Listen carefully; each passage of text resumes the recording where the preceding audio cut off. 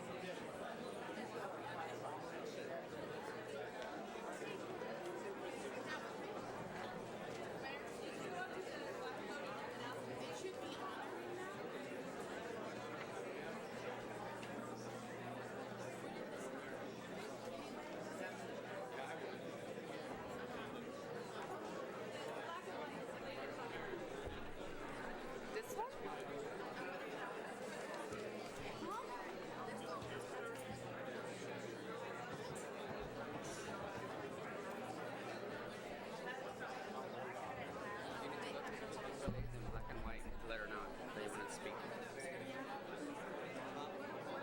Just go talk to her and say that you want to speak to her. On 802.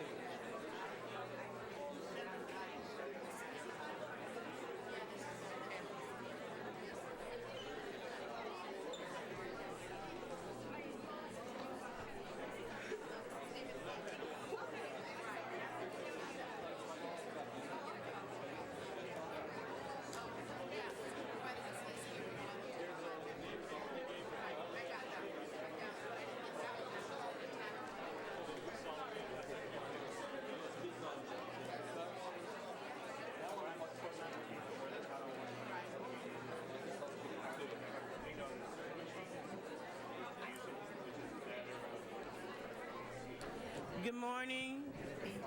Thank you very much. I would ask those people that are standing if they could, in fact, take their seats.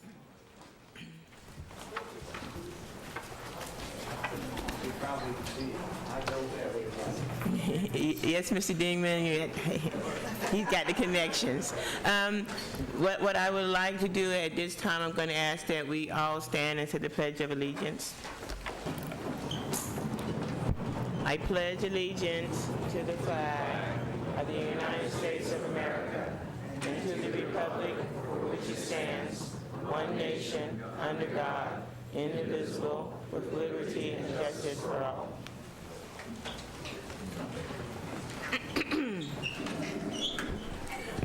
Good morning. What I would like to do before we start this special board meeting is, before we have a lot of public testimony this morning, and we're going to limit every speaker to a minute. Because some are in categories and some signed in late and didn't get put in categories. So to ensure that we hear everyone, we would like to allow a minute for that. What I would like to do before we get started with our public comment is allow each board member to make any comments they may want to make at this particular time. I know we have lots of discussion later, but I would like for board members to just open up with a couple of comments, and I'll start. Yesterday, I went up and spoke to the Senate budget hearing on education in Sacramento. And again, I want to reiterate that, and most people do know, that our state is in a severe budget crisis. The state simply does not have the money. So therefore, a lot of areas are being cut. My request to the Budget Committee yesterday was that education suffers no more cuts. We had cuts as late as Friday afternoon at 3, and people that are wondering why our numbers keep shifting is because every other day it seems like someone, even the governor or the legislator or somebody, is making adjustments to the budget. what I asked them to do is not entertain any more cuts because we are required by the state to produce a balanced budget. It is very difficult to produce a balanced budget if every other week they're changing the numbers on us. And that I feel very strongly that what they need to invest in right now is our students' education. And certainly we were not spared from any cuts, but to certainly say at this particular point, given the magnitude of the cuts suffered by public education, that we do not endure any more cuts. When we come here locally, and many of you have heard me comment around the city, we as a district have to remember the core value of public education, and that is the education of our children. It is not for us, and I said this yesterday, it's not for us to pit one thing against another. It's not for us to pit our teachers against our programs. It's not to pit our programs, VAPA against athletics. It is because of this severe deficit that we all must come together and work together, that everybody's going to have to give a little bit. I know that on our list of items, we had the word eliminate, and I know last board meeting I said that we should modify that word. I feel very strongly, and certainly these are individual board member comments. I feel very strongly that we shouldn't be in the position to eliminate anything, but to trim everything. We do know that, and we do hope and pray that our budget will, we will get revenue. They're trying to get a loan from the federal government, which may or may not come through. But the thing is that if something is trimmed, it's easier to enlarge it as funds come in. If something is eliminated, it's more difficult to start all over again. So those are my comments for now, and certainly as the day goes on, I'm sure other board will make more comments, but at this time I ask each board member if they would like to make a couple of comments, to please do so. Anyone else? Mr. DeBeck, thank you.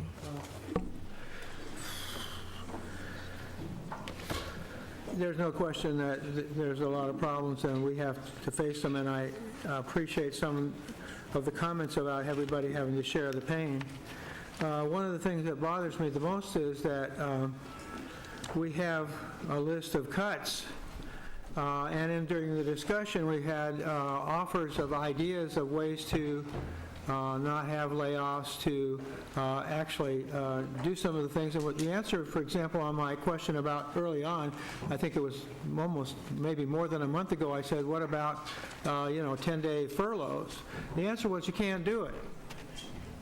Okay, and a lot of the things that you can't do are listed in the in the cuts that we've got right now. We couldn't, for example, this year grant credit for PE for marching band, and yet we can. So we went up to lobby and got that. Well, we could have gone up and lobbied for furloughs. The issues are, we have a 4-day furlough, but 4-day furlough won't cut the numbers that we need to get the amount done. I remember, I'm not going to use San Diego, but I remember when Oregon as a state faced this, and the whole state went on a furlough at the end of the school year. They just cut out June, okay? And that was enough to save their budgets. And the state did it themselves, they said, oh yeah, you get your same amount of state support, but you have the right to cut your programs enough to reduce your payroll so that you can meet your expenses. That's not been done. The state hasn't given us that kind of slack. When the federal stimulus money comes in, they take a little bit more than they should. When something else comes in, they get a little bit more out of it. They just recently are stealing from the cities. There's no question the state is trying to survive, but they're not giving us flexibility except the flexibility to spend book money on payroll, or to spend something else like, it gives us the right to cut programs entirely. And I don't know what the words are when you say eliminate, but what we're trying to do is, if you look at some of these things that are on the list, and I don't know what list it is. Every list changes. Every day there's another list. I got a big stack of papers yesterday of everybody's budgets, and I found my usual supply of a good example. I'll just give you a good example. $1 million in, let's say, books and supplies for transportation. How many maps do you need? I think it's gasoline, but see, the problem with our accounting system is it never tells you what the real expenses are. It just throws everything into books and supplies because the people who designed budgets were educators, and all they could think of was things that had to do with schools. The budget system is terrible, okay? And when you go to look at, 200 pages of budget items, and you're trying to find out why some department is 200 to 300 to $1 million over the last year's budget in a time of austerity, you wonder what's going on. You find out, wow, all of a sudden, they cut a bunch of people and they put the same amount of money in books and supplies. Okay? So, we should have been tearing this stuff apart. I admire what this board has done about getting down to as close to zero balancing budget as could be, but I don't admire the fact that we haven't gone north and gotten a real lot of concessions on the things that we need the most to balance this budget. So, I'm upset. I think everybody in this community is upset. When I hear people talk to me about, oh, geez, I don't want my bell time to be changed from 7:30 to 8:30, I wonder what the heck's going on here. Don't you get it? We got $178 million worth of cuts, and you're worried about the difference of half an hour? Let's get the priorities straight. Some of the schools are going to be closed, okay? That's trumps, as far as I'm concerned, early starts or late starts. And of course, then you get the idea that when you're going to make adjustments, you can't even make partial adjustments within the cuts. It's either do all of it or none of it. Because if you looked at these lists, that's exactly what they are. Today, we got a list 67 through, 94, I just got it. So, how can I be prepared, But it says shift costs of professional development from one place to the other, increase counseling staffing ratios, and it doesn't say what 1 or 2 or 3 would do or what a partial cut would do. It's either all or take it. I got to vote for 94 or nothing. It's on a list. I got a class size reduction of 15 to 1 or nothing. Well, those are not good choices. There's no compromises built into the options that we face. There's no real analysis. There are estimates only of what these savings might be. So, I'm not convinced that the work that's been done is adequate for me to make appropriate decisions for my community. And it's terrible time. It's the worst budget situation I've ever been in, but also the worst decision-making situation I've been in regarding the budget, because I have not seen offered compromises at all or any offered consequences that could be changed as a result of some of these things. So I'll fault the information I've got to make a judgment in the first place. And it's a sad time for San Diego schools. That's that. Anyone else? Dr. Evans? Well, I certainly want to agree with some of what Mr. DeBeck is saying in terms of the whole institutional culture that we are dealing with. All the months I've been on the board, we have constantly been, as one person said, pelting the staff with questions. We have asked a lot of questions, and we will continue to ask questions, because this is our school district, these are our taxpayer dollars, and we need to know exactly what's going on. And this is not all the fault of the current people working in the finance office, the superintendent, and other people. This is a long-term problem within the San Diego School District in terms of lack of control of how budgeting is done. We have $1 billion being spent, and we have a hard time seeing exactly how that is done. I'll give us some examples in terms of the things that are frustrating. Several months back, the board approved an action to eliminate 3 positions, I believe management positions. Now, 6 months later, those people are still working in those positions. This is an example of what's going on within this institutional culture, that the board approves something and it doesn't necessarily happen. So we're dealing with the same thing on the budget issue. We are still very behind in terms of how we're able to calculate budget figures. And I want to really be very thankful and appreciative to the people, particularly in the finance office, who have been working so hard to go in and get the information. William was working until 2 a.m. on Friday night so that we could have some information on Saturday to study. And yet the system is still way behind what we need. I have here a document saying I want to know not where we're going to cut money, but where we are spending our money. We need to know where we're spending our money before we decide where to cut. We have a document, but the problem is that it lists the budget for 2008-2009, but we don't have information on how much we have actually spent in 2008-2009 when we are, approximately 11/12ths of the way through the year. So just a budget figure in this organization does not tell us exactly what's happening. Similarly, for the budget for next year, we don't have the complete information on that either. Again, I'm not faulting the people at the top of the system who are diving in and trying to find this information, but we need to continue to work to do a lot better job on this, and we will continue to ask questions. I want it all to be done in a very civil and polite manner, respectful of all the people that are working on this. I think there's another issue that I just want to clarify at the beginning of this meeting, because a lot of people take certain issues and stir up people in the community about it with misinformation. One of those areas is in the area of music, the arts, and athletics. I am not currently aware of any particular individual on this board who is considering cuts in music and art and athletics, and yet I have gotten thousands of emails from people saying that this is what's going to happen, that this is what's being voted on. I haven't heard any motion in that direction.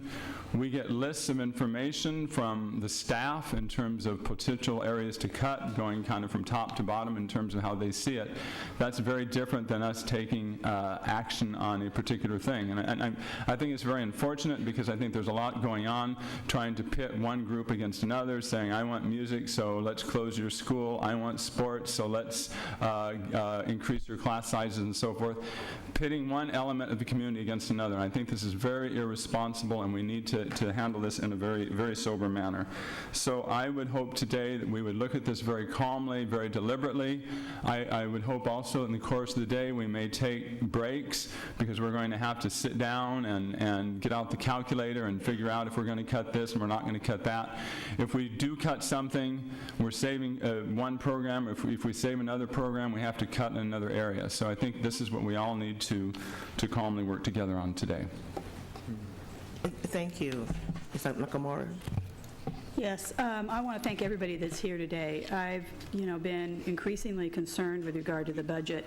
As I've watched, us go through this budget process, I've seen us going down a road that inevitably leads us to certain decisions, and I didn't believe the community understood that. I didn't believe that the parents in this community particularly understood exactly what we were talking about out here in the education center, and how these decisions were being made.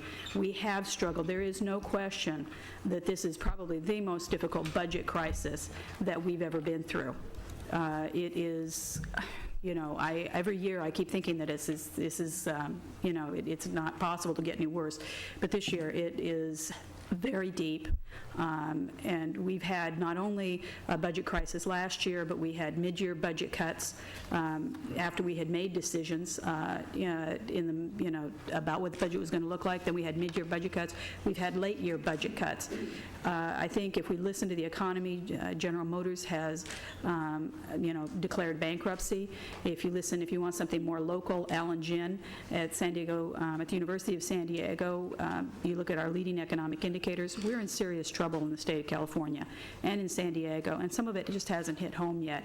But here we've got today a staff that has worked very hard. On the Board of Education, all you need to be elected is to be 18 and a citizen of the United States. That's it. I think it's important that we have staff in place who are qualified. That's why we hire them, to take a look at the budget and to make decisions, and then we push back. And that's what we need to do. We do need to push back. But these numbers are so far beyond what anyone can comprehend. It is difficult. We need to go to zero-based budgeting.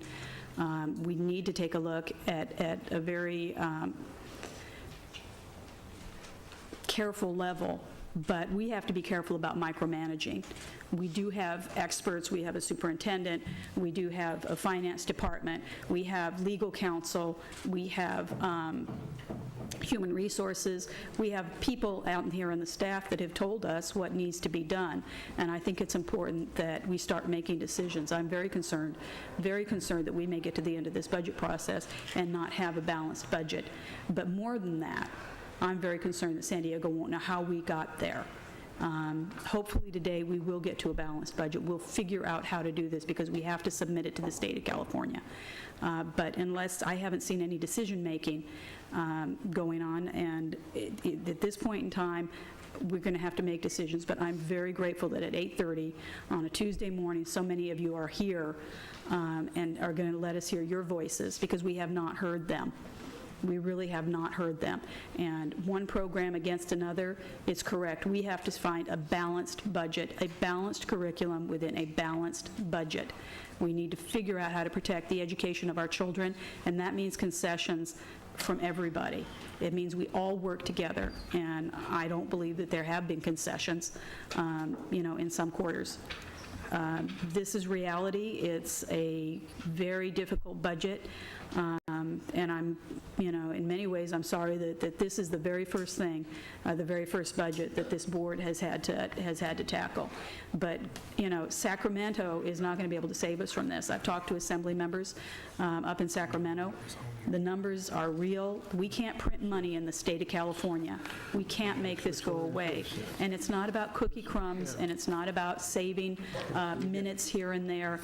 It's about making some really difficult, very hard decisions. And I think that our children's education, unless we're present, unless we listen, unless we let people know what we care about in one way or another, and it doesn't mean that everyone's going to get what they want, unless we are present, I think decisions can very well be made that are not in the best interests of children. So I thank you again for being here today.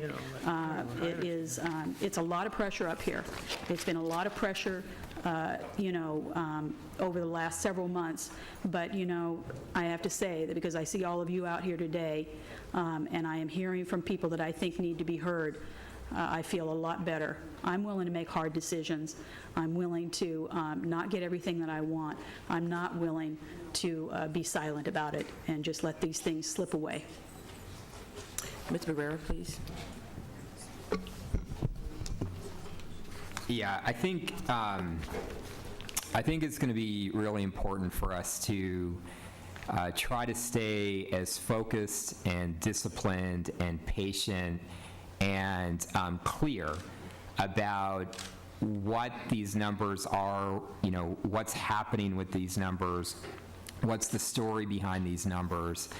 I think if people look at the bottom line in the numbers that we have here today, what you're going to see is that the gap, our deficit that we're facing for 2009-10, has improved by about $75 million since the last time we looked at these numbers, which was a week ago. And there's a reason for that. And the reason is because these numbers are more accurate today than they were a week ago.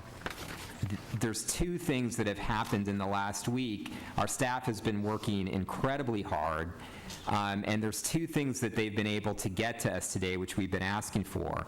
One is they've got the most updated numbers that they can on our actual expenses for this year, 2008-2009. Not our budgeted expenses, but our actuals.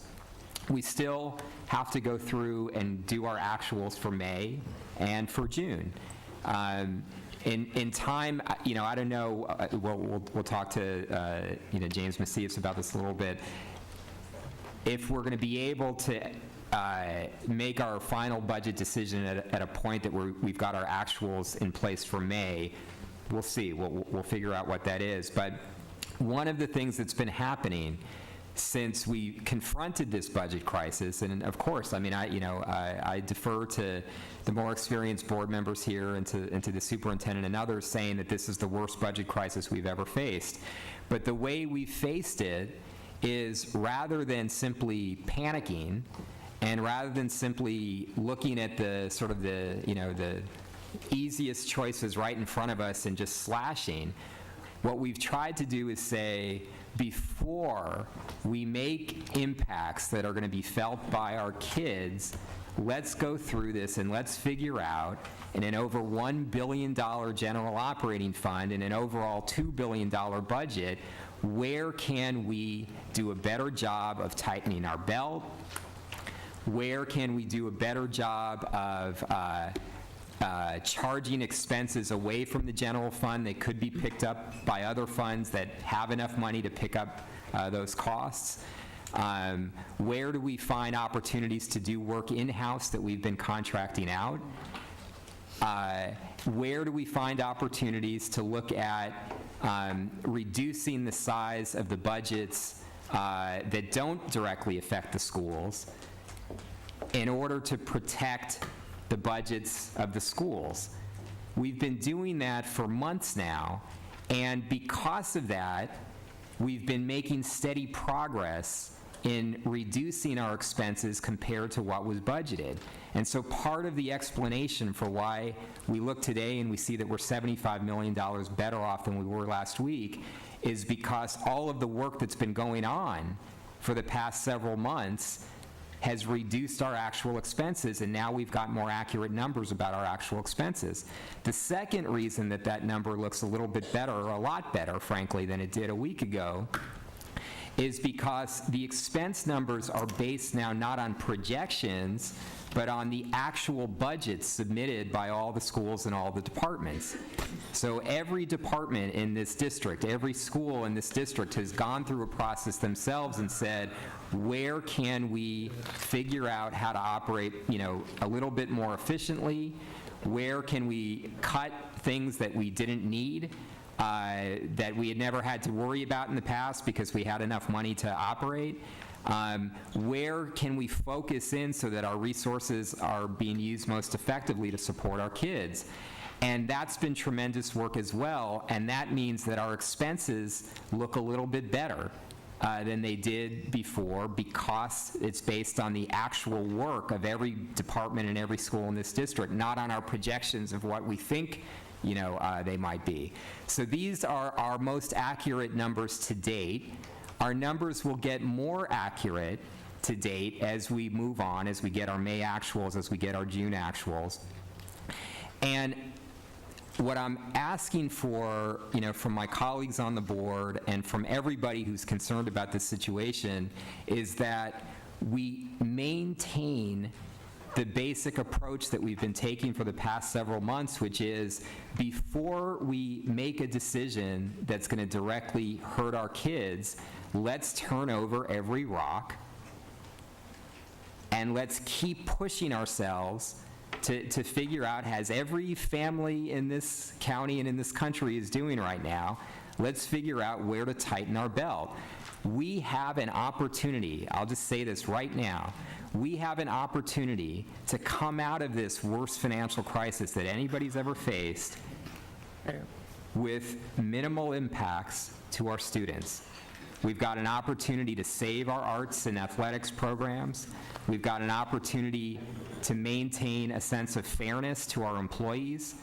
We've got an opportunity, we're going to have to make some cuts, obviously, but we've got an opportunity to come out of this situation in a lot better shape than I think the disaster that a lot of people would have predicted, given the enormity of the cuts that we're facing from the state.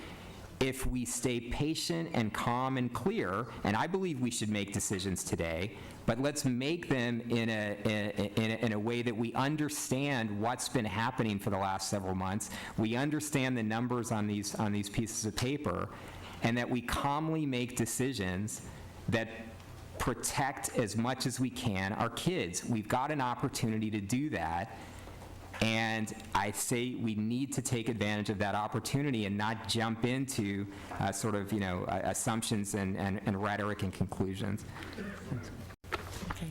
Thank you very much. And again, I don't want to forget about and to thank our staff. I know that every area in this district has been working diligently, looking and spending time here, as well as at school sites, trying to scrub numbers for us and give us the most up-to-date information.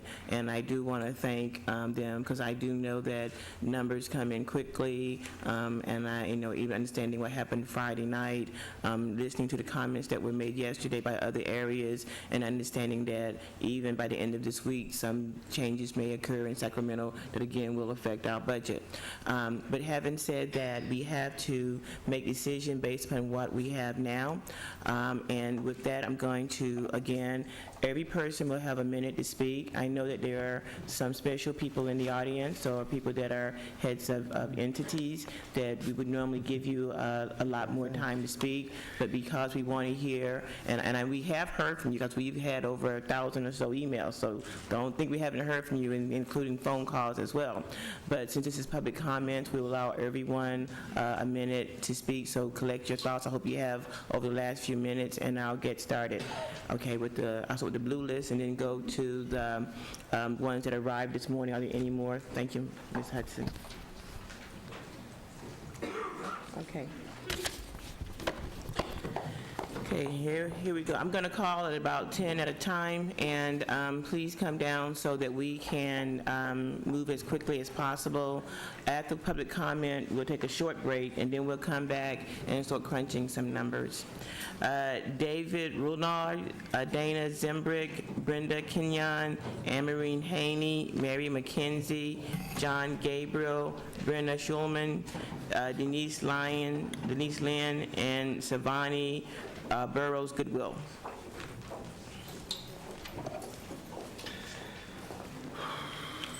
Hi, And John Flood, I'm sorry, it's the first 10, John Flood.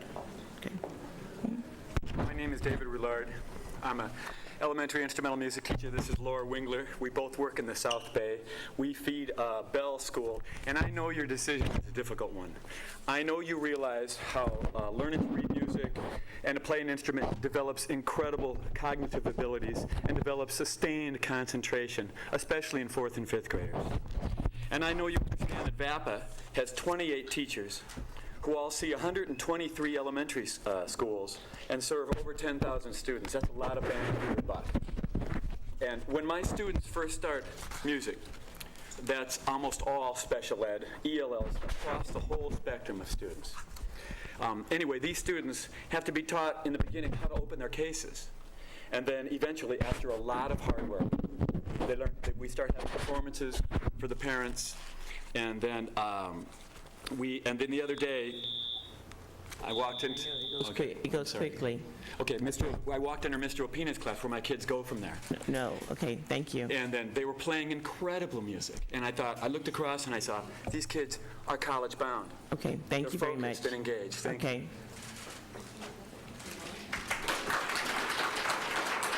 Good morning. My name is Dana Manberg-Zimbrick. I'm the music director and conductor for Classics for Kids and the Classics Philharmonic Orchestra. I was there at the rally yesterday, and I want to thank those of you who made comments or participated. We had about 150 people out on the lawn showing our support for visual and performing arts. As a representative of an arts partner, an arts organization in San Diego that works with the Visual and Performing Arts Department to bring quality music education to the students of this district, I want to just encourage you to continue to not eliminate the VAPA department. We all understand the importance that this department plays. I think across the board, cuts are unfortunate, but if we have to do trimming here and there, that's really what we need to look at. Elimination should not be on the table. Absolutely not. I have about 300 letters here, signatures from other supporters in the community, voters, parents, students, who wanted you to know their thoughts. So I'll hand these up here. Thank you for your time, and good luck, and make the right decision. Do not cut VAPA. Thank you.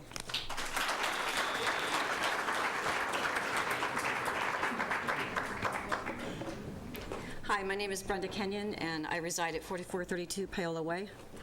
Before you vote today, I'm standing before you as a living testimony of what an arts education can do in the life of an individual. I was raised in a small farming community in western Pennsylvania. My father was an electrician who only completed school through the 9th grade, and my mother was a school secretary. During my elementary schools, I was just an average student, but as I grew older, it became apparent that advanced math and science was not going to be what I excelled in. I worked hard and got good grades, but I did horrible on the state-mandated tests. To this day, I can still feel the frustration at looking at my low test scores and feeling like a failure because some tests indicated I wasn't smart. During my 7th grade year, I auditioned for chorus and was placed in the advanced ensemble. This was a life-changing experience. Mrs. Carolyn Utes, my chorus teacher, recognized that not only did I have a great ear, but I was also a leader in helping my classmates learn their vocal parts.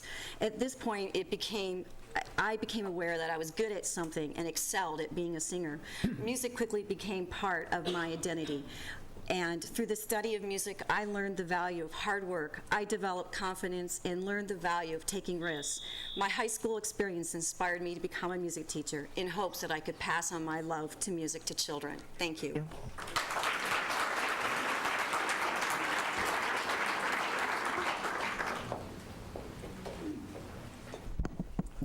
Anne Marie Haney. For the past 40 years that I have been an advocate for school music, the Board of Education has refused to eliminate music instruction again and again and again.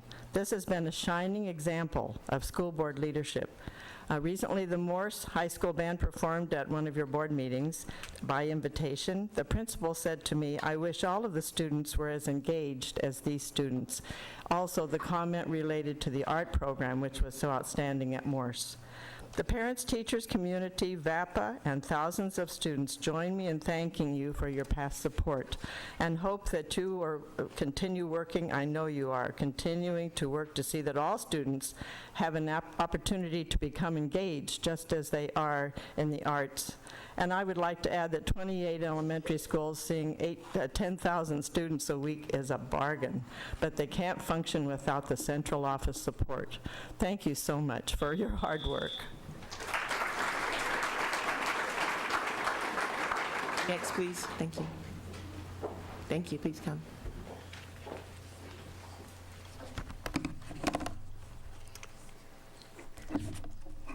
Superintendent Geer, members of the board, good morning. I'm wondering how many of you are going to be willing to run for re-election. Thank you for all your hard work. My name is Mary Mackenzie Pyatt. I live at 2747 Caminito Prado in La Jolla, 92037. I'm the founder and co-chair of the Community Council for Music in the Schools.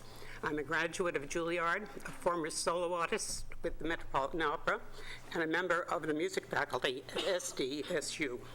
Music has been a leading part of my life because music was part of the core curriculum of my education in elementary school and throughout my years in high school. I know very well the importance of having music in the curriculum. Thank goodness, music education was held in high regard in my hometown. In fact, San Diego has also had a long history of having outstanding music programs in its schools. But when, in 1990, there were rumblings about cutting music from the San Diego Music School program, the Community Council,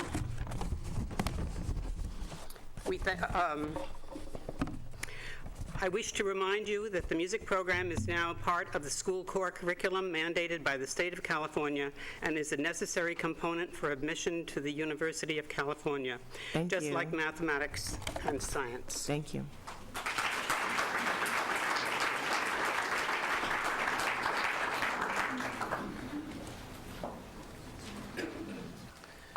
Good morning. I'm Brenda Ray Shookman. I live in San Carlos.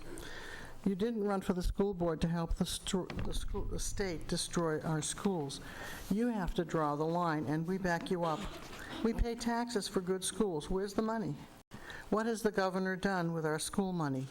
What has the governor done with President Obama's Recovery and Reinvestment Act money? $100 billion to stop teacher layoffs, to raise standards, to transform and reform our schools for long-term sustainable growth, and $787 billion to offset the deepest downturn in decades. Please stop where you are. Do not consider destructive cuts. sue the governor and legislature to get our money, tell the U.S. Secretary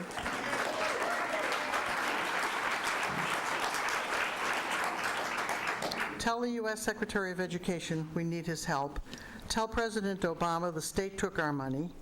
Don't let anyone make you destroy San Diego's public schools. Put your lawyers to work to stop this. The future of all our children and the miracle of public schools are in your hands. That must be why you are called trustees. The future of the city and our country are depending on you. Draw the line in the sand and say, no, you're not going to destroy our schools. Take a stand. We are with you. Thank you. Thank you.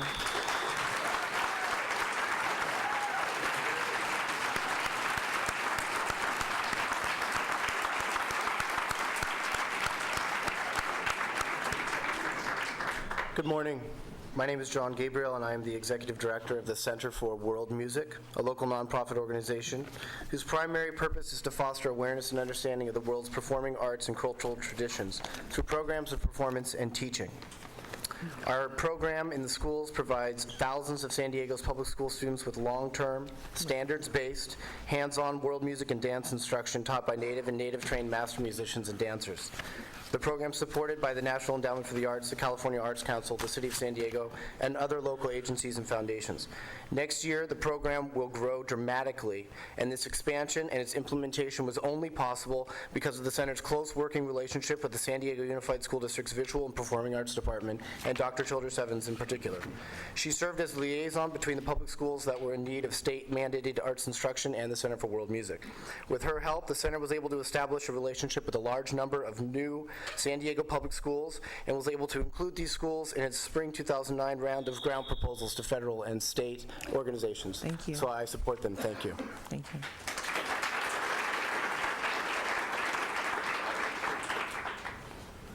Hi, my name's John Flood, and I saw you in January with my drumming and dance group here. That was Happier Times, and some of you at SeaWorld. I want to support VAPA because VAPA allows me to do what I do. My primary job is director of percussion at San Diego State. I've been teaching GE music classes for the last 15 years. And the last 2 years, I've really devoted a large part of my life to going back to teaching K through 12 music and dance in schools. And VAPA is what's allowed me to be able to do that with Dr. Evans, helping me get into Hawthorne schools and teaching kids there, every single school, every child in that school. I'm now teaching some of them at CPMA and Innovation Middle and on into Madison. And it is my dream that I continue to teach a kid from kindergarten all the way through 12. I'm integrated in the history classes at CPMA, and I think that that is the way to go, is to integrate music into the curriculum. So we're not talking about cutting a specific subject, but we're looking at education as a whole. Music, we all know this now, makes the brain work better. It's not right or it's not left. It makes the brain work better. Students who play music and involved in music, and I'm sure it's the same with athletics, it's not my field, they are better working in the head. Thank you very much. Thank you.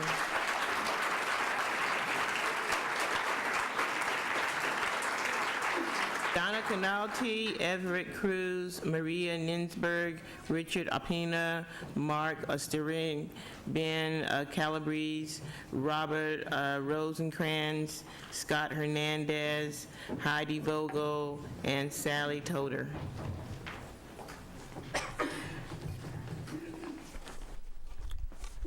Good morning. I'm Everett Krause. I taught in the district at Mission Bay High School and Pacific Beach Middle School at the same time. My job was coordinated by VAPA, and without VAPA, I wouldn't have been able to work with both principals and have a job like that. When I retired, several of my students dropped out because they didn't have music. They went to charter schools, they went to homeschooling. This obviously affected the average daily attendance and affects the physical management of the district. And that's a concern I have, is that you provide arts programs and maintain VAPA in order to continue maintaining the average daily attendance to have our funds come from Sacramento and our federal government. Thank you very much.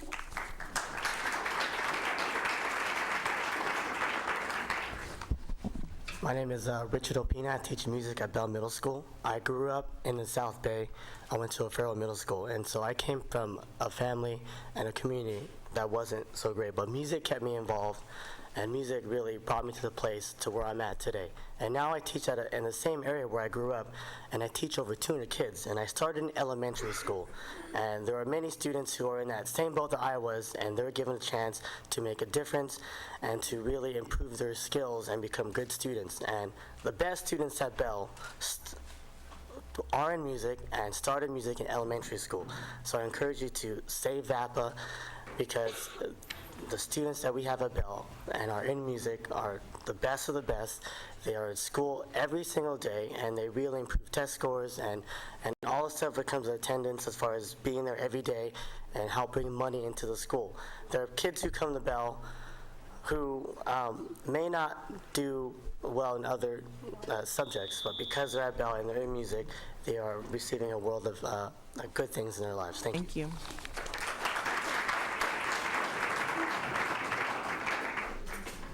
Hi, my name is Mark Ostrink, and I'm with Arts Attack Publications. I've been working in the area of visual arts for over 16 years. First of all, I just want to thank you for being a continued supporter of the arts. I just want to say that because of you and your support, thousands of teachers, and children really, have been rewarded for it. But to me, the biggest impact an art program can have on a student is what does art do for our students? It develops the right side of their brain, and they can transfer these intelligences over to other areas of study and other areas of their life. And that, to me, that's really where an art program can make a big impact. If the only thing that resulted from an arts education was artistic expression, a child being able to show their art in an art show or perform their art, go through a creative process and express themselves through art, to me that would be enough to justify sharpening our pencils and keeping visual and performing arts. But I'm here today to tell you that an arts education can do so much more for our children, and it gives us our children. I just want to leave you with one question. What is the goal of our children's education? To create cookie-cutter kids who can't think for themselves and succumb to peer pressure, or to create highly intelligent kids who are aware of the world around them? Thank you.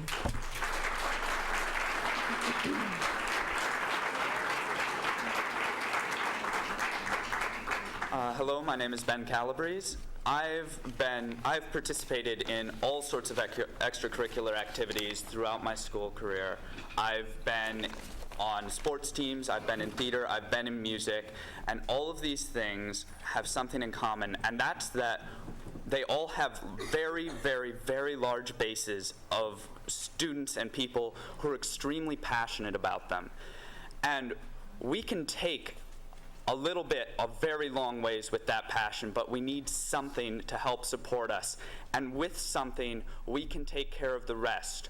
We are creative and we're passionate, and that's a very potent combination to stick around. And we just need a little help from you guys to do that. So please, we need your help. Give us that. Thank you.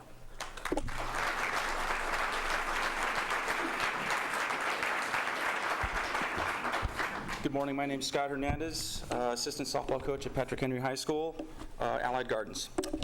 Ladies and gentlemen of the school board, I'm not going to stand here and conduct a long and drawn-out diatribe on why you could even think of cutting school sports. I'm sure the turnout at this meeting displays the passion felt by many on this subject. What I will tell you is that the education of our children should be a priority in this matter. While the classroom teaches our kids the practical needs such as facts and figures, times and dates, our many school teams teach our kids lessons in life. Lessons such as hard work and determination, teamwork and perseverance, how to deal with success, as well as how to deal with failure. I will be the first to tell you that in a world where the salaries of professional athletes today could feed a small country, teachers are not paid nearly enough for what they do. The same holds true for many districts' coaches who sacrifice their own time teaching our children the life lessons that they cannot learn in the classroom alone. I understand what it means to be in a budget crunch. In my line of work, I'm responsible for hundreds of thousands of dollars of tools and material, as well as the safety and well-being of my crew. Thank you for your time. I appreciate the opportunity to voice my opinion. Thank you. Thank you.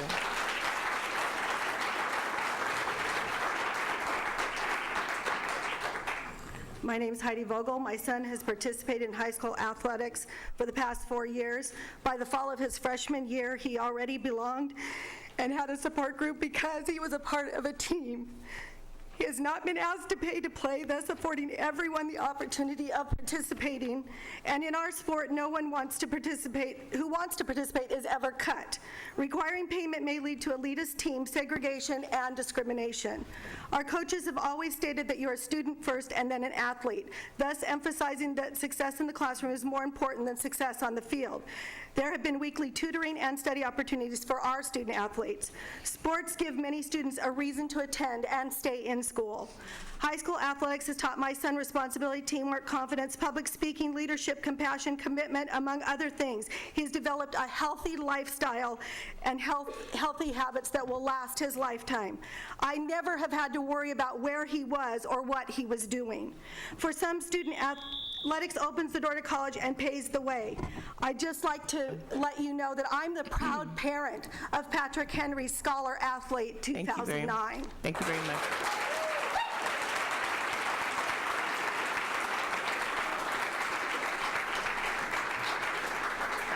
My name is Sally Totter. I'm a parent from Point Loma High School. I would like to read you some excerpts from my son's senior essay, which I think sums up what athletics is for students.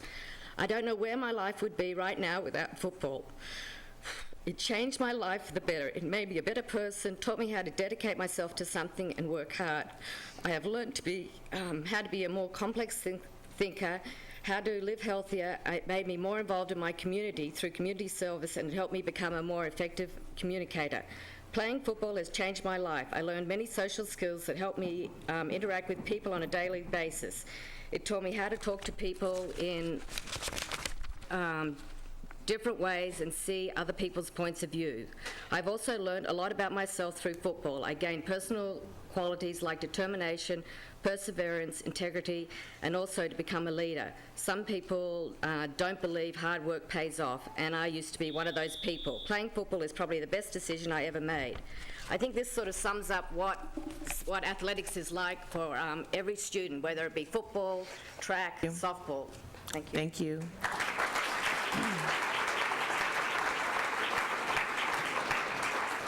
Jackie Barreto, Michael Totter, that again. Kathy Dean, Reverend Peter Contreras, Mike Goldwater, Jay Williams, Jamie Castillo, Jan Martin, Debbie Payne.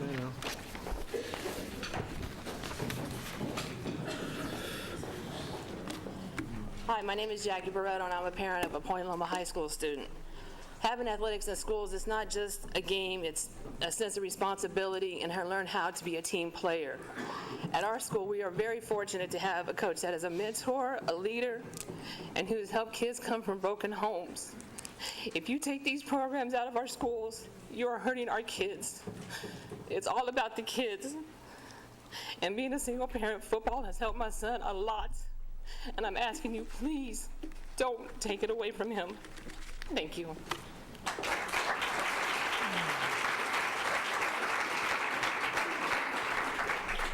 Hi, my name is Michael. I'm a senior at Point Loma High School, and I just want to stress the importance and the effect that athletics and the other programs can have on a young adult's life.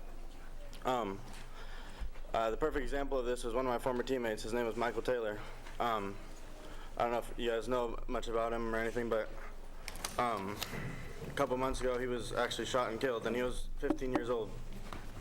And I've read some of his writing, and I wanted to bring some of it today, but I couldn't get a hold of any of it.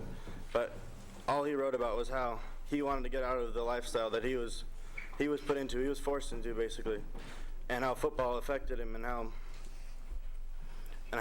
that was he knew that was his chance to get out of the lifestyle that he was put into. And it wasn't his choice that he was put into it, but he knew that was his only chance. And I just don't think that it's fair to take away someone's only opportunity to get out of a lifestyle they were forced into. Thank you for your time.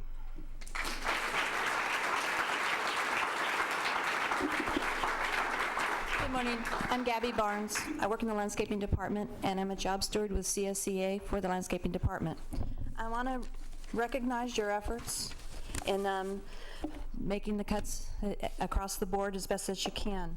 I want to thank you for page 2, recognizing that the amount of square foot that each landscaper is allowed to do, physically that is right now more than each individual can do. The amount on page 2, you can see that each individual is doing more than one person is physically capable of doing. But I want to also ask you to recognize and continue to recognize that the work that has been done out there so far, since we've been rehired in 2006, is that you understand that the management was messed up with Greg Reynolds and then with the reorganization. I just want to thank you for recognizing that each individual is working as hard as they can, and that we'll continue to do so. Thank you. Thank you.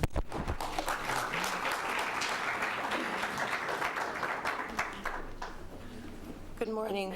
My name is Debbie Payne, and I'm here for Valencia Park Drama and Dance. I'm very nervous. Sorry. The board cut our budget on the 26th of May, and we lost our dance program completely. We got to keep half of our drama program. This program has been going for 22 years. It's a great program. In our area, we need programs like this. We understand that there are budget cuts, and we're willing to work with you. We just hope that we can bring in one more teacher. We're only allowed to have one magnet teacher, and we'd like to have at least 2 so we can have drama and dance, and we will work with you in the future. Thank you.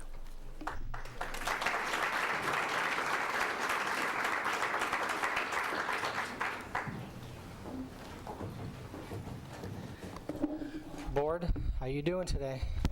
You have a very difficult job, and I respect each and every one of you for the decisions that will come forward as the day progresses. Mike Goldwater, everybody knows how to get a hold of me. Superintendent Greer, we'll be seeing you in 8 days at my school. Now, I'm going to like to talk about extremely briefly on dealing with the closure of the schools. Friday, there were originally 7, now there are 6. One school was taken off, I believe it was Rowan. The district wants to save about $2.7 million closing these schools. Closure means buildings sealed, electricity off, gas off, telephones off, boards over windows and doors, sealed. It doesn't mean spending $27 million of bond money to revamp them. We used to have another superintendent. Gee, I think that was his idea back in 2001. Let's not go back to another superintendent's concept. If you're going to close the schools to save money, close them. Don't revamp them as an excuse to get students out of those schools. That's wrong.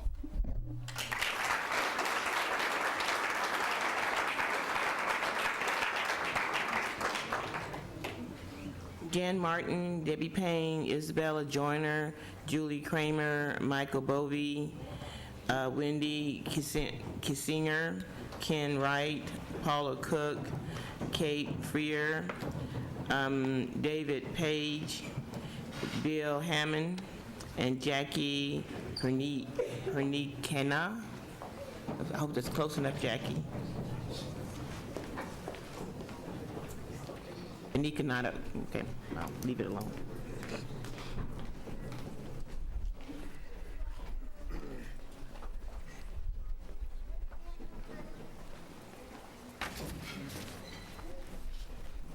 Please start, someone. Good morning. My name is David Joyner. I live at 4826 Diane Avenue in Claremont. I'm speaking for my daughter, Isabella Joyner. She had to be in school today. This is again for Valencia Park and their magnet program there. It's my understanding that they're going from 4 teachers to 1, so that's 75% in cuts. And I understand everybody needs to make some concessions, and Valencia Park is willing to do it, but does everybody expect to take 75% in cuts, or just this school? Why this school? And if it is this steep, I just came to speak to you today on her behalf so I could look her in the eye and tell her why we're pulling her from that magnet next year. If they're only going to have 25% of the program, that she signed up for, because it isn't what she signed up for. It's what she'll end up getting stuck with. So if that's just something you'll bear in mind when you're making your cuts, I'd appreciate it. Thank you very much.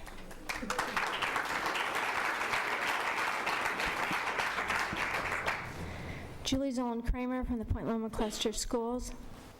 First, I want to thank everyone who's here today. It's a difficult situation, but it really makes a difference to see you here and supporting our children, and for that, it's a very positive thing, and I appreciate that. I'd like to address the issue that at some point you might need to consider in the budget development, the cutting of those, or the discussion of those items in the gray area that require teacher negotiation that impact our teachers.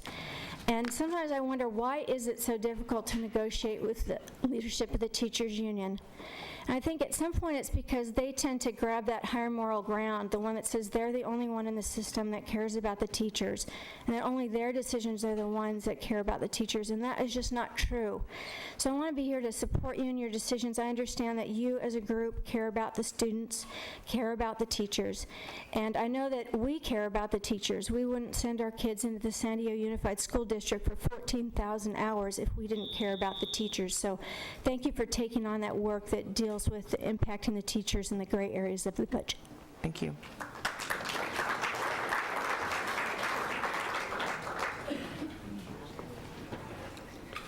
Good morning.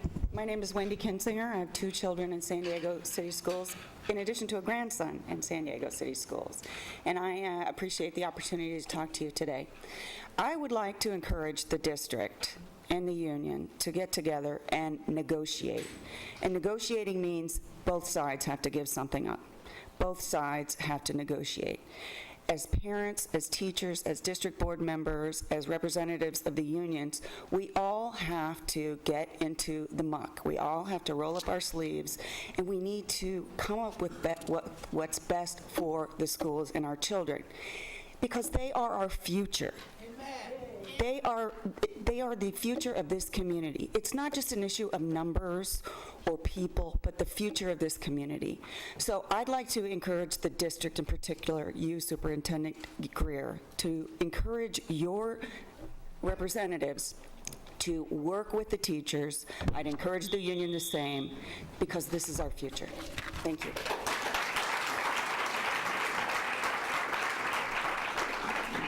Hi, my name is Michael, and my daughter goes to McKinley.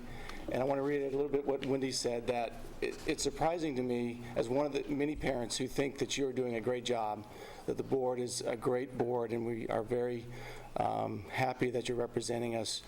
It seems a little surprisingly arrogant to not be speaking with the teachers union, and it doesn't seem to be your nature, because we think that you're working very, very hard and you're very dedicated, and it just doesn't seem the approach that I would expect out of this board. So I'd like to go back to you and encourage you to speak with the teachers union and hear from them, since they spend every day with our children and they're there making daily sacrifices.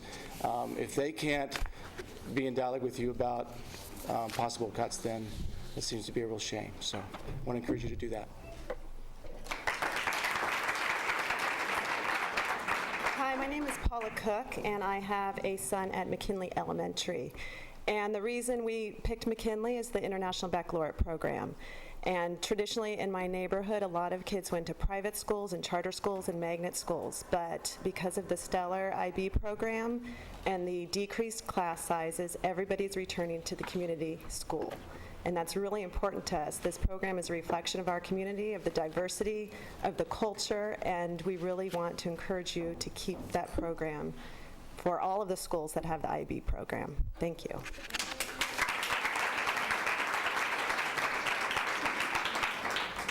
My name is Kate Ferrier, and I also have a son at McKinley Elementary. It's an elementary school in North Park. And I want to commend all of you for the time and effort you're putting into this crisis. Really appreciated. But I'm here also to speak on behalf of the IB program at McKinley. The small financial gain that you would get from cutting this program would be a huge impact to our school.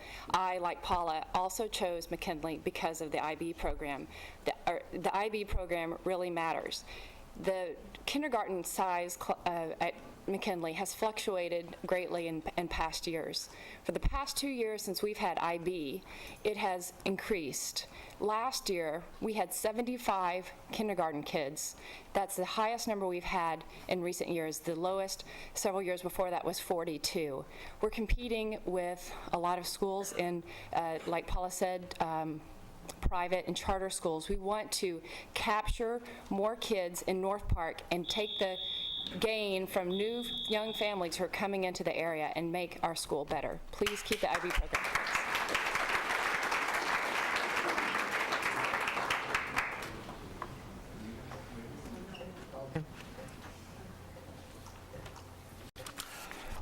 Honorable board members, my name is Ken Wright, and I'm here to comment on behalf of Palomar Outdoor School, part of the OSAL program.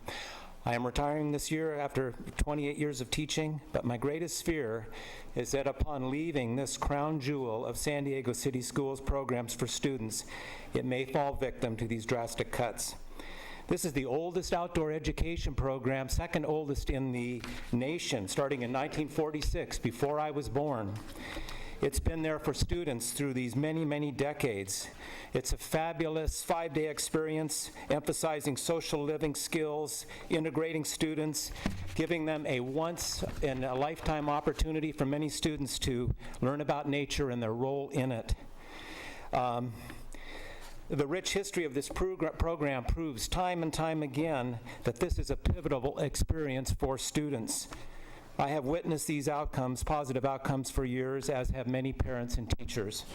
And I would just like you to be creative in taking a look at the program cuts and possibly looking at ways to reduce the costs so that it might be maintained for the kids waiting their turn to come in the future. Thank you very much for listening to my comments.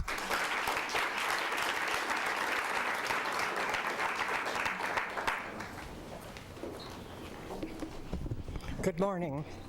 My name is Kathleen O'Neill. I live in La Mesa.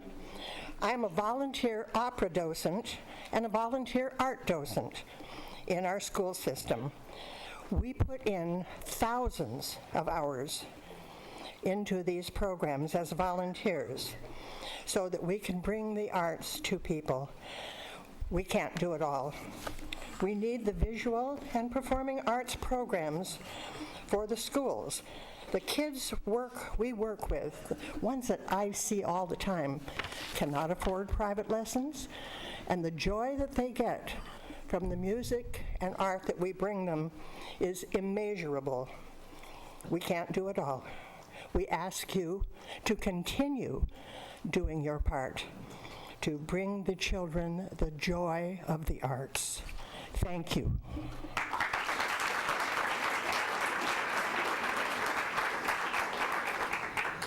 I think I heard my name called. What's your name? I'm Del Schrader from the Point Loma Cluster, and I run Band at the Beach, which is a nonprofit organization supporting the Point Loma Cluster music programs.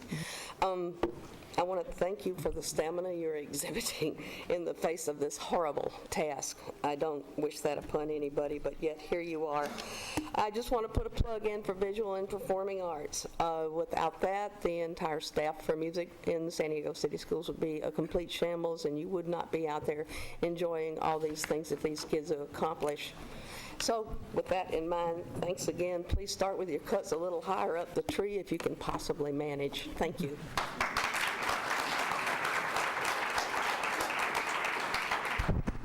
My name is David Page. I'm a parent of 6 children with 2 still in the district high school. It happens to be 2 small high schools. First question has to do with a point of order. I'd like to know if legal counsel can tell me when the parents were notified through the usual process that the closure of small schools at high schools was going to be on the agenda. I don't believe that's happened. So before any vote takes place, I would hope that a point of order is raised that the public was not informed. If you were talking about consolidated high schools, consolidated small high schools, that's actually going to be closing state-registered schools, reducing the number of state-registered schools at the site. You're talking about closing schools that are high-performing Title I academic achieving schools and distinguished schools to save an amount of money that you've not disclosed to the parents. How much will you save by reducing the number of small high schools? I see that you want to spend $27 million on it. My students, because of the number of students I've had over the years, have seen Kearney High School complex as it was before, as a dangerous school with many weapons violations, with students climbing in and out of windows and a lack of control. To see that come under control and to become a better school, I hope that you can see past the current situation and the amount of money you think you're going to save. Thank you, David.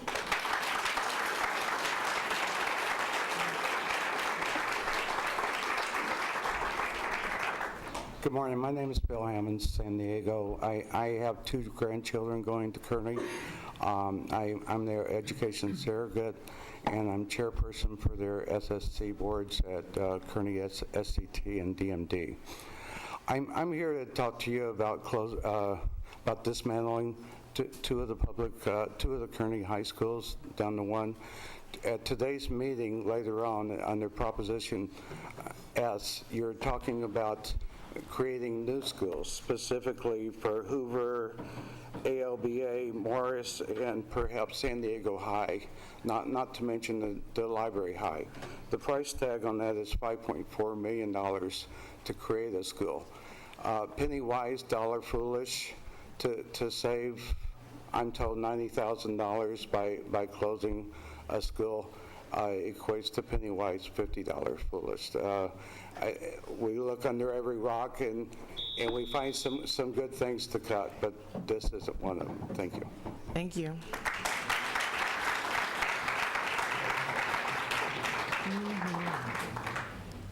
Erica Hazelman, Mac Delford, Mark Menzabelet, that is.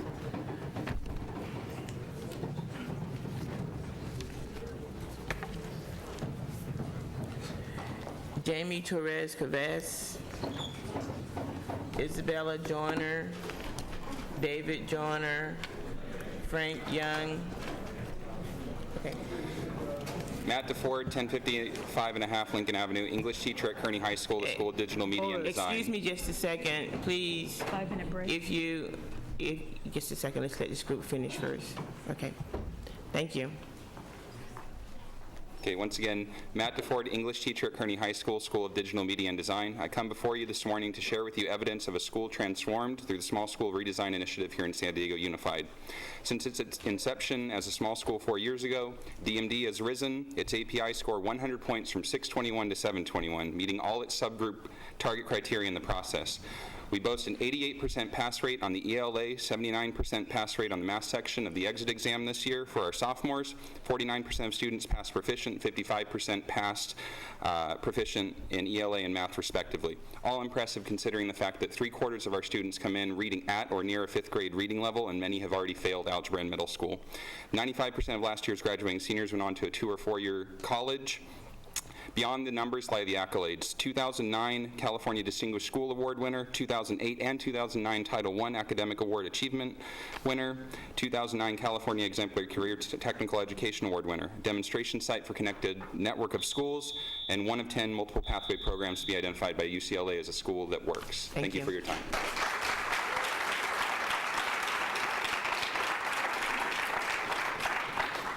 I'm Robert Mesa Ellert. I reside in City Heights. I have a daughter that goes to Language Academy, and I teach 9th grade at DMD, the School of Digital Media and Design, Kearney High School. Being an interdisciplinary team is the engine that drives the success that Matt DeFord just spoke about.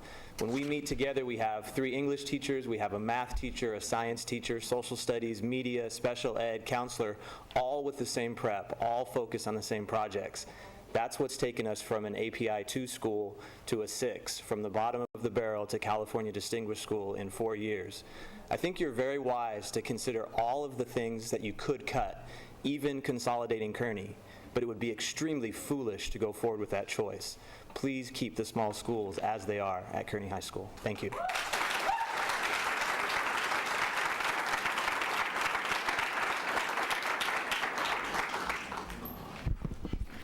Hi, my name is Jaime Torres Cuevas, and I come from SIB. Just want to tell you guys that I could spend my minute telling you how wonderful small schools are, but there's a saying that actions speak louder than words, and so I would like to ask those who are in favor of Kearney being a small school, could you please stand?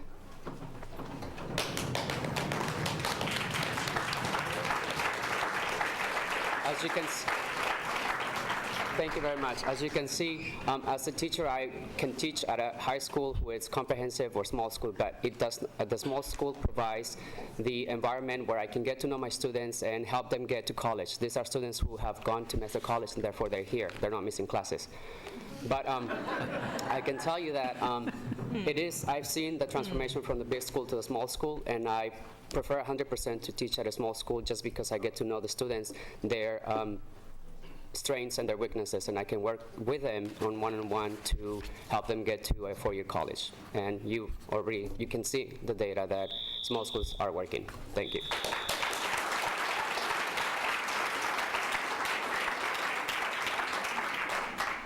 Erica Heinzman. I'm a teacher at the School of International Business. In 5 short years, SIB has improved its API by 130 points to 755. In 5 short years, our goal is to hit 800. Our EL's API is 713. That's higher than many of the high schools in the district. And our socioeconomically disadvantaged students' API is 748, again higher than many of the high schools in the district.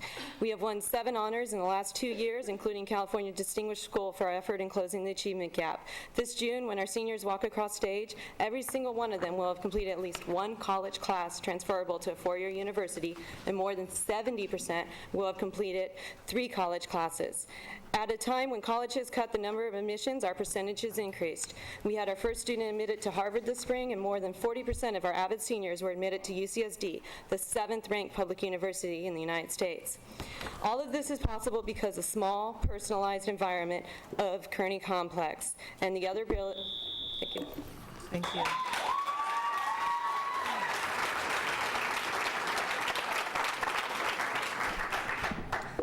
Good morning. My name is Frank Young. I'm with O'Connor Construction Management. I'm here as a representative of one of the many construction organizations in this community. Our group, as well as the others, have been supportive of Construction Tech Academy at Kearney High School since its inception. And I'm here to speak on behalf of the organization and our industries to point out that this type of program is what we depend on as an industry for our survival. We have many challenges, as you do, and one of those is replacing the professionals and the tradespeople in our industry.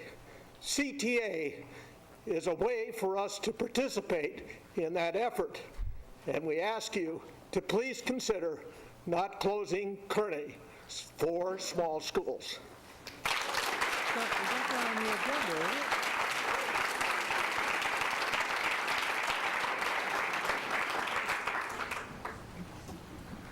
John Weatherly, Glenn Hilgers, Mike and Sandy Copels, Susan Newman, Judy Smith, and Maya Mayo. Just a point of order. Pull that microphone down that's next to you. Yes. Okay. Fine, as long as I'm leaning Excuse me. I'm hearing a lot of stuff, comments, and I'm talking to the board about this because it's a point of order. I honestly believe that we ought to rule ahead of time on whether, or at least respond, whether items are on the agenda and we have a right to act. I cannot find anywhere on the agenda any evidence that we are contemplating the closing of the small schools at Kearney. Therefore, it wouldn't be an action that we could take today, and should it ever get on the agenda, I would expect to have the kind of testimony I'm getting now, but I really have trouble with a testimony based on rumors. So that's the issue. As a board member, everybody's got a right to talk to us in the open session about, in the early sessions about things that are not on the agenda, but when it comes time to items like that are on the agenda, then that's real important. So this basically has to be comments about anticipated actions rather than actual actions. Exactly. Okay? So I just want to make sure that's clear because it's being broadcast, or it should be. If it's not, well, whatever. The point is that the public should know that when they hear or there is testimony like this, that these are just guesses by community members about potential actions that they've heard based on something that goes on within the district. So I'll just say that. Thank you. If I understand you correctly, there's not going to be a vote on closing Kearney Small Schools? Not today. Or a restructuring of Kearney's? It is not on the agenda today. I think the comment that Mr. DeBeck is making is that the items that we're looking at today are the items that are listed in, I think it's AO2. There may be, the superintendent may want to respond, but there may be some work at looking at other cost-saving measures, and that may be one of the items that they're looking at as a cost-saving measure, but it is not on the agenda for action today.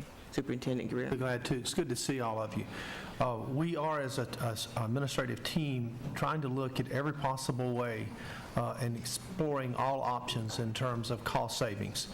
We have asked our staff to sit down with the staffs out in our small schools to look at to see if there are ways that we could save funds.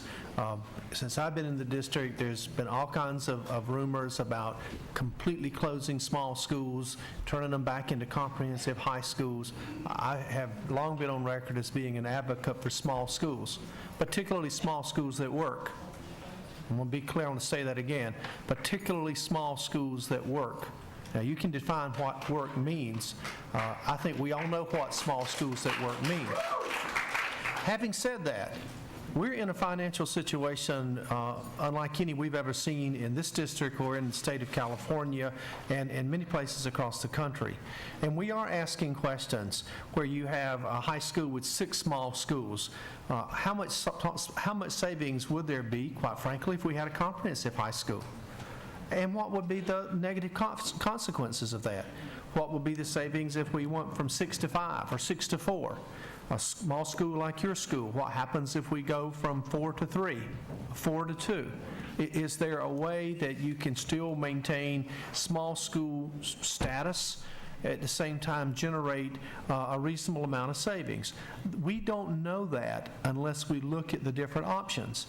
And versus sitting down here and doing it in isolation, we have to ask our team to go out and have those conversations with principals, and principals to have the conversation with staffs, not in a way to try to upset, and we've been clear about that, but in a way to try to examine all the different options.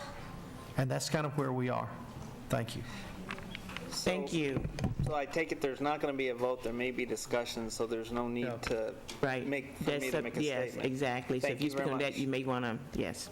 Okay. What was your name? I'm sorry, so I can make sure that He could just say he's opposed to it. I mean, or in favor of it. What's your name, please? I'm sorry. My name's John Weatherly. I'm a teacher at Kearney DMD. Okay, very good. Thank you. My name's Glenn Hillegas. I'm here as a advisory board member for the Construction Tech Academy. Just wanted to talk for a minute about collaboration. Thank you very much for taking this head on. The collaborative process, unfortunately for this, we found out yesterday, the principals at Kearney at 10:30, that they would have to come up with a solution, such as maybe having 2 principals and a vice principal to maintain the 4 schools, to talk with their staff to be voted on today. So anyway, I came here in response to support that. Just that we continue the collaborative nature, that we allow the creativeness of the Kearney staff to come up with solutions. Okay, thank you. That's what happened. Next, please. Somebody please speak. Somebody, thank you. Basically, I shut down. I'm Sandy Caples. I also support Construction Tech Academy. You've thrown us a little bit of a curve here, but I do want to address something that Member DeBeck had brought up. He said that basically at this point, they're not talking about closing Kearney High School, but I do want to intercede one thing. The school is made up of 4 smaller schools at Kearney High. Construction Tech Academy is one of those schools. Each school has its own principal. They're proposing at this point to take away the individual principals at the school. At least that's my understanding. If you do that, you cannot have someone from a digital media school focus trying to teach construction. It isn't going to work. 98% graduation rate. That is what is going on at Construction Tech Academy. Now, I'm sorry if the other schools are jealous of that. Maybe this is the time to step up to the plate and look at what they're doing at those smaller schools. I really appreciate your time, and I don't mean to be disrespectful at all. Thank you. Thanks. Hi, my name is Mike Caples, Sandy's husband. And for the past 5 years, we've given back to Construction Tech Academy over $125,000 through a expo. Glenn Hillegas, Sandy, all these people work hard to keep it going. You keep it going too, please.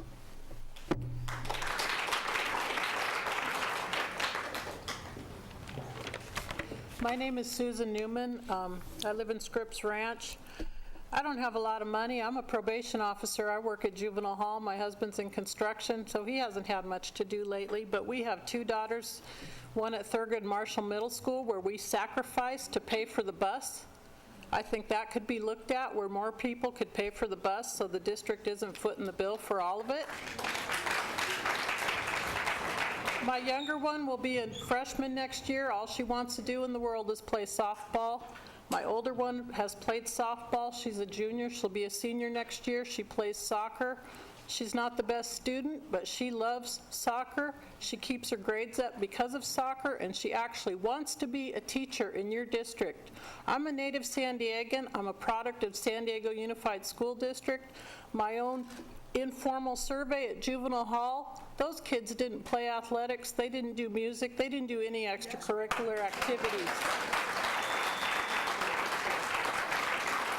And juvenile hall's full. We don't have room for any more kids, so please keep those programs that keep those kids out of trouble.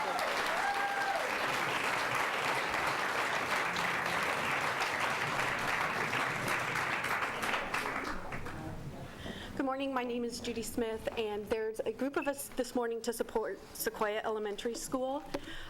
I know you guys don't want to close any small schools, so I've changed my little spiel. I want to offer more input and more suggestions on how you can reduce your spending, and as long as you keep listening, I'll keep sending recommendations. Yesterday I emailed the board about benefits that my employer is offering and about benefit reductions that we had to do this year. They lowered our 401k contribution by 1%. They expected every employee to take an additional 48 hours of vacation time, in addition to what you've already scheduled or taken, to help reduce our liability to our employees. And I'm happy to keep giving these suggestions. I would ask you to collaborate with business leaders in the community to find out what they're doing in their organizations during these times to help reduce their spending. And that's it. I can't believe I have made it. Thank you.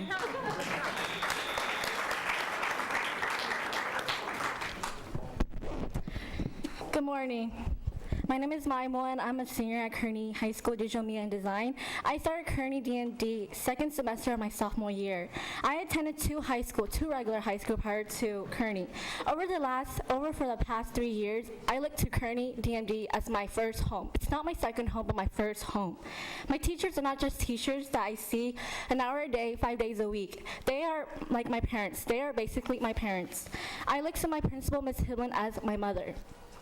The skills and the confidence and the knowledge that I have gained from Kearney, if it wasn't for Kearney, then I would not have the confidence or the skills that I have today.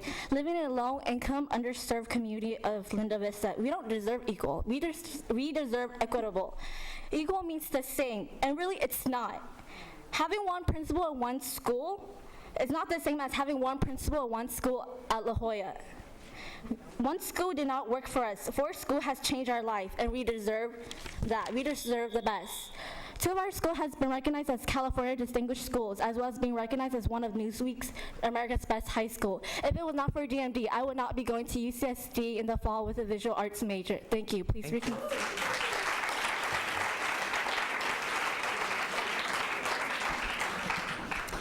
Hi, my name is Donna Conde. I'm the director of the School of Music and Dance at San Diego State University, and I want to thank you for your time. I, too, am facing similar difficult decisions in budget cuts given the state's circumstances. I want to lend my strong support and unequivocal support for VAPA. They are the organization that enables teachers to do their job and to do their job well. Arts engagement, whether it's music, dance, theater, visual art, all are important indicators of future life's habits and success.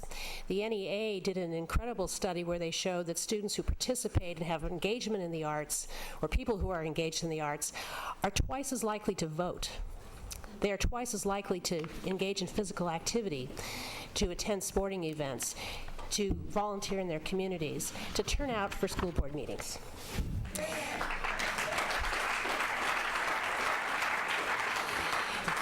But those habits are established at an early age in the elementary school level, so I am encouraging you to consider keeping the VAPA structure so that the teachers can do their jobs and serve our future community, because without it, we will not have good citizens in the same way we do now. Thank you. Thank you.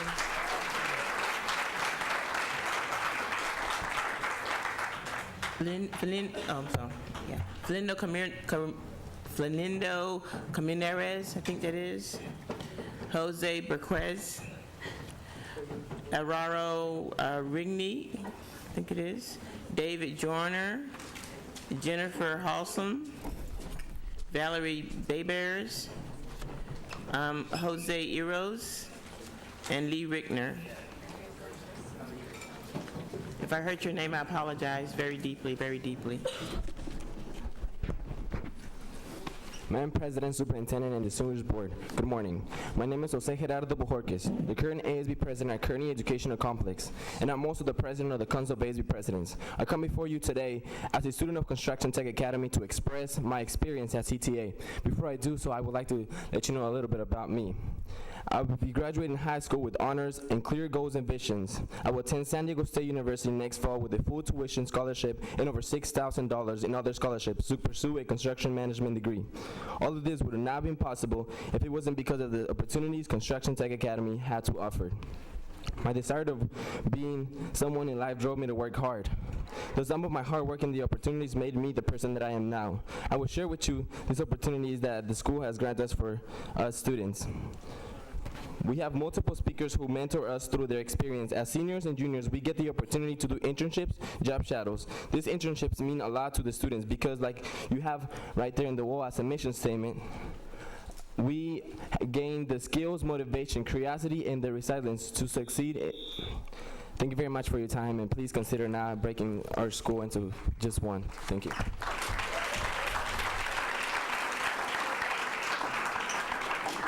Hi, I'm Arva Reineke. I'm a volunteer for 11 years at Hoover High School, and I'm here regarding sports. I truly believe, and it's been proven to me just by a hands-on experience, that all children need and deserve a healthy outlet for their daily aggressions, from homework, from family, from friends.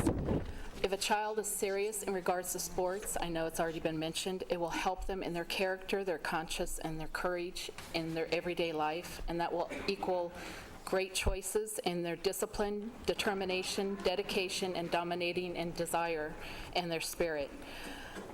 It will also help them on and off the court, the field, the mat, whatever their sport is. I believe it equals healthy minds, equals healthy bodies, equals social skills, and it equals achieving in life. And not only, not always, but a great majority of the time, obesity leads to laziness, which affects the mentality of a child. We need to college-motivated kids in all subjects, and the lack of sports in high schools will weaken our defense. And the defense is not just a military defense. This country needs a vitally an intelligent defense just as much as it needs a military defense.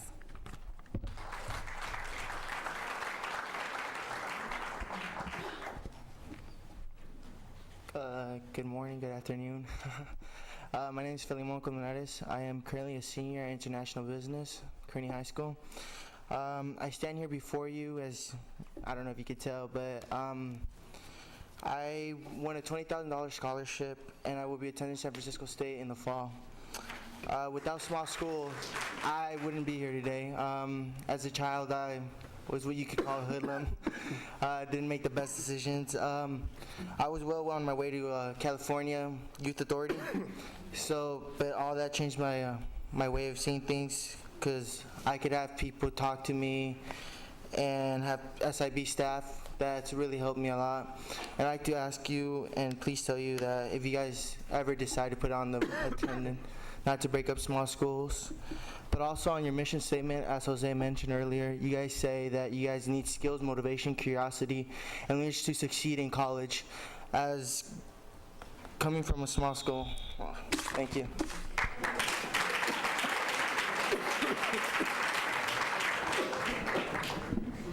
Hi, I'm Jennifer Haslam. My son attends University City High School, and I'm here today because I'm passionate about both VAPA and music and athletics.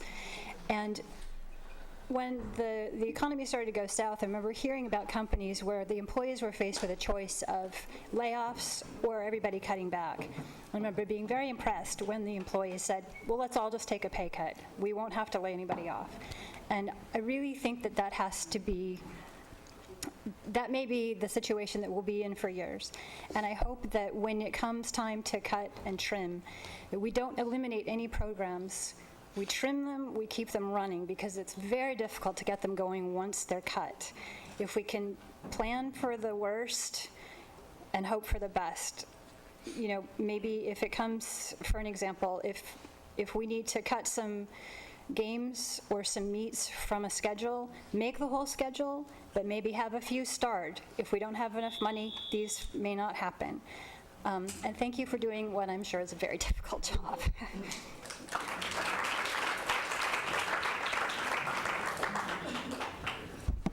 Good morning. My name is Valerie Babers, and I have a son that goes to Lincoln High School. This is his junior year. I am standing up here on behalf of all the music teachers, all the VAPA, and the special ed department. My son is a special needs child, and his dream is to go to ATL, to be a drummer. He is very gifted, and if you take these out of the school now, then these kids in the special ed are going to be lost. Right now, they don't feel like they're a part of anything in San Diego because they're hardly noticed. But now that they have a music department who have teachers who are willing to work with them, take their time and work with them. He doesn't read music, but he plays drums and cymbals. And if it takes for you guys to go back to Sacramento, where Governor Schwarzenegger is, perhaps tell him to cut half of his check and put it towards our music department so that our kids can be saved. Thank you, and God bless you all.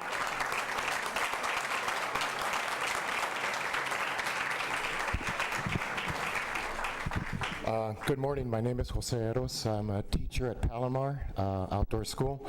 And as Ken Wright mentioned, I'm here on behalf of the programs to remind you that at this point we are a program, but grandchildren and grandparents and schools from north to south, east and west, disadvantaged students, your artists, your athletes, your scholars, all have come through our doors.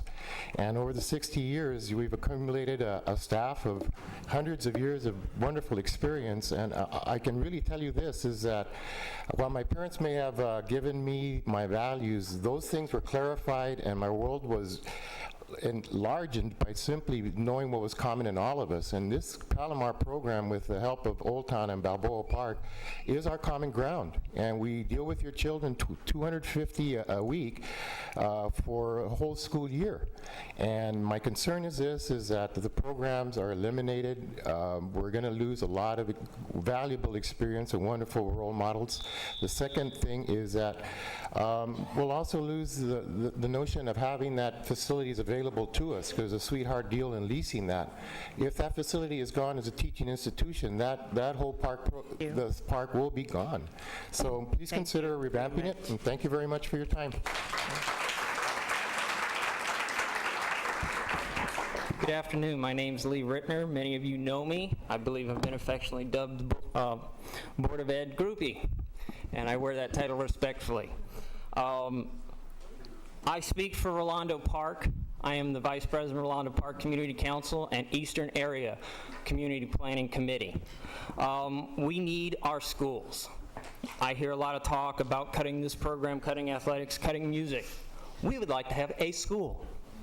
There is one school from K through 12 that our parents even remotely consider to send students to this system, and that's Rolando Park.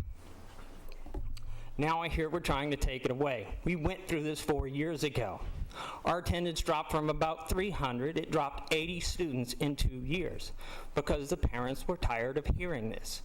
They're not going to depend on a system that every 4 years threatens to take their school away. I've heard a lot about don't take this, don't do this, it's good. I've got ideas for you. Look at Crawford as a federal magnet for the Arabic language program that state runs. The feds are looking for this program. I've mentioned this to Sheila. The Canyon is a wildlife biological area. Look at bringing a science to that school as a magnet. Thank you for those, but we're going to have to... And also the Navy housing, and I hope we look into that. Thank you. Thank you.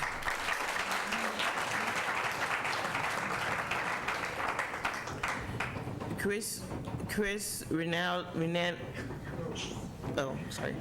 Chris, I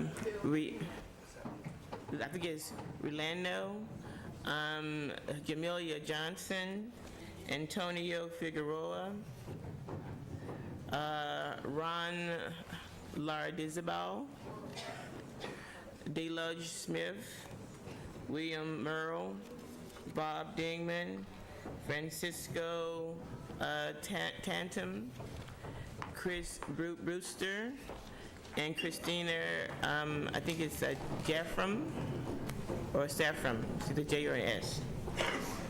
And if I heard your name again, I apologize.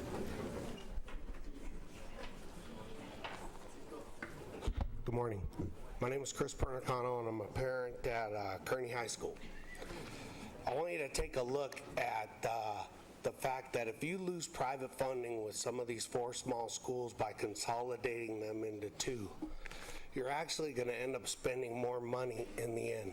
The private funding that all 4 of these schools generate to make their budgets, pay their salaries, and support the students is incredible.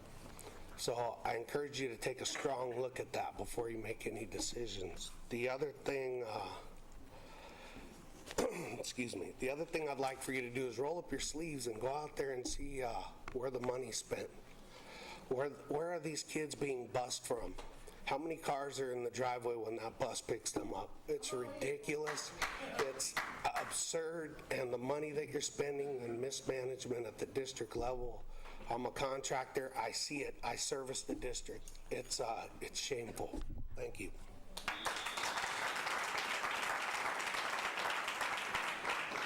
Good morning. My name is Francisco Ruiz. I'm a senior right now at Construction Tech Academy. I was born in the southeastern side of San Diego in the neighborhood of Encano. That's where I went to elementary school and middle school. I never had any art programs. I never had any kind of extracurricular activities there. But thanks to your magnet program, I was able to go to Construction Tech Academy. In elementary, middle school, in the neighborhood I grew up in, I grew up around gangsters. All my friends were gangsters, and I had no motivation to have any kind of college education or anything like that. But once I went to Construction Tech Academy, I learned a lot. I was motivated. I got into these programs that taught me things that I wanted to learn, like architecture and engineering and construction, and they've motivated me now to, and they've provided me with so many programs that I have an internship with Clark Construction, like one of the top 6 general contractors in the country, and they pay me to work for them, and I have a full ride scholarship to San Diego State University, plus more than $11,000 in scholarships. And all this because of what I've learned at Construction Tech Academy, all the help I've got from my mentors and teachers there. Thank you.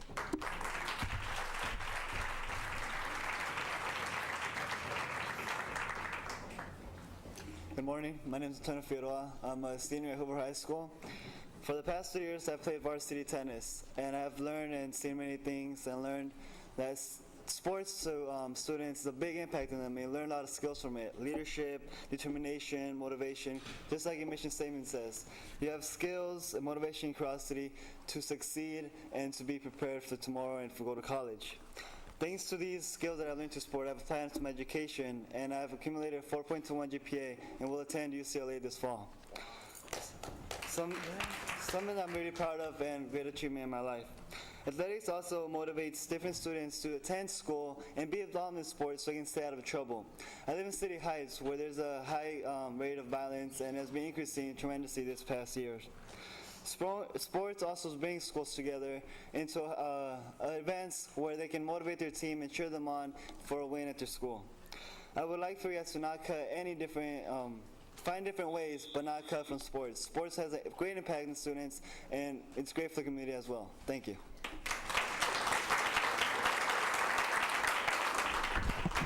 Hello, my name is Jamela Johnson, and I attend Hoover High School, and I'm a senior. I'm a student athlete. I participated in VAPA, and I pay taxes. I work hard. I'm passionate, and I know thousands of other athletes are passionate about what we do. We work hard 5 days a week or on Saturdays and outside of practice. Coming from the background that I am, being a foster student, a foster care system, I work hard to keep going in life. And being around coaches and giving me leadership and being determined, it determined me to go forward in life. I mean, being around people who are always enthusiastic for what they want to do and passionate for what it is, I don't think you should cut athletics or VAPA. I mean, I participated in both, and it helped me through my 4 years of high school, and it'll help the next generation of students as well. I mean, it helped me be determined to write for scholarships. I've won over 21,000 of scholarships going to a historical black college. I mean, it's going to help. Don't cut it. Okay, thank you.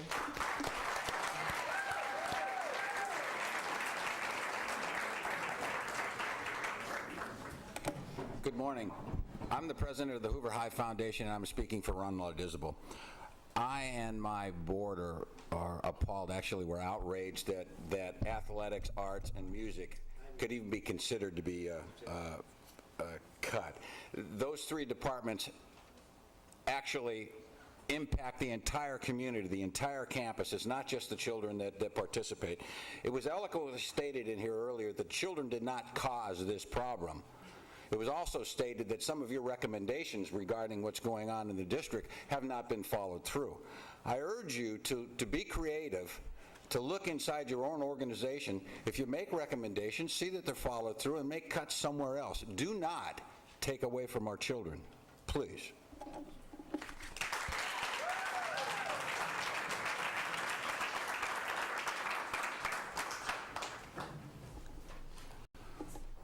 William Merrill, 2670 Magnolia Avenue. I'm a landscaper for the school district. I'm also married to a school district employee. And one of the issues that I heard on your agenda was that you're taking away the benefits of one of us. I don't think it's completely fair to have two different employees, one with a benefit package and one without a benefits package, working right by side the other. This benefits package does mean money to us. It means glasses, it means dental bills paid, and it means covering the risk of something more serious happening. Now, if this savings was a genuine savings, I might be more sympathetic. But this isn't a genuine savings. The insurance actuaries will figure out that you're insuring the exact number of people last year as you are this year, and they'll just raise the rate for each person a little bit more to make up for the difference. Thank you. It's great to be a part of the democratic process. My name's Chris Brewster. I'm a walk-on coach at Hoover High School, also on staff with Harbor Church Mid-City and City Heights residents. And I'm just coming from a community health standpoint, and as a possible solution, I ask about the sustainability of busing children to communities who rely on up to 40% of outside residents to sustain their local schools. And just all the dollars that go to that. When I recruit for cross country, 6 out of 10 of the schools in my, or of the children in my community are going to schools that are miles from their home. You're taking the best and the brightest leaders out of the community, and then when you look at the facts and figures in a school like Hoover High School, many ESL students and refugee and immigrant students, you've bussed the best and the brightest out, and you are choosing to close the school down based on reapportioning the achieving population out of the community. Thank you.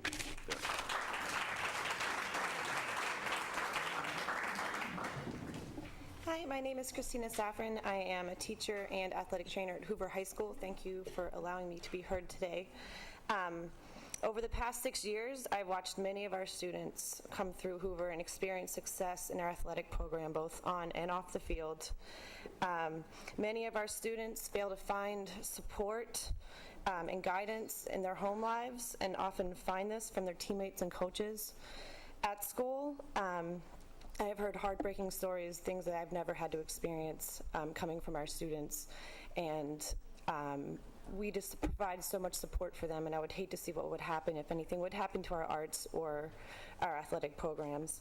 I urge you to help us keep our students connected to our schools, to want to attend, to look forward to Friday nights for basketball and football, to look forward to the marching band. Thank you.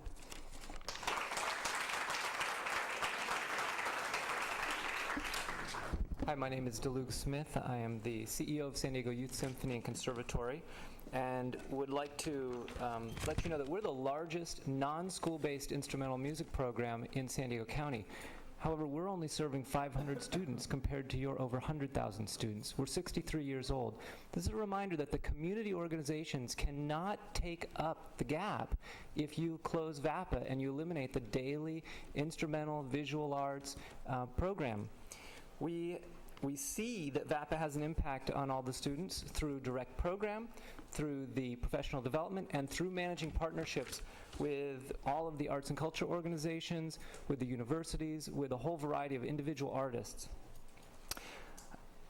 I would just urge that if you receive another omnibus proposal that eliminates educational programs that you know are essential, that you either amend it or you vote it down. That hasn't happened so far, and I'd like to see it happen. And I'd like to remind everyone here, we can also talk to Sacramento, and we need to do that.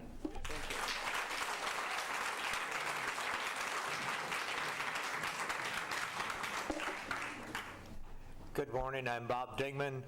I've been appearing before the board for 32 years, and frankly, you have the most challenging budget we've ever had. As you look at this audience, you see the passion, the enthusiasm, and the support that you have for quality education to meet our mission statement here in San Diego. We wish you success in achieving this. I liken our task to trying to get on a moving vehicle. We have to move fast, we have to move with efficiency, and once we get on board, we better have some fuel or it won't go the way we want it to go. So what I want to say to you just very, very frankly and very closely is listen to what the community says. Ask for their advice, listen to their concern, and so forth. But in the final analysis, you have to make a decision, and the decision is for reality. Do we have the money? Do we have efficiency? Do we have effective performance so that our schools will take care of both high achievers and those who need special attention? That is what we need. Thank you. Thank you so much.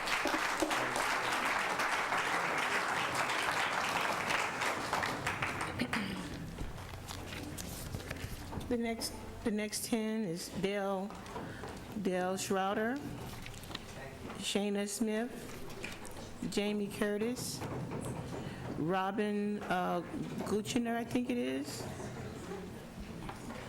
Ron Jermil, Mike Capels, Sandy Capels, I think you spoke earlier too, Andy Berg, Lynn Owens, and Ann Faggy.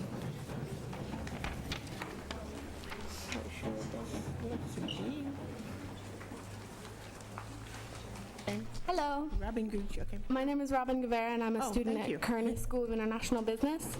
And I would just like to say that the School of International Business is the greatest school ever, and if you close it down, you're making a huge mistake. And the teachers there have created a real community for their students to belong to. Excuse me just a second, please start your time. Please don't do that in here. We're trying to have a meeting. If you want to interview people, please step outside. Okay, thank you.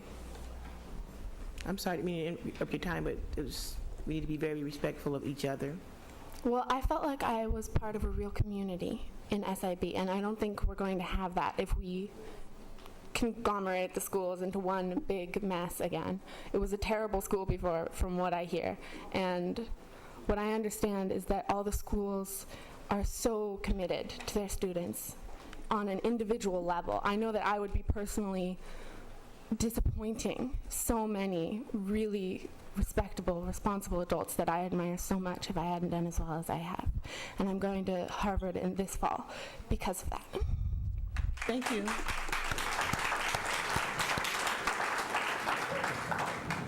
My name is Shauna Smith. I have daughters at Marshall Middle School and Scripps Ranch High School. VAPA is more than just a Veterans Day concert, and student athletics is more than just a Friday night football game. These programs motivate children to attend school. They give reason to keep personal grades high.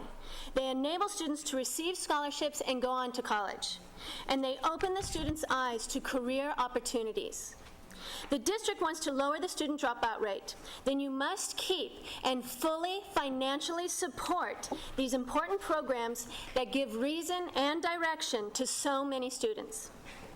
Do not cut funding for VAPA or athletics. Thank you.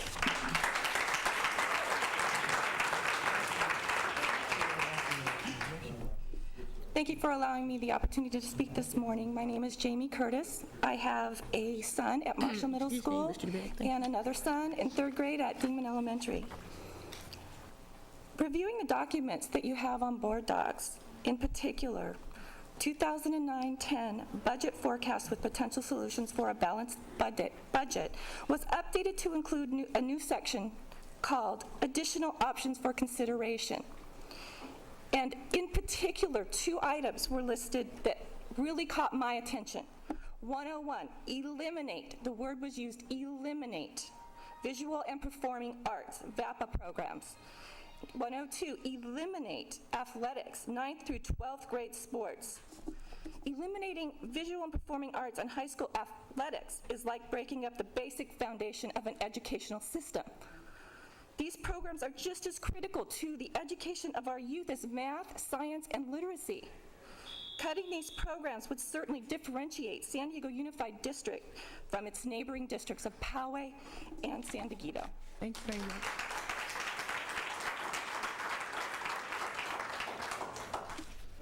Good morning. My name is Andy Berg. I represent the National Electrical Contractors Association.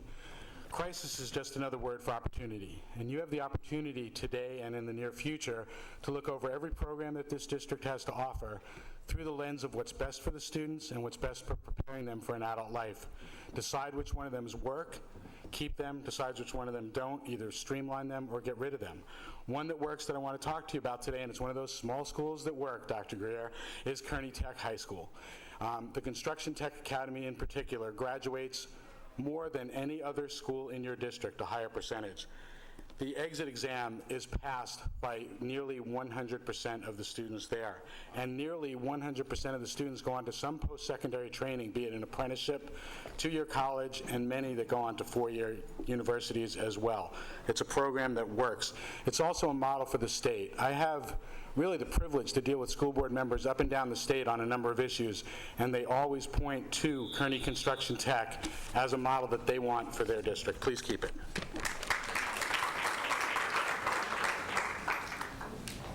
Morning. My name's Ron Gemmel. I represent Point Loma High School, and this is my son, Zachary. He also plays football for Point Loma. I just want to remind you how vital sports are to not only the children, but to the neighborhood, to the community. They pull us together. They unite us. It's very, very important. We have people who just, they develop through their teamwork, their sportsmanship, and for you to cut them is just unheard of. We just can't do it. I have with me petitions from parents, students.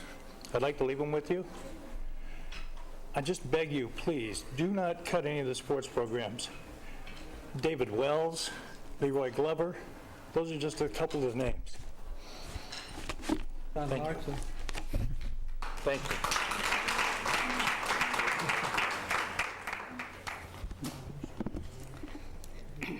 Hi, my name is Lynn Owens, and I've heard a lot today about music, the arts, and athletics, and it's all well-spoken and it's all important. I'm here today to advocate for nature in the same way, specifically for the Palomar Camp, the outdoor school. It's sad to say that kids today get less and less time in nature. It's amazing, the statistics that I could present to you. It's become such a problem that there's actually a national children in nature movement that's developed now. And there's an ever-growing body of research about the value that kids get from spending time in nature. This is really important. I understand the hard choices that you have to make, but it'll pay for itself to keep those kids going to the camp and get the exposure. It gives kids connection to the world around them, awareness, better sense of self. This is all documented by research that I'd be happy to provide to you. No way. Core life skills, calm focus, better ability to learn, future careers for some of them. In short, the skills, motivation, curiosity, and resilience that they need.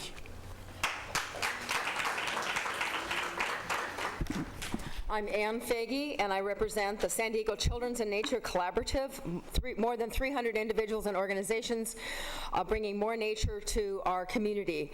I also, with respect to the Children and Nature Network, I have a letter I'm going to bring from Richard Louv, our local columnist and the founder, and I know that your board has signed up as a participant on the National Children and Nature Network. I also organize Outdoor Explore after-school programs in 15 schools where the children walk to their nearby canyons for nature programs in the Primetime program. I'm here to support us keeping Camp Palomar as a 6th grade outdoor school. It's a low operating cost. The parents in the community finance part of the weekly cost for the children to go to that program. We know the value of nature, learning, the research has shown us, and Lynn just mentioned it. I'm testimony to having nature in my childhood and schools. I'm a professional biologist and have been my whole career. Please, environment and nature are more important in our lives, and we know they're going to be even more important in our children's lives in the future, and we need to make that part of their growing up. Thank you. Thank you. Camille Zamaro, Mike Lance, Barbara Flannery, Peter Pelliner, Consuela Smith, Jerry Buckowitz, Lanny Lutar, Kamal Azaf, Lorena Powers.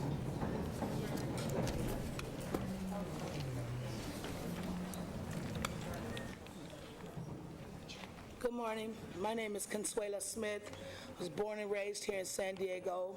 My address is 4470 Mayberry Street, Southeast San Diego. I am a Vietnam veteran widow. I am a mother of 3, grandmother of 6. I have 2 grandsons in the Lincoln High School. I have a daughter that is an alumni Lincoln student. She's a teacher in the San Diego Charter School District. I am representing the children of Southeast San Diego that are in the sports and in the music departments. They need these things. These children have been shortchanged in one way or another. I'm raising 2 of my grandchildren. One is very much a part of sports in the Lincoln sports department. He stated to me, and he's a problem child, but he has stated to me that the way he gets his frustration out and what keeps him out of gangs and off the streets is the way he excels in football and basketball. Please don't take sports out of school. Thank you.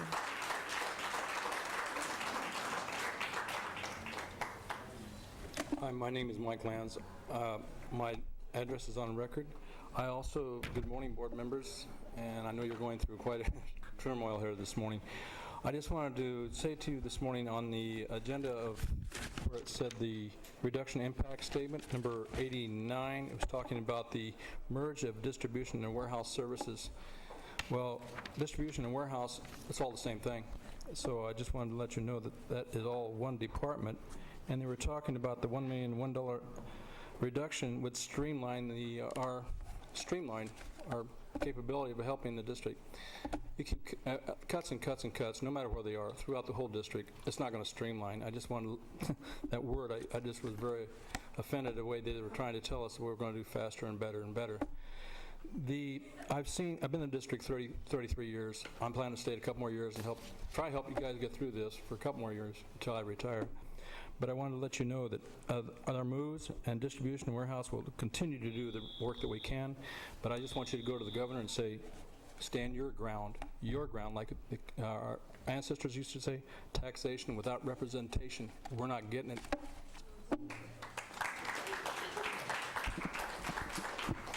I think it's been 6 years since I've been here to speak to the school board. Last time I spoke was to start Construction Tech Academy.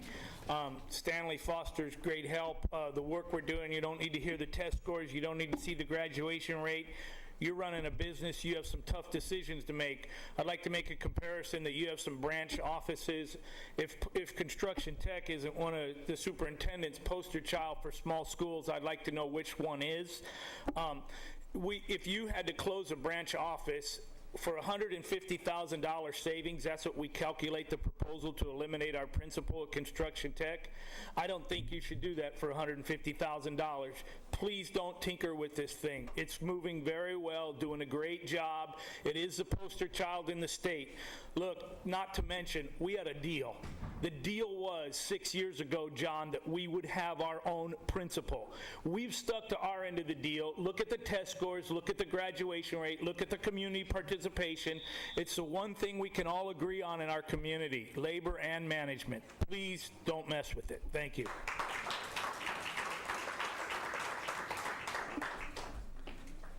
Lonnie Lutar, representing the San Diego County Taxpayers Association. First, I'd like to begin by commending the superintendent for providing this Board of Education with so many potential solutions to this very difficult budget crisis. I can't remember the last time I saw such a comprehensive set of options that were presented to the public as transparently as they were this time around. However, I am here to express our sincere concern that the board is putting public employee unions ahead of students. In this economy, the concessions being asked of the unions are not unreasonable. The district could save $7.5 million if the unions simply agreed to an increase in health insurance copay from $5 to $20. That decision alone would save the visual and performing arts and athletic programs that hundreds of people came out today to talk to you about and support. You haven't issued pink slips, and you haven't declared an impasse with the unions. You have a $135 million budget deficit to address. Folks, you're going to have to do one or the other. That's a simple fact.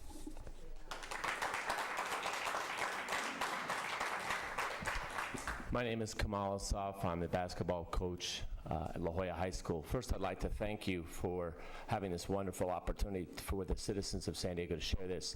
I also want to recognize all the people that have come up and spoken already. I'm amazed at the passion that the young people speak with and that the people who are citizens and voice their citizenship. I'm speaking on behalf of the high school basketball coaches and high school coaches in San Diego. I'm so humbled by what they do every day and giving up their time of working with young people, the values they inculcate, and of the time that they give of their own free time. We're all trying to build community leaders here. We're all trying to be members of a community, and I think academics is one way we touch young people's lives, but I know athletics is one.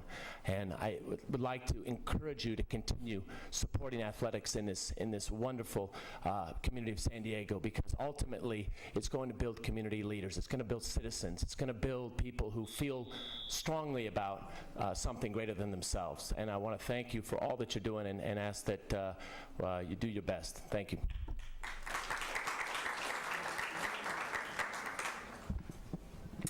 My name is Barbara Flannery.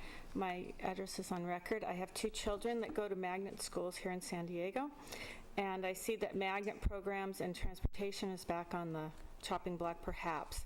If you cut the magnet programs, please try to do it with a scalpel. Many of the programs, I even saw the Kearney one here, especially language programs too, you lose your historical memory and you can never get it back. So if you think you want them later, think about how to cut them without losing the teachers.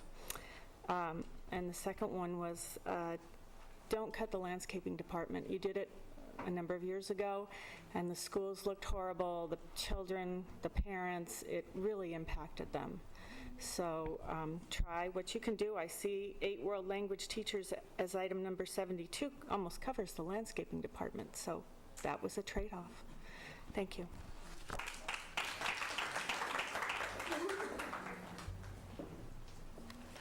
I'm Camille Zombro, President of San Diego Education Association. I was asked to speak to you today by a group of SDA members who are busy at work about the obstacles that are keeping you and your employees from resolving the issues before us. Yesterday, dozens of VAPA supporters rallied outside the building in support of their program, believing that the board was set to eliminate it today.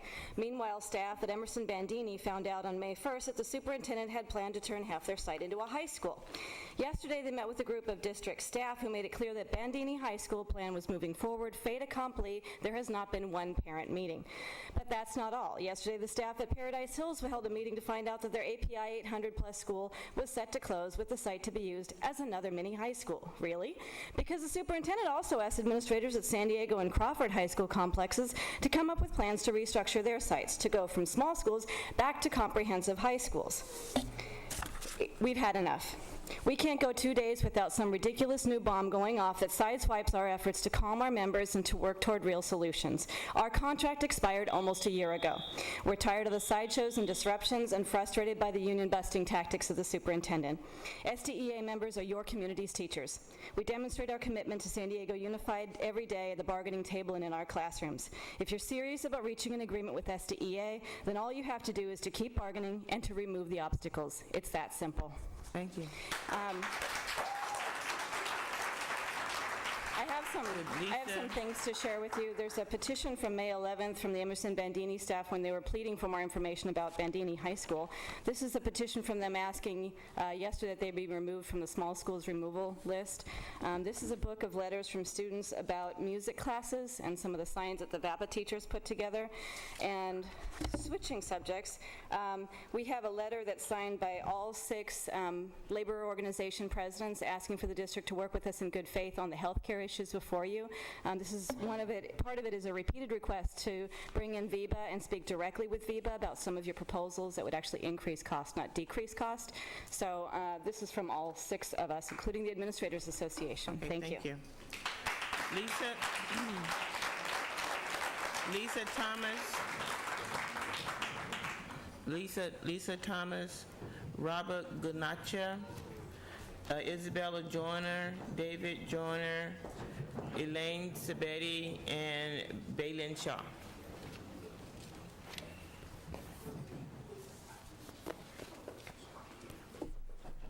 Hello, my name is Lisa Thomas, and I'm up here for the sake of my children, Akira and Aurelius Thomas, that attend Paradise Hills Elementary School. Their school is on the block right now to be cut. As my job as a parent, it is for me to fight for my children, and our education in my home is number 1. I have a little boy that wants to be a police officer. My daughter wants to be a veterinarian. But with their education being cut like this, what is their future later on?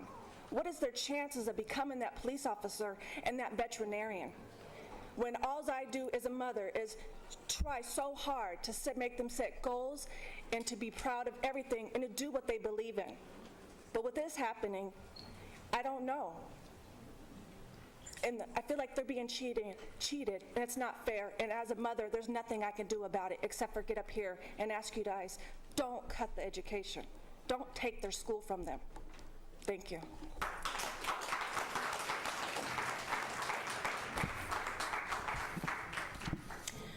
My My name is Bailing Shaw. I'm president of the Language Academy PTA. As you all know, Language Academy is one of only 6 dedicated magnet schools in the district. That means that 100% of our students are transported. We have no neighborhood component. We cannot survive without busing. I actually have today some thank you notes for the board members written by our students to thank you for your restoration of magnet busing. But I will tell you that our students were disappointed to find line item 113, where elimination of magnet busing and programs seems to have crept back up. So in the time that I have left, I would just like to read briefly for you excerpts from 3 letters from our students. They wanted to be here today, but their parents insisted that they go to school. Dear Board of Education, thank you for bringing our buses back. Most of my friends and my little brother's friends take the bus. If they took the buses away, we would barely have any fun at recess. Again, thank you very much. Sincerely, Emma. Dear members of the board, thank you for bringing our buses back. You rock. If you did take the buses, I would be crying. Thank you. Love, Cecilia. This one's in French, but I'll just translate it. Dear Board of Education, thank you for giving me the opportunity to take the bus, because without the bus, I would not be able to go to Language Academy and I would have to go to another school. Merci. Sincerely, Maya. Thank you very much. And thank you for waiting patiently. This concludes our public testimony. We're going to take a 10-minute break. Please be back at, yes, sir? Yes, I submitted a request card, but... What's your name? David Pletner. Okay. I think I heard you call my name. Did I call? I might have called it. Okay, come on up. Okay, is it for this particular item? I did call you. I know. Yeah. Wait, where were you at? Because you didn't up here. Okay, very good. I was here, right here. Oh, behind her. Okay, go ahead. Come on. Okay, thank you. Elaine Sabetti, representing CSEAO TBS, and I want to talk to you again about libraries, my favorite subject. In the beginning of my relationship with SDSU as a parent, our school libraries were a pitiful collection of old, dusty books housed in corners of rooms, cafetoriums, and even on the stage at my own children's school in Linda Vista.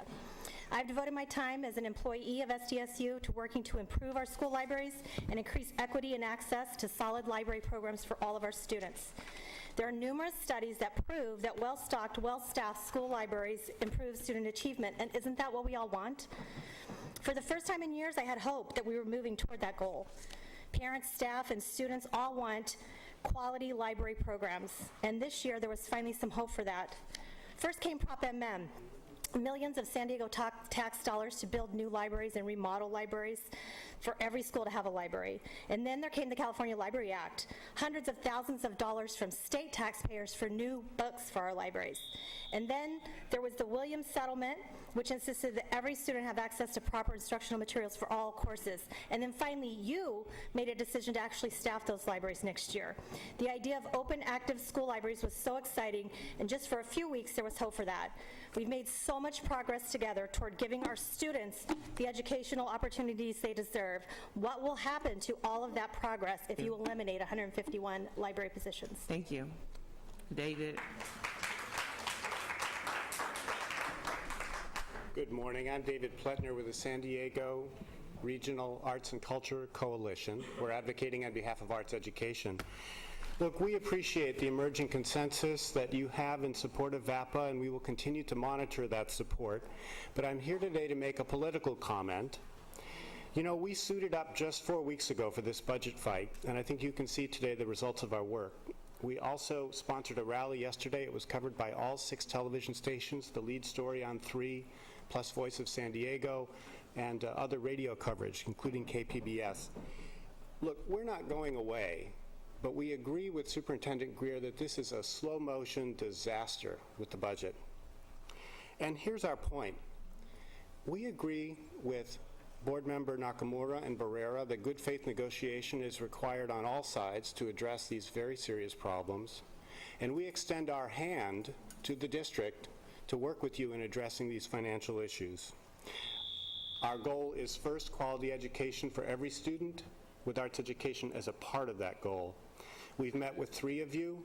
We look forward to meeting with all of you and the superintendent and the Education Association, who has not responded to our request yet, and we'll be in touch soon. Thank you. Thank you. Okay. We will now take a break until it looks like 11 o'clock. Okay. Thank you.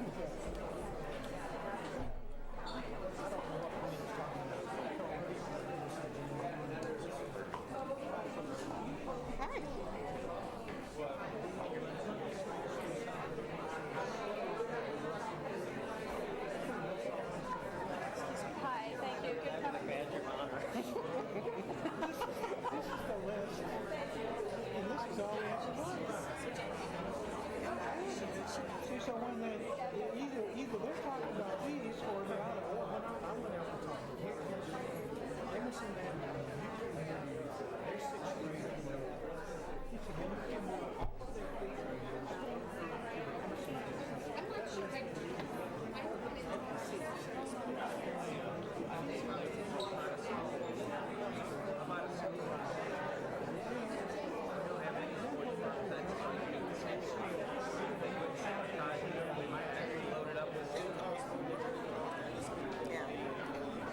How are you?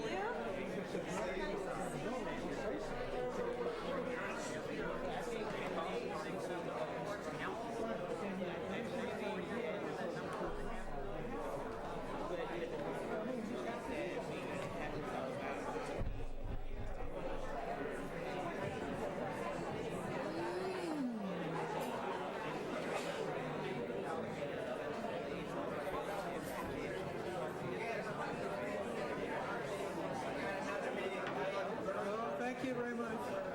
Hope to see you in a while. Every day we get to see each other is another day, right?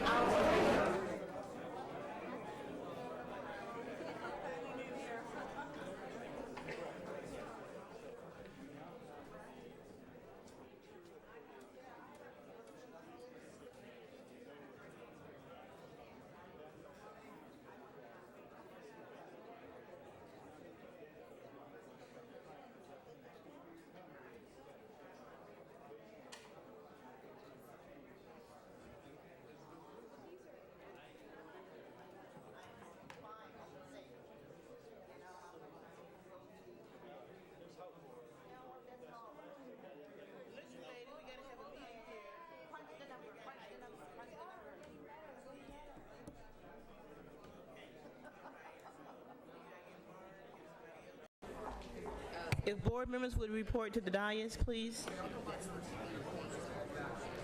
Hi there. I'm ahead of you. Good deal.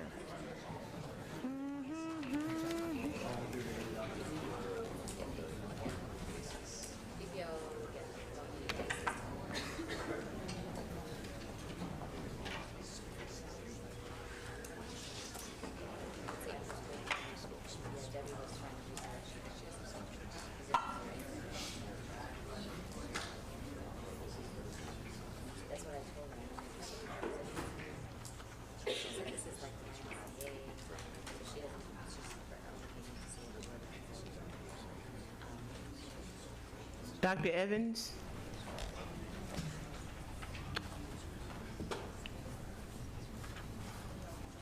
Oh, he was right behind me. We still on AO2 and trying to get Dr. Evans for one more moment. What we're going to do, board members, is we'll look at the list that we have, which are items on the one that says 7:20 p.m. That's the latest one, right? That's the latest version we got? Okay. And we now have these timestamped because we've been changing so often. So the last version that we should be looking at is one that at the top says 7:20 p.m. And we're going to turn over to page 2 of 4, and we're looking at items 2 through 4. And what I would like to do to make some of this go a little bit easier for us is if each board member would go ahead and look over that list and see if... I'm sorry, Sheila, you're talking 67. 67 through 97, yes. We've So already acted on 52 through 66? I think so, yes. We've done that. Yes, we have. Okay, so now that we're down, okay, Well, the only thing that's different is the first page is also different. So that at the bottom of the page of 1, which shows the budget deficit, the budget deficit as of June 1st, 7:20 p.m. is now $106 million instead of $180 million. Yes. So there have been some changes in that, including, I guess, revenue limit deferral and Title I revisions. Those are the only red items. so why don't we do this, just so we can make sure everybody's up to date. Superintendent, why don't you start with the beginning and go to item number 66, please? Thank you, Board President Jackson. And we'll do this in a rapid way, and I'd like to ask Ken Layton to come up to the mic if he would, and James Macias over here. These guys, William Pickering, the whole staff have done a very good job of working long hours to put this together. As we start, one of the things that, as bad as this budget situation is, and with the proposals that you have on the table for you to consider this evening or today, whenever we get to them, there's a lot of one-time money in this budget. And I guess what I worry a great deal about is coming up with all these ideas, and as painful as these cuts are, you still may have some folks say, see, it wasn't as bad as what they were saying all along. There's a lot of one-time money in here, and when one of the reasons that there's a difference between the amount of money that you're having to consider to cut now, the $106 million, and the $180 million or so that you saw before. A good bit of that had to do with our freezing our budget this past year and freezing hiring. Now, when we did that, those dollars now are showing back up at the top at beginning balance. And I want Ken to take a moment and explain that to us. The only reason I'm taking a minute to highlight this is next year, those dollars may not be there. Ken? Okay. Yeah, if you look at the beginning balance, you'll notice that now it's at around $65 million. And that's going to change on a daily basis, by the way, but right now it's at about 65, and previously you saw an amount of about $78 million. What we've done is we've incorporated, there was some cuts from the state that we had shown as a separate line item here. I think you saw it as a $26 million negative balance. That now has been incorporated into our 0809 numbers, so it reduced the beginning balance for this year by $26 million.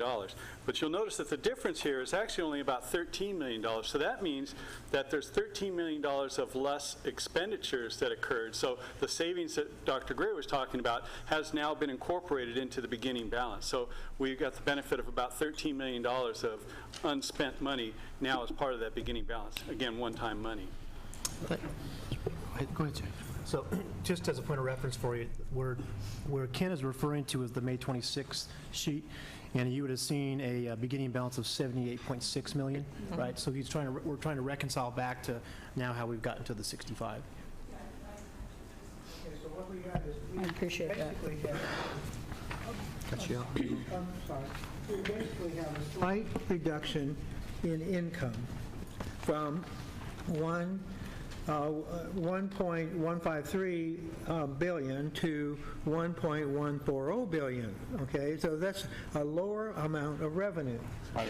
Correct? No, it actually went up a bit. Higher amount of revenue. No, well, what? Yeah. 150? No, it's... No. Oh, this is, I'm sorry, I'm working backwards. Yeah, backwards. Okay. So we have a higher amount of income. Right. Yeah, because I'm looking at And the my old reason we sheet have, in the wrong place. again, the reason we believe we have higher income is because of that freeze, and the beginning balance went up. So we just want to take a quick second to share that with you.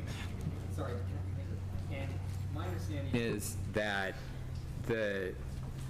the beginning balance number, so it includes, the projection of the decreased revenue that we're getting from the state, from the May revise.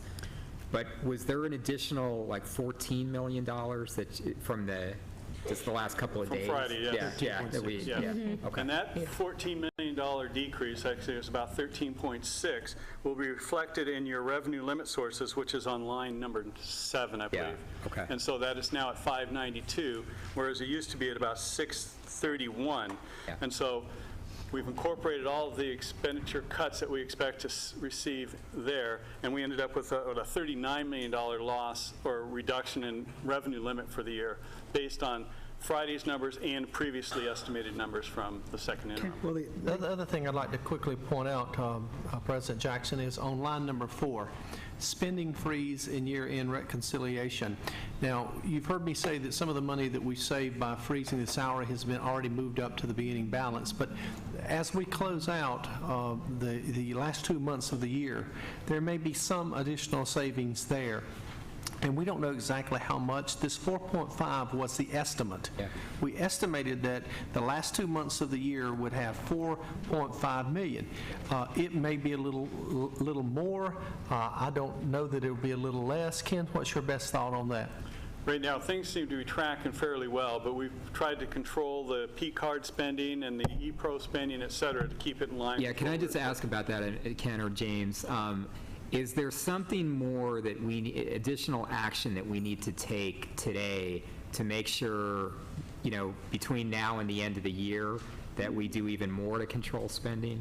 We've already done that, but they can answer if there's anything else they think we can do. Right now, the ePros, any ePro that you submit will be into next year's budget. So there's really only a couple avenues, which is the P card, and we reduced the limit on that so that they could still buy their essentials, but not go out and spend a lot of money on that. So that, and I think there's some direct connects that can also, you can spend, but with Office Depot. So there's, the essentials are being purchased at this point, and we're trying to prevent large purchases. And we've even talked about, quite frankly, just closing the P cards out for the balance of the year and just freezing them. But I can promise you, the moment we do that, we'll do it at 1:01, and at 1:05 your phone's going to ring saying, I need to purchase this because of that. And you'll be calling, somebody will be calling me saying, well, can't we free that up? Because that's what's happened before. It'll happen again, and maybe that's okay. But what we've done is we've narrowed down the amount of money they could purchase, like from Office Depot, to such a small amount that it keeps from buying large purchases at one time. But we have, James has sent me an email saying, well, perhaps we need to think about just closing the P cards down for the balance of the year. Yeah, you know, the important concept to remember about that is that any savings that we would get this year would contribute to our beginning balance for next year. And the 4.5 million, I think that's a very good estimate, but my opinion here, there could be some opportunities for just a few, maybe $1 million more in that area if you really pushed it to a very extreme exception process, right? Because we only have how many days left of school, and we want to make sure they have enough materials and supplies for that. But in being cautious and conservative, if you shut some of those things down and really just have a extreme exemption process to close out the year with Chuck and I, you could have some additional savings there. Not a phenomenal amount of money, but there could be some savings there. Okay. Simply put, how do you account for the difference? It's an increase in income.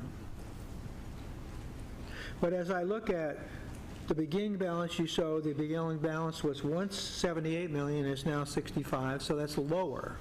Right. Okay, so then I go down the aisle and I look at federal revenues and I see that's lower. So then where does the increase come from? Right, what you don't see in this schedule, which was on your previous schedule, is a negative $26 million line. It was line number 2, I believe, in a previous schedule. That has now been rolled up into the beginning balance. And, the previous, thank you. Well, how can you take 26 from 78 and come out with 65? Well, you don't. You come with less than that, but I said, as I was saying, that since we have spent less than we projected, you get an additional $13 million added to the ending balance, so it causes it to go back up. So the net effect is a $13 million reduction. So what you're saying is that that's what your estimates are, because you basically just have thrown in numbers that you believe are new numbers, that there's no substantiation of the difference in this expenditure. They're just the numbers that you've given us, right? What's happened, let me slow down, be clear on this. You had $26 million that we had put in this budget of one-time money which was $26 million that showed up as a deficit. We had to put that $26 million in to take the cuts that the states were talking to us about taking.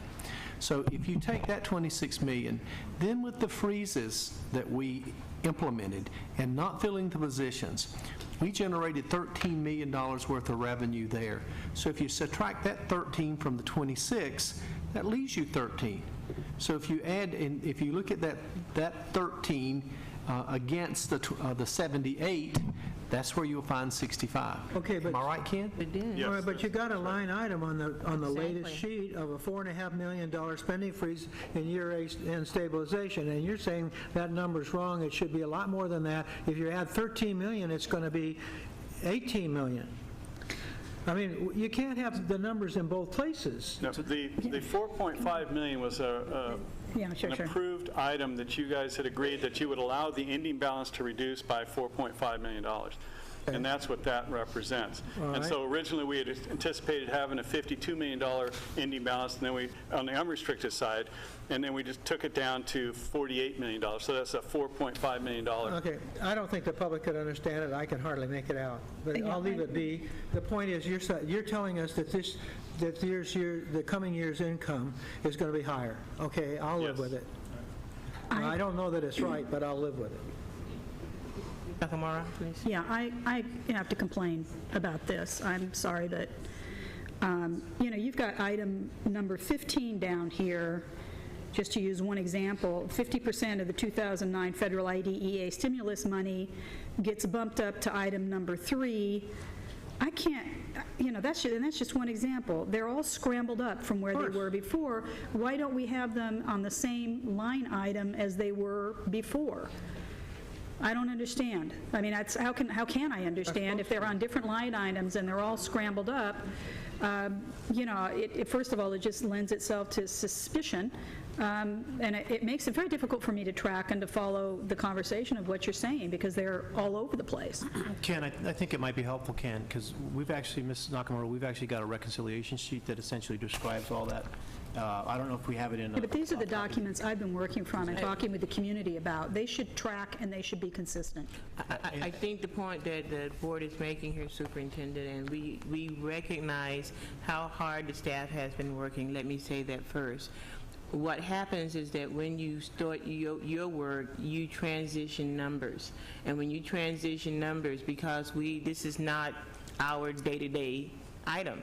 So when you transition numbers, and we look at number 1 as always being the beginning balance, and number 2 being something else, when you start moving item number 15 to item number 2, or item number 12 to item number 3, it causes us confusion, because we have studied this, we have stood in our communities and sometimes read this sheet off to people or copied it and given it to people. And so when they look at, like we're looking at it, and so I'm hearing what you say, but the 26 million is gone. And so what happens now is causing confusion, because people are looking for certain items that are not there. And even though you're doing a good job of explaining it, we want to be able to go back to that visual model, and we can't go back to it as quickly as we could if it was actually there in front of you. So the question becomes for the board, how can we get past this revenue part, so that we understand how much revenues we have? And certainly I do agree with Mr. DeBeck. It's hard for us to understand right now how we come up. We know that we're in a severe deficit, and we say to people we have a $1.2 billion budget. And we severe deficit. But if you look at our budget right now, it rounds up to about 1.2 billion. So people can't understand. How can you say you're in an economic crisis when the numbers that we see on paper are not really that different? Now, if it showed 1 billion total, or if it showed 990 million, that we could understand that. But what we can't understand is you got 1.15 billion, and we know there's some stimulus money in there, but it is hard to explain to the public that you have a severe deficit. Let me help you just a quick second. If you look at lines 14 through 17, Those lines have not changed since March. Those are the same numbers that you've seen since March. That's not true. Well, since May. March the 2nd, March the 2nd, March the 3rd, March the 15th, March the 15th, lines 14, 15, 16, and 17. They've not changed. If you let me finish, if you look at the date verified here, anytime these numbers have been updated by our staff, I've asked them every time to go in and put the date in. This piece that we're looking at, because of the ongoing changes from the state, this particular page has changed a dozen times or more. Now, you're correct. I can have the staff and I can send someone right now to go back to the office and reorder these just like you reordered the others if you would like. And we will do that. You can have that at the end of the meeting today. In the meantime, you can see up here at the number 3, your IDEA funding. You can see that $7,025,000. That was updated on May the 31st. We had been told up to that time we were going to get $6.25 million in IDA funding. You can come and you can see that in 2009, 2010, the stabilization dollars, we were told that we were going to get $26 million. When it was updated on the 31st, when you go to the state's website for San Diego Unified, that number is listed at $30,247,208. Now, we as a staff, we don't change those numbers, but we've got to report them to you when they are changed, and I promise you it is as frustrating to us as it is to you. If you come back down and you can see the categorical flexibility transfer, $7.5 million. That is a different amount than you saw before because those numbers have changed. Now, again, if the issue is how we've ordered those, I will apologize to you for that. We spend a lot of time with this, and as staff goes back and moves from one spreadsheet to another, some of this is not in the same order, not in any attempt to confuse anyone. We're sending this to you. We'll be glad to put it back in the same order that it was in before. And I think William's trying to do that right now as we talk. I was going to say, I almost feel like Mr. Barrera. I almost feel as though I can't even talk about this unless they are back in the right order. It's just, trying to reorganize this in my head as we're going through it. You still haven't given, and Dr. Greer, you know I love you, okay? I mean, and the staff, I know how hard you work. I really do. This is my deficiency, perhaps. I'm just not as good with numbers. I don't see them in color like some of them do. You do, I'm sure. I don't live this. I need this to be consistent, and I still haven't received a good explanation for why number 15 suddenly jumps up to number 3. It's as simple as that, and so that I can compare, because I was going to go through it this morning and try and figure out how could these numbers suddenly be so different, it would take me an hour and a half to do that on my own analysis. William, would you like to tell the board why you moved number 15 to number 3? I mean, I don't know why you did that. I'm not really. I was just driving in the driver's seat. It was a it was a working group decision to move it around. Why that one exactly was reordered, I do not recall it at this present time. We're a working group too. Yeah, we're a serious working group. Mr. DeBeck, please, and then Mr. Barrera, the problem, and then Mr. Evans. I got to say, the problem I have with the sequencing that we've got here is, if I raise an issue, then the superintendent gets an answer, somebody else says something, then I lose my right to respond to an item that I raised in the first place. So I want to finish the conversation I started. Okay, it's simple enough to look at this. If you look at the last list, and I don't want to go back to wherever this was, the last existing list that we had that we met about and talked about was on May 26th.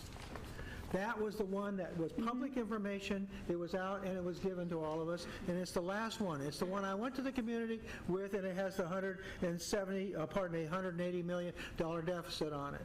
And it has a list of 20 revenue items. This one has a list of 17 revenue items. So on its face, there's going to be a problem trying to match those up.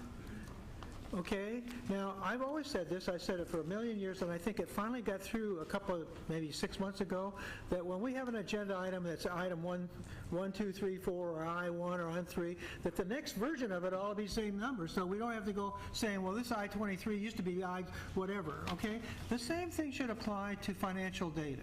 All right? Now, I guess we'll have to just say it over and over again. But for me, the idea of having to match up two separate pieces of paper, one which is the last and best knowledge I had, with one that's dated 7/20 this morning, which I just got at whenever 8 o'clock, then I want to be able to say, well, I'm going to be able to look back and forth, because the only one that I have notes on was the one that I had from May. Okay? So now, we're not done yet, because I look at expenses, and I'm going to have the expenses listed from line 22 to line 42, but now it goes clear down to line 48. So there's got to be a issue of reconciliation there, okay? So, let me just add And something. I'm just a simple person, okay? I don't want to hear from you. I want to hear, I want to get the message across that a school board needs to have consistent information with a way to go line by line to see what's going on. Okay, if you say you get to print it any way you want it, that may be fine, because that's the way it come out of your computer. But I got to make a decision based on millions of dollars that I can't even match the numbers up with. Okay, and I know you guys work till midnight and 2 o'clock. So there's some days I go up there and I don't find you, but that's because you're still sleeping from the night before. But that's okay. The problem for me is, doesn't matter how hard you work, it's a job, okay? And for me, my job is to look at the results of your work and try to make sense of it, to spend or decide to spend, what, $1 billion or so? I think that's important enough, those lines ought to match up. And I'm speaking for John DeBeck. Okay. And folks, these lines cannot match up. I mean, I'm defending the staff. I'm going to tell you, they can't line up when we come to these board meetings and you keep asking questions as a board, which you need to do, and you keep wanting it displayed in a different way, because you said to us at the last meeting, I want the school step and column and classified and certificated. I want it separated out separately.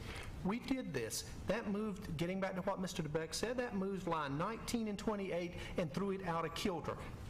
4 different columns, numbers, but it did. And then you said to us, keep coming up with different suggestions. And so when we keep coming up with different ideas to balance the budget, and we keep giving you more options, that's going to add more things in and throw things off. Then, for better or worse, as the staff sits around downstairs and starts debating about which has the most impact against students, we started reordering things. I hear what you're saying. We've got your message. I promise you we'll take that into account, and that's what we'll do. Bottom line is, at the end of the day, our staff projects your total revenues for next year to be $1,153,655,922. That's the best estimate after verifying all these numbers that they have presented us with. And I apologize deeply for getting it out of order, and William's going to try to get it back into order for us. Let me say this before If the Mr. bottom Barrera. line was the last number, that is the total revenue, why not just print the total revenue and let us believe all the rest of the lines are okay? That's what Okay. you're asking us to do, okay? And then say, okay, our total expenses are 1.106, and that's okay too, because all the itemized lines can't be compared anyway, so therefore we just got to believe you. If that's the way it should be, let's make it that way, but I don't think the board wants it that way. Okay? Yes, let me make a comment, Ms. Barrera, and then Dr. Evans would like to speak. Superintendent Greer and staff, this board does not, we value your work. But please don't try to insult our intelligence. Right now, we have to make some major decisions. It is important, if we ask you to modify something, as far as those columns, it could have been A, B, C, and D under that particular number. what happens, and the people in the public needs to understand this, is that we're not just squibbling because a few numbers or a few items are out of whack. We're concerned because large amount of monies that we saw listed are not there now. Maybe they've been absorbed someplace else. Maybe they had to use them a different way. We don't know that. And what we do know is that this board has to decide how all these monies are going to be spent. This board has asked time and time again for us to see all district revenue. And Mr. DeBeck is right. If we didn't really care, we'd have just said, give us how much money we have, and then we'll go from there. But we wanted to know where it comes from. If we ask the staff to go back and do something, it's for a reason. It's not just to give them some more work to do. It's because we owe it to our constituents here in the city of San Diego to make the best possible decision. So what I'm going to recommend right now is Ms. Barrera wants to speak, Dr. Evans wants to speak, but then we're going to take a break for you to go back, and I know you're working on it right now, and put it back the way it was, including the new information, so that we can make the decisions that we need to make. When it comes to this item down here about the certificated in steps and columns, then list them as 20, then put 20 A, B, C, and D. If you need me to come and explain that to you, then by golly, I will. And I don't make $100,000 a year or $200,000 a year. I only make $1,500 a month before taxes. So don't push me today, please. Mr. Barrera. Okay, I just have one question and then one action item I'd actually want us to take. The question is, one of the things that I see missing from the most updated revenue projections is a projection of attendance increase next year. We had a projection of a 0.5 increase in attendance that would roughly come, equal up to $3 million. So why do we not see that now? Because that's actually been rolled into line number 7, which is your revenue limit projections. Those are based on actual numbers now. Before it was an estimate. Okay, so then... The two together, okay, separate lines. So then it just goes to the point that people... The action item I want to follow up then is, I actually would make a motion that we take the recommendation of Mr. Macias and we suspend the purchase cards, and if there's any other item that you think we should take to make sure that we've got as much control over spending for the rest of the year as we can. Any other suggestions there, James? Well, I mean, it's two areas that we're going to spend for the rest of the year, and that's P cards, conceivably, operating department school sites. And keep in mind, you got to have some kind of spend because there will be emergencies like the swine flu epidemic. So we have to keep that in mind. And the other would be Direct Connect, which Direct Connect, the big hitter in Direct Connect would be Office Depot. So any kind of material school supplies that we might have to. We do have an exemption process that we have. We could tighten that a little bit more and see if we could drop some more savings to the bottom line on that. Okay. So a P card, adjusting that maybe, and then also Direct Connect. Okay, so if that makes sense, the motion would be to follow Mr. Macias' recommendation. Second. Okay. There's a motion and second. I'm sorry. It's been motion and second that we curtail any more spending on the procurement cards. Is that correct? Via the exemption process only, I think, or completely? No, Including including the process. Including the exemption and emergency-only spending. Yeah. So let's make sure we say this correctly. The motion is that we curtail any more spending of the procurement card except for emergencies. Is that it, pretty much? Who authorizes the emergency? Superintendent. You mean every single site emergency comes to the superintendent for decision, or do we allow principals to decide what their emergencies are? No, I think the superintendent. I think this is consistent with the policy we adopted months ago. Exactly. And I think this is just tightening that policy up a bit. Yeah. All right. Okay, so it's been motioned and seconded that we will suspend any more use of the procurement card except for any emergencies. And is there any more discussion from the board members? Oh, yeah, I Mr. DeBeck. gotta say one thing. I've got one. Okay, so somebody didn't hear us, and they go out and they run the card. We're gonna pay the bill. You gotta pay the bill. Well, you don't have to say that out loud. So what's the penalty for doing it? No, you wanna collect the cards? Collect the cards. But what we can do, Mr. They Beck, is won't. actually, we can limit those P cards to 0. balance, where they don't have the ability to essentially spend anything there That's because fine with me. they don't have the charge capacity. Just to do shut that. it off. If that's what you want to do, Well, shut and it I off. just for the record, if I remember correctly, back in the days when I had a job that paid more than $1,500 a month, if there had been this put in place, I would have gotten fired, if I had run something after there'd been, the district had announced. So I think our employees know that, where the line is and that they shouldn't, that we're in a crisis. I think everybody gets this, so. This is really not even frankly, it's not even an issue, because when Yeah, I you do don't think this, so. we just put 0, and if you run the card, they're going to tell you, the cash register, this You don't card's got it. invalid. So That's right. Is there also, if I can add one other thing on this, and I am frustrated with not, could we add another column on this and get a slightly bigger piece of paper so that we can see where there have been changes from May 26th to June 1st, as far as where the numbers have gone up, or gone down, or whatever, so we can see what kind of progress we've made and how those line items, if you've got that available. And just put, can you just, a little bit wider piece of paper, make it go landscape. Let me finish this motion first, okay? Thank you. Let me finish the motion. Dr. Evans, please. No, I support the motion. And with the 0 limit, we fixed the problem. Emergencies only. And this is really important because this is the best control we can have to get a good start on the new year. Any more discussion? Please vote. That passes 5-0. Before we made this motion, Mr. Barrera, you were speaking, and Dr. Evans, you wanted to speak. And that was concerning the actual AO2 item. Right. Well, first of all, the important thing here to me is that it's 1.153 revenue and 1.260 expenditures. I think it's fine that we get the information about how the changes were made. It's not that hard for me to follow when I'm looking at the two. But there's always a certain amount of trust in this, because when it says beginning balance is 65 million or it says 78 million, I'm not looking at a bank statement or a stack of bills that says it. So we do have to operate to a certain amount of trust. And I'm saying that as someone who's always asking questions and picking at everything, but I'm just pretty pleased that we're going from 108 to 106 million. The problem is the change.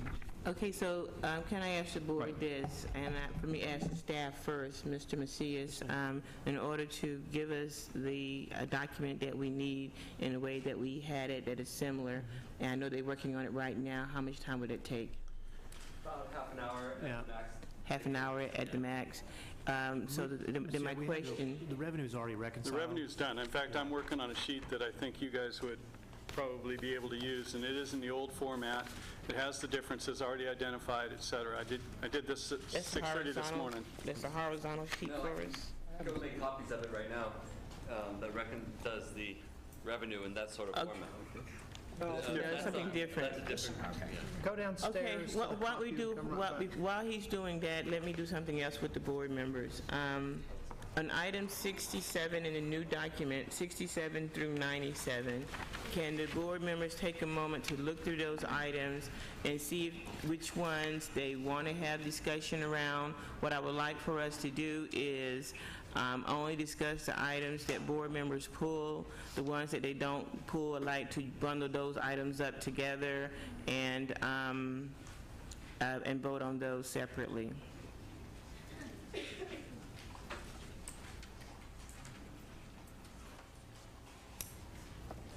So we'll take about a 5-minute break for you to look at that and compile your list. Thank you. 67 through 97, correct? Yes, items 67 through 97, the board member's going to spend about 5 or so minutes looking at those and deciding which ones they want to pull for discussions. The ones that are not pulled for discussions, we will combine those and vote on those. And this is on the new sheet. This is on the sheet that was as of All right, 7/20. okay. Thank you.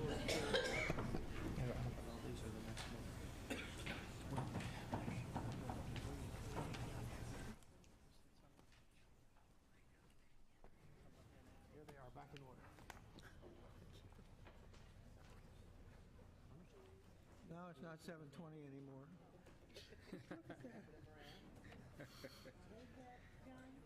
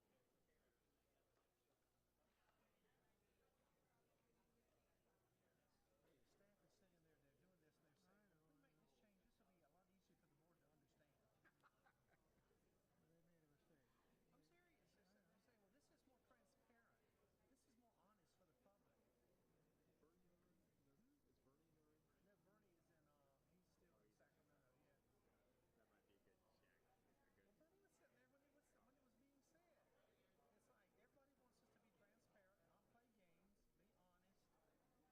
It's like, everybody wants us to be transparent, not play games, be honest. Have it easier to understand. If you threw away the other sheet, it would be. Yeah. But if you didn't throw away the other sheet, or if you had any accumulated notes, you just forget them. It's okay, we don't work with it 24 hours a day. From HR and they say, oh my God, I think we double counted this number. And then you spend an hour trying to figure out whether you did or whether you didn't. And when you did, then you got to take that out.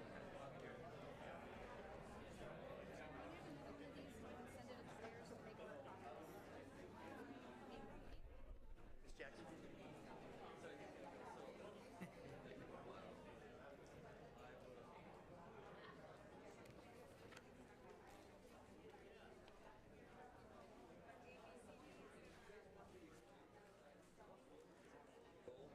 Like it how it's okay. You're not going to give us another sheet, are you? Yes, he is. This one, so it's instead of school type position office, we wanted to classify certificate. Bells. Could we get a breakdown of the class size increase, like, one at a time? There's somebody out there I think can do it. She took vacation, the person who did this. But basically what they said to me... divide by a quarter? Basically, hold on a minute.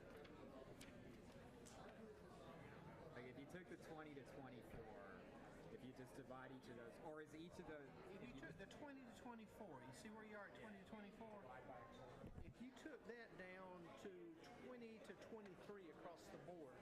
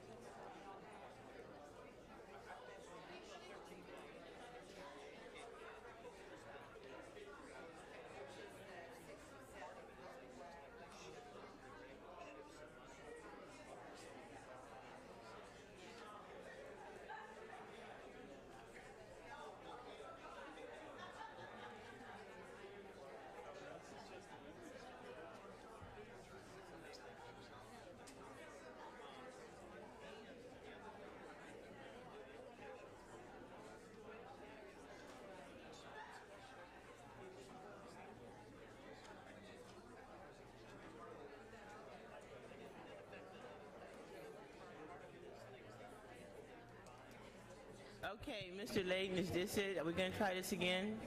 I want to thank the audience for their patience with us. I know this is painstakingly taking us a little bit of time, but we really want to make sure that we have the right numbers here. So again, we're looking at our revenue, and Superintendent and staff, you're on again.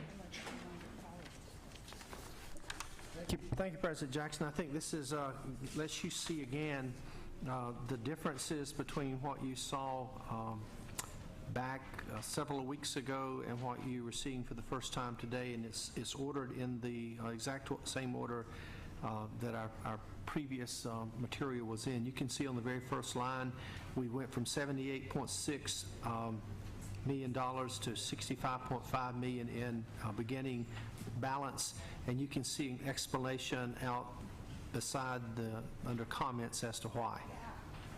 Then you can see under item number 5, limited resource restricted special ed revenue generated by ADA, you can see there is a difference of $39 million there. And again, that was adjusted based on information we received from the state. You can see the very next item is the May revised 29210 limit reduction, went from $62 million to $34 million.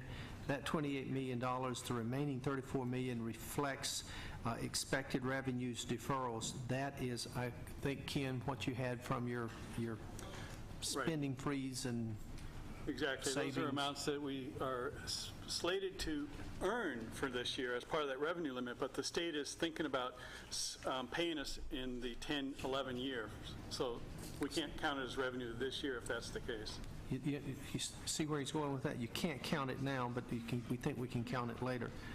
Then you can see basically the rest of it is pretty much self-explanatory.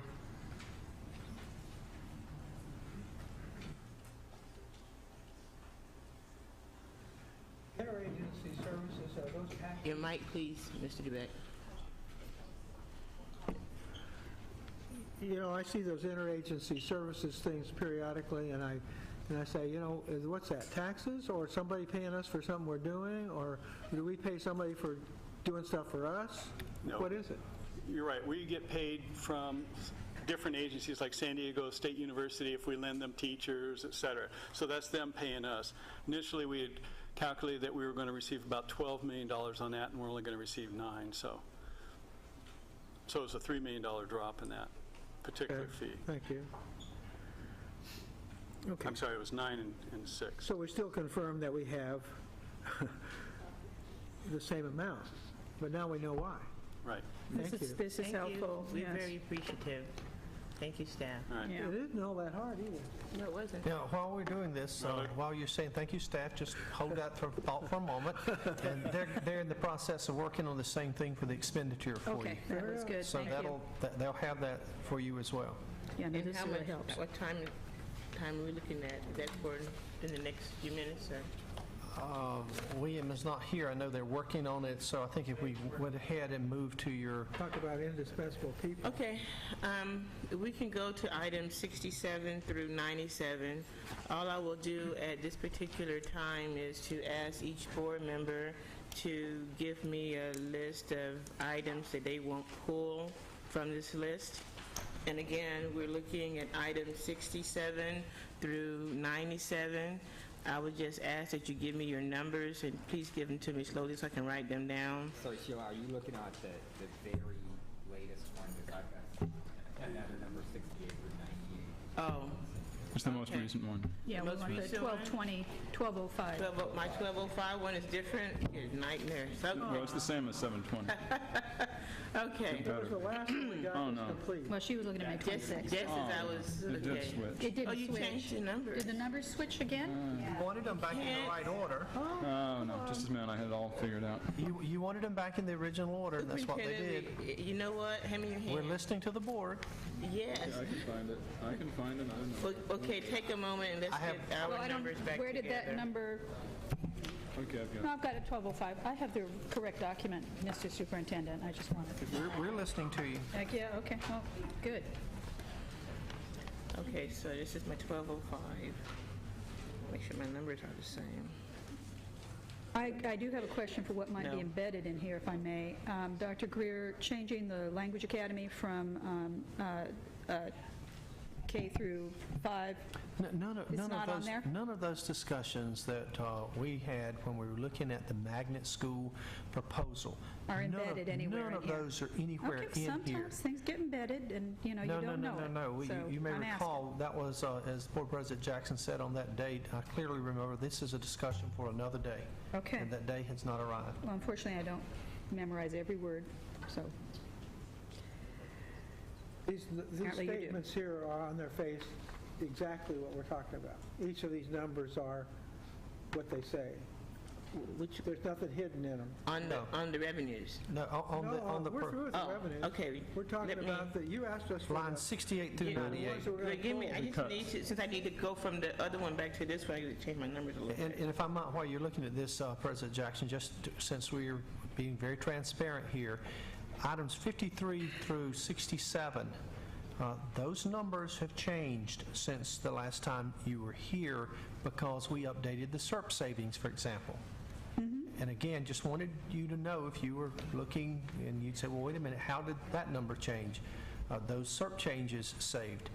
As we continue to reduce central office staff, that number grew.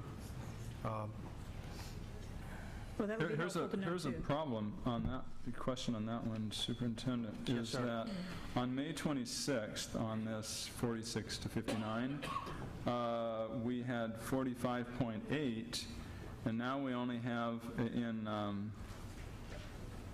reductions, and now we only have 43.4 Yes, sir. in reductions. We, as you've challenged us a number of times to make sure we don't double count, we've gone back and we found some numbers that were double counted, Dr. Evans, and we... Okay, so I was just trying to see where the difference was. I see the difference, the only number that is different is number 46, the central office staffing, because everything from, excuse me, not 46, well, 46, I'm no. sorry, the new document. Grant the carryover? 53. Right. 53 is the new document is the only one that's different from the week ago, because on there 54 down through 66 are the same. Right. So the first and the last on this section at the top of page 2, the only numbers that are different are the first number and the last number, because North Park didn't exist That's exactly as a right. cut before. That's and then right. the central office, before you were calculating He said the those SERP changed. staffing reduction, not SERP, but Well, he said the staffing SERP. okay. But he said the SERP changed. The SERP savings for all categories is exactly the same. Right. And what we found is we had double counted. We had included some of the central office reductions Okay. that were in the SERP Right. had been counted So the twice. SERP stays the same, and then the Yes, central sir. office staff reductions went from 9 million to 6 million. That's right. roughly. We had double counted Okay. some of the people that had left the central office taking the SERP, and we Right. had to go back and get it right. Meaning that we need to find I 4 million more. do hope that all of the reporters that are watching this will take the opportunity to use Bismarck's quote of sausage in government, because this is just too good to, Okay. you know. All right, Dr. Evans, on the It's too items 68 through 98. Before, I just have one more question. It's crazy. Okay, on the 53 to 67, one more question. 53 to Okay, which is 67. fine, it's fine. And We've acted on those, right? yeah, They're all done. Ken, I'd asked about this last time, and I think you answered, but I just want to be clear again. One of the things that we approved was charging custodian fees to our redevelopment funds. Is that included in somewhere in here?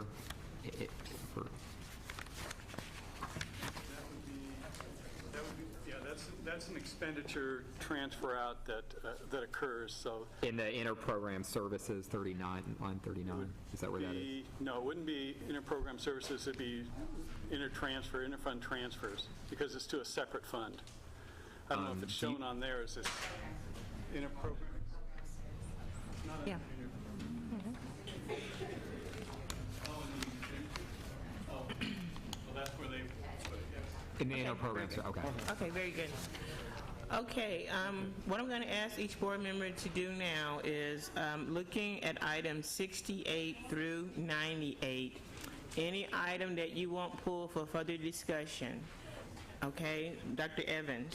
I'd like to pull number 78, the 6 small school closures for discussion, and also item 86 about the bus rider for discussing some details on that, on number 86. Okay. Any So other? pulling it means We're going to that discuss we're it. going to discuss it rather than automatically approve the cut. Thank you. Ms. Nakamura, please. Yeah, I'd like to pull item 74, items 79 through 83. 79, 80, 81, 83. That's basically OSIL. Okay. Okay, 79 through 83 is the camp program, Those. Balboa Park, Old Town, and Camp Palomar, plus transportation. And then number 87. 87? And that's it. Okay. Mr. Barrera, please. Okay, so I'll just, some of these have already been pulled, but But just give me your list so I can... yeah, so my list is items 75 through 83. Okay. 88, and then 92 through 98. 5, 6, 7, 8. Okay. Mr. Quebec? Well, I must have done my work wrong, but anyway, I'm going to pull 79 through 83. If that's already done, so be it. 9, 84. 1, 2, 3, 84. Okay. Yeah. Jesus, I got a cross-check problem. I'm going to go up here. 69 special ed, staff reductions. 69, okay.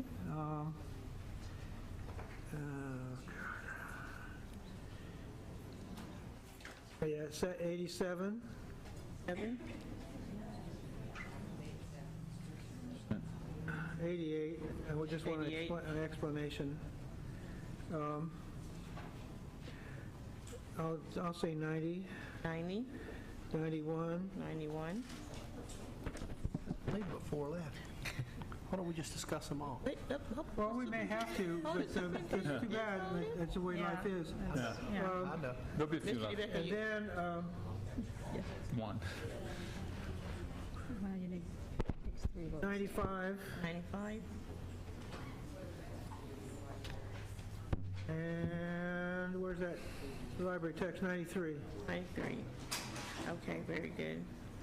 There's others connected to them, but Okay. that's enough. My items are items number 78, 79, 80, 81, 83, 84, 90, 91, 93. So let's now go back and, so we know that 68 is still okay. So 68 will be up for a vote. 69 we pulled. 70, Ms. Fennell? 71, 72, 73,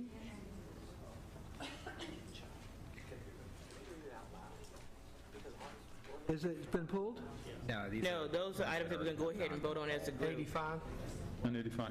85, 89. I'm getting there, 85, 89, and then Did we pull 86? someone Yes, I did. pull 86, yes.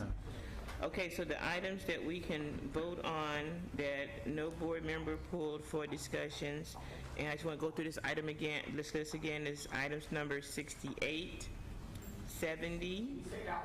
We will. I'm sorry, I'll say it out loud. She is Give me- saying it out loud. Okay, I'll slow down in just a second here, okay? They don't have our sheet. They don't have our sheet. Okay, I will read out the item too, okay? Give me just a minute to write them all down, and then I'll read them all out for you, and I'll be happy. That's a different number. For a little bit, anyway. Okay. These are the following items that no board member pulls. After I read these items, I will ask that someone make a motion that we go ahead and approve these items today. The first one is item 68, which is a shift cost of professional development from unrestricted to Title II. The next one is item number 70, which is GATE program staff reduction. The next item, which is 71 for us, is eliminate ninth grade class size reduction. The next item, 72, eliminates K-2 class size reductions from 15 to 1 in 29 schools. The next item is 73, which eliminates 8 world language teachers. The next item is item number 85, which is eliminate grant K-8 magnet funds. Maybe you should say Grant School. Yeah, Grant Elementary. Okay. Okay. And then the next item is item 89, which increases lunch prices by 25%. 25 cents, I'm sorry. Well, you know, it's 25, they did make a typo because it was 25 cents. I got 25% here, but Yeah. 25 No, they cents. don't. It's a different line. See, 25%. Okay, I verified that. She's correct. I can read. That's an aberration. I'm a teacher, y'all. Okay. So anyway, could I please have a motion that we approve these items for cuts? I so move. Have a motion? Second. And a second. Any more discussion? Okay, please vote. Okay, what's that do to our Okay. running total? All right, can we get an adjustment to our total real quick? Ding, ding. They're working on that. While they're working on that, let's go to the first item up for conversation, and that item is number 69. Okay, I pulled it. Item number 69, which is special education. Okay. I don't know how to do this, yeah, I guess. We've already had public testimony. We may call up staff members for any additional information that we may need. But we've had public testimony on all of these items. If you have a specific item, yes. But, I'm sorry, my understanding is, people might think that if they wanted to speak to a particular item, that might be what they intended. Well, actually, I signed up to speak to the 03. For the 03, A03, we're not to A03 yet. We're still on A02. Okay, because Right. Okay. What's your apartment number? So I guess my question would be to the staff, A03 is a specific item to reduce it, and these people want to speak on it before it gets to that point. I think they should be allowed to speak if board members Sure, don't that's mind. fine. I just Very want good. to ask what the special ed department number is. 802 and 803. Well, I got these lists of your departments, so I was going to look at the department number to talk about the budget, okay? Sure. Okay, and what he's asking is, It's in the board members have, we have 5635, is Office of School Innovations, Perrin University is 5438. You should have some number. And I got it marked 802 somewhere. and but- 803. So the I'll just question keep is, going. what is your cost center number? Because we have your budget up here that we want to go to it really quickly to look at. Special education is pretty large. I mean, there's a variety of different cost centers that are included. 802 and That's one of the 803 reasons I are the two. 802 and 803. Thank you, 8002 and 8003. Okay. That's all he asked for. That was my ear. I'm sorry, he was pushing the buttons. Thank you, Al. Well, visually impaired is included too, right? Yes. I mean, you got more, you got probably all is scattered around, but let's take part of it anyway. Okay. Would you like us to explain No, the actual? not yet.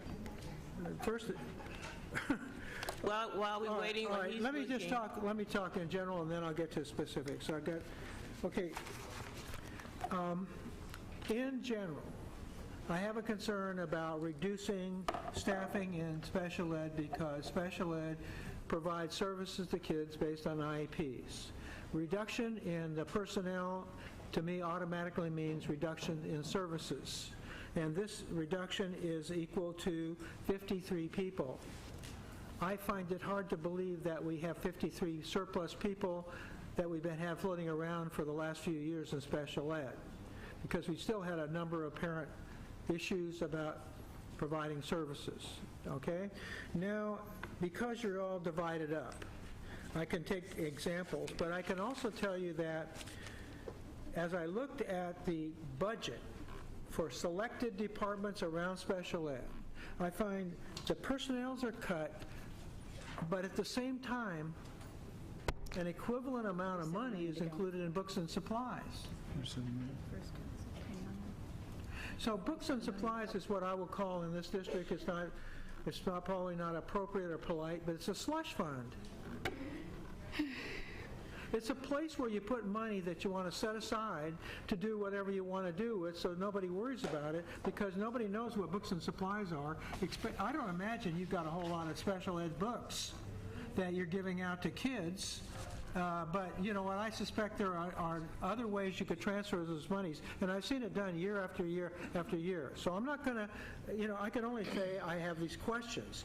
First of all, we take our cuts and then we put the money back in.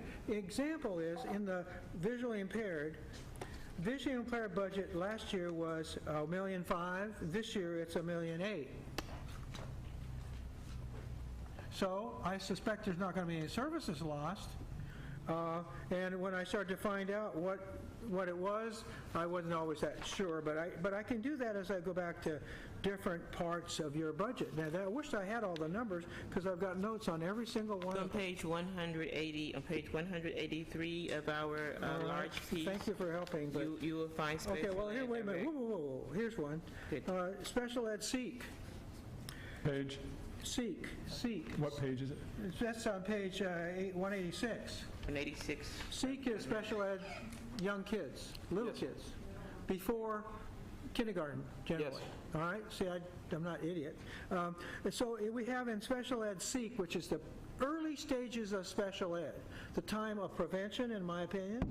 Okay?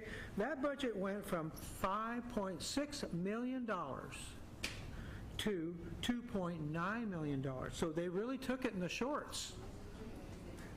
But wait a minute.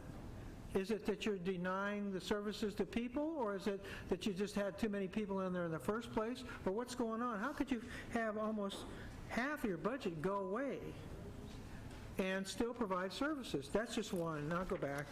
Okay, here we go. Special ed ombuds people are gone. Those are the people we were ordered. The last time we had a special ed deficit, we were sued over, and we had $1 million worth of extra expenses just for a guy to supervise that program. We were ordered to put in ombuds people.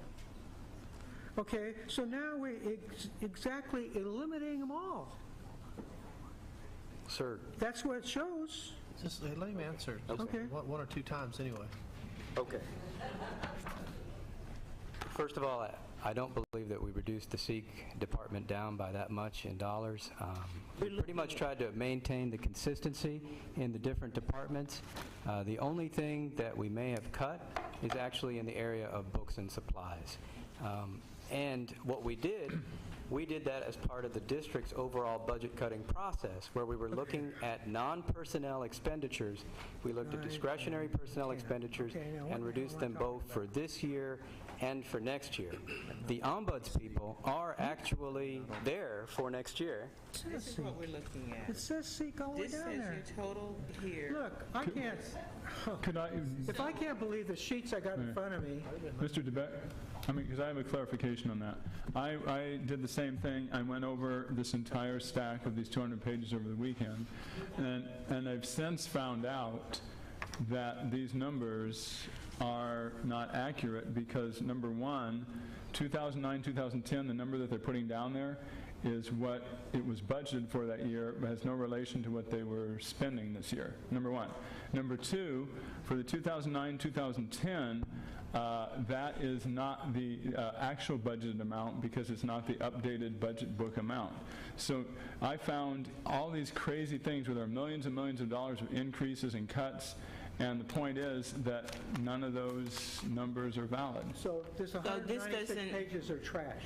And correct. Correct? That's my understanding. Because I just spoke with Mr. Rumanathan there, and he had no idea about these numbers. Garbage in, garbage out. So Superintendent, this is the board's frustration.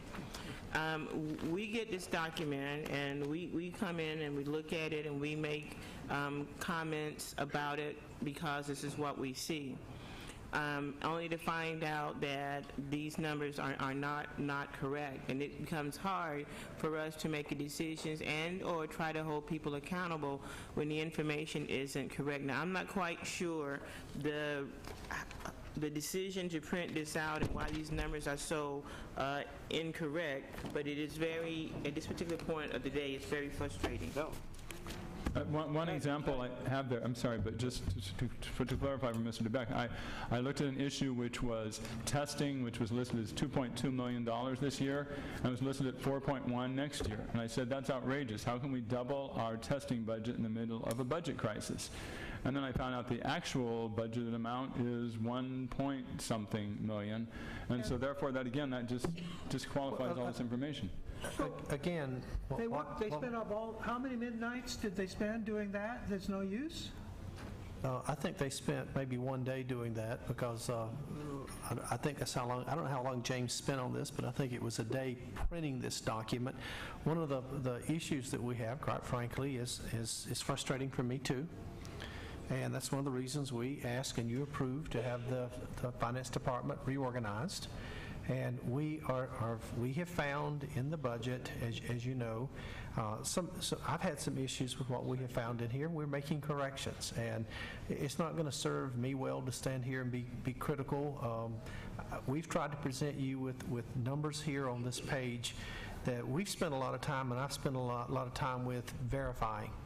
And I'll say to you as a group, I feel good about the numbers you have on the page here. The budget that's prepared for you for next year, I've said to staff, I expect that the budgets to contain the amount of money that is going to be spent.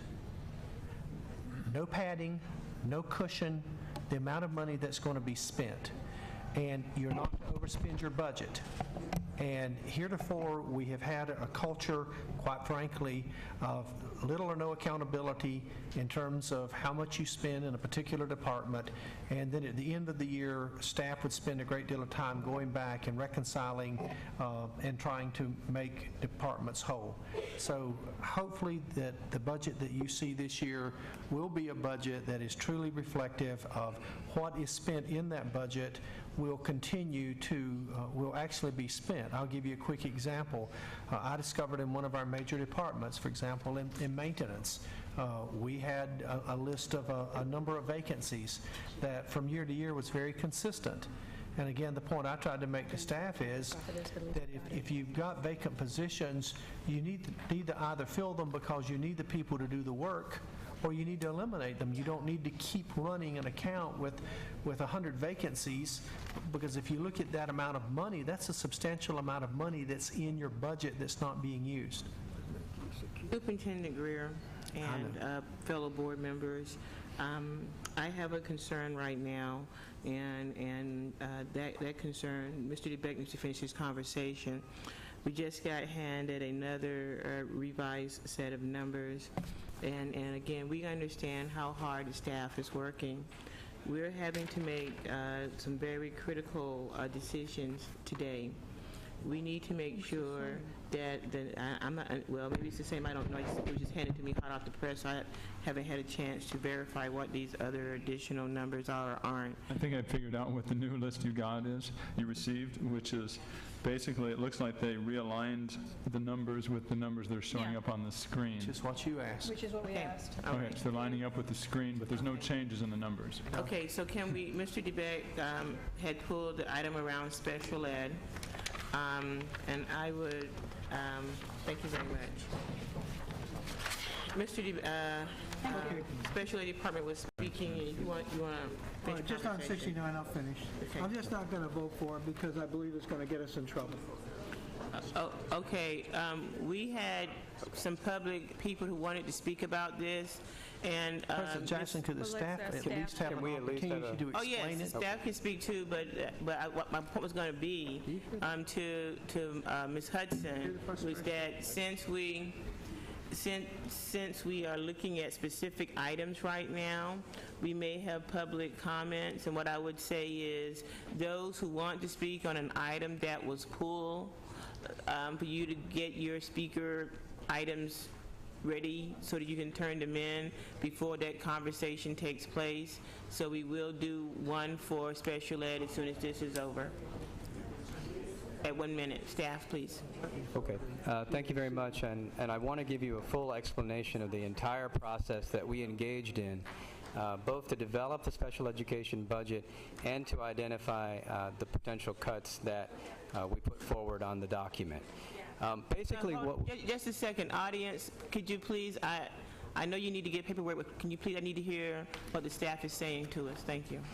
Basically, what we did was we looked at a wholesale reorganization of special education, and we presented the reorganization to you, and what it did was it created a whole new set of cost centers. And what's happened is that we moved personnel from one cost center often into the new cost center as a result of the reorganization. So sometimes it looks like there's eliminations in one place, but there were additions in other places. In addition to the reorganization, we also looked at areas that we could find for efficiencies in the special education budget. And we understand that we're in a deep budget crisis and that we have two roles. Our primary role is to provide services for students and to make sure that we comply with state and federal law. But our secondary role is to see where we can find efficiencies in the special education budget, given the state of the budget crisis that we're in. So the process that we engaged in looking for those efficiencies was threefold. We had no desire to engage in budget cuts. We had no desire to engage in any sort of reductions, but we do have a student population decline going into next year. As a result of the student population decline, we do believe that we can respond responsibly with cuts that will not impact services. So we looked in three different areas. We looked at the CERP positions that were being taken during the course of the year. We looked at the charter schools that were leaving our SELPA, and then we also looked, as Dr. Greer pointed out, at the large number of vacancies that we had that we were carrying year over year. In particular, this cut incorporates, and remember, of course, we also included a series of special education cuts in the CERP, too. This cut includes positions that are being eliminated from charters that we are no longer serving in our SELPA, and it also includes about 35 FTE in paraprofessional positions. We have 1,340 budgeted paraprofessional positions, and right now we have 1,231 of those filled. So we're carrying about 108 vacancies, and we basically carry that level of vacancies during the course of the year. Actually, we carry a higher level. Now that we're getting to the end of the year, we knew that we had that many vacancies. So we staff our schools both in terms of extra support from the central office, as I mentioned last time I was up here, and also in terms of assigning paraprofessionals out to schools. Well, we know we've got these vacancies, and we know that they're primarily filled with hourly personnel. So we took a look to see where we had some potential for cuts in terms of the vacancies, and we were able to calculate that we could look at about 35 FTE in cuts going into next year.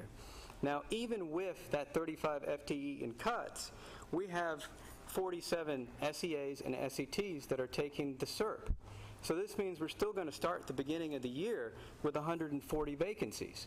So that means no one's losing a position. We're actually going to have to find people to fill the positions that we're starting the beginning of the year with. So that's the situation that we were in. Last year, special education, as Mr. DeBeck has pointed out, and Ms. Jackson, you've noted, we took a big hit. It was a $13 million hit. 150 paraprofessional positions were cut. There were certificated positions cut, and pretty much all the support directly to the middle and high schools were cut too. The SBDRT, site-based diagnostic resource teachers, and the special education administrators. So what we did in the fall with that big cut, we knew that we had compliance needs, we knew that we had service needs. We looked to see what we had in the central office that we could reassign out to the school sites. And that's the process that we engaged in the fall. That's the process that we will engage in this forward going into the fall.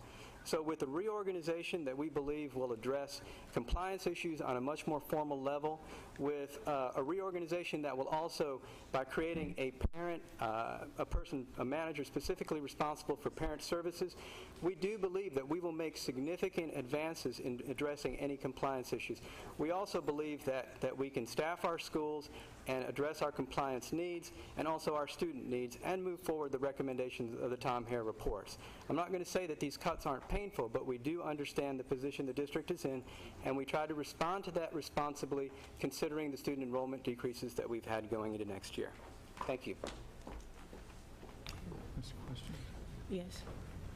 Just a question. First of all, I just want to say I really appreciate what you've been doing. I know it gets very complicated, as I said to you before, when we tell departments you need to cut, and then when you come back and say, well, this is what we're going to cut, and we say, why are you going to cut that? I know that's a difficult position to be in. But it seems like, and I also think that one of the issues that we're dealing with is in our whole budgeting, we've had so many positions budgeted that aren't necessarily filled, which is just another way of different departments kind of cushioning themselves in case something happens. Now, you talked about a decline in enrollment in special ed. Could you quantify that? Yeah, it looks like we're down about 400 students year over year. From what number to what number, or approximately? I don't have the exact numbers, but you know, I do know it's pretty much exactly about a 400 student decline, maybe. But are there like 1,000 students in special ed, or 15,000? 17,000 to 16,500 or something. Okay, somewhere 16 or 17,000, and it's 400 lower. Yeah. Okay. So these are vacancies that will not be filled due to the decline in identified special ed students. I think it's two things. Wait a minute, Arun. I think it's two things. I think it's vacancies that are not going to be filled, quite frankly, because you don't need to fill them. Right. You've got 400 fewer students. Right. But you've gone for years in a number of our departments, as you have very ably pointed out, where we have just kept these vacancies on the book as a cushion. Now, let me be clear about this. That's a questionable practice, but it's also a practice that at the end of the year, those monies roll into your fund balance, and you start next year with a higher beginning balance than if you cut those out. So the point we're trying to make to you, you heard me say it very early on in the meeting, is as we clean this budget up, and as we eliminate those positions that have been floating vacant every year, as we take those out, your fund balance for the beginning of next year will not be as great. Yeah. Okay, I'd like We have two Before they go, speakers. one last question, unless, Catherine, you want to speak? just on this Can I do piece, public I've just comment? been run through the DAC, and what was their position? CAC. I did talk to Ms. Clark about the cuts, and I informed her. I also informed our partners on the labor side about it. So, I didn't get back much of a negative response on that. I think, again, the big concern was that there would be wholesale grand cuts in special education this year.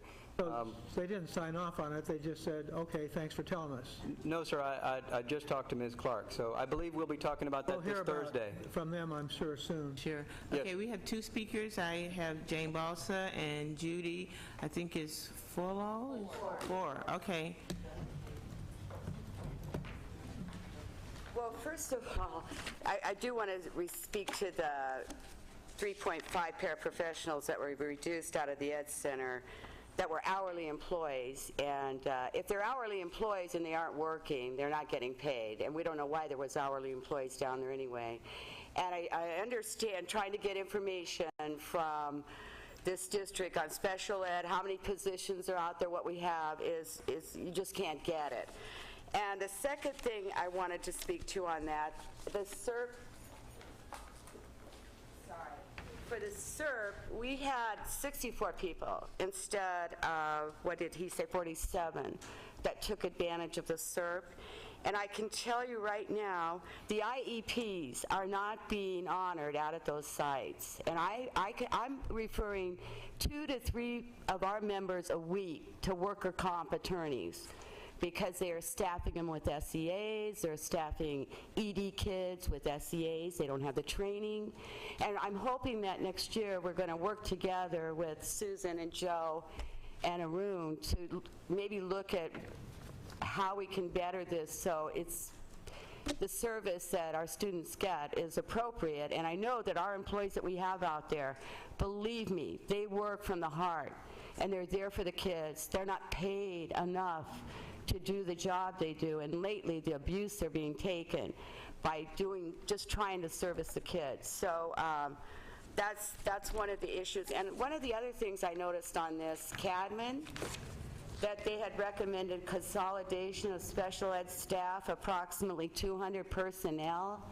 Is this management? Do we have 200 managers? Or, I mean, I'd like to know what those 200 personnel are that they were looking to move to Cadman, because that's certainly probably some money we could save that would go more towards the students. Thanks. Thank you. We'll respond to that in just a second. Ms. Balsa, go ahead. Good morning, everybody. Afternoon. Good afternoon. Yeah, I've been here since this morning. So, my name is Jane Balsa. I'm the president of the Paraeducator 759. I am very concerned that every time that there is in the para unit that is elimination of cut-off hours that is presented in the board, it's always an FTE. And I understand it's easier to deal with the budget with the FTE, but I will say it again. Paraeducator are very few employees that work 8 hours. It would be nice to see FTE and give us the classification of the different position that is really going to go out to the door. It's very frustrating to sit here and the same as the Board of Trustees getting the right information that's always being handed week after week or daily basis. So we are in the waiting position as much as you do, but please, transparency. Let's make sure when you talk about the paraeducator that you tell us how many positions, not just FTE, because we don't work 8 hours a day. Thank you. Thank you. Okay, staff, you want to respond to those two questions or comments? Yes, ma'am. In terms of Cadman, I believe that we're one of the central office departments that might be slated for a small school site if it is closed. What we were asked to do is calculate the number of personnel that might transfer over to a consolidated special education site. Right now, our staff is spread over 5 different places, and so what we basically looked at are the following numbers. There's in that total number, there are exactly 6 managers. The rest of the numbers are... There would be about 8 administrators total who would transfer, including the executive director and myself, the director of special education. The other 6 are program managers. The overwhelming number of the people that would transfer are providing some assistance and support to the schools. We have a new position that was created to provide that kind of support that's needed, called cluster support teachers. And they would be at the sites primarily providing consultation to teachers, principals, working with the staff for additional training they may need. And there's a total of about 45 of those teachers that need to have space for organizing and meeting and getting all their material together. And then we have the people at Whittier and Wiggins who could also be affected by the move. Many of them are called techs. There's about 20 or so who are techs, targeted extra classroom support. They also go to the site and provide some additional assistance to teachers and staff who may need some support with students. And there's about 20 of them. We have our autism specialists that could move as well. Some psychologists and speech therapists are also included in that move, and there's a total of about 26 of them altogether. And then, of course, our administrative assistants and clerks and secretaries. There's about 19 who could be included in that move. So the overwhelming number are staff that would be providing support to the school site. Only 8 are administrators. Okay, thank you. I just asked one. Okay, board member comments, Mr. Barrera. I'm sorry, just one clarifying question. So, Arun, are you saying that the total number of reductions here, the 53.4 FTEs, are reductions in, that these are all not filling vacant positions and eliminating positions that have been vacant? No, 35 of those, 20 of them, I believe, are SEAs and 15 are SETs, SETs, and then the remainder of that batch are of cuts were the folks that we previously had serving charter schools that were in our SELPA but are no longer in our SELPA. Okay. My question is, are these people or are these positions that are currently vacant? The 35 positions are vacant positions. The rest of those folks are people that will be absorbed in our very large openings on the teacher side and in the paraprofessional side. Okay. Dr. Evans had a comment. I'll come back to you, Mr. Bebek. I just wanted, when Ms. Bowser brought up the issue of the fact that they're not necessarily working 8 hours, and so therefore the FTE doesn't quite tell the story, because we're kind of looking at it like, okay, there are 35 positions as if they were all 8-hour positions, but is that more like 50, those positions, just to understand, is it more like 50 people, even though these are vacancies? But Yes, I mean, it's more like 50 people, just like we have about 108 FTE in openings, and right. and so Which we would be probably like have about 100 some people, okay. Okay. Okay. Mr. Dubek? Oh, yeah. sorry. Yeah, very briefly. Go ahead. No. Catherine? In the time that we've done this, I set up an Excel worksheet. We are now, the total cuts that we've agreed to so far are $16 million. Staff, correct me if I'm wrong. And then we still have 47 million left to go as far as balancing this budget is concerned. Okay. Thank you very Okay. much. Well, I agree with that situation, but you know what? This is a painful process. We have to go through it and take the time it takes to do it. But you know, I'm looking at these sheets that were wrong, okay? You know, the best thing I got, it's all I got. And I have a special ed, there's SEEK, special ed, direct, these are all different account numbers. It worries the heck out of me. They're spread all over the place. There's a 5447 special ed direct school support, 5410 special ed employability, charter schools, you know, then there's programs coordinators. If I add up the numbers, there's a couple hundred people in here. They're probably wrong because I can only go by what I was handed. But the point of it is that if I look at the special ed budget, it reminds me very much of spread it out so you won't understand it. Why don't you have one special ed master number, like say 5747 point, and then 5 is, there's a whole bunch of different departments under it. But I have to look through here, and I can find spaces here, here, all special ed, but no one special ed budget. Well, I don't. And, you know, I mean, I know you probably put it together for yourself. Yes, I put it together. But see, the board needs to be able to see it in some kind of a picture that shows, you know, here's Special Ed Seek has got, you know, 68 positions, okay? Here's Specialized Settings, which is a special ed thing, as a program manager, and it's for this coming 2010. That was a $500K increase that you don't even have. You didn't even have it this year. Yes, So- we'll revise it in whatever way Well, the board you know, it's too finds late more now, we're making reasonable. decisions, I'm going to just live with the vote, just like Catherine said. But what I'm saying is, as we proceed through this over the years that I'm going to be here, which is still a while, I would hope that we're going to have a few improvements in the way our budget's presented to us, so that we can bring all the stuff together and not have to say, oh, here's a little special ed, here's a little special ed, how much is spent on special ed, I'll add them all up, and then I missed one because it had a different number. And a different title. So, Mr. Macias, help me, please. help me. Yeah, during the break, the first break we had, Mr. DeBeck came and talked to me about looking at budgets differently. Mike. And so what we've done as a staff, we're working to essentially consolidate via resource codes so we can show one sum total budget of special ed. And then in the event, we'll add an extra code if we need to have further differentiation on that. That's what we're planning for the 9-10 fiscal year. Thank you. And we've been working with Arun and the budget analysts to get that done, so. Well, that comes out of this, that's worth something. Thank you. I just, Okay, Ms. Macias, are you all done? Dr. Evans? I just wanted to concur with what Mr. DeBeck is saying and not have that just be a comment that goes away. That we should, what we want to be doing after this is to be approving a budget with this big stack of 200 pages and saying, okay, we are approving $50 million for this department, $3 million for this department, $7 million for this department, and we know exactly what it's going for, instead of just looking at a menu of cuts that presented to us out of the abyss. So since, I will say with Mr. DeBeck on item 69, and the staff knows I have very strong feelings about special ed. We've been through a very rough time with special ed. We had a lot of legal suits because we weren't adhering to it. We had the Hare report come in. We are just now beginning to formalize that report.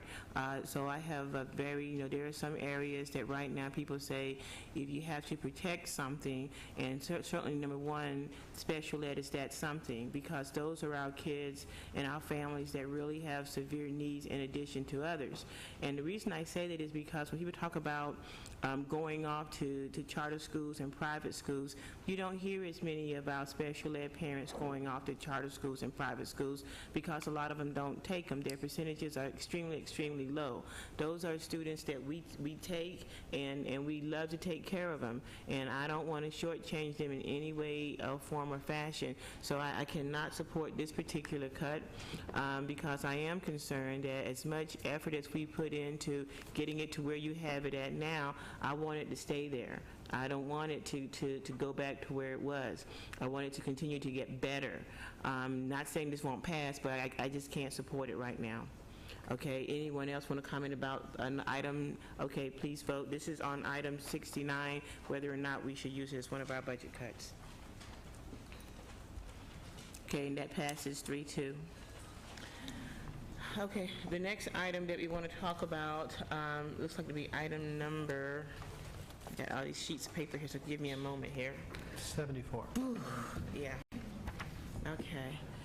Item number 74, and 74, 75, and 70, all these items that are increased class size? No, I think 74 was mine, and Okay. I would like to drop us down to item 87. Excuse me? And number 87 is eliminate board-approved seminar positions at cluster schools, and number 74 is also GATE seminar. Aren't these two aligned? Aren't they Marcia? Which one? Aren't they the same? Can you? Yep. While she's coming, number 74 is to increase GATE seminar Oh, I program see. teacher Okay. ratios from 23 to 25 to 1. Right now, as a reminder to the board, if you were to look at regular class size ratios in the district, in grades 4 through 6, they are at 32 to 1, and at high schools, they are at 29 to 1. So Yes. by raising these even up to 25, we are still 7 below the 4 to 6th grade class sizes in 4-6, and are 4 below the secondary allocations. I just want the opportunity to talk also about number 87, which is to eliminate board-approved seminar positions. I believe those two should be coupled in the fact that they're separated by such a vast expanse of other items. You know, I want to know what this is going to do to the seminar program, which we've got a lot of people from out of town you know, working in the district right now. The seminar program has been 20 to 1. You know, for a very long time, it was 20 to 1, and we held the line on that in the belief that this was a very vulnerable population, not that they deserve special support. They actually are in special education, aren't they? The special education budget is what I've always been told. No? Okay. Well, I've been told that before. So it's, at any rate, it's a vulnerable population. And you can, but with very high yield, as long as, you know, potential for it improvement, and actually, it's been in this district, I don't know how many years, Marcia, but seminar has been around for a long time. What's coupled together, what are these two items going to do for seminar? Is this going to, how badly? Let me just respond Chuck, you're not quick- Marcia. Okay. Okay. Marcia, please. Yes. Love you, but, In you know. this era of really devastating budget cuts, we are finding that we are trying to be creative about how we handle such things. And we also want to take some of the pain as well. So I feel that if we can have increased professional development for our seminar teachers to help them to work with a number such as 25, that we would agree with this. Is it, With this addition of 2 students. Marcia, I hear some duress in your voice. I'm not sure that you are completely, wholeheartedly supporting this. No, I do. Okay, it's, I'm just worried about what it's going to do. Seminar has been such a very unique program, and it's been very helpful. So These are tough times for everybody. I and realize that. I do appreciate that, but I just want, what do you think it's going to do to ADA? Because that is, I know that a lot of parents stay in San Diego Unified. I'm worried about, is it going to result in a drop in average daily attendance and a loss of revenue? Well, as Dr. Greer pointed out, it is still a reduction from what the other classes are. Okay. And as I said, I How are you really going to feel market that if this? we can support the seminar teachers by giving them some additional training, that this will help curtail any problems. Save money. Not sure I'm buying that, but, okay, I would move then to, on Marcia's say-so.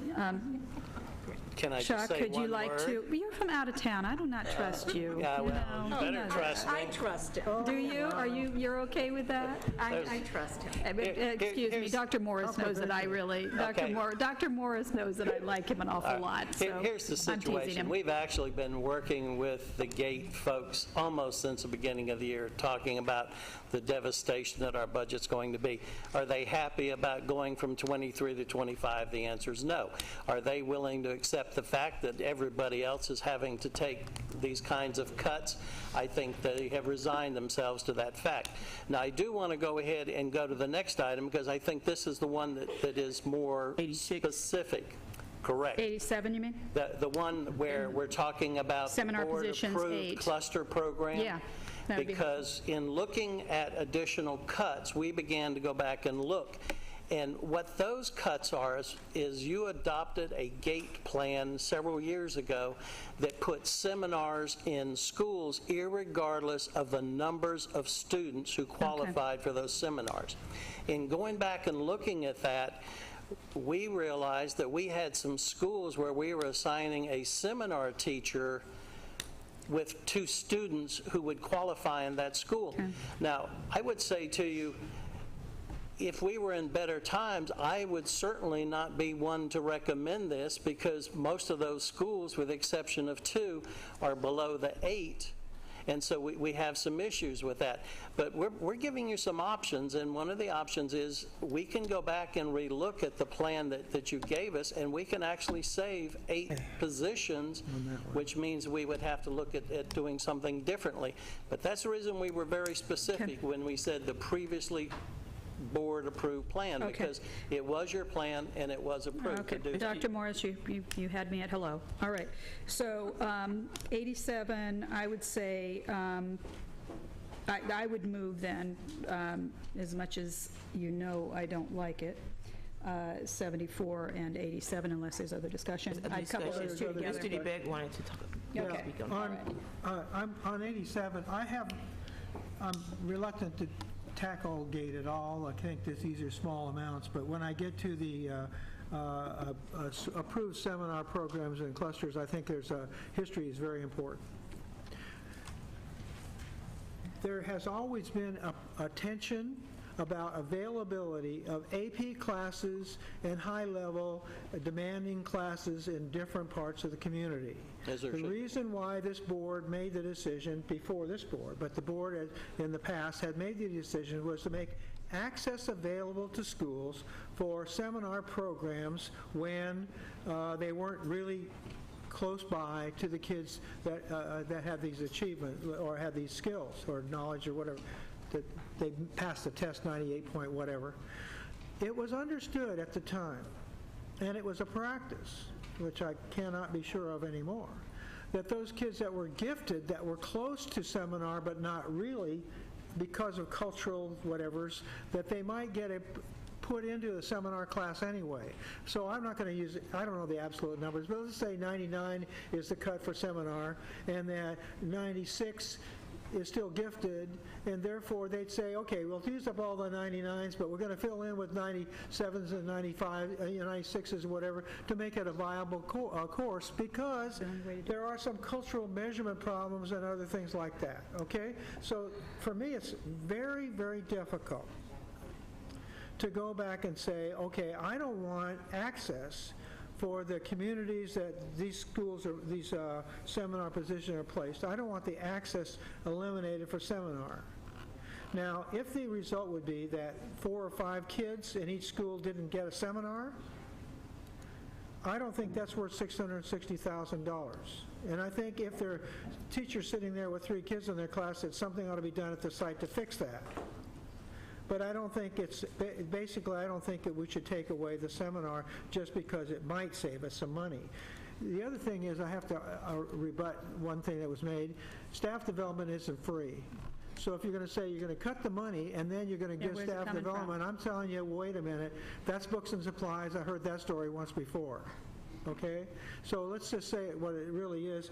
We've got a choice here. I'm willing to go, and I'll say this to the person who made the motion, I'm willing to accept the concept of the increased class size for seminar, but I am not willing to accept the, and I'll ask for a split for the cluster.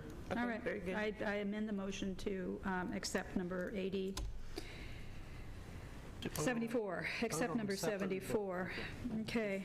Seconded. Motion and seconded that we increase class size, okay, for GAG students. Any more discussion? Everybody please vote.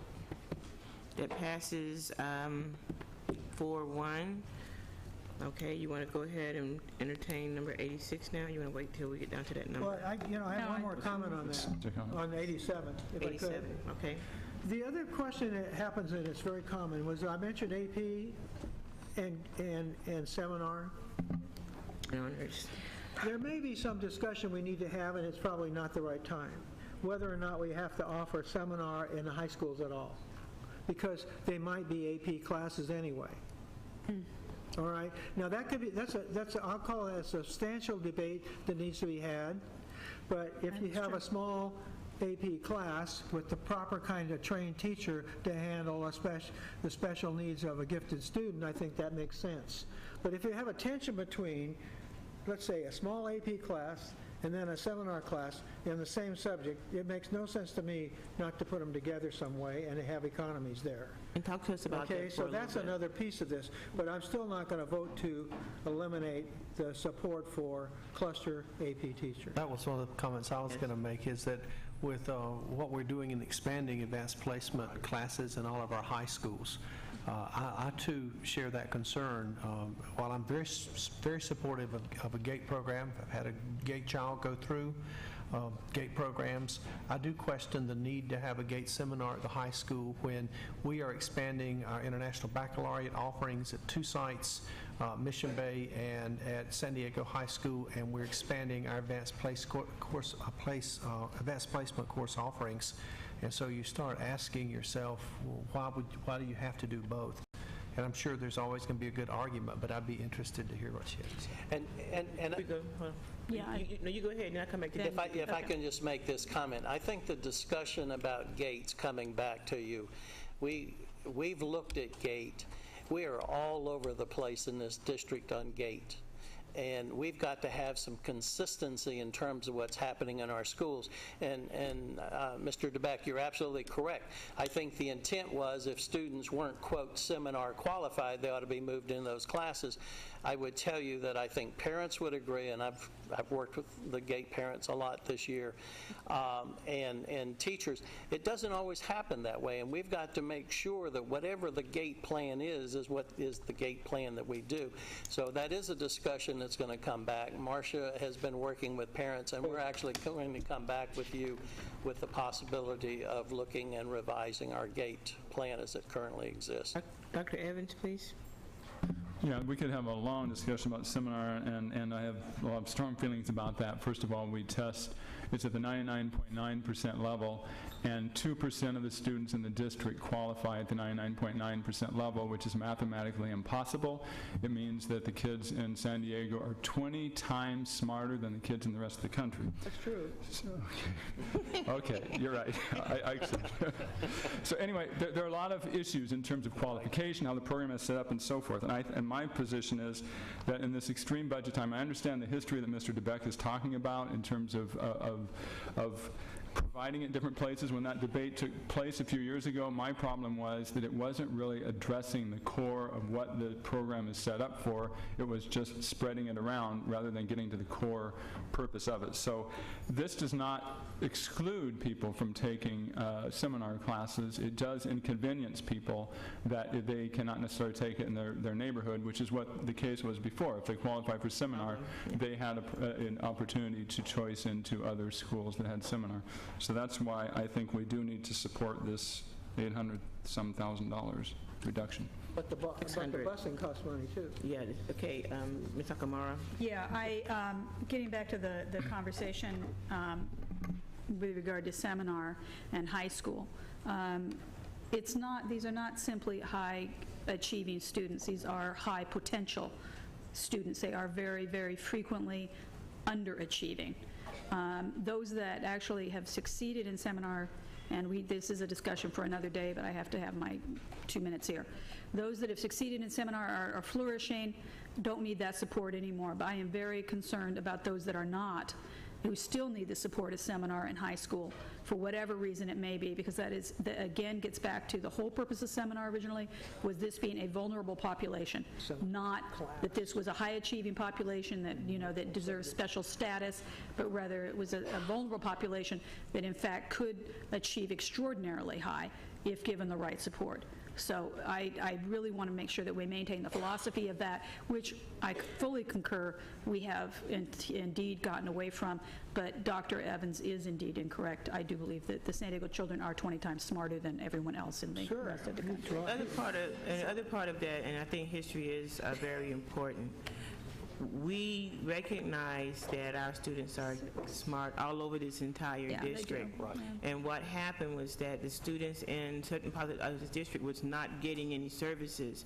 And we did that in the previous board to ensure that every student had access to seminar programs without having to get on the bus. While some people think it's maybe great for kids to get on the bus every morning, I'm telling you, I was at Crawford last night, and my community all over, Crawford, Lincoln, and Morris Cluster, they don't want this busing. They want their children home. They want to be able to walk them to schools in the morning, and that includes their brightest. So I can't support something that takes the brightest minds out of the community, and it's not just at the high school level, it's at the middle school level as well. So therefore, I can't support this particular item, and as I read it out to the community last night, they don't want their brightest minds leaving either. We have to find a way to accommodate students in their community. And so I'm very interested in what you're going to be bringing back to us, but for that reason today, I can't support this particular cut. And I understand. We're going to vote on that one? So somebody needs to make a motion to do whatever with it. I move that we approve this budget reduction, which is number 86, eliminating board-approved seminar positions at cluster schools. 87. Number 87. Excuse me, Don't use the number, it's seminar positions. No, exactly, I'm the sorry. number's better. Forget the number. No, I like the number. The board-approved seminar positions at cluster schools. Is there a second? Okay. Wow. There's no second, so that motion does not Fails. go on. Okay. The May end up next, coming back to that, but, we may end up coming back with right now. So, but it didn't pass as a budget reduction. Right. right. Okay, so now let's move to the next items, which is increase in K3 20 to 24. Mr. Barrera, I think that was your item. Yeah, so I think it makes sense to combine all of the 75, 76, and 77, because it's basically talking about an increase in class size in K to 3, an increase in class size in kindergarten and first grade from 20 to 24, and an increase in class size in second and third grade from 20 to 25. I think we need to bring these numbers down.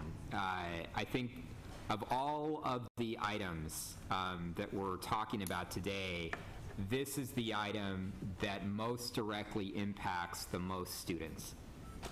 And I think that, again, what I worry about are schools that are starting to achieve some stability in their staff, that are going to need to see substantial reductions in their staff as a result of, these very large class size increases.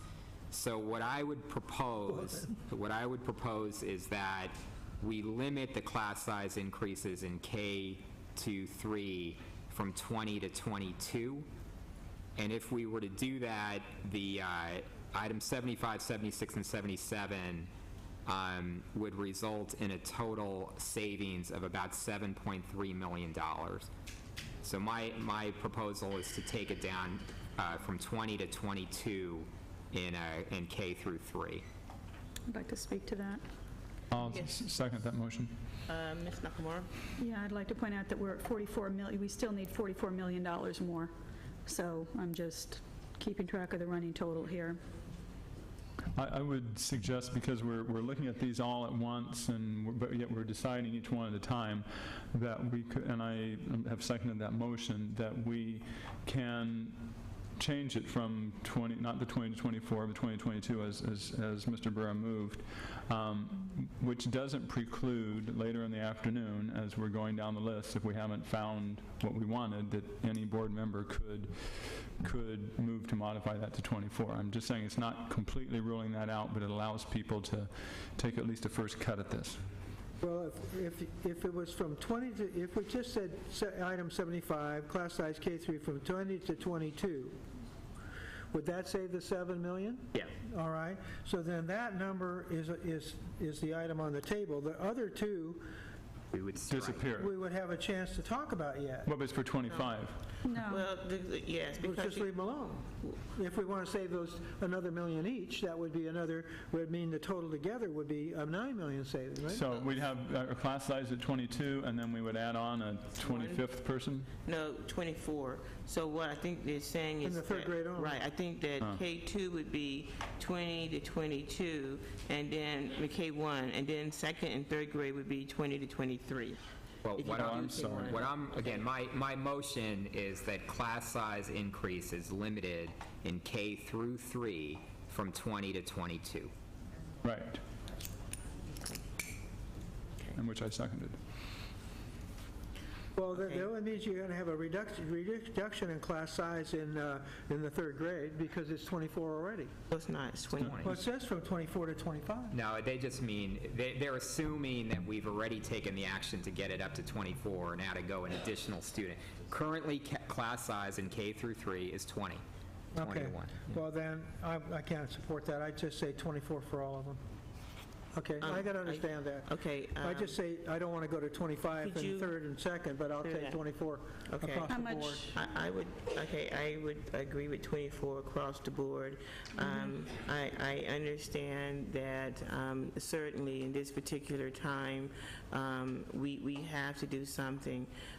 Yesterday, when I did speak to the legislator about the penalties that we incur because we have to increase class size. I think given the climate that we have here, having the class sizes at 24 in those primary grades is not an unreasonable request. I think we have the staffing also. I think as far as stabilizing the staff at the schools and having a good core, strong group there at the schools, I think that the schools can keep the teachers that are really there, so they're not necessarily the people that are there that have been working with those students that know those students can still stay at those schools. So they're not having to leave those schools for any particular reason. And I know that the concern is the turnover in the schools, and certainly we are really trying very hard not to have a huge turnover in the schools. So at 24, though, they can keep the good, strong core teachers that they have. Mr. Barrera wanted to speak. Mr. Camorti, you want to speak to that? Yeah. Yeah, I just, again, we could go through sort of a litany of the schools, but I know that Central Elementary will go from 43 teachers to 29 teachers as a result of going from 20 to 24 and losing its class size reduction in fourth and fifth grade that's not related to the budget. McKinley is going to lose a substantial number of teachers. I mean, every single school that we go down, we're going to see a substantial number of teachers that are going to be lost in that school. These are teachers that a tremendous amount of professional development has been invested, and now they're going to leave the schools that they're at and they're going to go somewhere else. They'll stay in the district, but they're not staying in the district as a core. And particularly, I think it's also the case that the schools with the least experienced teachers, which are for the most part the schools in the low-income communities, are the ones that are going to lose the most teachers because they're going to get bumped out. They're going to get excessed. So I can't support that. And I guess just the other point that I'd make is, in the last week, so we went from a total deficit of $180 million down to now a total deficit of $103 million, or $106 million. Seems to me that if we're $75 million to the plus, the place that we should look first to preserve is the place that's going to have the most impact, the most direct impact on the most students. And I think this class size increase is what has the most direct impact on the most students. So I stay with my argument. Catherine was next. I, as someone who really cheered when we got, class size reduction and is aware that, of what its impact can be, I just don't think it's sustainable. We're still keeping the classes at, within 24, below, 25, or at 25 if we follow this one, whatever we decide to do. We are keeping the class sizes within a manageable size, which to me is what is really important. I can't help it. I'm looking at the bottom line here. We've still got $44 million to go, and I'm looking at some other things down the list that impact children a lot. And, I'm not really, this isn't something that I think is it's not one of my favorite items on the list by any means, but it is something that unfortunately, we've got to make some decisions, and they're going to be hard decisions. So this one, I'm just looking down the list. I don't want to get to the bottom of the list, and there's going to be stuff that we're just going to throw up our hands and say, oh, well, we can't do that. We've got $44 million more to cut, and if just keeping it without your motion for amendment, just keeping it, that is $16, $17, $18 million, and that would be, and it's still keeping class sizes reasonable, and within a reasonable range, and and even so, we know from research, again, the research seems to be out there that reducing class sizes down to 20 doesn't get you exactly where you want to go. We've seen, if anything, what I would have fought for would be the 15-to-1 class size reduction in 72, where in our most impacted schools at $8 million. If I were going to take a stand on this particular, on what class size reduction will do, 72 would get us more bang for our buck in those 29 schools than actually these particular class sizes. I don't think that as far as trying to actually impact student achievement and trying what the kids are learning, this is going to take a little more classroom management skill on the part of the teacher, but I don't think it's going to significantly, I think I just can't buy the argument, although I appreciate the sentiment. Mr. DeBeck. Okay, well, if we made this level, that is, if we made it 24-to-1 in the K-3 range, then we're going to save the $14.5 million for sure. Yeah, for sure. Right. Okay, then I have to say that those schools that are needy have continued access to Title I monies, which they can use for purposes like class size reduction. Can't. So therefore, they can. Huh? They cannot use Title I funds for class size reduction. Why not? Because they- Supplemental services? Only way they can use Title I dollars for class size reduction is if we're not using any other funds for class size reduction. And we've got to go in and analyze. Remember, this year we were using foundation dollars were being used for class size reduction.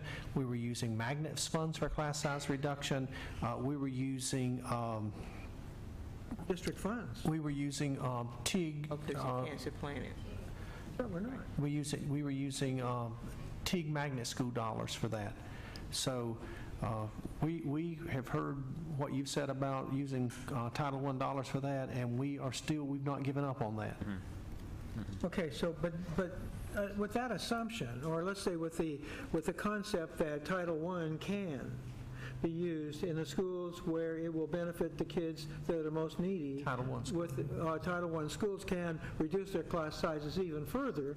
This then sets I'll say a district-wide setting of 24, which means that's standard, and therefore anything below standard, I don't mean below standard, but improves that standard, would be an access that people could choose if they had Title I money. As long as We you're need to make not sure that using the title- other funds Okay, no other funds Well, are then being let's make used. sure that we don't. for that same Right. purpose. Let's make sure we We don't. don't, thank you. Dr. Evans, I'm sorry.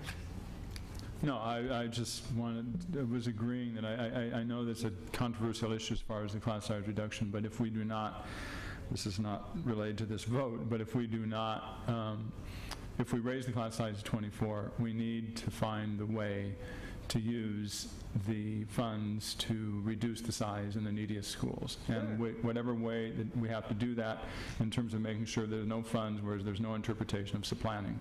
Fine. Exactly. Okay, that's our intent. Any other discussion? So there was a motion that we reduce the class size to 22 from Increase it. 20, that we increase class size from 20 to 22. And so that is the motion that's on the floor right now. I'd like to make a substitute motion that we change it to 24 to 1. We have to take a vote We have to take a first. vote on the first one, and then, So have a substitute. what we're voting on right now is my motion to limit class size in K through 3 from 20 to 22? exactly. Okay. That's what we're voting on right now. Okay. Okay. Okay, and that fails 3-2. Is there another motion to be made? The motion I would make is that we make the class size 24 to 1 in K through 3. Okay, is there a second to that?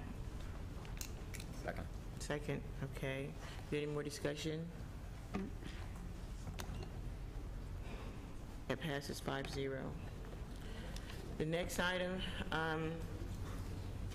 So we're just clear that we have eliminated the 25 to 1 in second and third, that we've taken that off the table? that's what's up next, so let's just go ahead and take care of that real quickly. Okay, so what we've done on 75 is we've kept 75 status quo, that we're going to do that, Right. but we've said we're not going to do 76 and 77. I thought we bundled them, but if we didn't, then We let's didn't vote on it. because it's because the effect of the, Right, because his motion was just straight across the board, and the motion following it was straight across the board. So then the next two items was to increase an additional one in grade second and third. But that doesn't, okay. Well, no one's going to make So the we motion didn't- for it. we Oh, I see what you're saying, all right. we didn't, on second and So- third, 77 and 78 is 24 to 25, but so we're standing pat at 24. Extending And at we're not, 24 unless someone makes a motion. that's to increase to roughly $2 25. million. Unless someone makes a motion. Okay, we're at $30 million more we need to get. Unless there is no motion. No motion. Then Okay. those items will not be included in the Non-motion. staff, in the All class, right. in the budget. I move we table the small school closures. I second that. Second, I'd like to Okay, discuss that. second anyway, though. I can't That's second. just tabled. That's till later in the meeting. I am, Later in the meeting. Oh, hold up, okay, wait a I'm minute. sorry. I said We table. have people speaking. Time out. We did have a public speaker, I'm sorry, and you have to remind me, Melissa, people are being able to speak for each item. We did have a speaker on the class size increase, and I apologize for that. If you still want to speak, Wendy, where are you? I think she's here somewhere, yes. Unless you make it very powerful. Okay, thank you very much, and I apologize. There's other people that want to speak on small schools, and so there's been a motion to table that discussion. I made a mistake by seconding that because I wanted to discuss it right now. Yeah, what I Okay. made, the motion I made was to table it, which means you put it down for now, and we continue with the rest of our business, and if we need Find to, out where we we get. come back to it. I'd like to address it right now. Okay, so we got one to table it, one to address it. I got two of the board members here who want to weigh in on that happy discussion. I think we should talk about it. Talk about it now, and you I'd say... table it. Table it. Sheila. Dr. Always come down. There you go. Okay, so let's come on, let's go ahead and That's do what it and you get it get for over being with. president. Hey, always. Let's take it, baby. Okay, anyway, so let's go ahead and talk about the school closures items. It is We now do have- 5, right? It is, so what? There is now 5 instead of 6 by the last Is I it saw. 6 or is it 5, or, I don't know how many it is. I think it is 6. It's 6, from 7 to 6. I just pulled it out of my Right. folder here. Okay, so the first thing is is there a motion for this item? I want to separate it. Vote on each school. The question is, okay. I move that we eliminate small school closures from consideration for 2009-2010. Okay, we have a motion. I second that. And seconded. Okay, so the first discussion is whether or not we're going to take this item, that we would eliminate closures of small schools for next school year. And is there any discussion around that item? Yes, a lot. Okay. This is a very important issue. It's an important budget issue, and we're in a very tough time, so I understand the need to look at this. But we really need to use proper procedure, and there's quite a history to this from the beginning of the school year in terms of a small school closure committee and some of the procedures that were not completely correctly followed at that point. That's one issue. Some time has passed since then, and now at the end of the year, it is extremely irresponsible to go to families and communities and to say just before the last week of school, your school is not going to exist next year. Now, there are several issues on this that I think we need to look at. First of all, this is a knee-jerk reaction to a current budget crisis, and understand we have to find money, so I understand that. I object to any discussions of other uses for the schools, because that really makes people question the intent of saving $400,000 from the school when we're going to be spending millions of dollars from another bucket to fix up the school into offices or into some other type of high school or something like that. What we need to do as a district is to have a really comprehensive view where we take the community input, the board input, as far as what we value in our district. We maybe cannot operate the number of schools that we operate, but we need to have certain criteria for how we decide whether a school can remain operating or not, and if it's going to close, then we follow our proper time procedures for doing that. So I think that we certainly need to, right now, if we do decide to not close the schools for 2009-2010, begin the discussion right away in terms of what is going to happen the following year, meaning is there something can be done to boost that school, or is there some reason that school might be closed, in which it could be done in a very orderly fashion. But this has to be done from a global point of view. And I'll just use an example in my district, which is there are a couple of schools in Claremont that are suggested for closure because of declining enrollment. Now, of course, one of the reasons they have declining enrollment is because they've been hearing for years that their schools might be closed, which makes people less likely to go there. One of the schools, Cadman, has a magnet bus that there's a magnet bus for Spreckles that picks up in front of Cadman and takes kids over to University City. And then the question is, why is your schools have such low enrollment when there's a bus taking kids to another school directly from that school? So part of the problem here is we have some low enrollment schools in Claremont, but we don't have a shortage of kids in Claremont. If you go to where I live in University City, there are a couple of schools that if there were not outside kids, and particularly from Claremont attending there would be not enough kids for the two schools that are operating there. So we're saying the schools in Claremont are not big enough, but in fact, we don't have enough kids in University City schools. We're filling them up with kids from Claremont. This is the whole part of the musical chairs that we need to stop and figure out what we can do to improve our neighborhood schools. And it's another item that we're going to get to in terms of bus transportation. I'm not saying we do not need to have transportation, but we do not need to have it at the level that we currently do so that we can fortify our neighborhood schools. Now, I've just talked about a couple of schools in my district, but I do want to point out that we have this trend in San Diego to send kids from south of the 8 to north of the 8, and one of the reasons is school capacity. We have more schools north of the 8 and more kids south of the 8. So therefore, we couldn't just instantly stop busing, of course, because we wouldn't have enough schools for the kids. But yet, if you look at these numbers, for some of the schools south of the 8, for example, I have the wrong page here, just one second to get my figures right. We have Paradise Hills, Rolanda Park, Rowan, and Adams. All 4 of these schools are operating below their capacity. There is a building there and facility that could hold more kids. Adams has 244 kids, and it could hold 371. Paradise Hills has 200 some, it could hold 300 some. Rowan has 100 some, it could hold 200 some, and so forth. So when we're talking about the fact that we're sending kids north of the 8 from south of the 8, because we don't have the capacity in schools south of the 8, that's not completely true. The problem is there are some reasons, not just these schools, other schools, that parents are not sending their kids there, that they do not feel that there is a good school in their neighborhood, and they're doing what any good parent would do, is to send their kid to the best possible school. So a solution would be to pay attention to those schools south of the 8 who do not have full capacity and find out why and what can be done to fix those schools, rather than just playing musical chairs and opening and closing schools without any rhyme or reason from year to year. So while I am opposed to closing these schools for the next year, and another issue of this, we had a small school closures committee which did have some problems, but the list we've come up with is not even the same list that they came up with. So this is another thing that has come from the staff for other reasons. So for that reason, I don't support these schools being closed for next year, but I do propose, and I will propose after this, that we begin a comprehensive study in terms of both the demographics and in terms of our criteria. We may decide, for example, if we believe in neighborhood schools, that a school should be in so much distance of most of the houses, that most people should be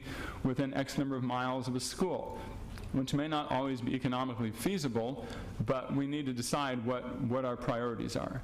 I'll just use the example of when the telephone lines were first put in, it wasn't economically feasible to put them in the rural areas. But there was a determination that every area needed to have phones, and so it was spread across the district. So there's a lot we need to consider in this, and this just knee-jerk closing schools is definitely not the solution. Okay, Superintendent Greer, do we have public comment, please? Thank you. No one ever likes to talk about closing schools. I've never worked in a district, and I can't think of anywhere in America where people like closing schools. I do think that Dr. Evans have made some points that we do need to continue to look at and review this. When you have schools serving less than 100 children in a community and it's costing you $450,000 a year to operate that school, when those kids can walk to an adjoining school, I think it's something that at some point in time you have to talk about. One of the reasons that the staff made some recommendations that the small school committee did not recommend, quite frankly, is the recommendations that were presented to you were small schools which could be closed, and you did not have to put portable classrooms at the receiving schools. Because if you were to do that, you have to have the State Department's approval of, believe it or not, just relocating a portable. There was just not enough time to do that. So there were 3 of those schools that the school committee recommended that we just simply ran out of time in terms of closing. We did follow the policy of selecting a small school committee. They studied it. I know boards change, understand and respect that, and appreciate it. We did put money, the former board put money in Prop S, $20 million, that as small elementary schools were closed for any reason, that there's $20 million in there that's tagged to convert those schools to small vocational type high schools, particularly south of the 8, where you have high schools that have attendance zones of 5,000 students and only school capacity of 2,000 to 3,000 students. As you have stated, there is an awful lot of kids particularly high school kids, being transported north of the 8. So one of and this is very hard to explain, and I'll give you that in hard budget times, because any of the savings you would have looked at schools south of the 8, quite frankly, would have come as a result of transportation. Kids not having to get up early in the morning, get on a bus, and ride it north of the 8. The other issue, quite frankly, people don't like to talk about this, but I'm going to for very quickly. One of the reasons we talked as a staff about if a law school was vacated, that you consolidate and put a central office staff in that school. We have central office staffs like special ed that spread out in 5 different locations. If that school is not used for some purpose, you must make that school available to charters. And so it's either sitting there vacant, and we do have one vacant school, elementary school, sitting in the district right now at E.B. Scripps Elementary School. So I understand what you're saying. I respect what you're saying. And quite frankly, if we tried to close a small school at this particular time, it's awfully late for the beginning of next school. You just couldn't go back. This is wrong. You should have said something instead of a number. You know what I mean? Yeah, whatever. Okay, so I got to pick up my one.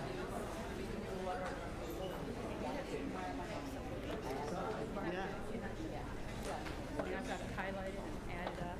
Okay.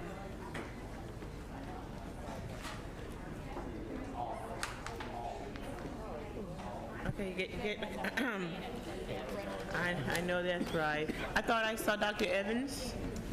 He was right beside you. Okay.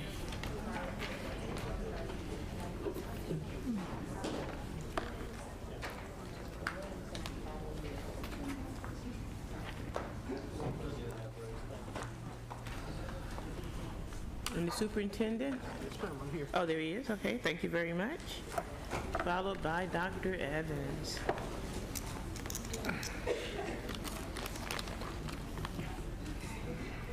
The next item that is up is the OSAL program, and I pulled that, and I think Ms. Nakamura pulled part of it.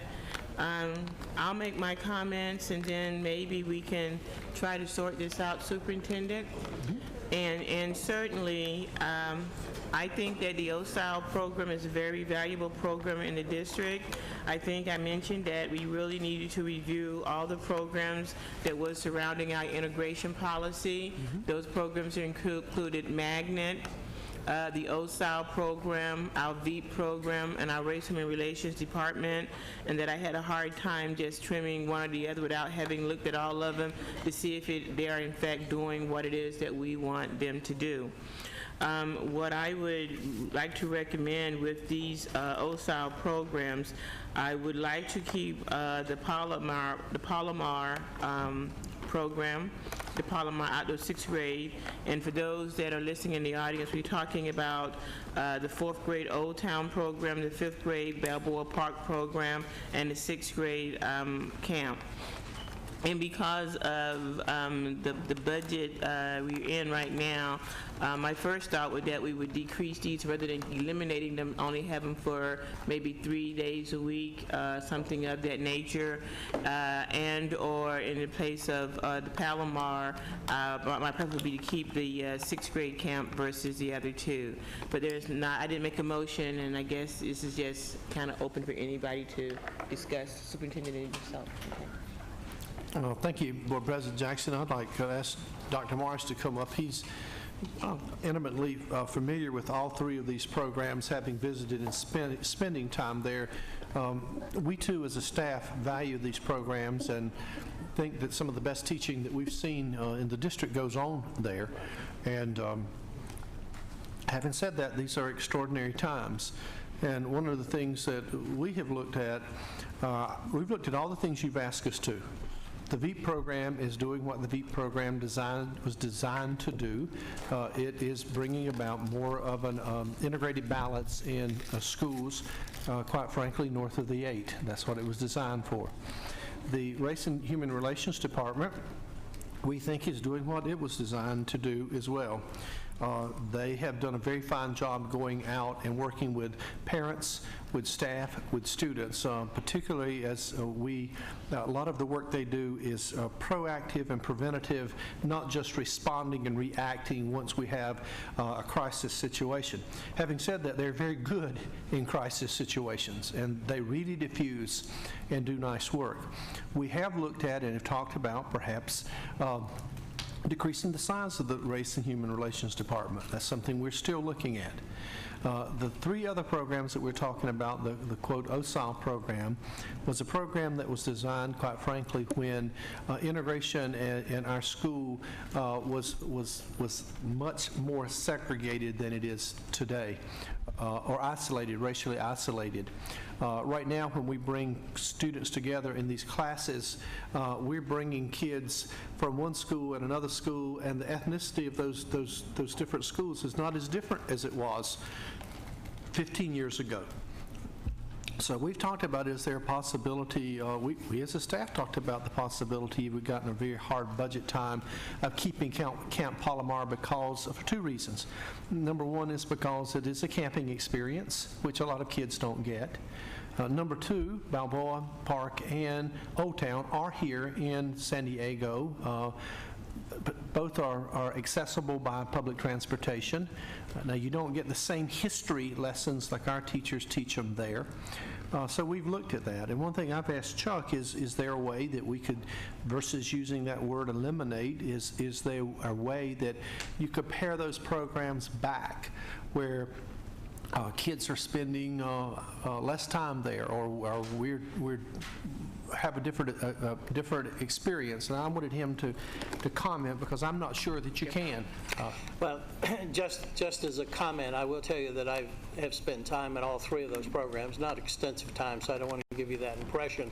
I will tell you in all three cases, I came back just going, wow, because I actually saw some of the best teaching I've seen in the district, and I saw students on a Friday who had learned what they were supposed to learn throughout that week. So I kind of come to you with some mixed feelings about this, to say the least.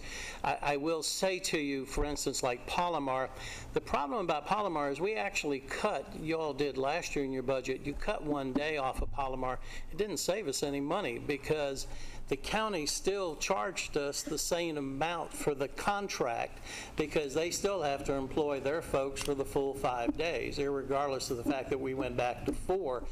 And so I actually said to somebody, if we don't cut Palomar, we might as well send them for 5, because it wouldn't cost us any more money. Then our staff actually has not been cut back to 4 days. They literally started, I shouldn't say this too loud because I got union people all behind me, but of their own volition, they've been working 10-hour days, Monday through Thursday, in order to be able to meet the needs of those students. So don't get me. So you know, we didn't save any money on Palomar, and to be honest, if you cut Palomar back, you're not going to save money even if you do it for 3, because the county has an obligation to bring in their resources for what they're charging, and that bill's almost, don't hold me to this, $2 million. We've even talked to the county about whether or not they would be interested in some type of selling that property, because we could buy it out of other resources, and they've said absolutely not. If I'm not mistaken, that is that a state camp? It's a state park, and I think the other thing that has to be taken into consideration with Palomar, it's on the list of the 200 and some state parks that the governor has proposed shutting down for this next year. Now, whether that were to happen or not, I don't know, but you know, I think that in terms of both Balboa and also Old Town, we could work at shortening those kinds of experiences. I'm not sure until we started looking at contracts and all the ramifications that if it's actually going to save us any money to do that. I mean, I've even talked to some folks about, is there a possibility of using some of our safe, try to be creative, that's what you tell us to do, some of our safe and drug-free schools money to actually incorporate alcohol and drug abuse as part of that program, because all of those programs center around making good choices. Now, I will tell you, we don't get enough money to actually put a dent, but there are all sorts of possibilities we could look at in terms of trying to continue to do that. The other ideas that we've had is actually, in some ways, and it's not the same, taking those programs to the schools at a lesser cost to the district to be able to do that. So, we've looked at some possibilities, but as it now stands, it would be very difficult to do those at those particular sites just for fewer days, Palomar especially because of the obligations with the county. Okay, thank you. Mr. Barrera, Nakamura, and Dr. Evans. So I think, first of all, I think it would be very helpful, Dr. Morris, if we were to sit down with the people who are involved in those programs and do it, if we can do it in the next, a few days, and have, get into this discussion about, are there ways that we can, revise the program, save some money, but not eliminate the program. So if you could have those conversations and could come back to us, I think that would be very helpful. I think that in terms of sixth grade Camp Palomar, I mean, Jesus, let's not give the governor an excuse. Let's not ourselves shut down the program and then give him an excuse to sell it off. I think that we've got. Everybody up here, it's no use, sort of repeating how important the Camp Palomar program is, to so many of our kids who really will never have that opportunity, to get up there. And I think we've heard from a couple of people today about the emerging coalition of people in San Diego who are supporting connecting kids back to nature and supporting, environmental education. I think we've got opportunities to go out and try to raise some money, from foundations and from individuals, to help us sustain this program at least over the next couple of years, while we're going through this budget crisis. So I think if we could, what I would support, for now is that we take this off. Not that we don't cut these programs, that we don't eliminate these programs today, that we allow the staff to go out and have a conversation with the people who are involved in those programs, come back, and give us some recommendations. But that we, in the end, we do everything that we can to try to preserve, especially sixth grade camp. And that part of that is, we've got our, sort of fundraising, infrastructure here at the district to get out and try to raise some money to keep those programs alive. Okay. Laura? Well, I can't, Dr. Morris, I can't tell you how much I appreciate your support and your comments about, the quality and the value of these programs. I think you and I are the only ones who have gone up and spent, did you spend the night at Camp Palomar? I didn't have that experience. You didn't, okay. Then I remain the only person who has spent the night at Camp Palomar. I did as a sixth grader. Oh, okay, all right, all right.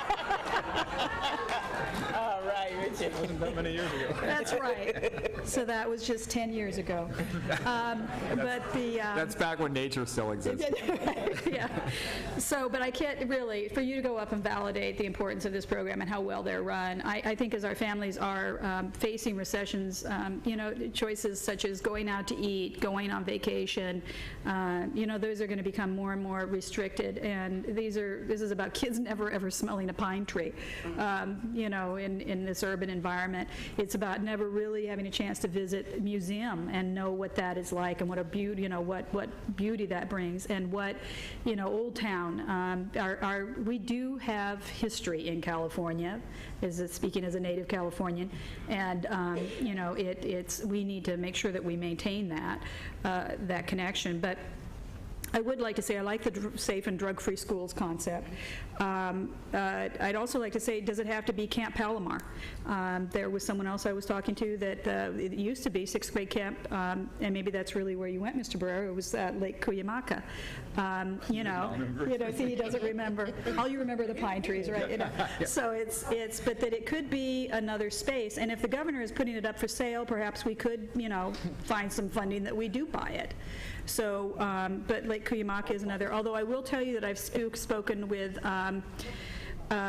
the head of the Girl Scouts, and she's told me that owning a camp program is pretty much a losing proposition in her opinion. They lose an awful lot of money in their camp program, but obviously the Girl Scouts are committed to that and will continue with it. Again, we just voted on No Child Left Outside and said we were going to be part of that, so that's important. I'm a little dubious about raising funds. I think we're going to be there's a lot of fundraising that needs to go on out there, but I think we need to find a way to make it clear why a lot of parents have questions as to why parents can't pay for the camp camp experience, and, there are a number of reasons for that, but I just want the folks, our viewing audience here, to understand that's not really an option in many ways. One, because it stigmatizes kids whose parents may, on the surface, have money but are really struggling to pay the mortgage, and two, the people the haves cannot, under, I think it's Serrano versus Priest, cannot subsidize the have-nots by paying for the camp program. So it's a similar thing that we've got with busing. But I'm still looking at my Excel worksheet, though, and this is going to make it even more difficult if we don't do this. But this would be something I think since it's an institution, and we've really neglected our duties as a Board of Education. We can't find some way to preserve it. And so that you know, we actually have looked into 2 different kinds of camp experiences with possibility of utilizing some federal dollars in one way, and we can bring all of those options back to you in terms of when we come back. Dr. Evans, Mr. DeBeck. Okay. This is a difficult one, and obviously we need to find some more cuts. There's a lot of support for this program, and I know there's a lot of good value in it. I've also talked with a lot of parents who have said, when they're looking at other programs in their schools, this classroom size and so forth, that for many people this is also a lower priority.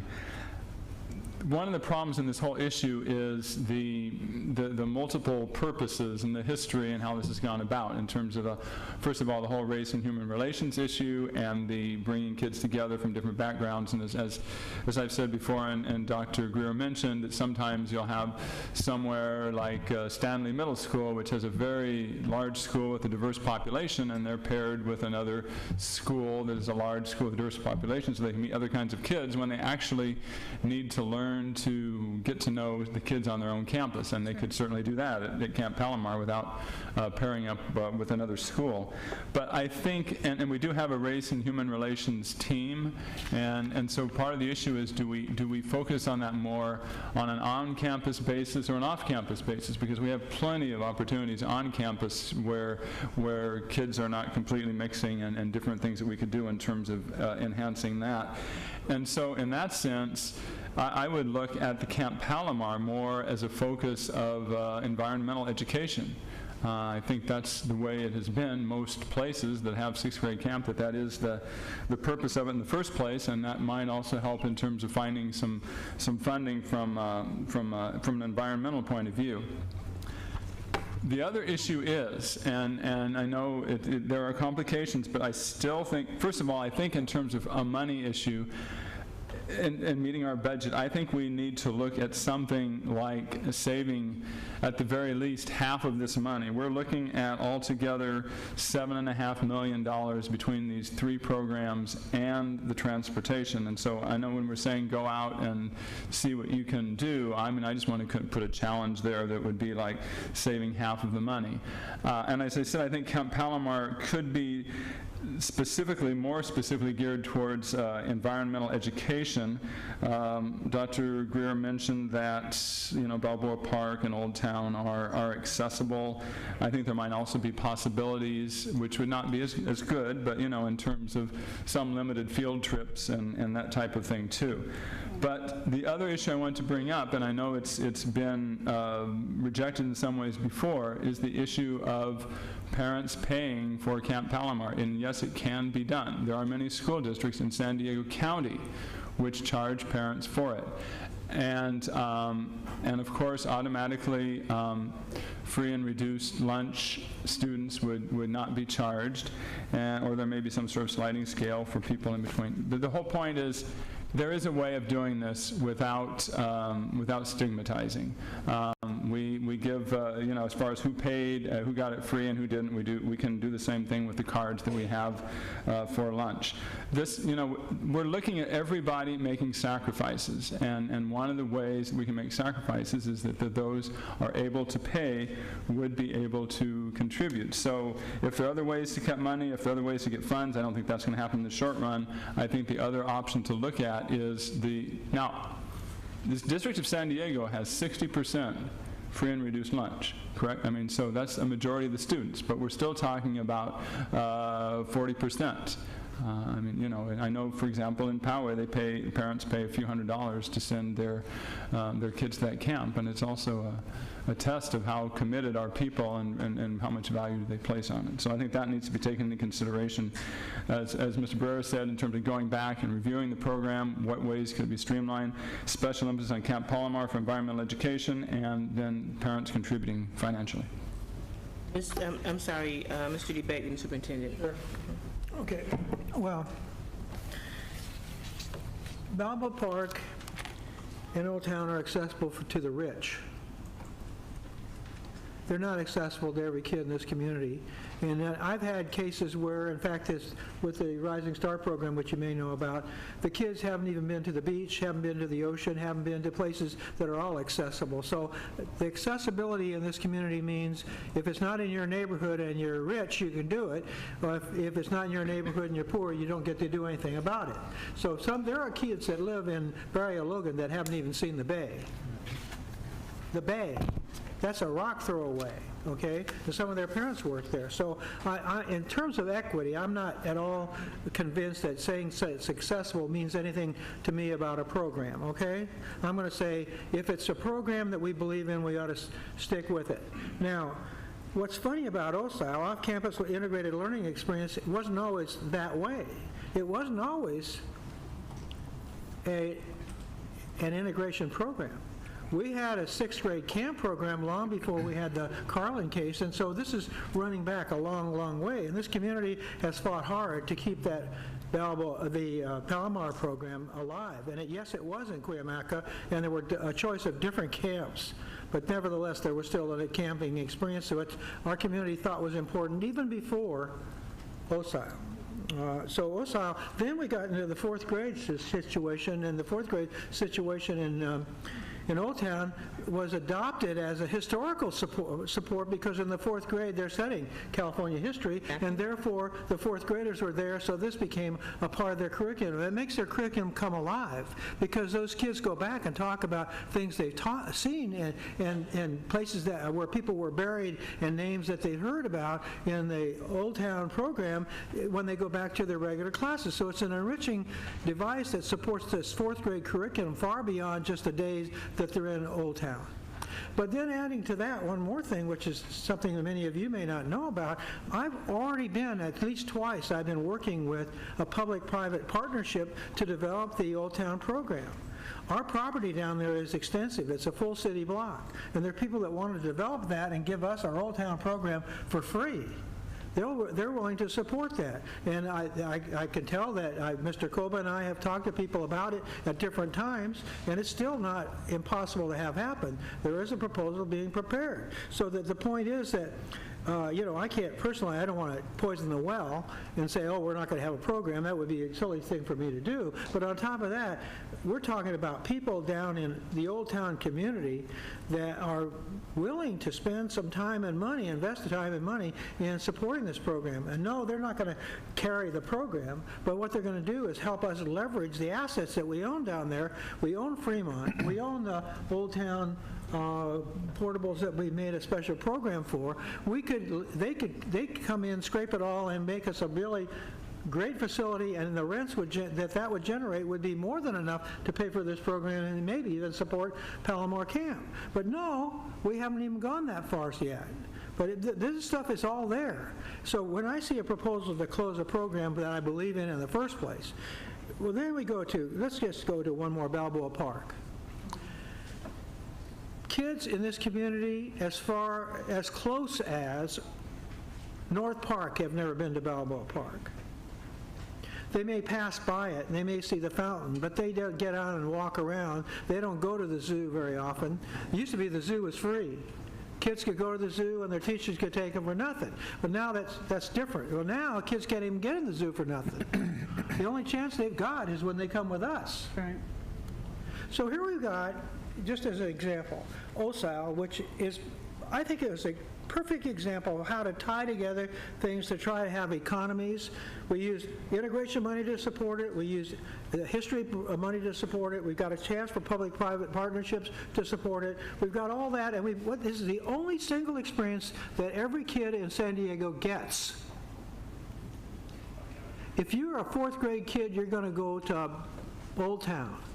5th grade, you're going to go to Balboa Park. In 6th grade, you're going to camp. You get to look forward to it.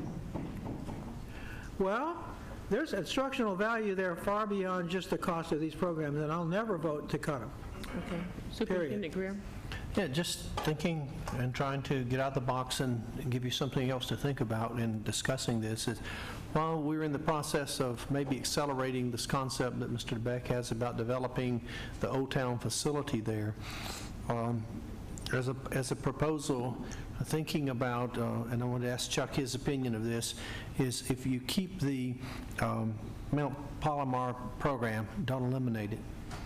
The Balboa Park and the Old Town program, we don't fund it for all kids, and we don't fund it out of this pot of money, but instead we fund it for all Title I schools, and we fund it out of Title I. That way students that cannot afford to go could go. You can fund it out of Title I. As a Title I field trip. That's just an option. Or another option would be to say we're going to fund Camp Palomar, but the other two programs, we don't have the resources. Chuck will meet with the people like you have said. We can do that. But that we look at making those available as field trip sites for schools. Schools can still choose to take their children to Balboa Park and to Old Town on field trips, and our team can prepare packets of information and put it on the website for teachers to use as the teachers take the kids, and that again could be funded out of different school expenses, including Title I dollars. Just trying to give you a lot of different options to think about. Are you going to speak? Well, and I think what Dr. Greer is saying is we know that based on this budget crisis, what we need to do for our kids, we're going to have to figure out how to do with a lot of federal dollars, and we're going to have to be creative in terms of how we use those. With the caveat, we're going to stay legal and we're going to stay in compliance. So, those are some of the discussions that we have had in terms of how can we use some of the federal dollars we have to take care of some of these expenses. But one of the things Mr. DeBeck said was that we need to think creatively, and he's going to speak in just a minute, but I have a concern that I've heard at least 2 or 3 things that now you want to fund out of federal money. And we're not going to have all that much federal money that we can start funding everything that we want to fund out of federal money. Well, okay, Mr. DeBeck and then Dr. Evans. And actually, our list for federal money is about 3 times what we've gotten, so you're absolutely right. With all due respect, I don't like the idea of having a group of kids that are set aside special. It's like having, that kid gets a free lunch. You know what I mean? So they're the isolated kids that get to go to field trips. You went to Palomar, you must need a free and reduced lunch, So it'd be the whole school. Well, wait a minute, let me finish it.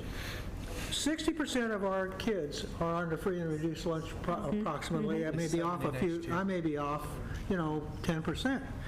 The point of it is that in order to have that program that you're talking about, the ones you're going to send them off to field trips, you're going to have a staff that knows how to do what they do when they get there. Okay, well, those are the people that are already employed at the sites. So now you're saying that 60% of the time they'll be working with kids, and the rest of the time they won't, but they're still going to get paid? Well, then why not bring everybody? It's only fair and it's only right. You can't say that just because you're poor, you deserve Balboa Park. Everybody deserves Balboa Park. And not only that, it's a good idea to bring the 60s and the 40s together and let them learn together in an integrated environment, for crying out loud.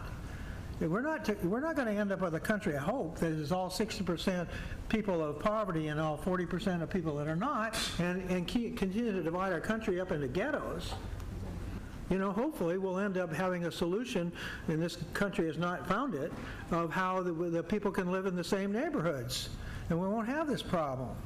That's my view. I'm sorry, this is public education, not separate education.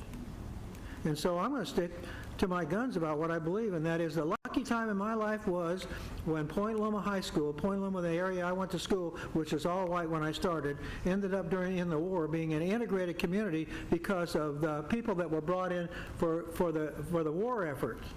And I was lucky to have kids of different colors in my classrooms, and it was something that painted my life and my attitude toward other people for a long, long time. Had I lived in the community that I first moved into, I might not have that same attitude. So I can say, being where I was at the time I was, made me, I think, the person I am and the person of a belief system. I believe that's the same thing that every kid in this community deserves. Okay, Dr. Evans?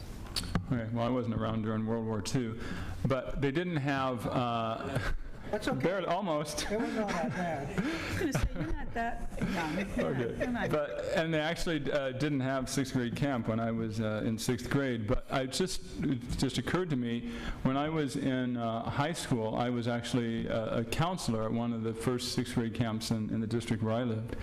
And I don't know how all the staffing is done, but that was a very valuable experience in terms of high school students being the counselors and the staff for the sixth grade students. There's all kinds of possibilities of mixing people together and a joint learning experience. So that's just a thought. There was no motion on this at all. We just had a good discussion. Is there any motion to be? I move we take this off the table for cuts. I second it. It's been moved and seconded. Any more discussion? Well, just in terms of, I don't want it to stop us from what we're talking about in terms of. We got a second. You got a Now second? discussing it? Yeah, you got a second. Right. Put me in line. Okay, Okay. I just don't want it to be, it's just a vote up or down and then not investigate all these possibilities of saving money on these programs.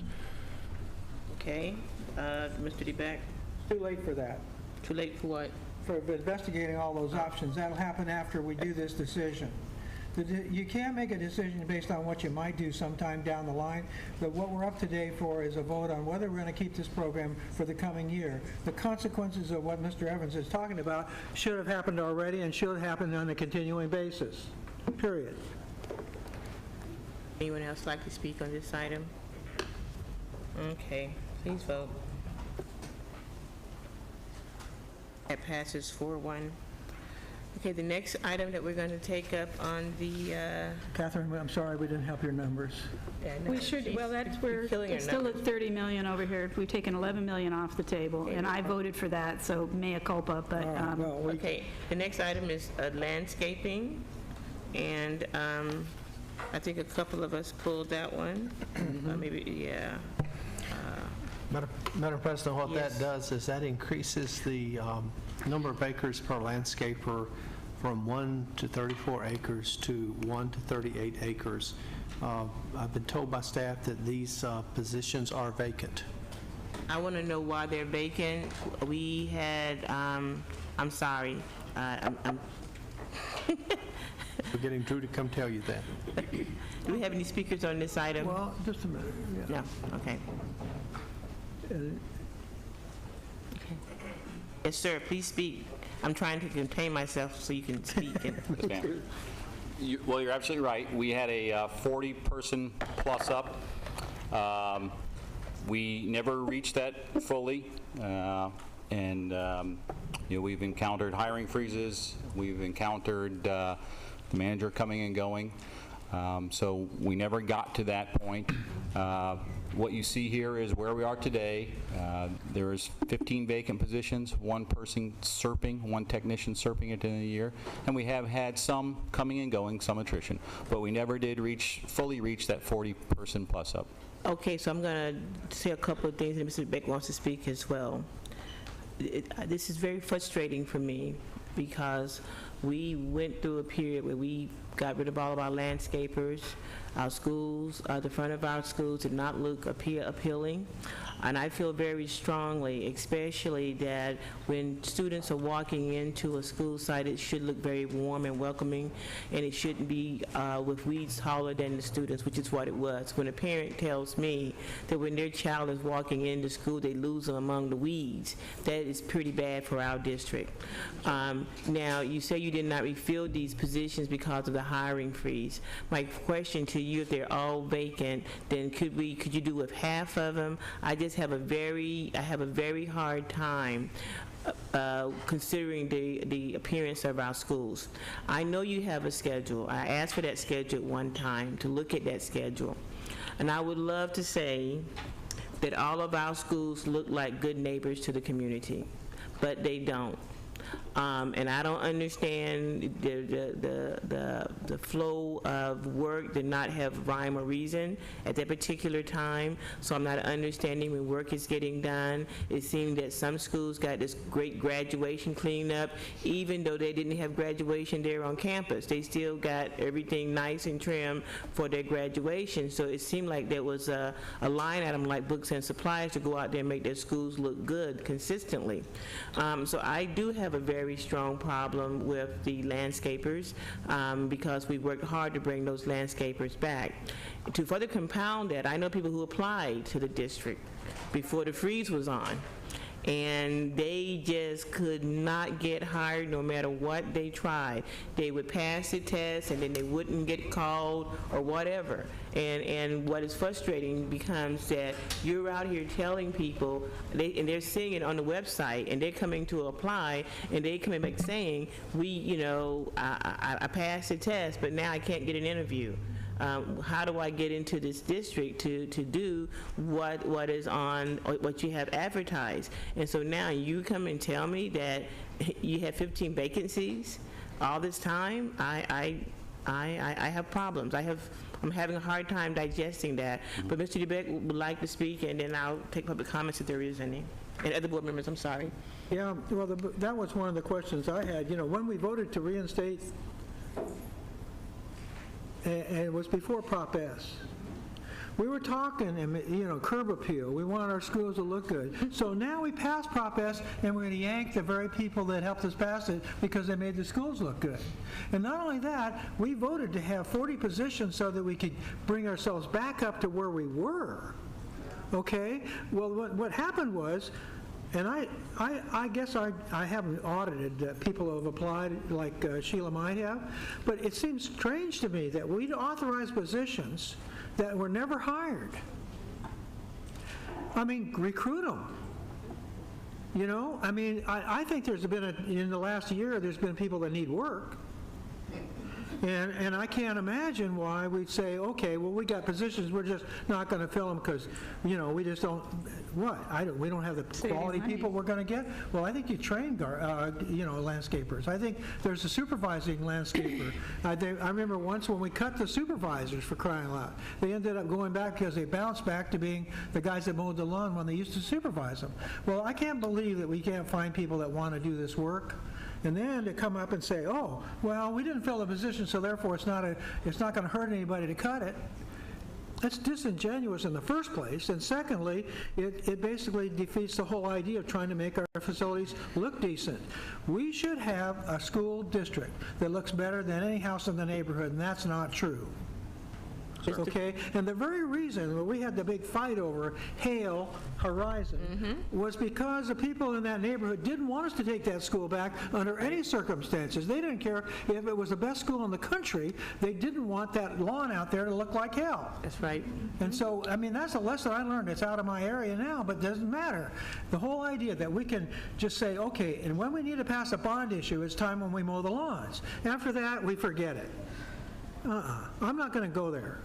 If this, what's the number here? The number is how many millions, or half a million? 860,000. 600,000. 860,000. 600,000. Yeah, okay. And so I said I can go for half of them, but I can't go for all of them. 860,000 seems like a lot, but whatever. That's, I still can't do it, because I don't think we've really sincerely tried to fill those positions, and then we turn around and kind of cut them. Maybe we cut a few, but not all. Well, we didn't do that. We just said, okay, let's wipe the slate clean.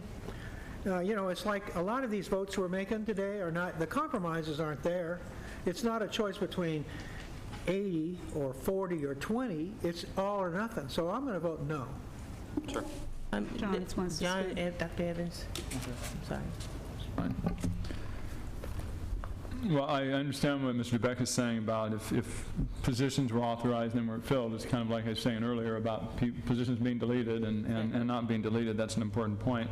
I guess I'm coming about it at this point in time, and I know there's certainly been a huge issue with curb appeal of our schools, that I'm not sure what the current state of our schools and landscaping is right now compared to, you know, a year or two ago. I'm assuming it has improved. And so maybe it has not, I don't know. That's one issue. And because if we're not seeing serious problems, then we do need to look at, can we at this point afford to hire, even though they were previously authorized, can we afford to hire additional people when we're in such a tight budget situation? So I don't know if you can comment on the state of things now. I mean, I know anything could always be better, but... We had 77 landscaping, or positions within the landscape department in February 2006. We went to 77 working or 77? 77 positions total. Filled. So that's, It was total. that's total positions. Yes, including supervisors. We, the next year we went to 100. Our current allocation is 122. As we're discussing, there's 15 vacancies within that 122. So at 122, we would minus 16, there's 106. You would operate with a 106. Which is basically where we are today with our staffing. And how many actual people on the ground do you have? Minus the minus the administration. That's what I'm talking about. There are 5 supervisors within that 106 number. So 101. And the remaining are At school landscape sites? technicians. Yes, ma'am. Okay.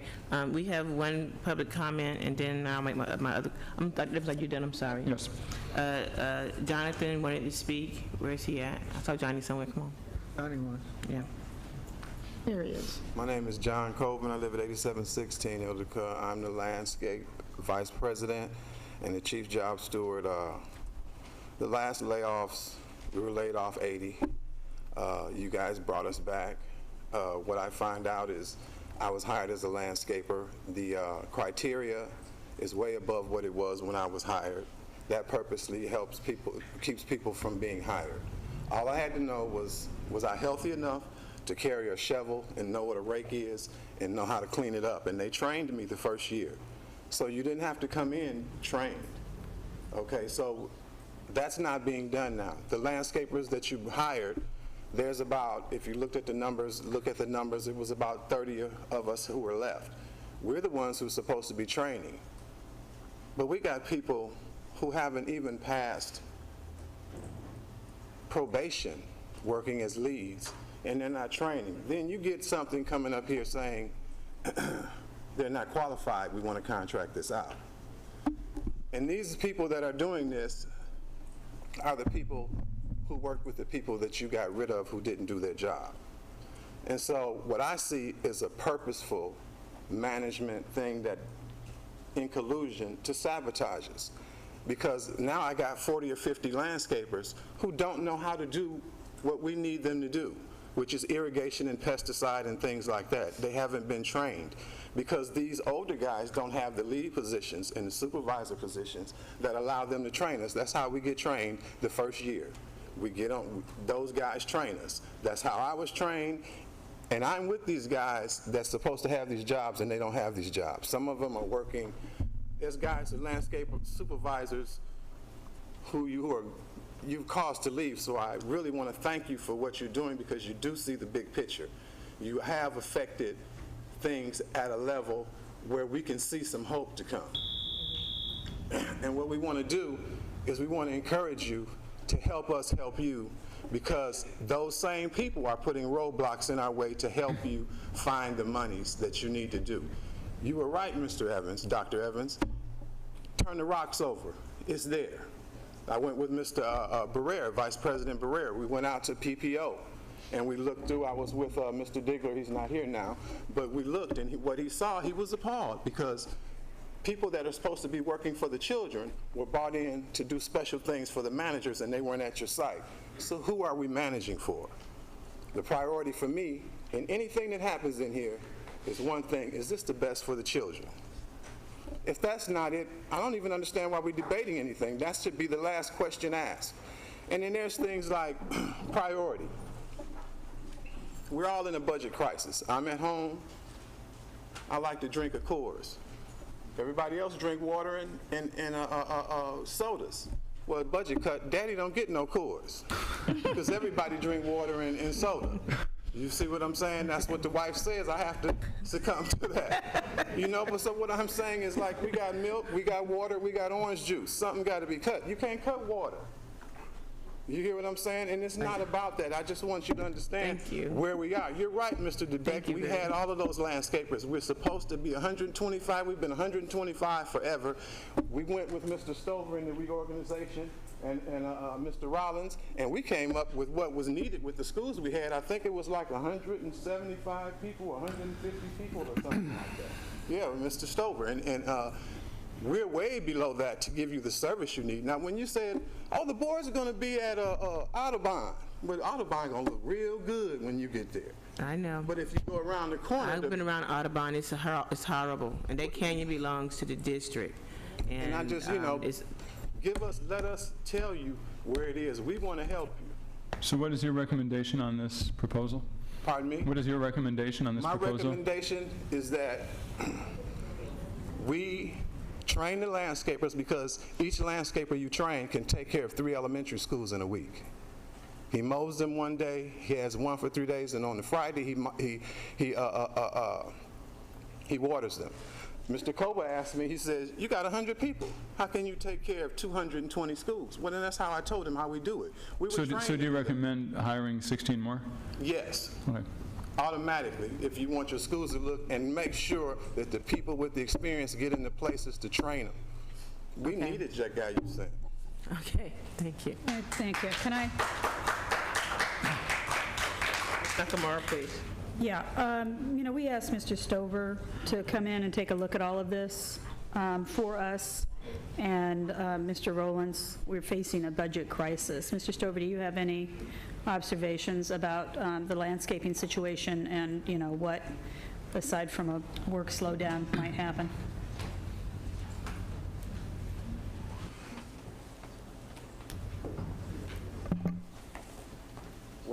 When we got here in August of 2000, way back in August of 2006, the landscaping situation was very, very bleak.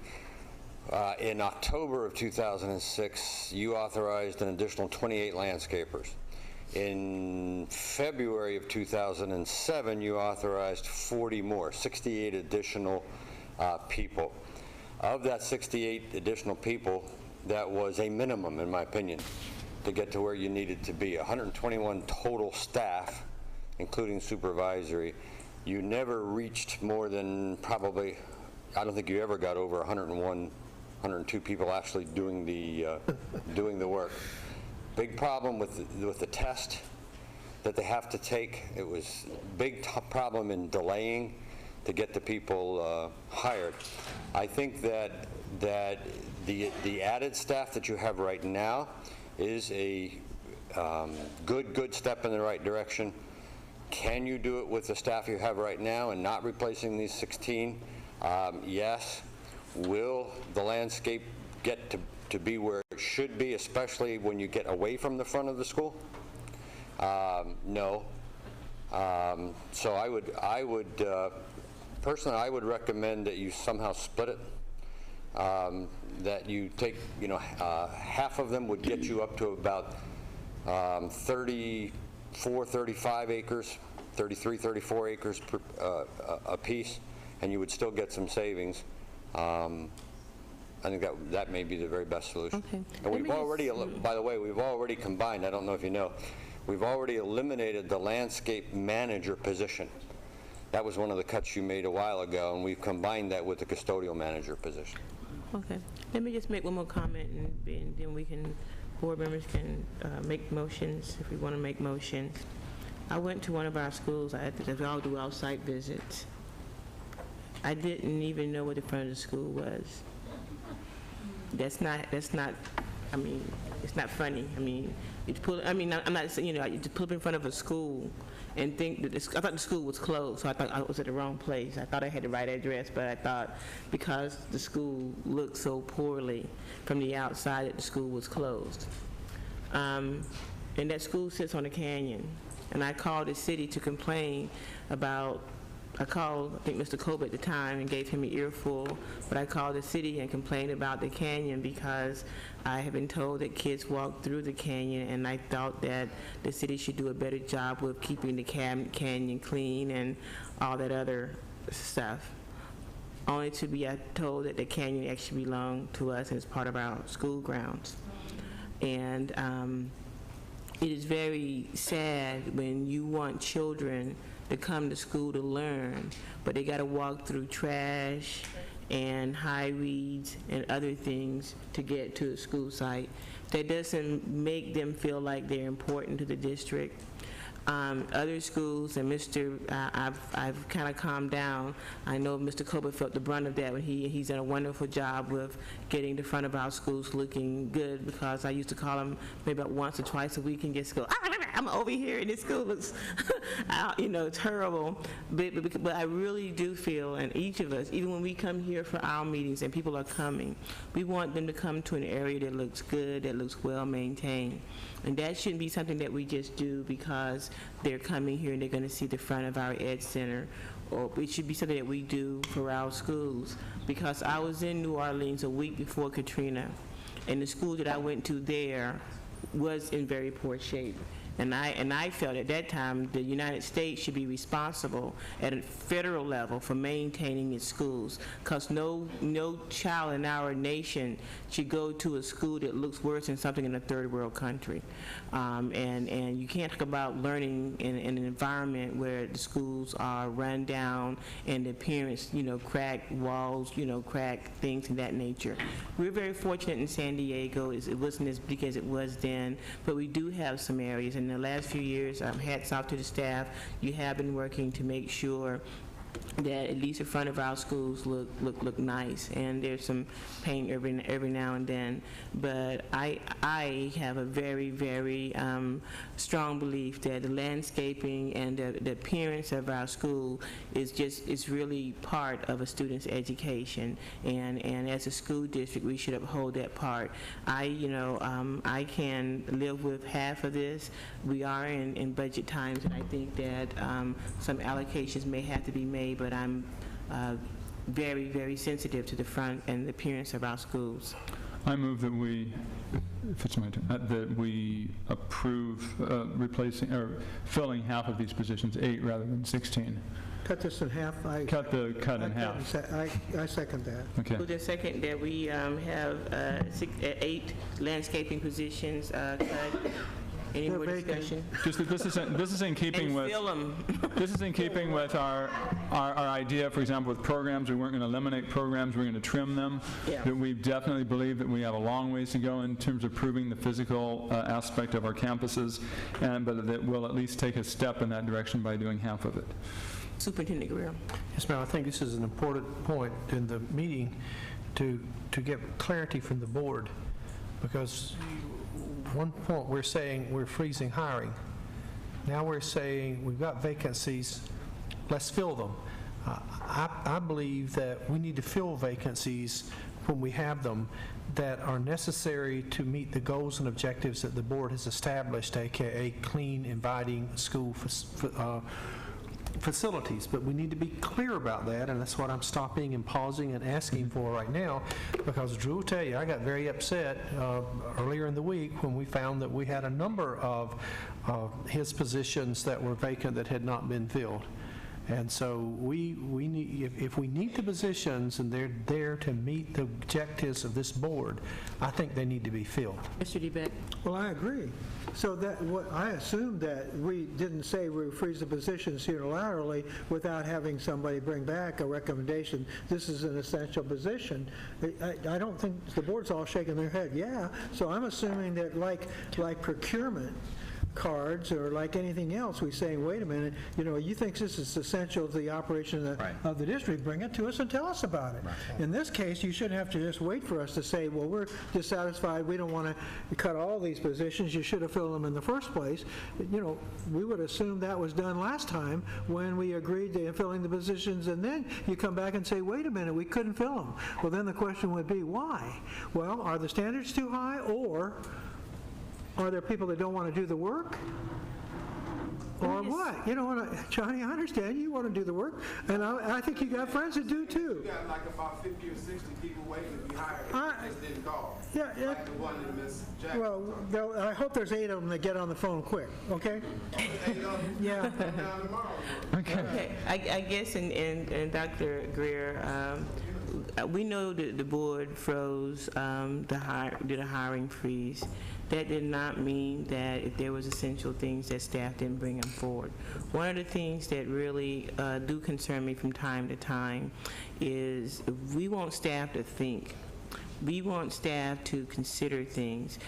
Sometimes they'll say, well, the board said we don't hire anybody. So rather than saying back to us, we need this person because it is essential to the business, they just say because the board said don't hire, we're not going to hire. I made a comment a few years back about we're in the business of educating children and educating them to think. It is hard to educate students to think when our own managers and or principals are not thinking, and they just put themselves in a box when something is said. We don't want everything that we said to be challenged either, but we do expect that when we do say something that if the staff needs to modify it, that they come back to us and explain why it needs to be modified. Understood. Thank you. Thank you. Okay, so we have a motion that we approve 8 of these positions. People are voting. Dr. Evans, you're the only one that hasn't voted yet. And that passes 5-0. Thank you very much for your time and your discussion. The next item that I think I pulled this one. I asked to speak before the next. Yeah, I actually asked to speak before we go on to the next items. There's a matter that was brought to my attention, and that is the fact that post and bid is this Friday. We've got music teachers and athletics instructors sitting out there are wondering should they post and bid or should they not, and I'd like to make a motion that just the numbers aren't adding up the way I'd want to, and but we have cut $33 million so far today. We still need to cut $29 million more, but I'd like to make a motion that just for the music and for VAPA, the items that are on Plan B on the following page, that we remove those items from consideration right now. All right, you're saying 115 and 116? Yes, sir. I think I'd like to modify those, so if you want to bring those up for discussion, we can, but I'd like to modify them. You can offer an amendment. Almost, yeah. And I that's, do. and that's, I'm I'm accepting the 115 and 16 as being off the table. Off the table. Yeah. As a second. For my comments, I would say, okay, so there's a motion that we skip to items 115 and 116, and I would offer up that we deduct $1 million from each of those budgets. We talked a lot, and even yesterday when I spoke at their event, I said this is about us, everybody trimming a little bit, and about us not eliminating anything but being willing to trim. So if a third is too much, I could go down to $750,000, but I think that we that because there's some other items that we have skipped over earlier, and when we start looking at some people staying whole versus some people being trimmed, I think it's only fair that we trim their particular budgets a little bit. As the maker of the motion, I'd like to comment that this budget has already been cut. We've already cut VAPA significantly in this year, and those are long-term permanent cuts. That's not a one-time, one-year thing. Secondly, athletics in this district is already severely underfunded. When you look at athletics, for most school districts, it's 2% of the budget, and here it's, I can't remember what the number, but it's 0.7 or 1% of the budget, something under 1%, I believe, of the budget. It's actually about 0.35. Well, that's not the numbers that I'm getting, but at any rate, athletics, I'm not willing to, I think these programs have already taken their share. Okay. Dr. Evans? The motion and the second was to take them off the table. We're not doing board comments, and my comment was exactly that. Okay. Yes. Well, in terms of what President Jackson was talking about in terms of the trimming, the problem is, again, we don't have good figures. Using this information that we were given, the VAPA budget actually from this year to next year is slated to increase $500,000.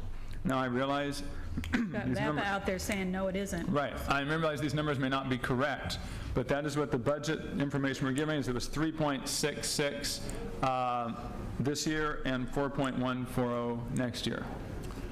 So it's hard to say. I understand We the already issue. established that numbers aren't helpful. Okay, but here's the problem. We're talking about cutting a particular dollar amount, which I think we need to look at in terms of trimming in every area, but we don't know what are we trimming, how much from what. It's kind of doing it in a vacuum Yeah. of lack of information. And I can just comment, I didn't come up to comment about VAPA and athletics, came up to basically comment on the fact that you have some other items on your list that also deal with post and bids, such as counselors, because most of them, so I just needed to make that comment in the fact that they also, most of them are duly certified, so they would also be in that situation. I will say to you, the numbers, Mr. Evans, that you're quoting, they're on a paper, but those are not the same numbers that I've actually looked at just within the last week. So there are some discrepancies, and I think we need to find out what those discrepancies are. Well, yeah, we would have to know that before we would make a decision. Yeah, I would say to you about the athletics, and this is a discussion I've had over the last 2 or 3 days, is we do things differently here in athletics in terms of what they do in other places, in that what happens is gate receipts come into the central office, and what you're seeing as part of that money are great gate receipts that come in and then redistributed to the schools after expenses, but the vast majority of that goes to pay our coaches. So in terms of cutting, it will affect the numbers of sports. It will affect the coaching supplements you have, just to let you know that, but that is a factor, that there's very little of that that goes towards equipment from the district. Most of that's based on gate receipts. And I'm not sure whether or not the coaching supplements are a negotiated item in negotiations, what we pay our coaches. I don't know. It is some places. I don't know whether it is here or not. John says it's not. Well, not for the walk-ons, but for the regular teachers who are coaching it is. My point being is you can't reduce that, then you could not reduce that $3.2 million, because I believe that would be negotiable, because what has been explained to me, and if it's wrong, please speak up. My understanding is that that 3.2 that's in this budget is what the district puts in to help pay coaching supplements. Now, is that wrong? That's correct. It should be up in the gray box there. Officials and coaches, right? Well, officials come out of the gate receipts, But that's not true in the case of minor sports where there's no gate receipts. That's correct. You have a system in the district that actually all schools in the district support all other schools in terms of athletics. For instance, you may have School A who generates a profit of $50,000 a year in gate receipts, and you may have School B over here that does not. And so actually, the gate receipts from all schools do that. And speaking of gates, President Jackson, speaking of gate receipts, one of the conversations I've not heard is whether or not we've talked about the possibility of raising gate receipts for the coming school year as a way to help offset some of the costs we're talking about. Exactly. What are the It's current already charges? $2 too, isn't it? $2 a game? Cheaper than going to the movies. It's what, 4? Is it 4? No, it's for football, it's 6, 4, and 3. For basketball, it's 4, I think 3 and 2. Okay, sorry about that. Those are the You give ticket us those prices? free tickets and we lose track. Ticket prices. We'll give them 50 cents more. Well, Can we what raise that would maybe do, CIM. we looked at that, and that would raise, if we raised them $1, that might raise $60,000 in the fall, and maybe less in the winter where basketball is, because we don't get as high of an attendance, for that. So that wouldn't really come close to 60,000 and 60,000 is more than we got right now, right. baby. No, I understand that, and we just raised the prices 2-3 years ago, and we're about $1 behind some of the other districts in the county right now. So 50 cents is the deal. Well, if it's, I don't even know if it's open for suggestion or a motion. So I think what you hear is just, I think you're hearing that the board is suggesting, given the financial situation we're in, that we get more in line with what the other districts in the county are charging, and hopefully that would bring revenue in and would help the situation. So what I hear people saying, but I don't want to speak for the entire board. I just have to express on that one concern. You know, I just wonder at schools, you know, this football games and athletics and VAPA are very important. All of these things are for school spirit and for keeping kids involved and for creating a sense of community and student engagement, which is you know, really why I'm so passionate about this. You know, when we talk about Lincoln and Morse and Hoover, are we pricing those kids out of being able to attend those games when we raise that price? You know, how is that? I mean, and so when you go to a Lincoln game, or, you know, you're going to think, or a Morse game or a Hoover game, you're going to think, or whatever, and I'm sorry to name names, but gee, does this school not have any school spirit? These kids must not care. No, because if you go, they're already packed because they're so happy to have a great football field now, at both schools, that when you go there, they have, their attendance is extremely high. Okay. 50 cents is not going to deter them from going. I just wanted to ask, because that's as a parent that has to pay for these things, as I go every parent pays for them. I know, but it adds up over the course of a season. So, okay, you know, just putting it out there. There isn't a discount because of, I'm sorry, but still on that same topic, are you? Yeah. Yeah. Okay, go ahead then, I'm sorry. Yeah, I just want to say I support the motion. I think these are two very efficient programs and obviously important programs. I don't think the motion precludes then a discussion about potentially increasing ticket prices. I'd be open to that discussion, but for this motion to take VAPA and athletics off the cut list, I support that motion. Okay, me too, but then on the rates? Yes, we can have a discussion, sure. I just wanted to put that question out there. One piece of that is I honestly don't know this, and I'm sorry I don't. If you say it's a $4 admission to a football game, is that with an ASB card? No, it's $6 for football and $4 for basketball. Okay, but is it $6 with an ASB card, or is it $6 for an adult? No, for an adult, $6 for an adult. Okay, then what's it with a kid with an ASB card? I believe it's $4. Okay, so then what I'm saying is, let's raise the adult rate, but forget the kids. And we can handle that this Thursday at the principals meeting called the Athletic Council. All right, so the kids get in the same rate they do now, but next year, but the adults pay additional 50 cents. Fair enough? Anybody disagree? No. Oh, the rate thing, no. That's a new motion. Well. Let me finish the first motion Let's have that discussion. Let's finish the first motion and have that discussion, and I'll try and do that up on the dais. Okay, the first motion is that these two things be removed, you said? Yep. Removed from the cut. Removed from consideration for cuts this year. For cuts this year. Okay. All right. That's the first motion. Okay, that passes 4-1. All right. Okay, and then looking at the second motion, the discussion about the rate increase would be... You'll do that. Do that later? That's okay, administrative. but let's go back to some other things that also require post and bids. Okay? Let's do the next one. Okay, because I'd like to stay in order, thank you. So the next item that was pulled was the one by the increase in minimum bus rider number from 8 No, the next one is Grant Elementary. We did that. Did we? Yes. And we agreed to do it, right? Yeah. Oh, that's okay. Okay. So I called this. Yeah, on the bus rider situation, Dr. Evans has had us looking at this.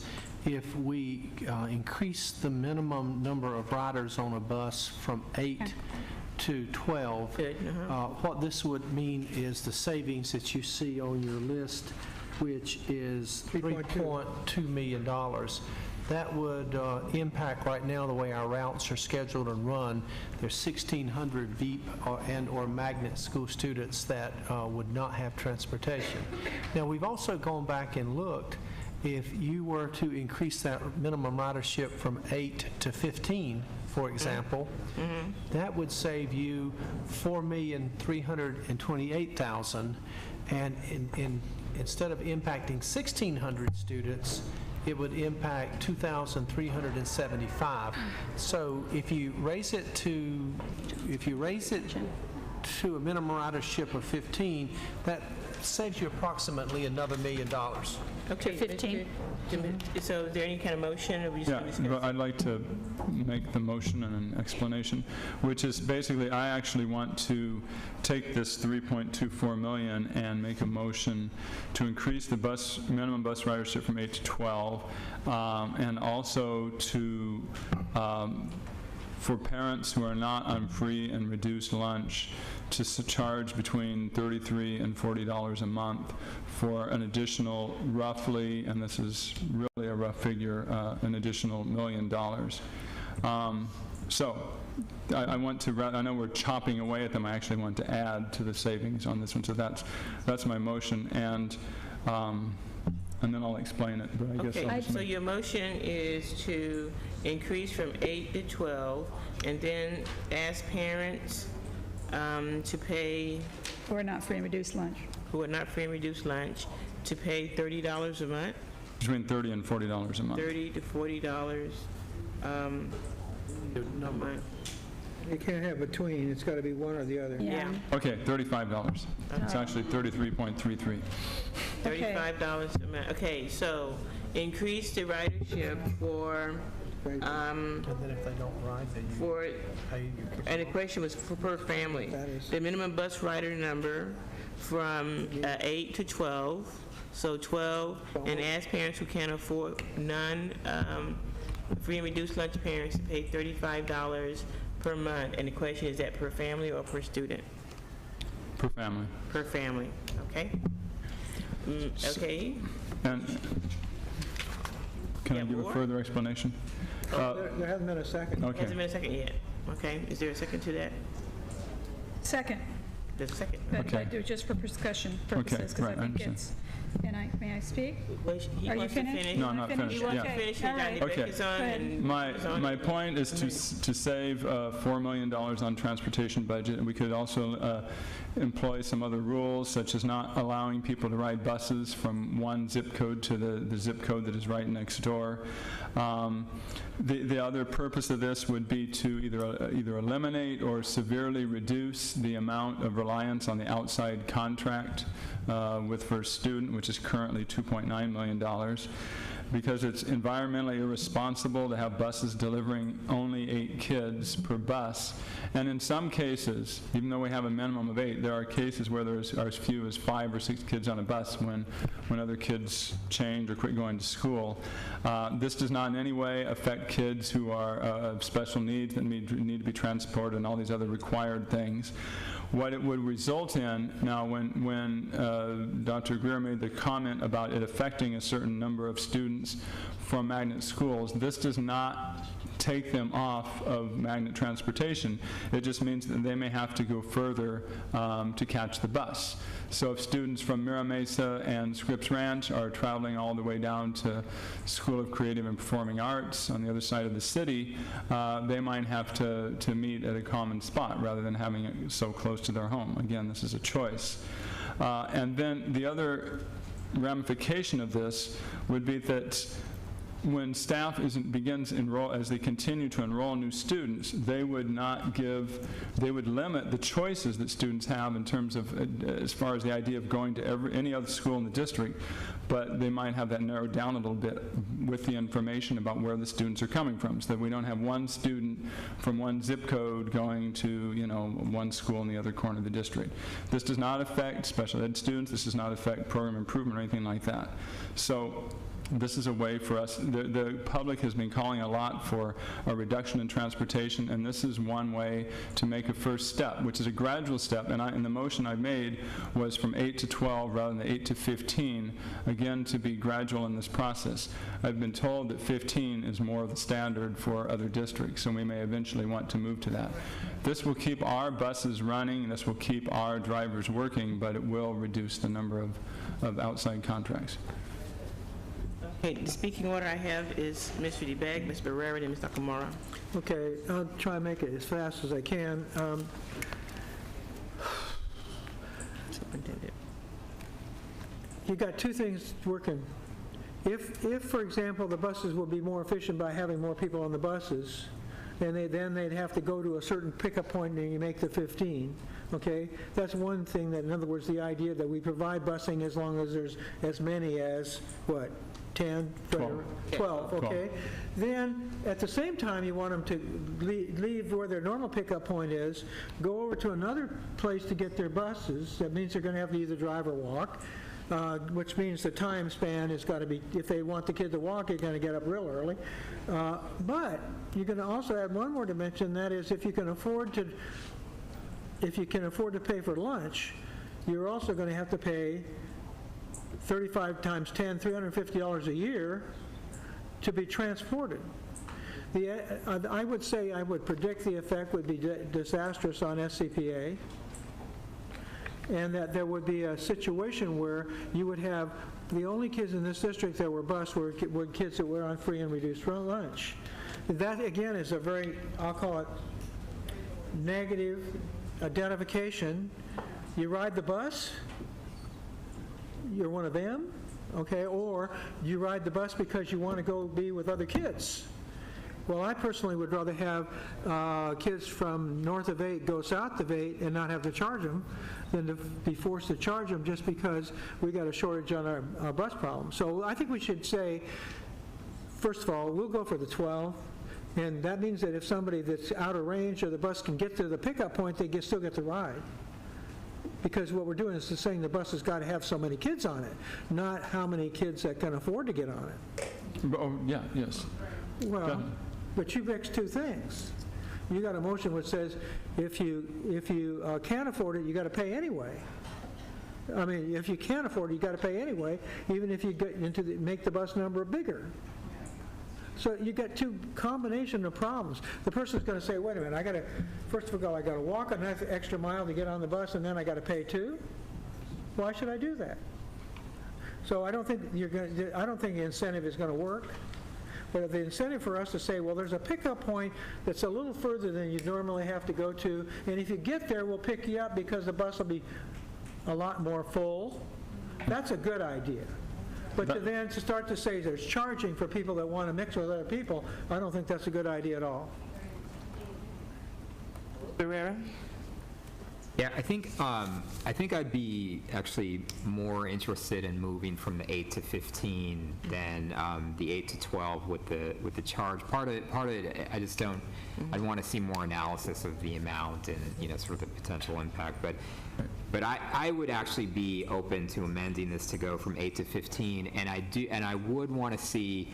We tabled at our last discussion the first student contract. What I'd like to see is when we come back with that analysis, that we look at how doing this, potentially impacts the need for the first student contract. Because again, if the argument is that we need first student because we need the buses, well, it seems like we're freeing up some buses here. Exactly. So I'd like to have that discussion. But related to this, I guess I would just make an amendment that we go from 8 to 15.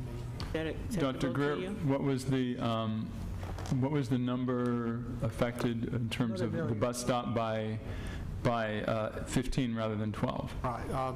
15 rather than 12. 12 impacted 1,600 students. 15 impacts 2,375. And total savings of? And the total savings would be about $1 million more. Okay. But that doesn't mean they can't ride the bus. It means they got to go further to get to the bus. Exactly. Well, that's important because just because you're on a bus that's now 7 doesn't mean that bus can't go to 15 if the pickups, people end up showing up where they belong.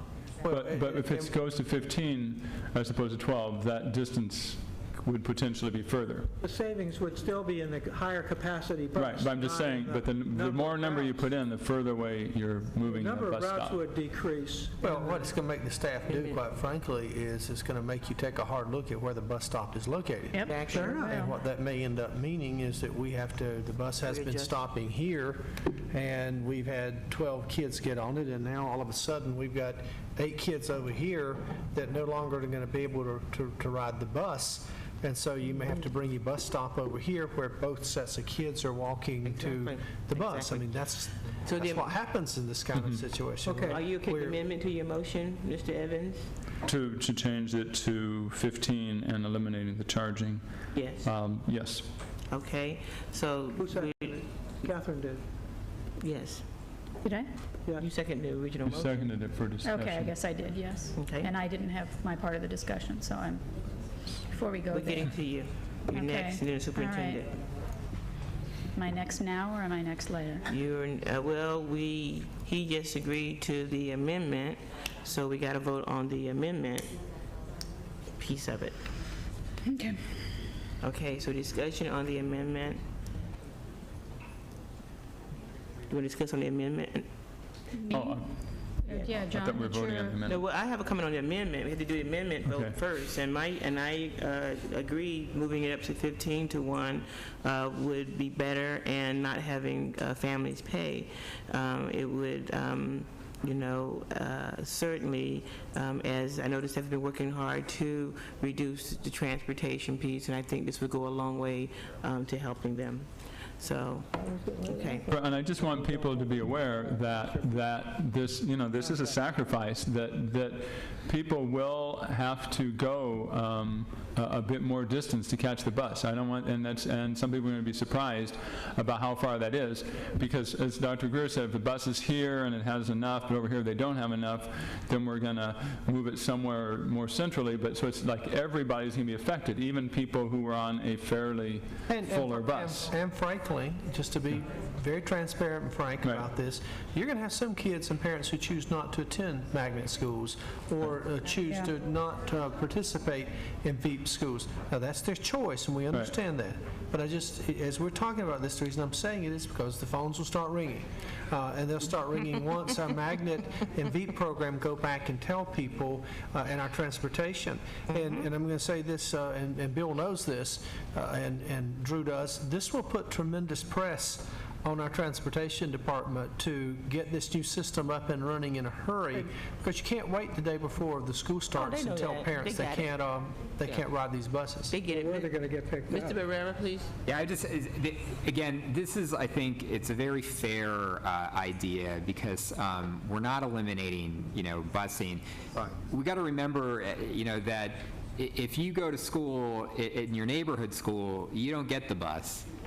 You walk, right? Or your parents get you there. So in the end, I'm not sure we're going to be asking people who are taking the bus to be any more put out than we're asking, the families of the, kids who go to their neighborhood school. So I think this is very fair and efficient and environmentally friendly. Okay, so we're voting on the amendment, and the amendment is to amend it to 15 per bus ride with no extra compensation to the families.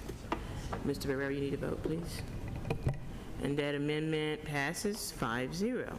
Okay, so the original motion has been amended. That's 4.2. Right, 4.2. Yes. 4.2 we went up for once. I want the instead of down. spreadsheet. Yeah, I did. It's like, my machine can't quite handle it. It was, I don't have a column for that. Okay, so Mr. Evans, the motion has been amended to 15. Right. There's one other issue. I know I always keep complicating everything, and maybe this can get thrown out too.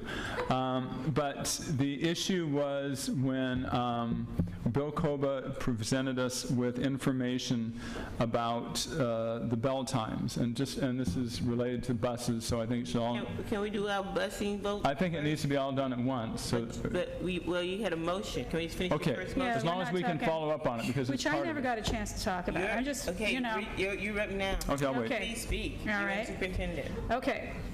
Just because I'm keeping the official tally, we now need $25 million more I better add that myself. to get that. So, and there's only $20 million more left on this page. So, there's my editorial So comment. there's your vote. There's my, no, yeah, we put an extra million in there, so there's my vote. No, I just want to put this out. We have gone up to the State Assembly and put a bill through that AB 351, and we've done more advocacy. I really do believe there is an equal access under the law issue with regard to busing, and that we are penalized. It's not just this one topic, but busing has really magnified it for me. And that is that, Poway parents have a chance to pay for busing because they have a lower level of poverty. We have so many middle-income parents in this district who would pay for busing if we just could give them a chance to do it. And that may not be environmentally friendly, but it would take it would be more environmentally friendly because it'd take a lot of cars off the road. And, I think we are severely penalized as an urban district. This is not a time for the attorney to get up and get a cup of coffee. All right, Mark, we have got, this is the challenge of, I'm talking about really challenging this as an urban district as an equal access question. And I'd like you, when things have quieted down here a little bit more, to take a look at that as a possibility. It's something I've talked about for years, and now the superintendent's blocking my view of the attorney. I can't win in this, but it just seems to me something that we ought to look at. I think we've got a lawsuit that we could file. You know what? Don't you feel important? It's like I get no respect. There's none. None here. Hey, I'm listening. You stand up, Mark. What do you want? No, if you want to get at the issue of being able to charge for busing, that $35, for one thing, we do busing. We did manage to get an exception for busing in Scripps Ranch. It costs about $95 a month for busing in Scripps Ranch, and we do first student contracts, but it's a $95 a month. And I know that there are middle-class parents that would probably pay that every month, and it would take a lot of cars off the road in this city. So I'm just putting that out there. I just think that that's something we should look at and pursue, and I know it's a tough mountain to climb, but I think we have an equal access under the law. We're not being treated this way. We are being penalized for being an urban district, essentially. And, okay. Superintendent Greer. You had wanted to speak earlier. Okay, so now. You are, Okay, your I motion. get no respect from you. The motion on the floor. Where are we? Trying to finish. The motion on the floor is very specifically Was it Which we added $1 million, so let me, right here. 15 to 1. to go from 8 to... No, We that was the passed amendment. but we didn't pass, we amended the motion at 15 to 1. Now we have to vote on the motion. So that's all that it is. It's just increasing the minimum bus riders from the current 8 to 15. Thank you. Okay. Vote. I think we did. Okay. We got it. All right. Now. Next we one need is number amendment. Vote on the 88. amendment to change Okay, this is the time. 15. Okay, phew, that's the end of Because I that one. just Thank wanted, you. I get equal Okay. time. So what I needed to comment on that because it was related to bus transportation. Okay.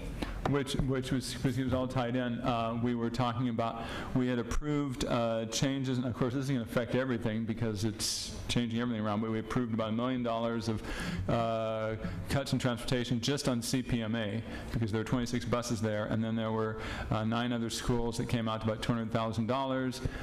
Mr. Koba figured that if we did the early, we postponed the beginning of the kind of the minimum curfew for starting school to 7:30, that was about 300 and change, and that kind of cancels out the 200 with about 100 of difference. I think it's all going to go into the mix as when we're going to the 15. But I just want, my suggestion is that we include, as they're doing all this revamping, that we include the 7:30 minimum start time, so we don't have schools starting at 7:10 and 7:15 There has while to be they're doing all a this. discussion because I have no idea what you're talking about right now.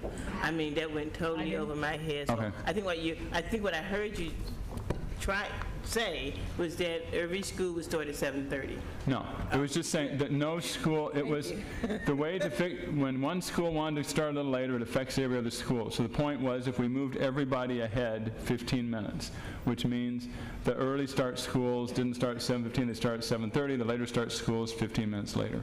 That's what the issue was. I need, visualized it in writing, Superintendent Guerrero. Yeah, that's one of the conversations I had with the Transportation Department, and Bill might want to come speak to this, but I couldn't understand, and I still can't understand, if you take everyone's schedule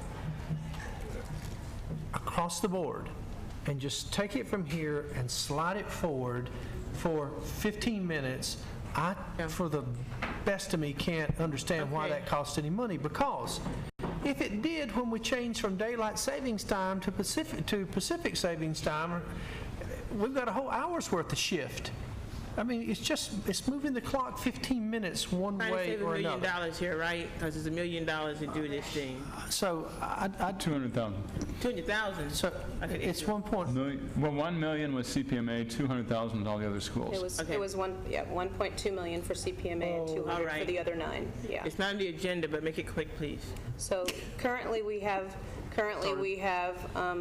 20-plus non-public schools where students are assigned via special ed, and those schools' bell times we do not have control over. So even though you move, bless you, even though we move the entire package 15, those 20 schools are anchored and we cannot move those. So during daylight savings time, they move, but so does everybody else. But those 20 cannot. So if they're an 8 o'clock start time, Stein, Hazeltine, et cetera, Cook, those schools stay at that time. We have worked with the county SELPA to try and adjust some of those times, but we're just one of the many customers in the county. We have 17 to 23 districts that go to those schools. So we do have a 30-minute window at those schools. We're already using that window at the non-publics, and some of our schools do get there late. Some of our students do arrive late because of that. But when we moved the rest of the package, 15, we could not move those. That's fine. I think we need to have a discussion on this. And the board, the board's already, you've already voted once to approve these, but what Dr. Evans is talking about is you've heard from parents saying, 7:30 is one thing, starting school at 7:15 is something else. Okay. And so what I want to hear from Alex and Bill is, are we clear that if you put in a caveat that no school starts before 7:30, what does that cost the district? When Alex's schedulers did the calculations, it was about $366,000. It ends up being about 5 additional buses in the morning and 5 in the afternoon. And all we did, we took Mr. Evans's recommendation was take everything where it is today and move it 15 minutes.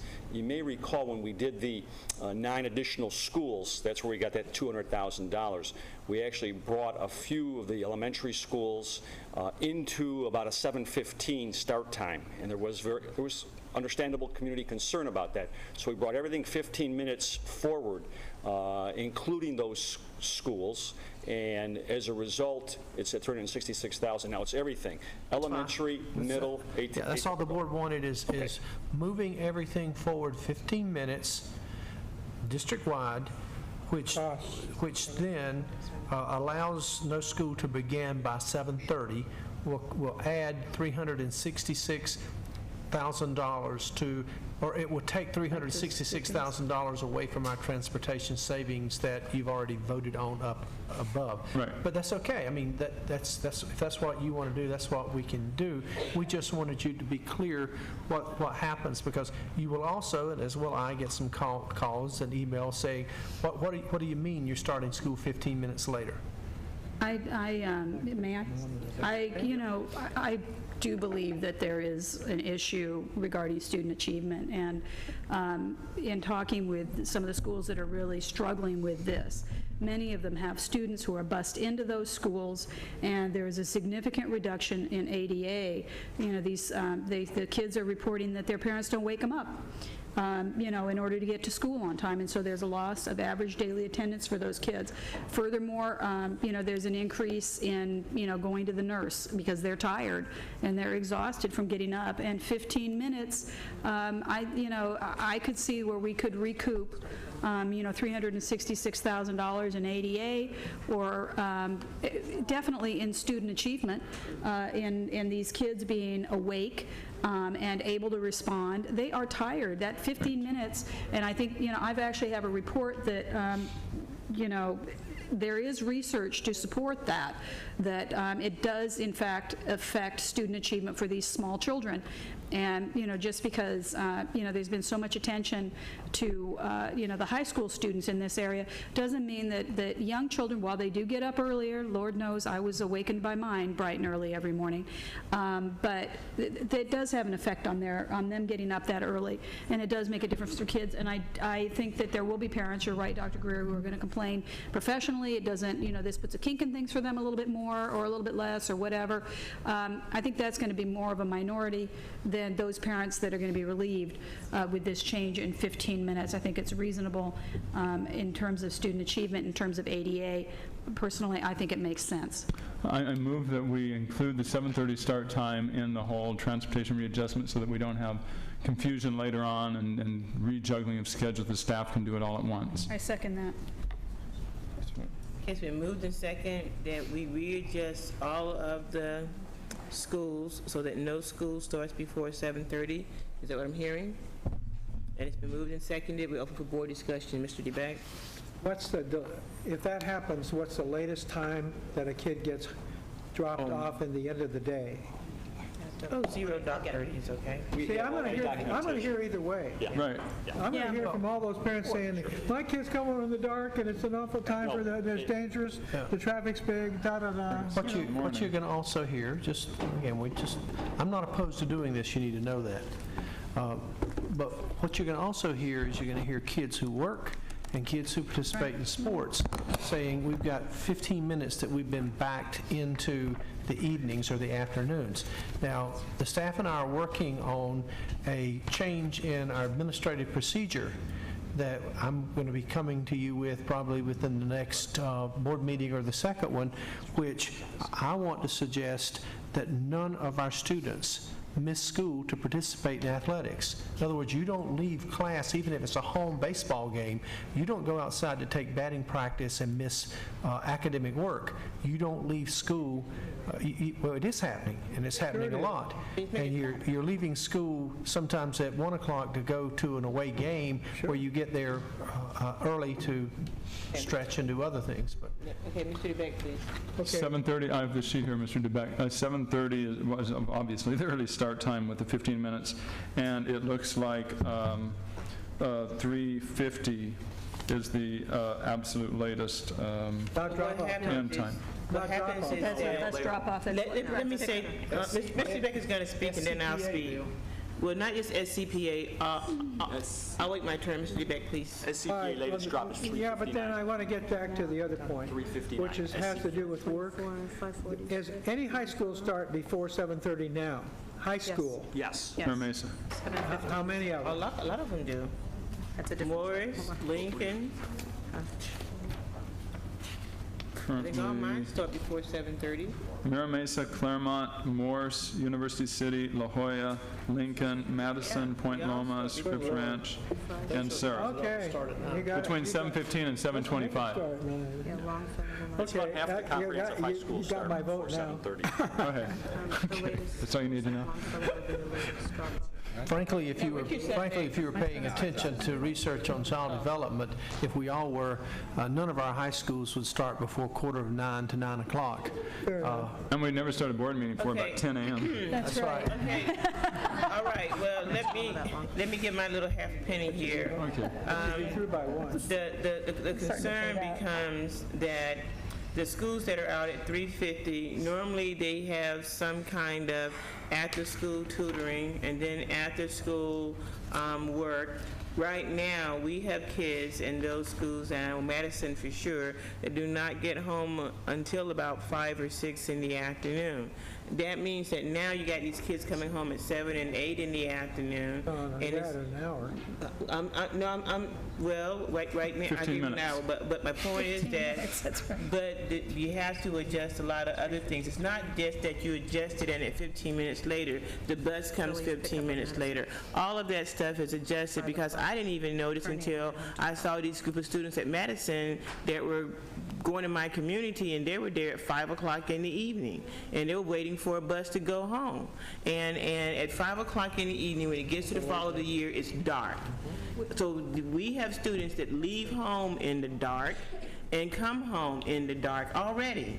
Okay, so, and if we're going to put all of them at the same time, and then what happens again is those bus routes have to be, staggered to the point that everybody is not out there standing in the dark, coming home in the dark. So it's a lot more into it than just, we're going to start late 15 minutes and we're going to get home 15 minutes later. That might not be totally true. All of the schools would shift, so not all of them would start at 7:30. There just wouldn't be an earliest one before 7:30. So the ones who start at 9 would start at 9:15 in the morning. The latest drop we have right now would be, with the 15-minute change, would be Longfellow. They would not, the latest drop would be 5:48. The later students that you saw at Madison may have also been, we also have late activity buses at those schools as well. So what are your late activity bus times? The late activity bus times will be at whatever time the school requests, which is usually an hour to an hour and a half after the last pickup. An hour to an hour and a half after the last pickup. The school requests that from us, so depending on their school. But my point is that, so let's take one of your schools now. Let's just take Madison. What is your last pickup? The Madison, with the 15-minute change, the latest drop-off would be 3:53. Okay. But that's not a late activities bus. That's not a late activity. Their dismissal would be 2:28 instead of 2:13. Okay. So an hour, about an hour, or an hour and a half after that is when the schools usually request the late activity buses. Okay, which would be about, what, 4:15, 5 4:30, o'clock, something, right. which is in the middle of afternoon traffic, and you're heading down 805, it's going to take you 45 minutes to get down that It's road. 15 minutes difference. But the 15 minutes difference, okay, Catherine, let me let you know. I drive that direction. 15 minutes make a huge difference. If you get on at the right time, you can go home in 20 minutes. If you get on 5 minutes later sometimes, you're stuck there on the freeway for another 30 to 45 minutes. And people don't ride the bus, do not understand how much time these kids have to spend on the bus. And so I think that while this might sound good and okay and right, it might not be, because I think it's important for us to understand the amount of time, because now you are going to be having those buses driving in the middle of afternoon traffic. So it's not going to be a quick ride home that it may have been before. Currently, our buses do drop off until 7:30 at night because of the late activity, but I did misspeak about the latest drop-off. The latest drop-off actually would be CPMA, which would now drop, the latest drop would be 6:02 p.m. And then an hour and a half later might be 7 or 8 o'clock. Yes. I'm sorry, I can't support taking kids back home at 7 and 8 o'clock at night. 6 o'clock is bad enough. The alternative is kids catching the bus at 5:50 and 6 o'clock in the morning, some of them elementary students. In the dark. Yeah, that's the dilemma that you have, quite frankly. I mean, ideally, they would all be between 8 o'clock and 8:45. Yeah, and this is going to sound insensitive, and I don't mean it to be that way, but someone up here made this the point not long ago. Children are choosing to ride buses. They're choosing to ride buses, and I don't want that to be insensitive. We didn't want to change the bus schedule. We were just simply trying to look at ways that we could save dollars, and we can certainly see both ends of this. And I don't know that there is an easy answer to it, because you've got good arguments on both sides. But I do know that there is a lot of kids that are getting home, and you will hear this about sports, and you will hear this about work on the tail end. Absolutely. But you're also Okay, with the losing motion- ADA. Okay, so- but the motion on the floor is that we adjust the bus time, we adjust the schedule so that no school starts before 7:30 in the morning. That's the motion. Which means that everyone's moved back 15 minutes. Yep. Okay. That's the motion that's on the floor. It's been seconded. Any more board discussion? Please vote. That passes 3-2. Okay, we were moving down to merging distribution and warehouse services. John said he was for it. And, Thank you. This past week, as a staff, we're looking at possible additional savings that we had not discussed before. 366 to the budget then. As we had different people from different teams in, this concept came together, and Archie, want to come in and talk about what we were proposing, and Gary, you might want to come up as well, Gary Patel, and Bill or whomever. We were trying to look at ways to save money, but at the same time still provide quality services to our schools. And so, Art, I'll let you discuss this. Okay. In order for the board to realize the cost savings that's in this item, there would be three items that would occur. One, there would be a consolidation of two supervisory positions. Present time, there's a supervisor of distribution services, and there's a food service operations support supervisor. Those two positions would be centralized as one position, and the position that would remain would be the supervisor of distribution services. The second component would be a reduction in the number of 10-month food service truck driver positions, utilizing the 12-month warehouse truck driver and relief truck driver positions to facilitate the delivery of some of the food service items to schools on a daily basis from the prep kitchens. The third component of this would be to initiate a direct delivery model for orders placed by schools, where the vendors would ship the purchase orders, items on purchase orders ordered by schools directly to the school site instead of delivering it to the central warehouse where it is traditionally being unpacked, inspected, received, and then redelivered to schools.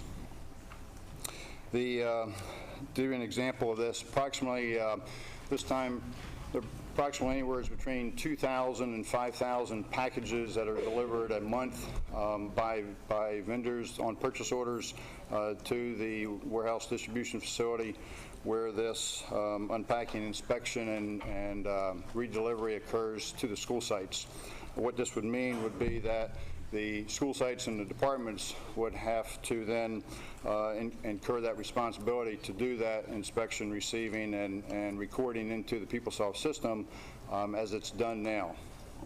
So those are the three major components of this item here. Thank you. I've worked in districts where we've done this. It's been very effective. It's a different way to try to save. The question that I would have is that as we look at making these, if the board were to agree with this, the FTE reductions, do we have vacancies there? How would we handle those FTEs? There would be a reduction of 11 positions. There are some SERP positions that are included, and I think there's six or seven SERP positions, which make up the 18 that's listed in the item. Also, I did not mention that this is a 9-month plan. That this would begin September 30th to allow time for the current work that's in progress to be there, to allow us to support the delivery of the textbook adoptions that the board has previously approved here that will happen this summer, and to get us through Williams compliance assistance in September. And so the proposed start date, and that's figured into the dollar amounts that's here, would be a start date of September 30th, October 1st. Thank you. Is there a motion for this item? No. I want to talk about it first. Okay. Do I get to talk about it first? Yeah. Okay, there's two things. One, you talked about something I know is called from marketing called drop shipping, and that's you order it and deliver direct to the person that uses it. So there's no go to the warehouse and then have the warehouse pick it up and take it out. That can be done whether we pass this item 80 or not. 80 is not whether we're going to drop ship or not. You could have been doing that all along. So I'm not going to use that as a sales message for whether we do this or not. The real argument for me is this, and I visualize this as having worked in a school. Here comes a truck, and in it is, I know what it is, it's going to be all the supplies are ordered. Okay, but here comes another truck, and in it is all the food that the cafeteria expects. Now, if you're doing this right, you're going to have one truck delivering the foodstuffs and the commodities that come to the site. That should be it. Right. Okay? That means that the warehouse that has food storage and the warehouse that has commodities like paper and who knows what other kind of office supplies will be the same warehouse. That's right. Now, I just thought I voted a while ago for a new food services warehouse that's got cold storage. Right. Is that the same place as the commodities that we're going to be sending out to the schools? Absolutely. It is. Yeah, they'll be co-located. Okay, same location. So now the truck, I'm visualizing it, now this is a food service driver, but now he's not. He's just a regular driver. That's right. A regular driver drives some truck, and that truck's got to be capable of carrying food service materials, including refrigerated items, as well as carrying the kind of stuff like staples that we'd use in the schools, paper and all that stuff. Okay, do we have that fleet? Yeah, the real two quick comments. The paper, staplers, scissors, glues, that is direct delivered by Office Depot. So we don't have that. So I think it might be helpful to tell Mr. DeBeck, give him a clear idea of what kinds of deliveries, because I asked the same question where you'll know.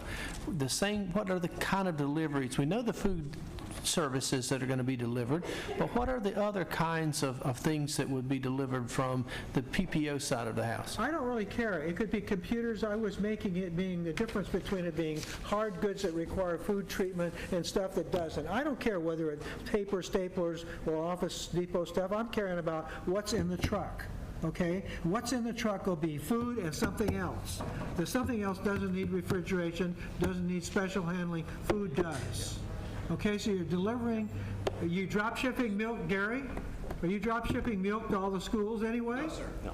So it goes to us, and then we deliver it? No, all the milk right now is being delivered to each site directly by Well, that's drop by the shipping. milk company itself. Okay, then it's drop The reason for ship. the cold storage is to increase our buying power and buying it for less and distributing from the cold storage facility directly with our drivers, which would leave full with trucks versus leaving empty with trucks. And not having to lease for facilities. All right, so And I think, basically John- you're saying, and after I got all these interruptions, my issue really was this.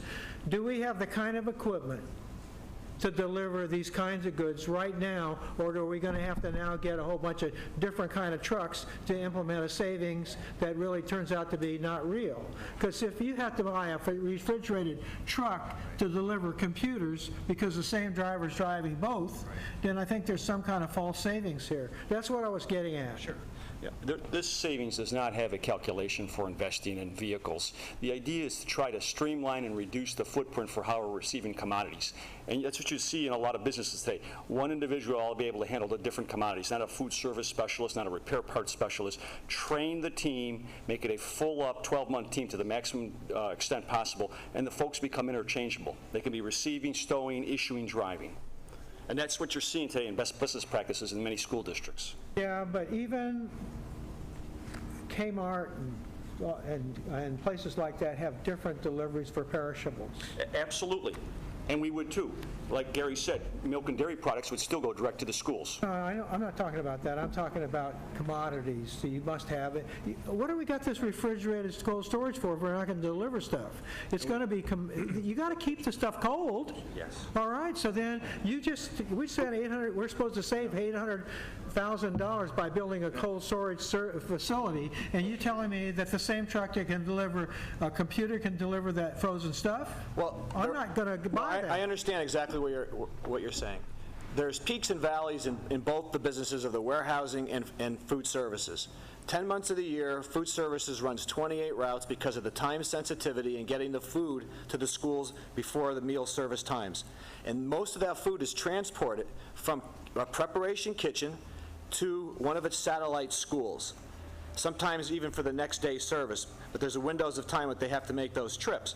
The valleys of the warehousing come at different times when their peaks do. The peaks come prior to ramping up for school, when textbooks are delivered, many things need to get ready for school. That's when the warehouse drivers are driving, and the food service drivers are not driving as much because it's summer school and we have less drivers. So therefore, by making everyone on the equal playing level drivers, they would be able to share the responsibility as a driver to deliver when the peaks are there, and when the valleys are there, they would be multitasking. The relief drivers would be able to be clerks and move products. It's beginning to make sense to me. All right, thank you, Gary. Okay, so now one last piece. If I try to explain this, hopefully somebody else besides me will understand it. Okay, so what you got now is, let's say you got 30 drivers. Right. Half of them, I'm making this up, half of them are food service, and half of them are delivering warehouse stuff. What you're saying is if you cut that down to 12, you can get the same job done because you're going to save 18 full-time positions. Is that what you're saying to me? I mean, that's an illustration of an example. Because what you're saying to me is, I look at this, the saving is 18 full-time drivers. Well, it's not all drivers that's in there. Or people that handle the stuff. All right, but they're workers. They're workers. All right, so that what we're gonna do is eliminate 18 workers, combine the work of people that work in food service along with the work of people that work in the warehouse. Right. Tell me how they're going to do that when you have to separate the funds for the expenditures, because you have a different budget than they do. Correct. Okay. There's five. It's only five. Okay. What's that? Well, there's a total of, what? Five. That's What will called cost happen is, accounting. what will happen is there will be five, during that 10-month period of the year, there'll be 5 positions that will be funded by food service, and those 5 positions in the warehouse, currently in the warehouse, those drivers and relief drivers there will be delivering food to schools. The remaining 2 months of the year, the funds will come from the different budget, the general budget, for those 5 truck drivers that will be working at the end of the year for delivery of end-of-school orders, summer school items, textbooks, and all those things that we need at the end of the year to get ready to finish up And one a year, state auditor begin the will next say year. this is okay. You're spending the money the right way. Absolutely. Okay. We have some public. That's all the question I had. We have public comments from Joni and Letty.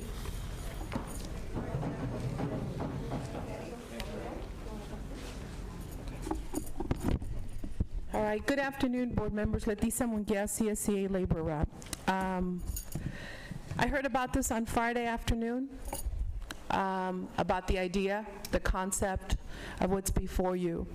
And I want to tell you that from the perspective of the workers that I represent at the warehouse, I continue to be amazed of the amount of disrespect the director of this division has failed to treat our people with respect.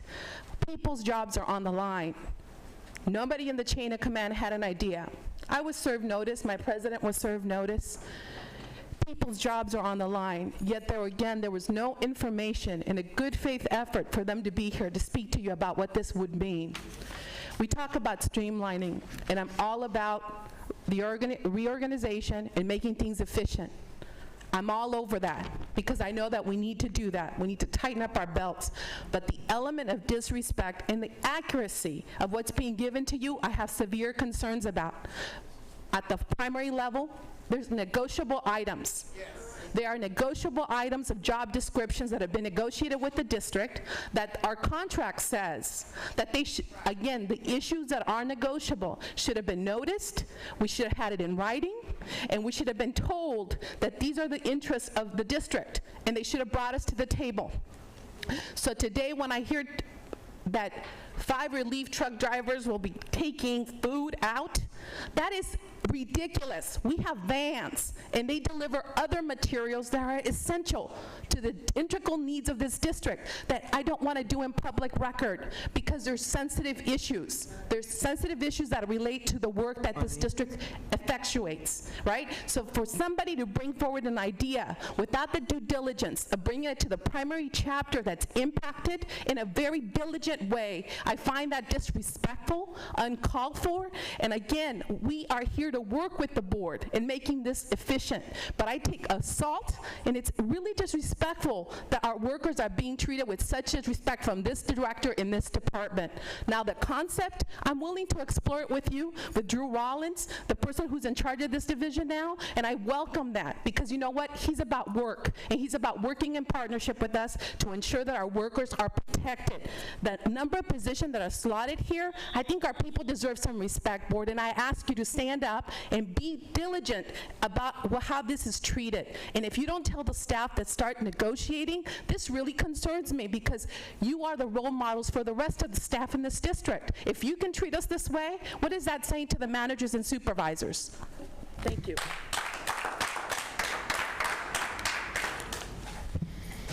Good afternoon, board members, President Sheila Jackson, Dr. Greer, and James Macias.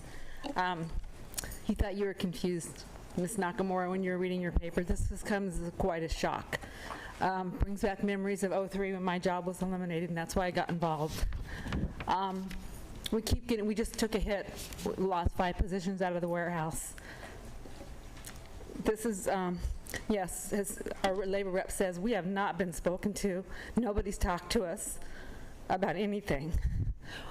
I was actually seeing light and hope at the end of the tunnel when we had great conversation with Drew Rollins, is that correct? I just met him for the first time, and a couple other gentlemen letting us know that we have 15 years of work with Proposition S. We have workers. We're going to do the work. We don't want our work to be outsourced. We can barely do what we have because we took a hit, '03, and we took a hit just recently. But I've actually seen that we are going to be able to work together. We've had a truck driver step up and do some extra work and doing some work that normally the money would go to subcontractors. I guess, don't take, to me, it's taking away the warehouse work, and then you guys want to contract it out. Not you guys. I don't mean it disrespectful like that. But I mean, this needs to be looked at. We need to sit at the table. I agree with Letty. There's ways to be efficient. Listen to the people that do the work. I remember in '03, they came in and did a lot of changes out at the warehouse. Go out there and look at that big old print shop out there, you know? And they do all these great ideas, and I think Mr. DeBeck is saying the right thing. I mean, and then, you know, you bring all the stuff into the warehouse, but then you look, you know, who's doing the work? Are we going to subcontract it out? We just need to be told. We need to be transparent.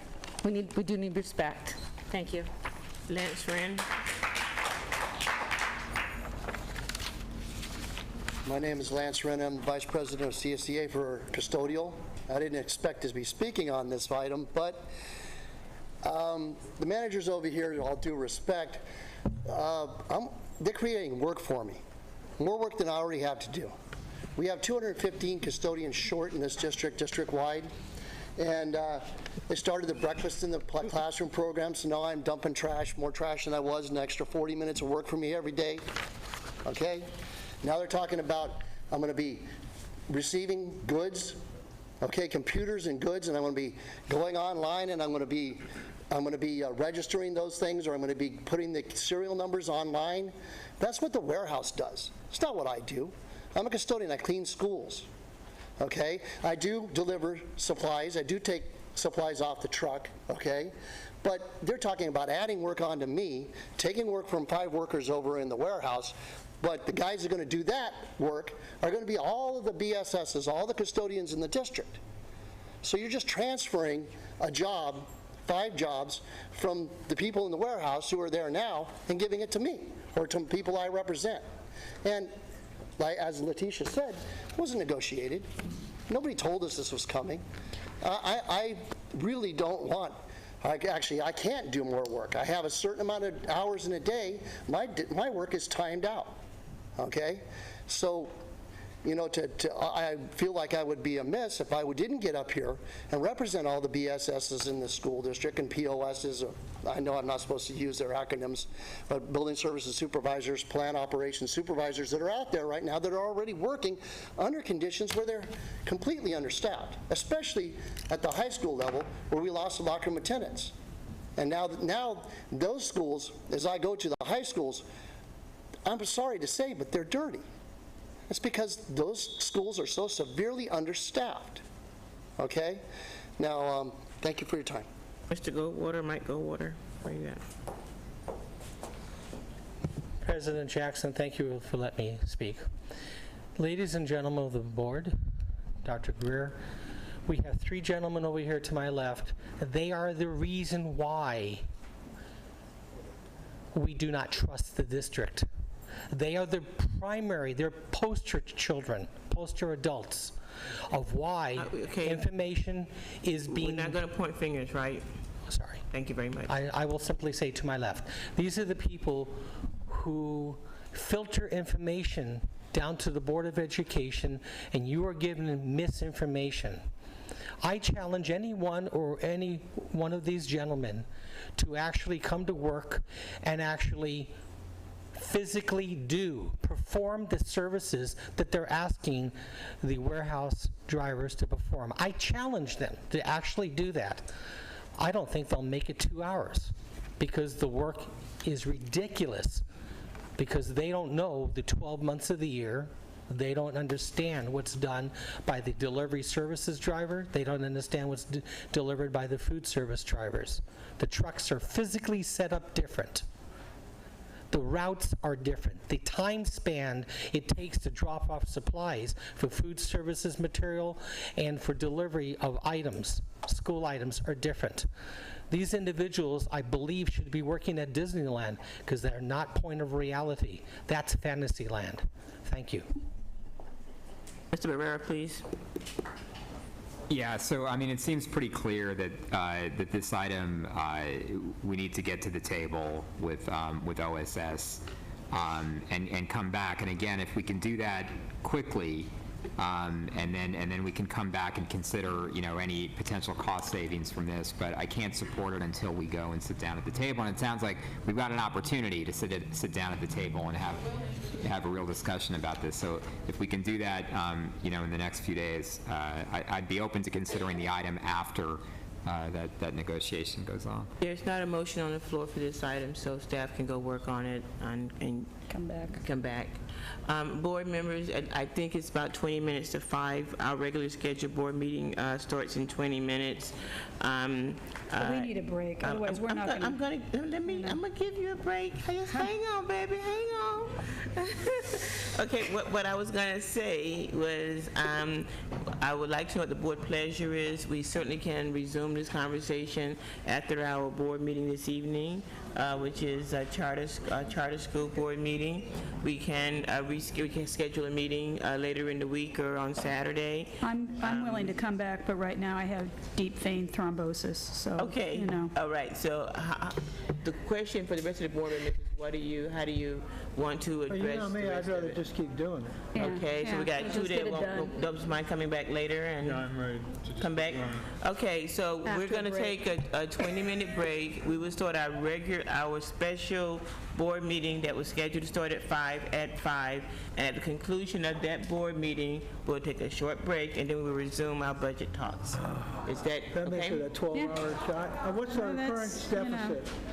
25. 25 million. We're at 25, almost 26. Those that have been here a long Just had time, I 26 apologize, but we do have another 26. meeting that starts You didn't in put the about 15 366 minutes. back in. Let's just negotiate. It's almost to 25 and 26. Forget it. Well, 25,839. Please be back, board members, at 5. Close to 26. promptly. Hold on a minute. Let me save it first. Hold on a minute. Yeah, I do.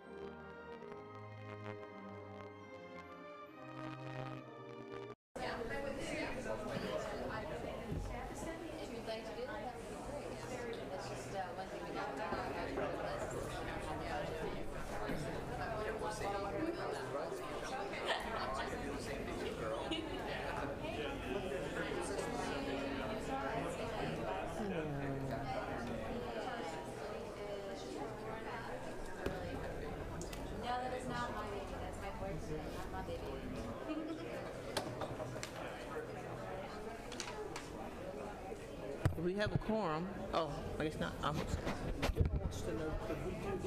I'm going to do his piece next. Got it right here.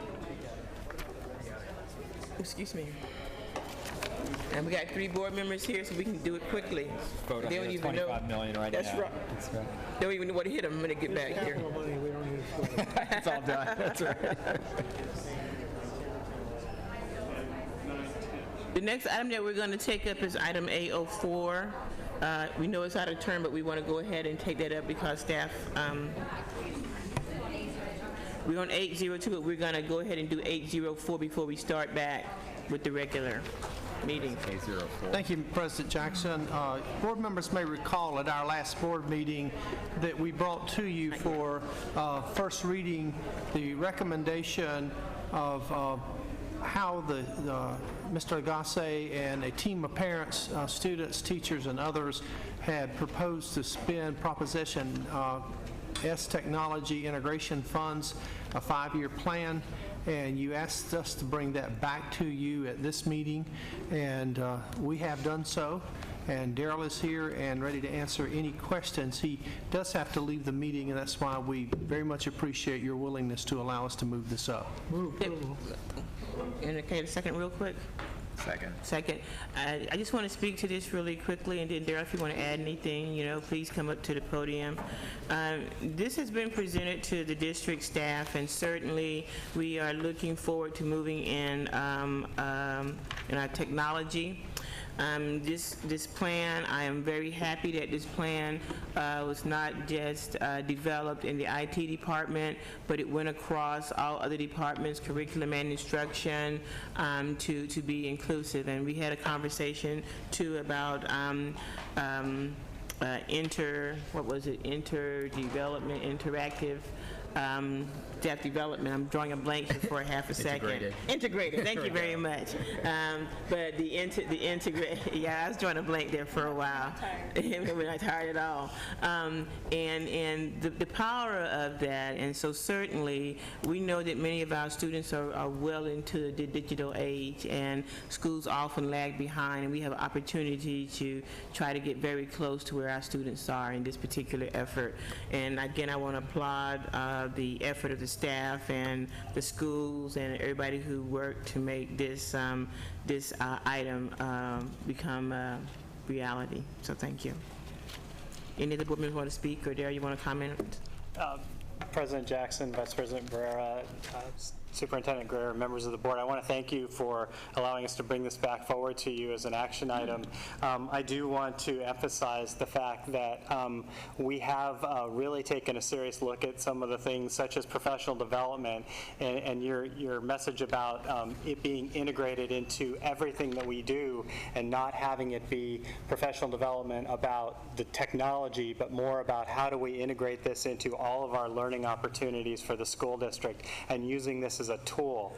And so I think that that's really key as we move forward. And as we've stated in our recommendation, we will be bringing a very strong professional development plan around this back to you for approval that will involve our teachers, our administrators, as well as any other stakeholders as we move forward in this. But we do need to begin the planning process, and we need the overall conceptual model approved so that we can do some heavy lifting over the summer. Thank you. A04? Okay, that's why I'm lost. Okay. Any other board member comments or questions? Yeah, go Darrell. Good job. No, I just appreciate the way that it is, the careful planning on the 5-year plan as far as phasing in different grade levels and the different academic areas. It's very good. That's all. All right. Any more? Please vote.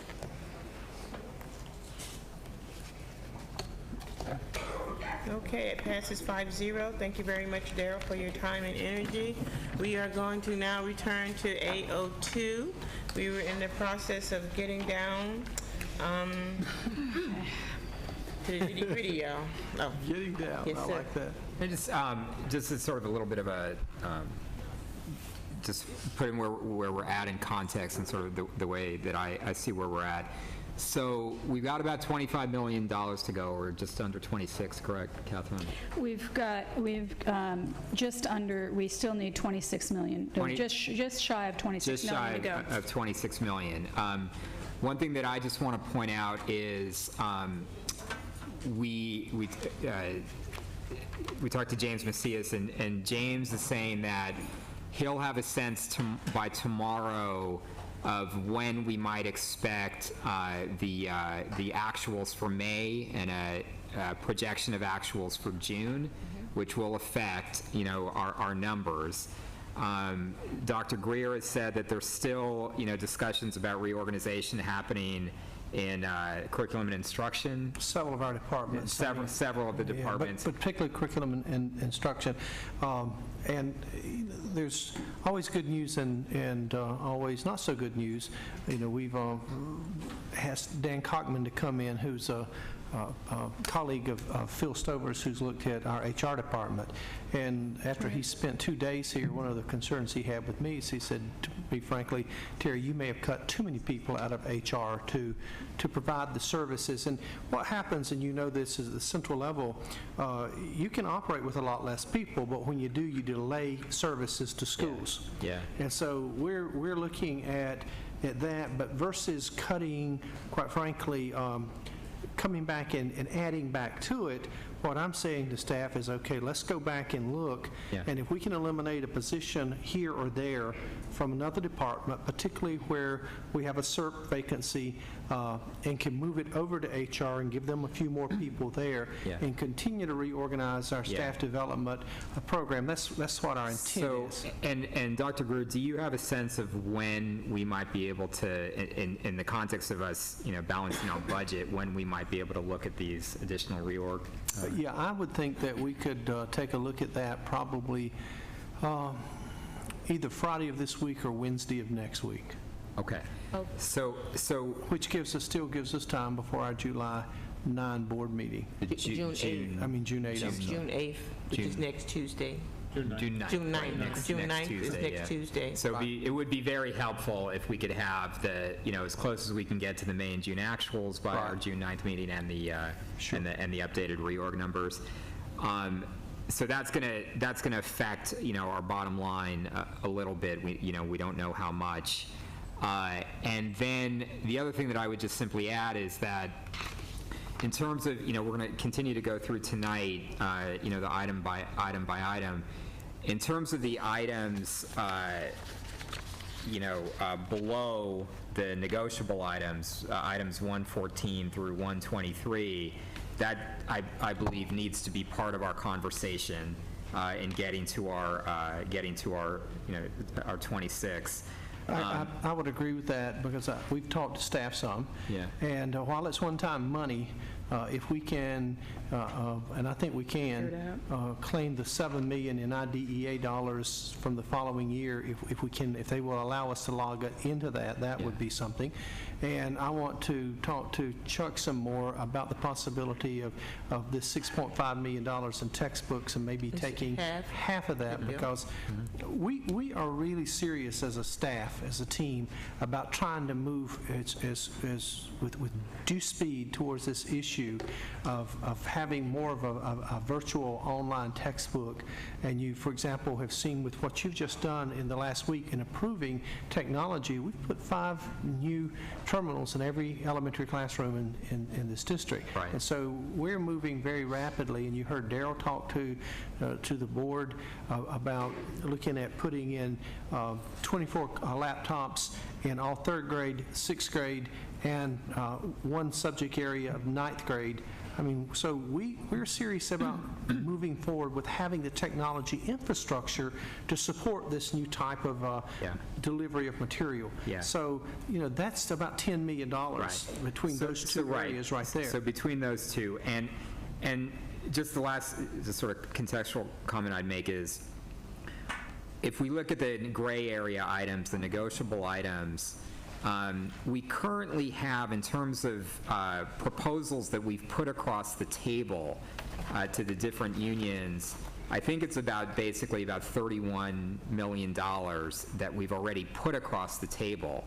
Now, whether in the end, we get to that number through these specific items or other items, I think the point is we've got $31 million that we've put across the table in negotiable items.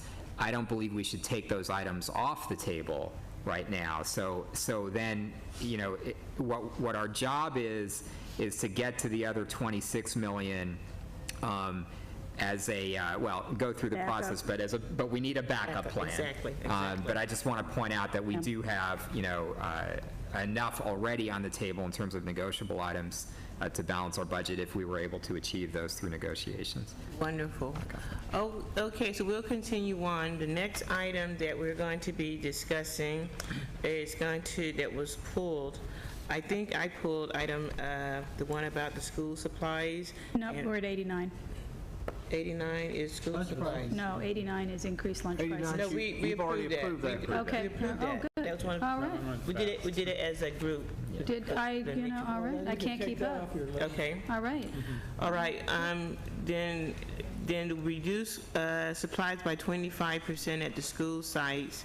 I guess my only question there would be, if we could do it like at 15%, what would the savings be? And the concern that I have is many times, and Ms. Nakamura has been famous for saying this all the time, you go, then you can't find, toilet paper in the stalls and soap, that kind of a thing. Before you answer, excuse me, there's even a clarification here, which it's actually, if you look at the amounts that are written here, I don't know if this is correct, but it is actually comes out to about a 10% reduction, because it says this year 30 for elementary, 46 for middle, and 60 for high school.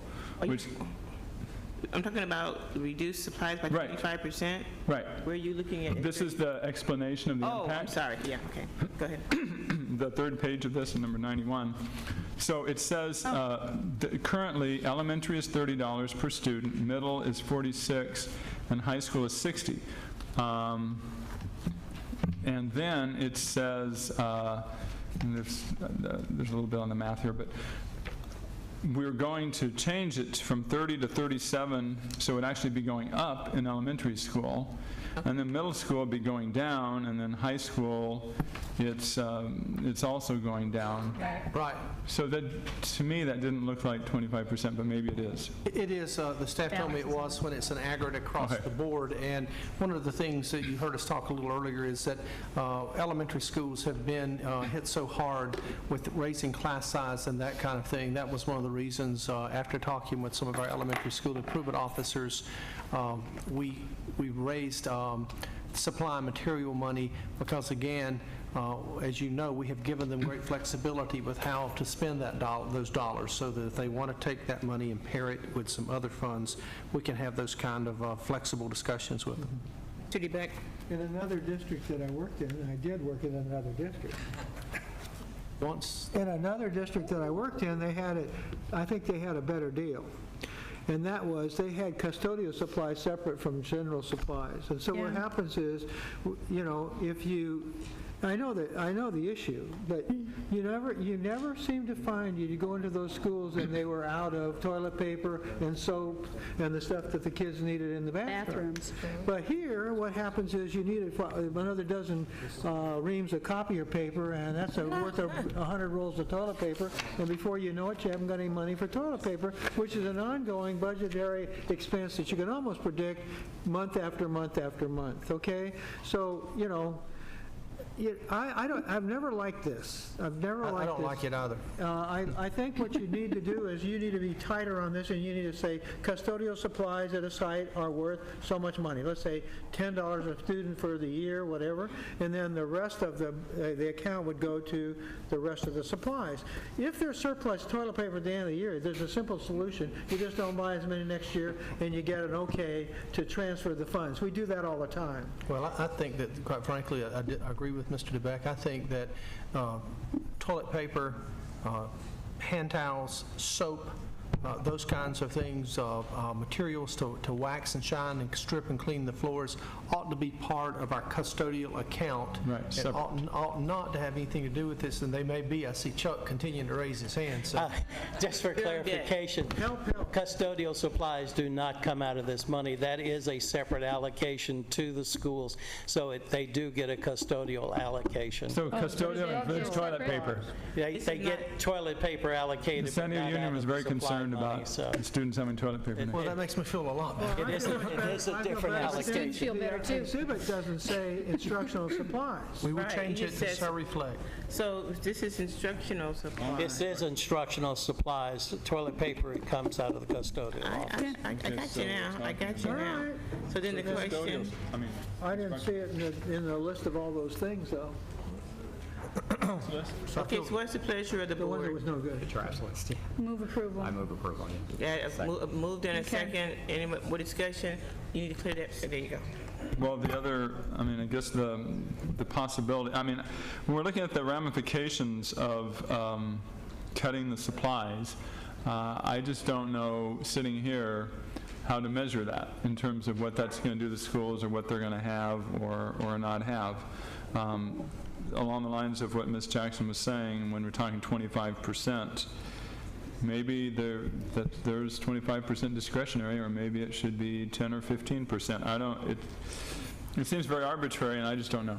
Okay, Mr. Moore. Just as an explanation, where the elementary schools will get hurt in this particular process is the fact that their noon duty is paid for out of these funds.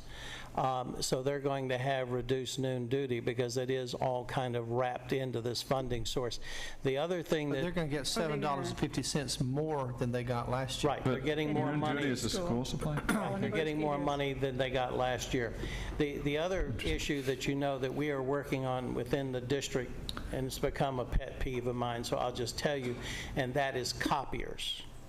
We spend an inordinate amount of money for copying materials for our students, and we are actually looking into that to see. But a large amount of money is spent out of these funds for copiers, and we're saying to schools, you need to reduce the amount of copying you're doing because that will help your supplies go. So that's actually, in your opinion, a very reasonable goal, in terms of cutting it by 25% without really affecting the school functioning. Well, I'm going to say this to you. I don't think you have an option if you're going to get to $25 million in additional cuts.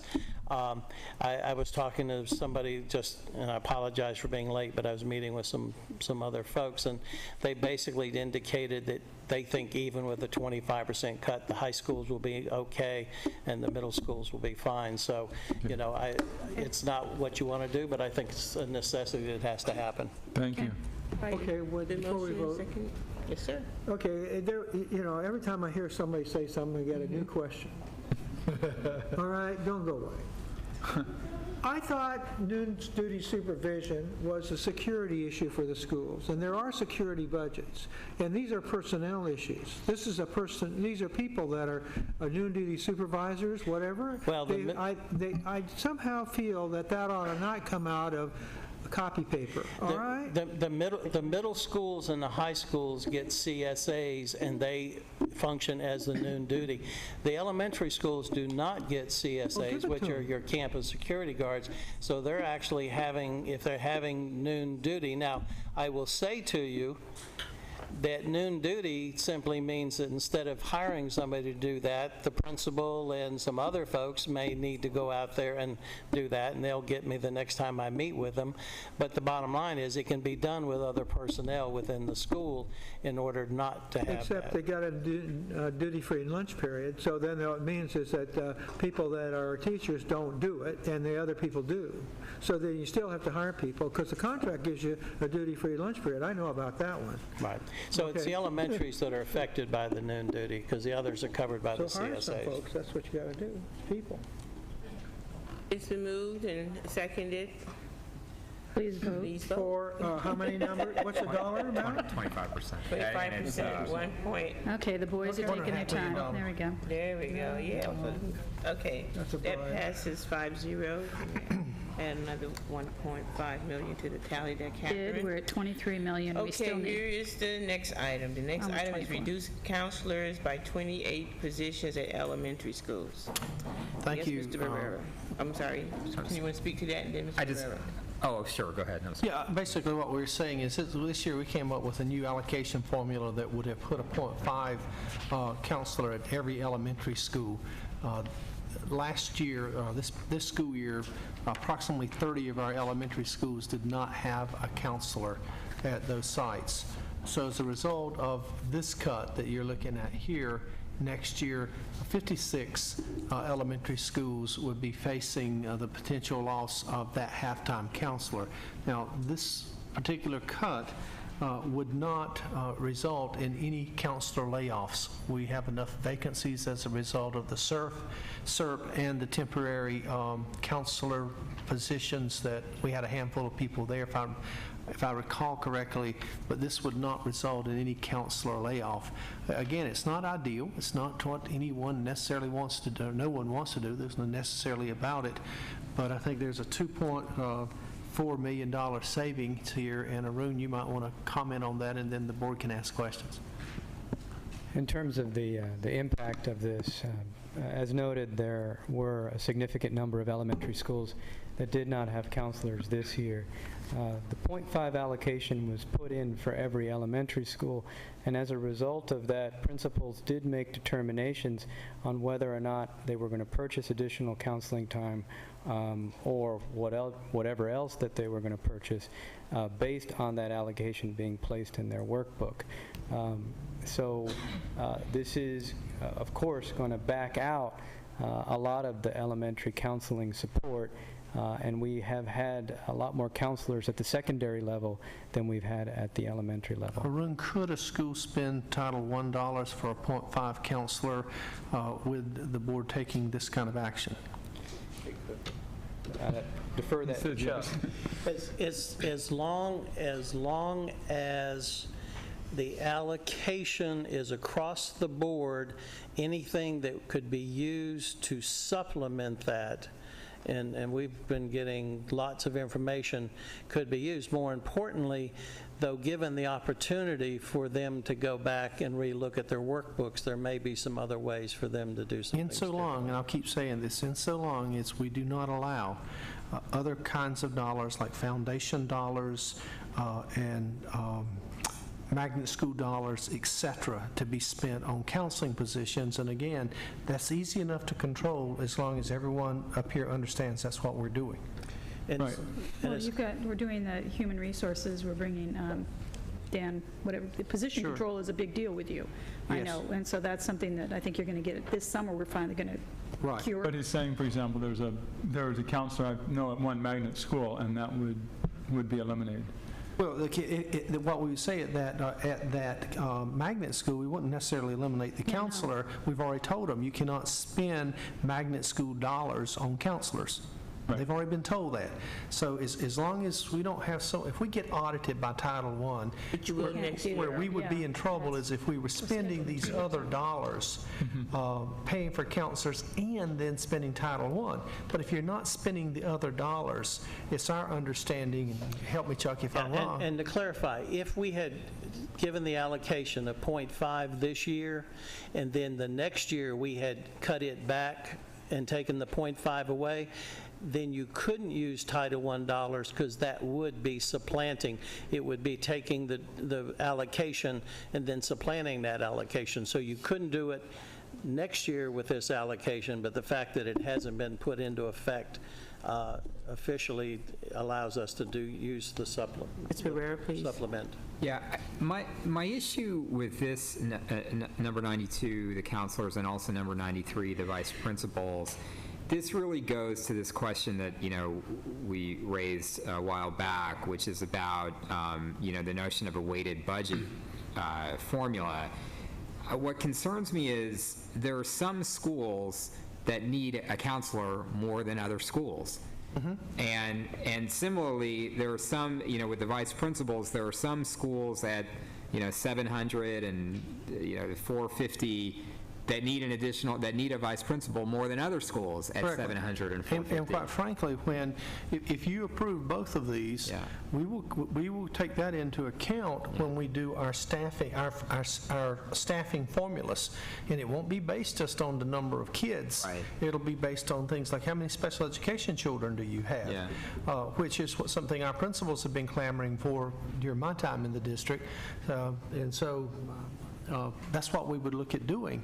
It wouldn't just be based on a flat number. It would be based on, okay, if we're going to have 28 fewer of these, where are those fewer going to be?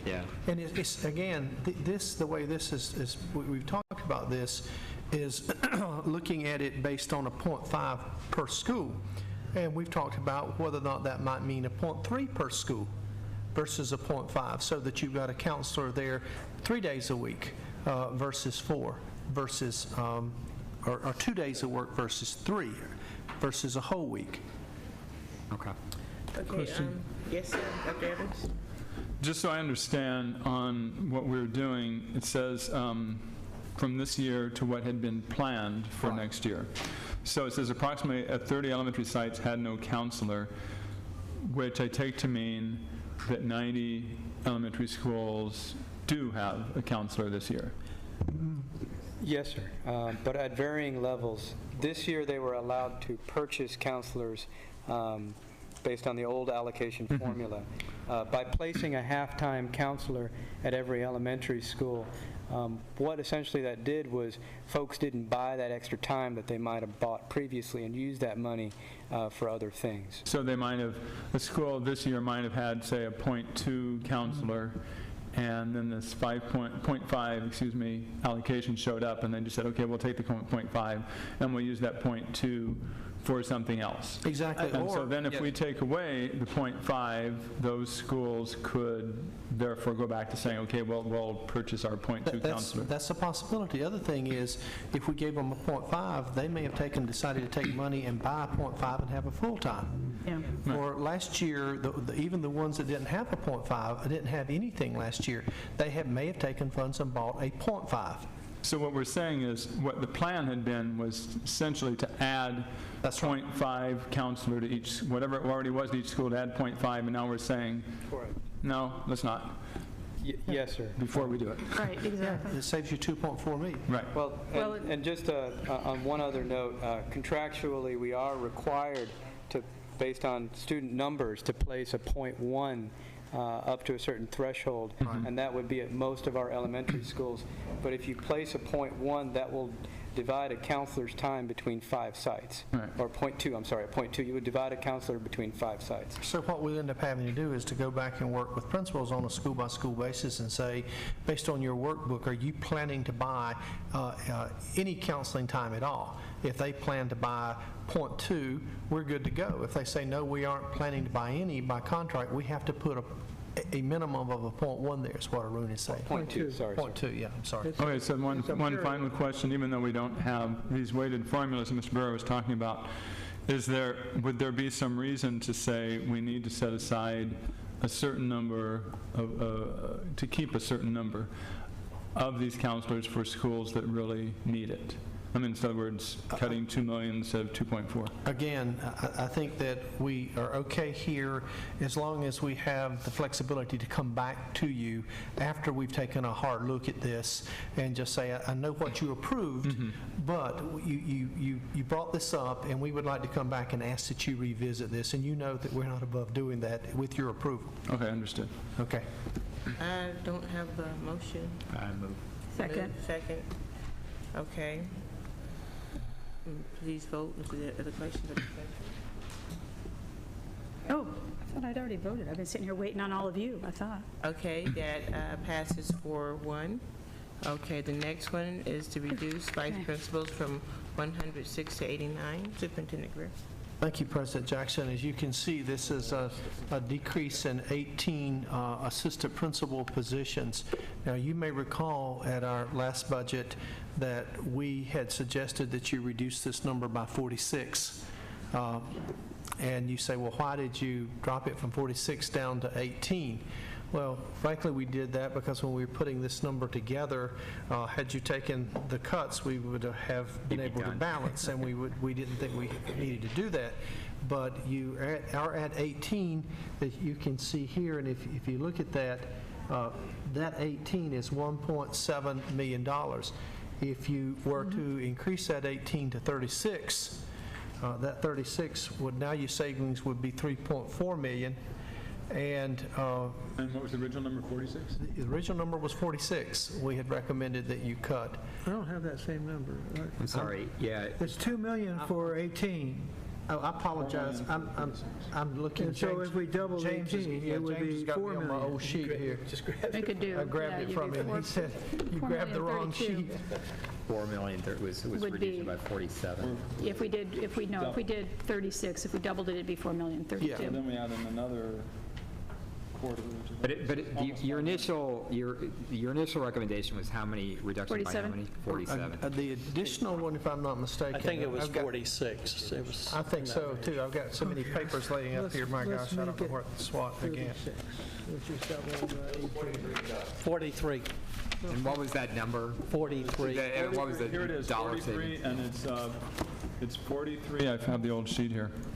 And the number is, principals, I just lost the line, 4,300,000, which is significantly more than what you see. 43, which is like 100,000 Yeah, each. that tracks. the That's numbers. about right. I think it's 102,000 each. What are you recommending? So it's we're looking at a possible 4.3 million.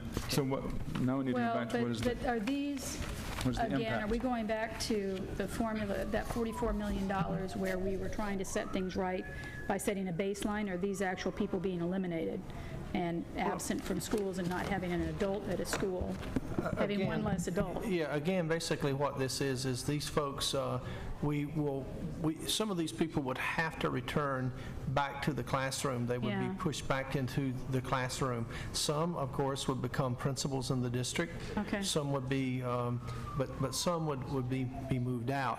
It's about $100,000 in terms of, about $102,000 per person. And so, again, we were at 43, now we're at 18. And again, it just gets down to, quite frankly, what we need to do to try to bring about balance in the budget. Chuck, any thoughts? You're about ready to hit the elementary schools really hard. This does at least affect the secondary level at this particular level. I think the issue is again, we're between a rock and a hard place, and, we can go the 43 or any number. I would recommend, quite frankly, given where we are financially, to go somewhere in between of the 18 and the 46, and perhaps land on a number of 30, and then just try to look at weighted formulas that we were talking about, and I need determining to know where how much at that the is. secondary level that needed to be. Now, I want to say something else to us as a group, and I know that you heard today during the public meeting some people upset about the issue of small high schools. And I think you know as a group that where I stand in terms of supporting small high schools. But we've got small high schools sitting out there where you have 6 small schools that, quite frankly, I believe you could have very effective small schools with 5 or 4 in that site. Where you have 4, you could be very effective with 3. I believe that there's between $1 million and $2 million in savings, depending on how and what you would allow us to do in terms of consolidating some of those small schools. If you don't do anything, of course, there is no savings. So I just wanted you to know that's not on this list because we're continuing to work on it, and we're continuing to get feedback and input from principals and teachers and staff out in the schools. Okay, so on this particular item here, for the reduced vice principals from 106 to 89, which is reducing about 18 people, is the board okay with that, or you want to increase that number?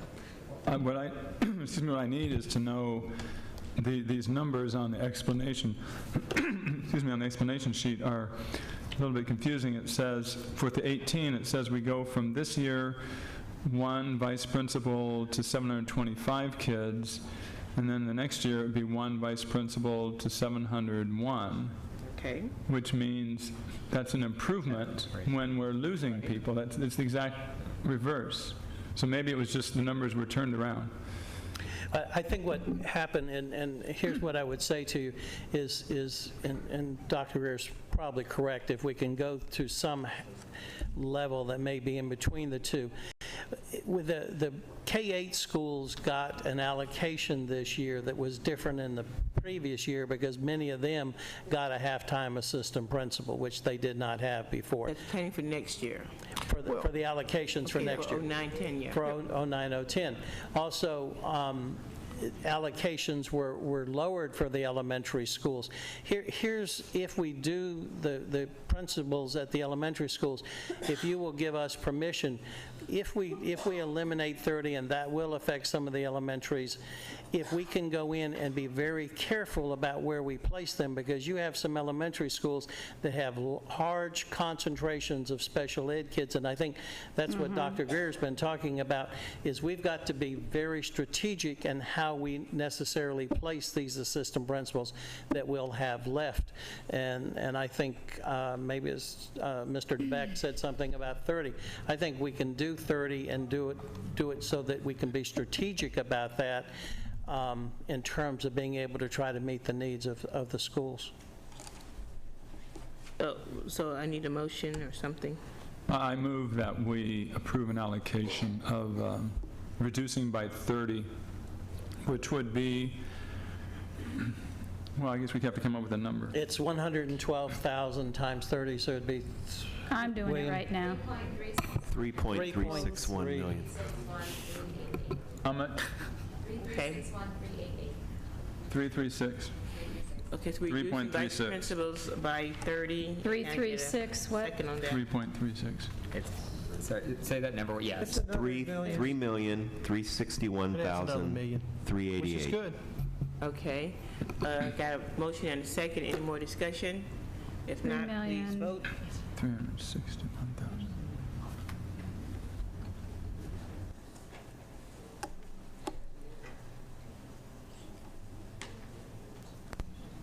The next item is to eliminate 151 library techs and assistants. Yes, ma'am. This basically, as you can see, is a big ticket item in terms of it being worth about $6 million. And this is one, again, that as a staff that, no one that I'm aware of wants to do. Given the financial situation we're in, we certainly understand where we are. This would leave a .5 librarian in each middle school and each high school, and this would be certificated librarians. These library techs, some of them are certificated, but Chuck says no. No. They're not paid that way. They're not paid that way. They're not paid that way. I think some of them have That's correct. certificates, but this position is not paid that way. And I think what this did is put Actually, the attempt was, when we did this, is we've had many of our libraries that have just been locked up and closed because there was no, there was not a librarian there, there was not a library tech. So when the allocation was given, we allocated either a library tech or a library assistant to every school in the district, so that between the librarian and that tech, the library would be open 5 days a week. Now, I will have to point out to you that please be aware that you asked us when we did the allocation to make sure that we were flexible with the schools. So what you're doing is you're eliminating the library tech as part of the allocation piece, but that may affect, there may not be a library tech in that school, so we other people affected, and just need to be very clear Here's about what's that. going on, quite frankly. How many elementaries do we have? It's about 120. 120 elementaries, so stay with me for a second. Here's what's happened with this, and I said to Chuck, this is what bothers me a little bit about what we do in this district. We allocate 151 FTEs for library technicians, but there's nowhere in our workbook that requires principals to use them for that. And so I'm sitting in my office thinking I'm all upset about cutting this, and then I come to find out, listening to staff, well, yeah, but they've taken this money and they've bought something else with it. So they don't necessarily have anyone in their library at all at the elementary level. They're just letting people do that. Now, we can fix that by saying you can't spend this money for any other way. But if we were going to do that, then, and you wanted to do it and keep this, one of the compromises might be versus 151 FTEs, for example, because remember, we've left a halftime librarian at each middle school and each high school.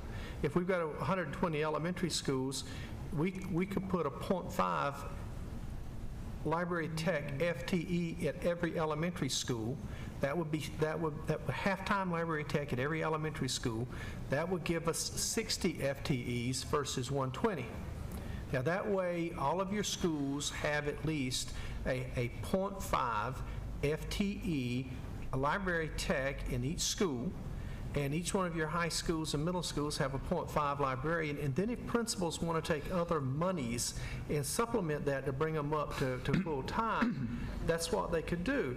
But my suggestion is, if that's what's important to this board, that if you were to do this, we would inform our staffing folks that this is the only way those dollars could be spent. Because right now what's happening is people, you're giving them the allocation, you're giving them FTE, but they're pulling it away, many of them, and doing something else with it. Don't we kind of want to know what that other something else is? Well, it's different school by school by school. Well, you know what, I remember when we were fighting this battle, we built, in Prop MM, we built all these libraries. Every single elementary school had a library. We said, boy, was this something great. And we turned around, and after we got them all built, we looked at them and, my God almighty, there's nobody in them. Yeah. Okay, so then we finally got to the point where we said, well, geez, that makes us really look stupid. What we did was we built this facility with nobody there, and so the library can't be open except by somebody volunteering to do it, or some community foundation paying for somebody, or who knows what. So the solution was, well, let's get it together, folks, and let's put somebody in the library. And so there's 120. Now, if you say a half-time clerk, I don't want to describe it any more than a clerk because that's the pay they get, but if you put a half-time clerk in the library, that means the library is open half the time. Well, that's not instructionally sound. If a teacher wants to go to the library during the day, they ought to be able to go and take their kids. Absent a librarian, they can't send them in there because they're not going to get a certificated person with instructional capabilities. And they used to run little programs to help teach kids certain things, to help support teachers. You could say, an elementary teacher could say, I'm going to send 10 kids into the library for a special instruction from the librarian on some kind of literature, or poetry, or any one of the things, or just how to use the Dewey Decimal System. All that happened before, but no, we don't have that. We decided, well, we're going to have libraries, but then we ended up with a staffing problem. Now we're backing out of that. So I'm going to tell you, I could go to 120 library techs, that means one for every school, as an allocation that they don't have any choice about using. That's a full-time library tech. That means that somebody is in that library all day. All right? Now, if you want to supplement that, do it. But if you want to subtract for that, you're never going to get my vote. That's it. So that's your motion? Yeah. Okay. I say, well, see, you can't use it because this motion says eliminate 151 library techs. And so I'm saying you'd only eliminate 100 and less than 30. 31. It would be 31. 30. Yeah. And that what would happen would be there would be 31 of them eliminated. I'm hoping they're all vacancies, but Jesus. But anyway, there's 31 eliminated, but it means the motion has in its very guts that every single school gets a full-time library tech in an elementary school. The monies can only be used for that. That's it, nothing else. You can't, if you don't use it for that, we'll take it back. It's a saving for the school district. With all due respect, I do need to go back that when we adopted the allocation budget, we were directed to give the schools as much flexibility with their classified allocation as possible. Well, I'm taking that away on this case. We just changed it. All right, but I do need for you to understand it. I'm just telling you what the impact is that is going to result in impact on other personnel. In terms of bumping? In terms of bumping and classified staff at that school. The alternative is going to be a library open in every school, and when I go there, I'm going to be able to walk in and say, there's a library and there's a person in it. Good. Okay. And some of these will be library assistants, or if We don't you direct mind, we us, just want, okay. library Make them whatever assistants, you want, just so there's whichever you somebody in direct there. us to do. Okay, Dr. Evans, please. Yeah, first of all, we currently don't have currently don't have people in there, and so, which I think is horrible that we don't have librarians, or in this case, library clerks. But what we have to look at is this is adding on new positions. And in the middle of a budget crisis, even though this is a bad situation, we got through this year without them, but we're going to spend $6 million more next year to correct a wrong that's been there for quite a while. But, you know, we have to really be aware of that we're adding on, we're not laying off 190 or 151 library techs, we're actually hiring new people. And in the middle of a huge crisis. No, because what happened is that the staff, when we did the school site allocations, at that time, when that $500 million price tag. $495. Special. Okay. Plus tax. We said that we would have these people at the school sites. So all we're doing is we're trimming part of that. We're going back on our offer. Well, what we've also done with this is with the budget book, we only put a 0.5, librarian in all high schools. So, I'm just being clear. That's correct. So you've got 22 elementary schools that, with what you see here, when we went back and looked at how to present this to you as a board, it's a possible option of how to reduce. All that's gone out to schools so far is a library assistant or aide at the middle school as well. So you've got 11, in addition, just to be transparent, we're spending 11 new librarians for middle schools that you didn't have this year. We are adding that. You did not have that. That's the reason that you've got 151 here. This was a library tech for each elementary and each middle school. And we've added, that's what this was for. That's the reason it's not 122. And so when you come back and now we've added 11 more librarians on top of this, you just trying to get to balance the budget. We don't want to do any of these cuts, but these are 11 new librarians that you did not have this year, and we'd like to have them too.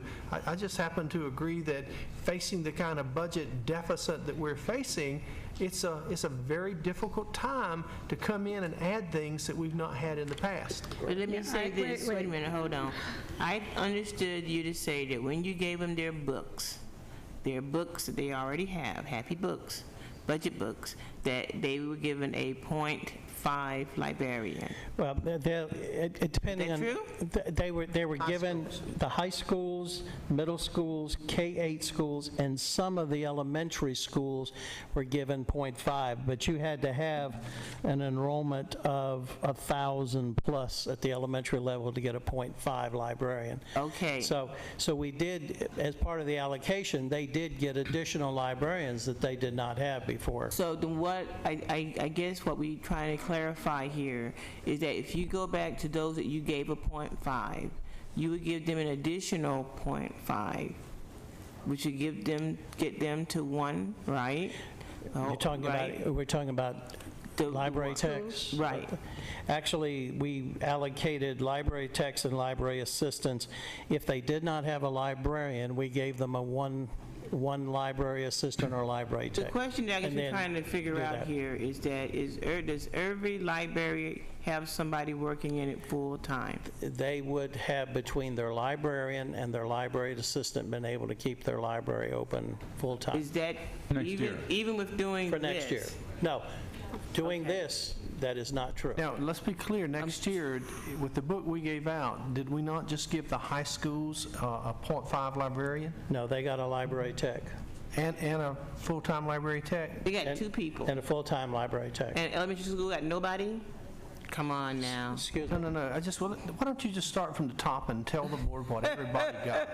All right, I'll be glad to do that. In terms of librarians, if you were an elementary school of 1,000 or more, you got a 0.5. If you were a K-8 school of 700 or above, you got a 0.5 librarian. Middle schools got 0.5, high schools got 0.5. At the elementary level, up to the point where you got a .5 librarian, they all got a 1.0 library assistant, which meant that they would be in the library full-time. Same is true of the Wait a minute, back up K-8 and say that schools. first line again. You said that everybody got a, okay, say the first line again. All right, if you did not get a librarian, you got a full-time library assistant at the elementary level. At the middle school, if you did not get a library, I mean, at the K-8, same situation, you got a full-time library assistant. At the middle school, you got a .5 library tech. And at the high school, you got 1 library tech. But see, that doesn't tell me about the empty libraries and who's in it. So I want to get as simple as I can. Next year, there wouldn't have been any empty libraries. Well, yeah, but there would be with this 151, so let me start with that. Okay? How many of these positions would we have to cut and still have 1 person in every library? Full-time. Could we cut?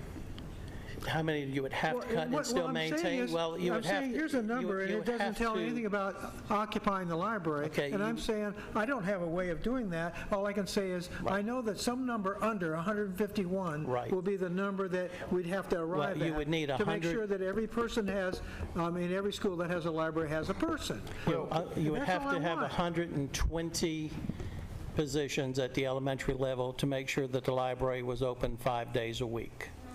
And at the middle school level, you would actually have to have a half a position at already each have it middle though, school. right? And then at the high school, you'd have to have a half of the position at each high school. So you're really, when you start doing it that way, you're talking probably only about 140, I mean, you'd have to have almost 140-plus positions. So you wouldn't be able to save anything by doing that. Okay. Dr. Evans? Well, I just want to repeat my question. I mean, the issue is when we are increasing class size, how do we justify, it's horrible, the situation in our libraries. I mean, I totally agree with that. But how do we justify in the middle of this crisis hiring 151 more people? Yeah, We're not. This is laying them off. They've told us that they are not there. Okay, we're going to have some speakers here in just a minute. Okay. Ms. Nakamura, please, it's her turn. Yeah, I have to say that I've got that same concern, and it's It says I'm sorry, eliminate. Dr. Morris, I know you don't mean this to be a shell game, but It's it's a really late, convoluted and it's very piece. complicated, and I'm, are we, now- okay, you guys, let me talk, all right, because I can't. But I don't want to add any more people onto our payroll. I mean, I just don't. And, I mean, as difficult as that is, and I understand the library tech question, and I was talking, with Dr. Evans at the break, the part of the problem with this whole deal is that we're taking an extraordinary amount of attention right here, right now, about over every little detail.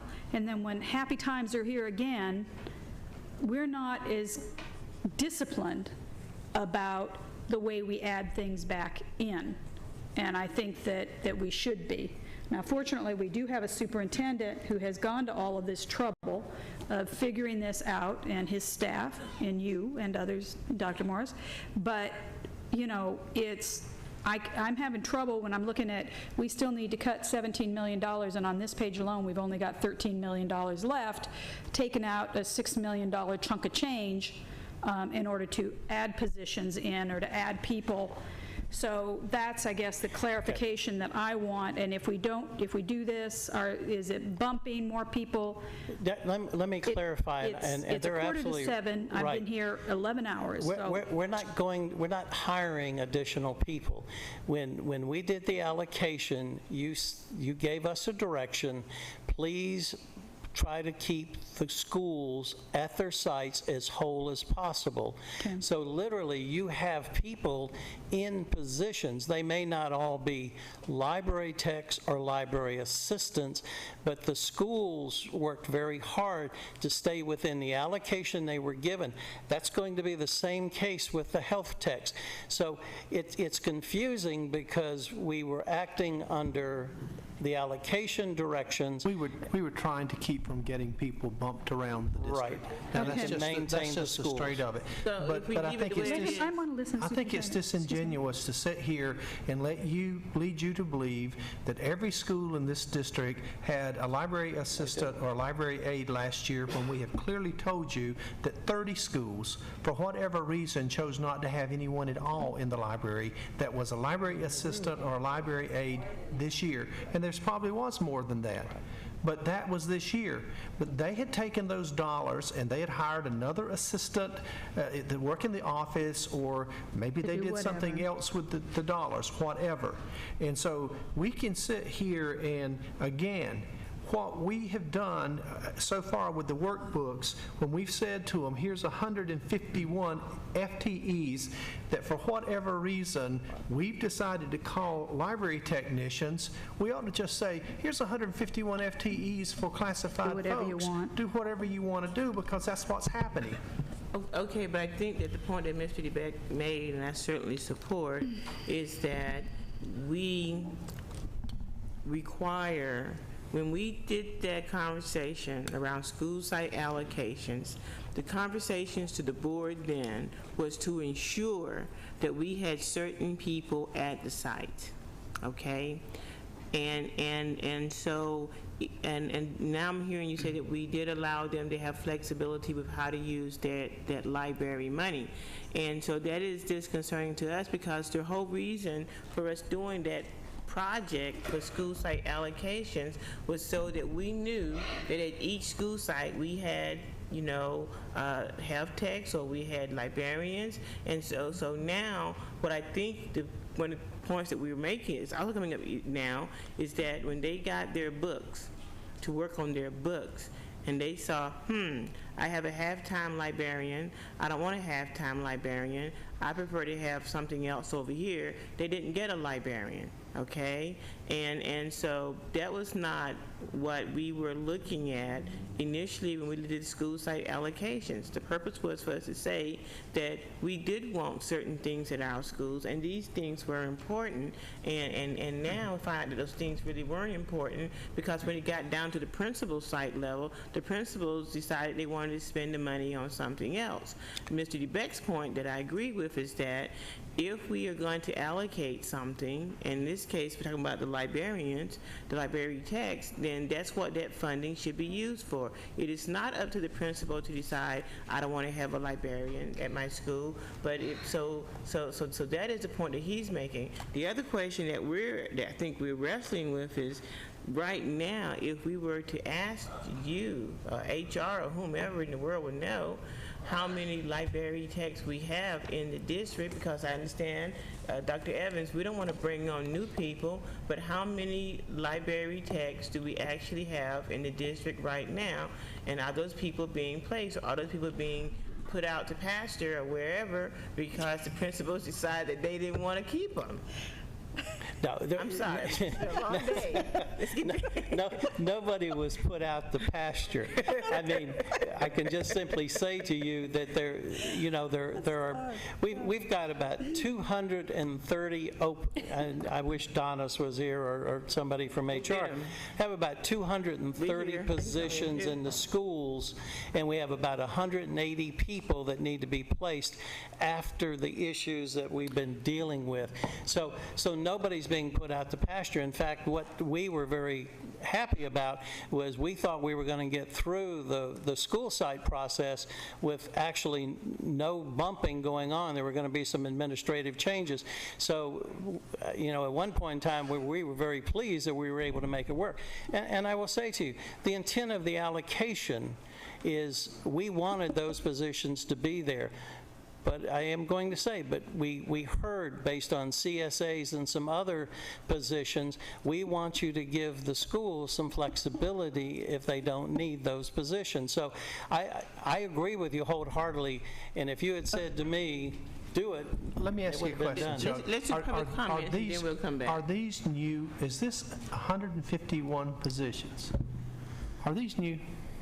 They're an allocation. Is this an No, they're not new people.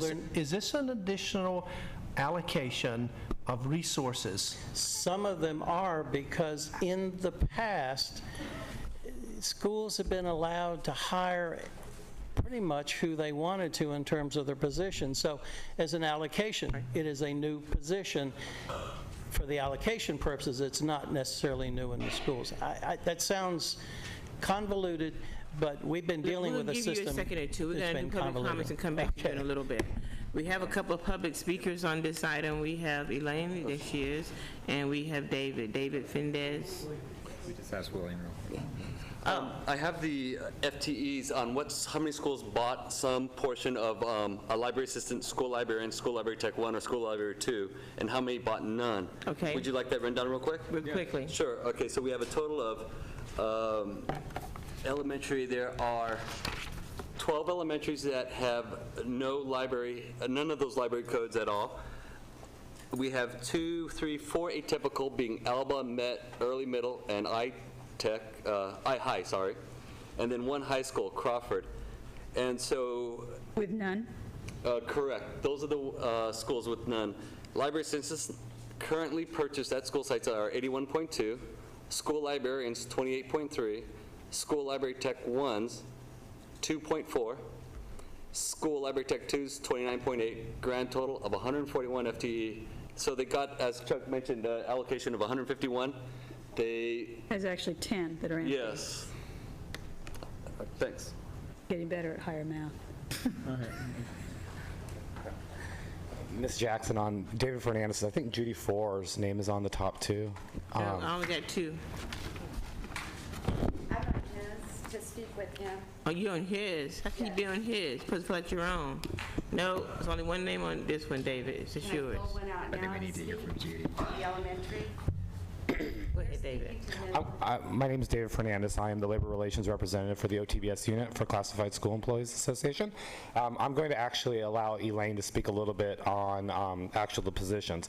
I just wanted to bring the board up to speed on just the legalities of the closing of the libraries, because if we don't have the library techs there or the library assistants, I think William just did a great job of letting you know that there's only a few sites that don't have a library tech or a library assistant, is that under the California Education Code, and we do have some very good concrete collective bargaining agreement language about contracting out classified work, is that this is work that is normally and customarily done by classified school employees. And so the expectation, obviously I'd want you to pool this 100%, because I have a 6-year-old daughter who doesn't attend San Unified School District, but one of her loves is school books. Our intention would be this, is that if this does go through, that those schools' libraries are closed, that volunteers are not put in there, parents aren't put in there, because that is work that is done by classified school employees. I think you're going to run into a Williams settlement issue of textbook checking out that our library techs do on a daily basis in the summertime. I think there's a lot of things here that have to be, you be made aware of before you taking action on this.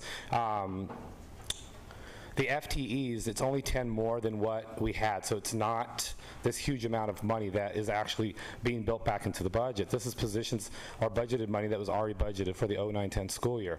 Our library techs do a wonderful job. Our library assistants that Judy Ford represents with the paraeducators, sometimes this is the only contact that our kids have with books. I think some of you might be aware of that.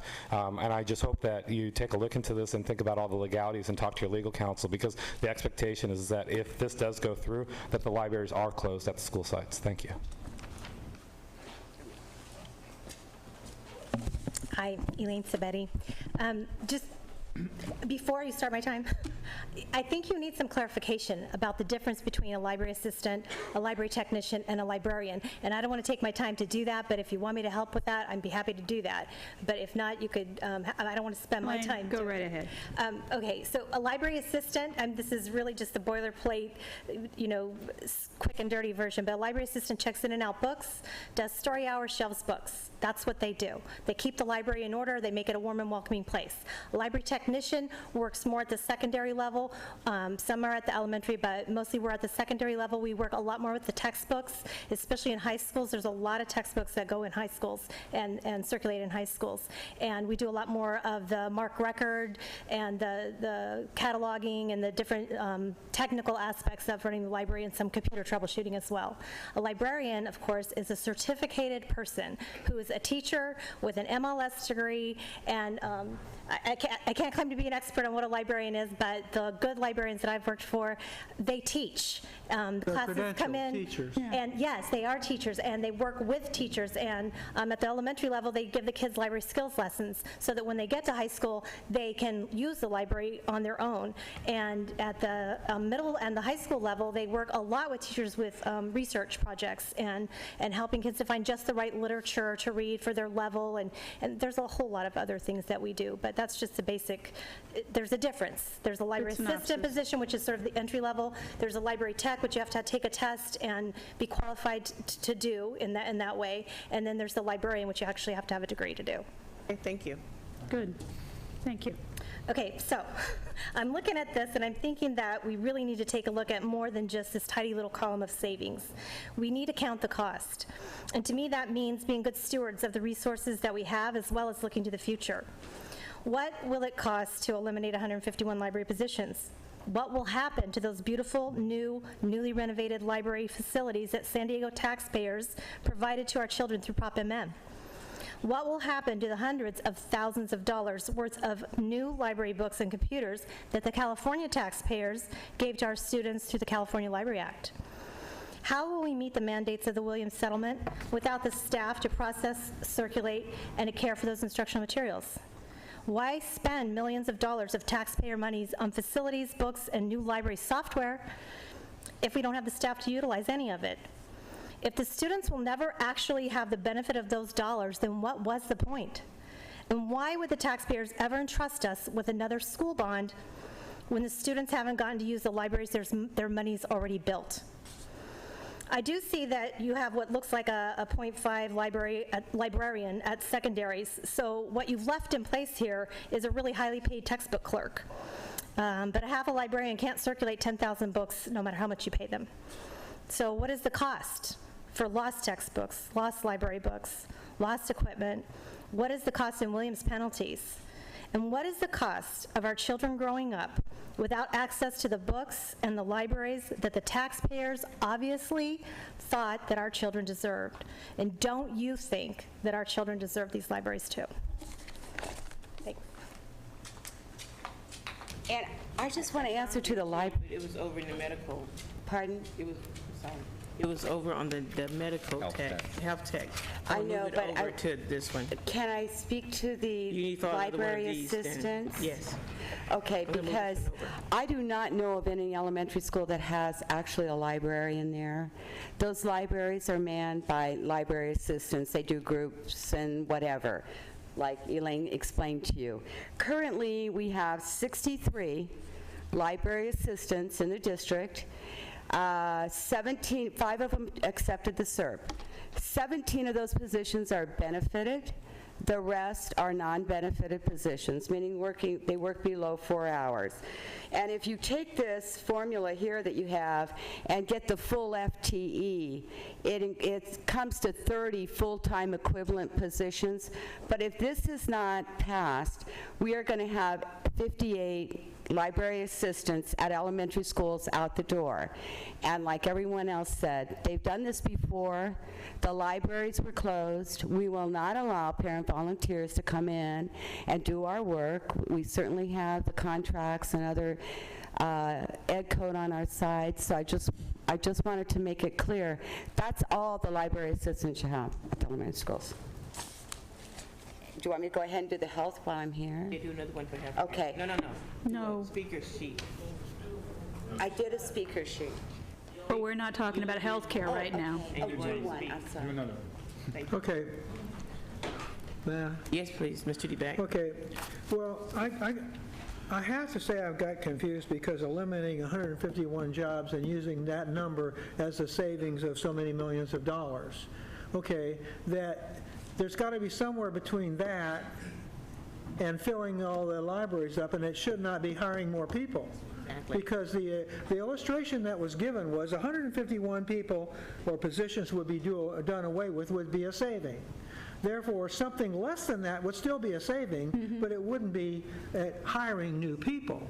It would be, filling Your positions that may be not baseline is filled. about 40,000. Now, I have to tell you, there's some schools that long ago, when we didn't even have the library assistants in elementary, decided they use foundation money and other things to buy a position for their school. It's true. All right? It's true. They're not, I bet you when you went out and asked, they weren't offered the opportunity to say, well, would you rather have the district pay for it or not? They said, do you need a library tech? And the answer was, no, we got one. Okay, so the first question is, was the data right? I don't think so. I think you'll find that in some of the communities that have foundations, they figured out a way to make sure their library stayed open. But the other schools that didn't have foundations were basically relying on us to provide that kind of support, which we did. But see, this goes back to my view about formulas. Some people shake their heads about formulas, and I say, you know what? If you're going to allocate to schools in this district, you ought to do it equitably, and every school should have whatever you allocate. And the formula should tell the people in the community and the principals what our priorities are, not what their priorities are. I cannot believe there is a principal in this district that I'd want to hire that would say, I want my library to be empty. Okay? There's no way in God's great earth, if there's 30 empty libraries right now, or 30 places where there's nobody in the library, the principals who chose that should be fired. Ooh, okay. I'm not kidding, because we built those libraries, and there was a heck of a lot of money spent, and that community voted for libraries. We did. This thing That's passed true. 78% or plus. That was Prop MM. And the big selling point was everybody in this community is going to go to their elementary school and they're going to see a brand new library, or the library is going to be, if there's one there, it's going to be better. Now we're saying, no. We changed our mind. We're not going to even staff the doggone thing. And then we want to pass another bond issue? No. We're not going to do it. It's just like the curb effect. If you come around and you tell somebody, I'm going to give you this, and that's what we want you to do, so you'll support us, trust us, we're good people, we want you to have a library, then we better have enough moxie to decide that we're going to staff the library. Now, if it has to be half-time because we haven't got any money, that's okay. But I'm not going to use the idea that some principal out there decided they're going to take a library assistant allocation and spend it for something else. I can't go there. You know what? We told them, and that's why I believe in formulas. I believe the board sends a formula out and it says, we want in every school somebody to man the library, and that's going to be a half-time position, a 3/4 time, or a full-time. And if we can't hire a librarian because it's too expensive, we'll fill it with somebody who has some talent in the library. Okay? That's the bottom line. But then we have nurses' office too. And so, does that mean that some places they don't have nurses or nurse aides or nurses technicians? And so, a parent believes when they walk into school and they see a nurse's office that their kid, if they're sick or if they need special treatment or some kind of medication that requires some special handling, that they would have somebody to do it besides a school secretary or a clerk. So there's certain bottom lines that I think this board has to do, and I've always supported the concept of formulas. There's a minimum amount of services that every school should have. Now, if we're in austerity times, we may want to cut those formulas back, but I don't want to say that some principal made a dumb mistake and didn't want to have anybody in their library and that makes it okay. it doesn't make it okay. So now, if we're going to make a decision about reducing library techs, then we're back to the point where, it's confusing to me because the reducing library techs tells me that you're going to take away 151, and if I subtract that, I'm going to have a whole lot of libraries with nobody in them. And all I was asking, and it got very confusing because they're talking about a half a librarian, a half of this, half of that, half of that. Tell me, how many people can I lay off as technicians? Because that's what you're saying here. 151 is the list. How many less than that does it take to make sure that everybody, every library has somebody in it? Well, if staff can't tell me that, then go back and figure it out. No, Meanwhile, I'm not going to vote for it. Basically, you can. You right now, it would take 100, I think someone said we had 120 elementary schools? Yep. William? Oh, yeah, maybe 122. Okay, 122 elementary schools. So it would take 122 FTEs for library techs, which would mean that you could library assistants, I'm just reading off the page, I apologize, library assistants. So that would leave you, of course, 29 that you could eliminate. And this would, right now, just where you are, because you've got another piece down here a little further down to talk about high school librarians, that would leave you a 1.0 library assistant in each one of your schools if, as part of your doing this, if that means that you direct principals to spend that money for this purpose and this purpose only. Because if you don't, I'm telling you, it won't go for that, and that's the point I've been trying to make. This purpose and this purpose only. Ms. Nakamura, you're next. Thank you. Read my lips, is that the word? That's it. I'm crunching these numbers here, and I am just, I don't know. We've got, not doing this is $6 million. This If we weren't going to do it, we just said it might not be. interrupt? I know it's late, but I've got a ruler here somewhere. I'm going to take another one. There is, but it's $6 million, and I mean, and then it's another $4 million for the health tax, because you're going to have the same conversation, because there's going to be, right. And I do know, I mean, normally when Mr. DeBeck goes on and on and on about something, her eyes roll. But I've been here for his entire experience for when we made the decision about the libraries, and I know how slapped around the Board of Education has been. And, I have to say that I understand where he's coming from, but I am also, we don't balance this budget or we make some wrong decisions someplace else. If we don't figure out a way to be fiscally responsible about this, we're not going to have a job. So, and I know that someone may say that that's no big loss right now. But we do get those health benefits, okay? It's, I'm looking at page 2, and I'm just wondering, folks, I don't know. It's a big piece of money, but I do understand that, I mean, that is, Mr. DeBeck has a point that, we have been hit with this over and over and over again for 6 years. Basically, again, I know where you are, and I've been sitting here and keeping tally too, as well. And I look at what you've got left down here, and I'm just going to tell you how much? I'm just going to tell you how I feel, and you're going to do what you need to do, and I'm going to support that. Okay? I had rather see a 0.5 library assistant in each one of the libraries, which would help you save $3 million here. Okay. I'd rather see you do that and keep the health techs, because that's down here. Then keep the health techs, or you got a health tech. That's another group that you got down here. Again, that provides assistance for needy kids, and I'd like for you to consider keeping those, or at least half of those, even though they're new positions. Yep. I'd like to see you maybe split the difference with those and say to principals, they must be spent this way.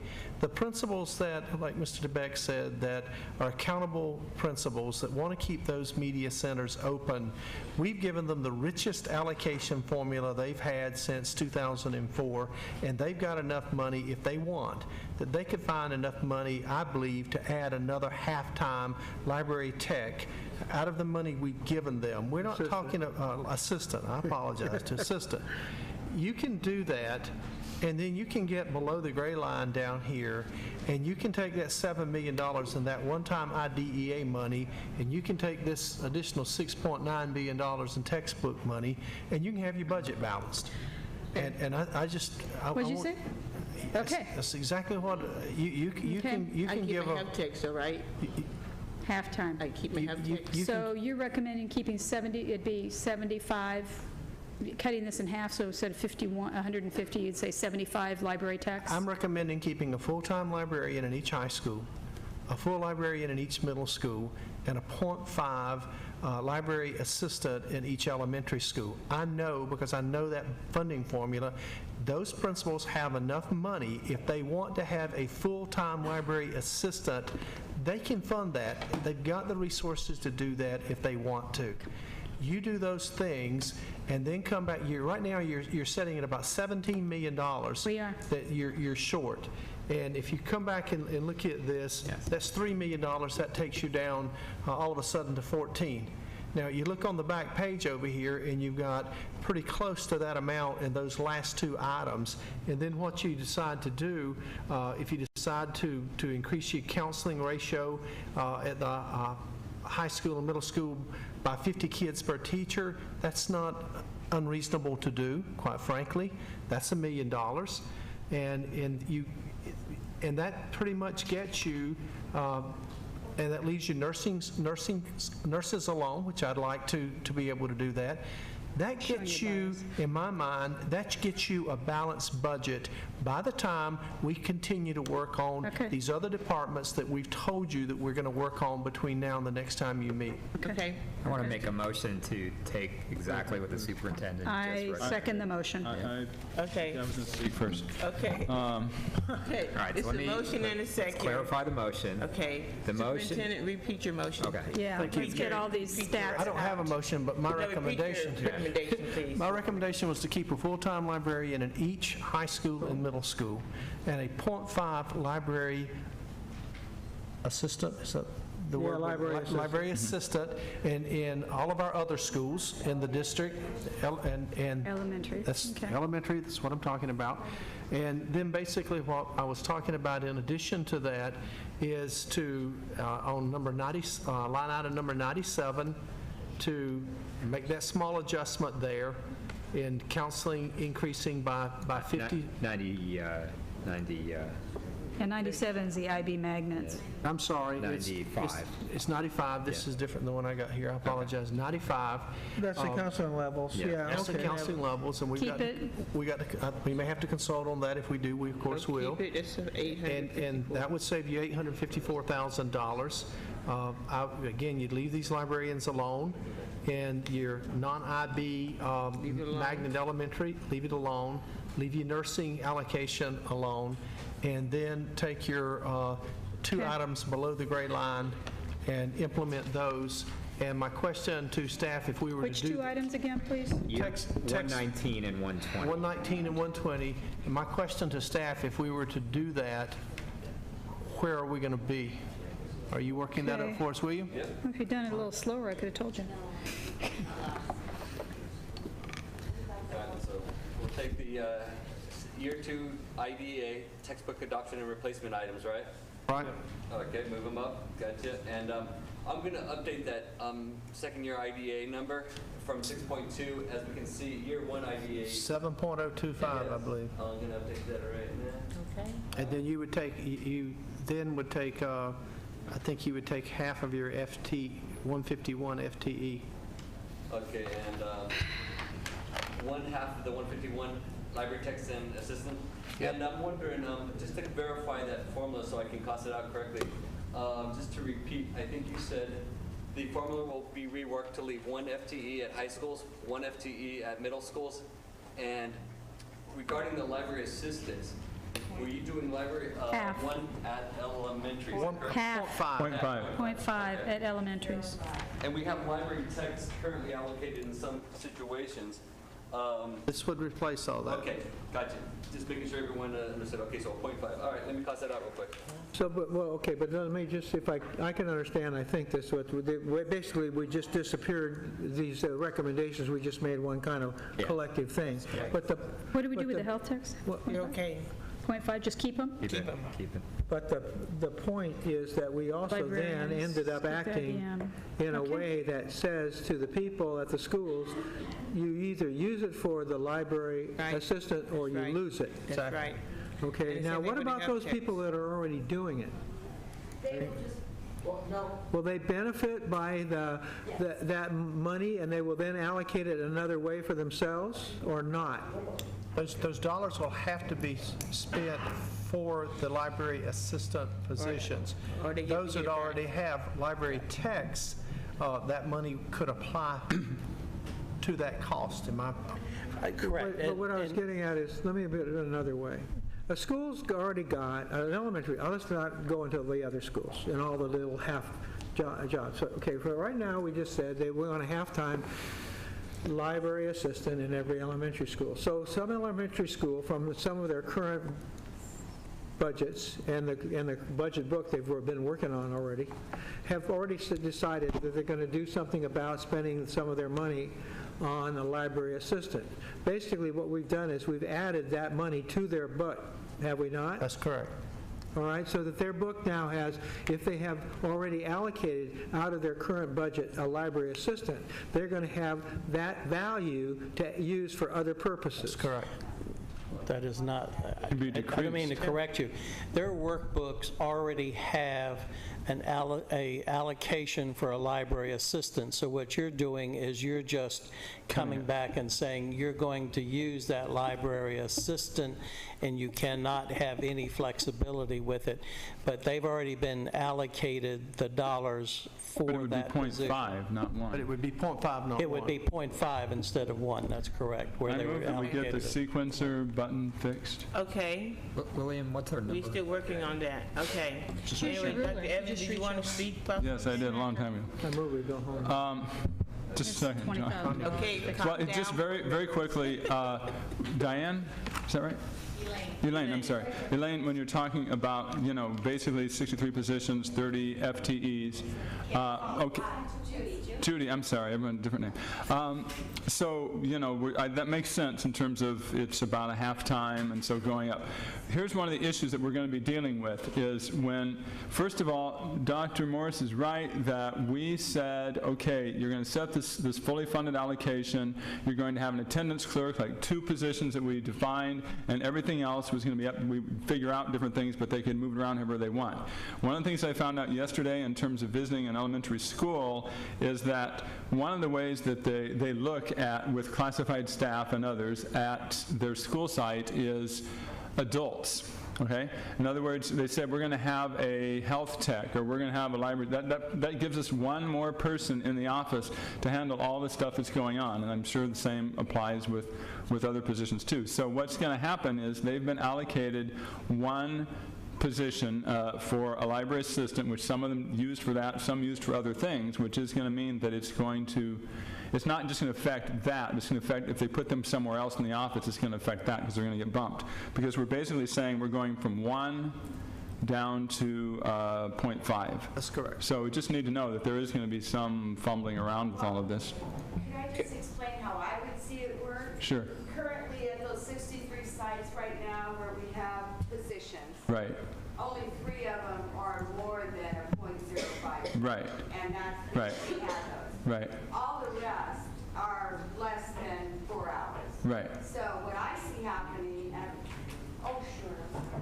what I see happening is at those sites where they already have the positions, If they're 3.5, they'll be increased to That's right. 0.05, and those people will maintain their positions.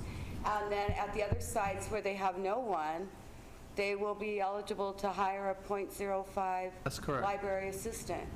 That's how I see it. Okay, so Saying that's correct. So I support the idea of going at about half. I have a question. Okay, So Ms. Tamara? I have to tell you, I'm a little bit concerned. I think we're all very tired. I know I am. And, you know, I want to go home. But more than anything else, I don't want to make bad decisions, and they're going to, you know, haunt us through the ages here. And by my calculation here, we're still about $500,000 short.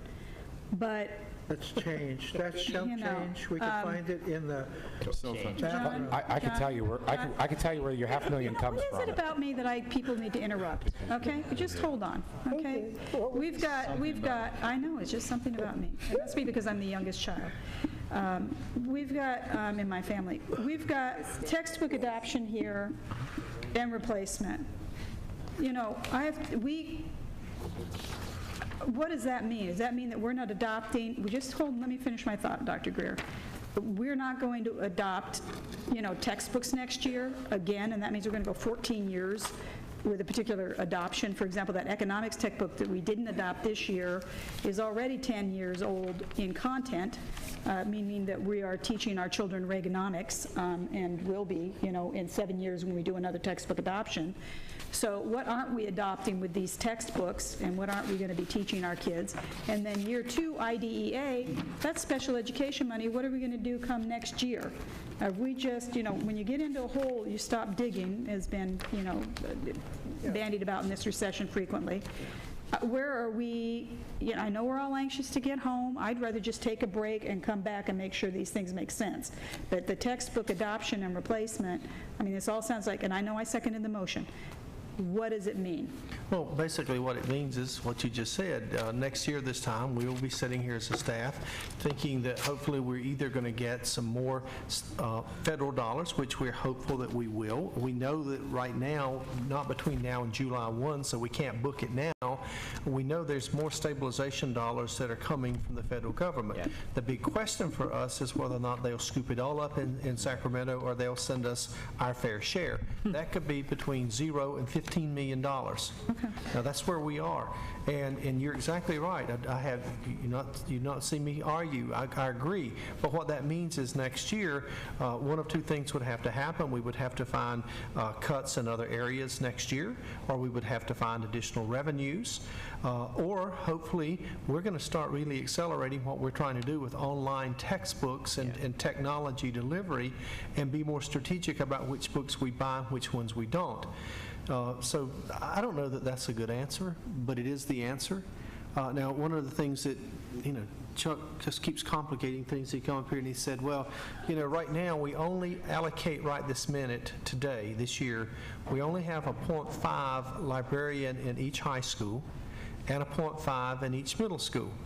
And Chuck said what might help with this, and what might help with these folks and with our assistants too, is we'd save a little more money if we just stayed at .5 librarians at the high school and middle school, and at the high school and middle school give them a full-time library tech. And I think that's what they're recommending doing here, and I don't have any problem with supporting their suggestions and recommendations. I didn't have much use for counselors in high school, but my librarian was my best friend, and you need somebody there full-time, you know, kids after school, everything else, yeah. Okay. Dr. Evans, did you want to say anything else? No. Okay, just want to make sure everything is okay. Let me just make a couple of comments and restate this motion that is on the floor. And certainly it has been a very long day, and I don't think that we really don't want to rush through this, and I think that we will have an opportunity to come back and revisit this, because as these numbers are scrubbed and put together, we will have a first reading and a second reading, which will give us even more of an opportunity to deal with some of these numbers. It seems like the current motion on the floor goes that we will have, and I'll say librarian, but maybe a librarian tech at the high school and middle schools. We will have 0.5 of a librarian at the elementary schools. We will increase the middle school and high school counselors by 50%. We will take into account the year 2 IDA funds, and we will look at using the textbooks funds. And the superintendent has his hand up. So, that's after your attorney and our attorney paid me a little sidebar visit here. Okay. What Mark is suggesting, and I wholeheartedly concur with him, the issue of increasing the class, head count for counselors. If we could with that, we would like to pull that back, and let's consult with our union, and let's do this right. And I think, William, without that, are we good? Because you just added $800,000 to the year 2 Well, we got the IDEA. same problem with librarians. Yeah, so let's see how we're doing there. So why don't we do this? Could I make one more little Let's let you just comment? adjust the numbers, because we don't know what the numbers are right now. If I could, what I'm asking William to do, to be clear, in listening to the feedback we're getting from our unions and representatives here, they're right here. So this is consulting at the very top end, right here. So exactly. So let me be clear about what I'm asking William to do. What I'm asking William to do is to leave a 0.5 librarian at each high school and middle school, which we currently have. What I'm asking him to do is to add a library tech at each high school and middle school, and a 0.5 library assistant at each one of our elementary schools. I'm asking him to do that, and I'm asking him to count the textbooks and the special education offset for the following year. And let me see what else we've got here. We're asking him to leave the nursing allocation alone. Leave the counselors alone. The IB alone. That's it, Terry. And we're asking to leave right now the counseling alone until we can consult. And then we can come back with that if we have to, depending on what our numbers look like. Let's just get this motion done first, and then we have a final comment. So that was my recommendation. Okay, and it was moved and seconded, and Verify that? Or do you want to cost it out before you vote? could you cost it out before we vote? Sure. And how do you want to handle atypical? A library assistant, library tech? What they normally get? They're the same as middle school. They say middle school? Yeah. That's a 0.5 library tech and a 0.5 librarian? Okay. I think at the atypicals, it was just a 0.5 tech. Because some of them are real small. That's right. And then the small schools, one per complex or one per small school? One per complex. It's the same library. Right. Right. Okay. I'll do that real quick. If it was 4 libraries, I'd talk differently, but there's 1 library. If we built 4 libraries, the problem. Okay.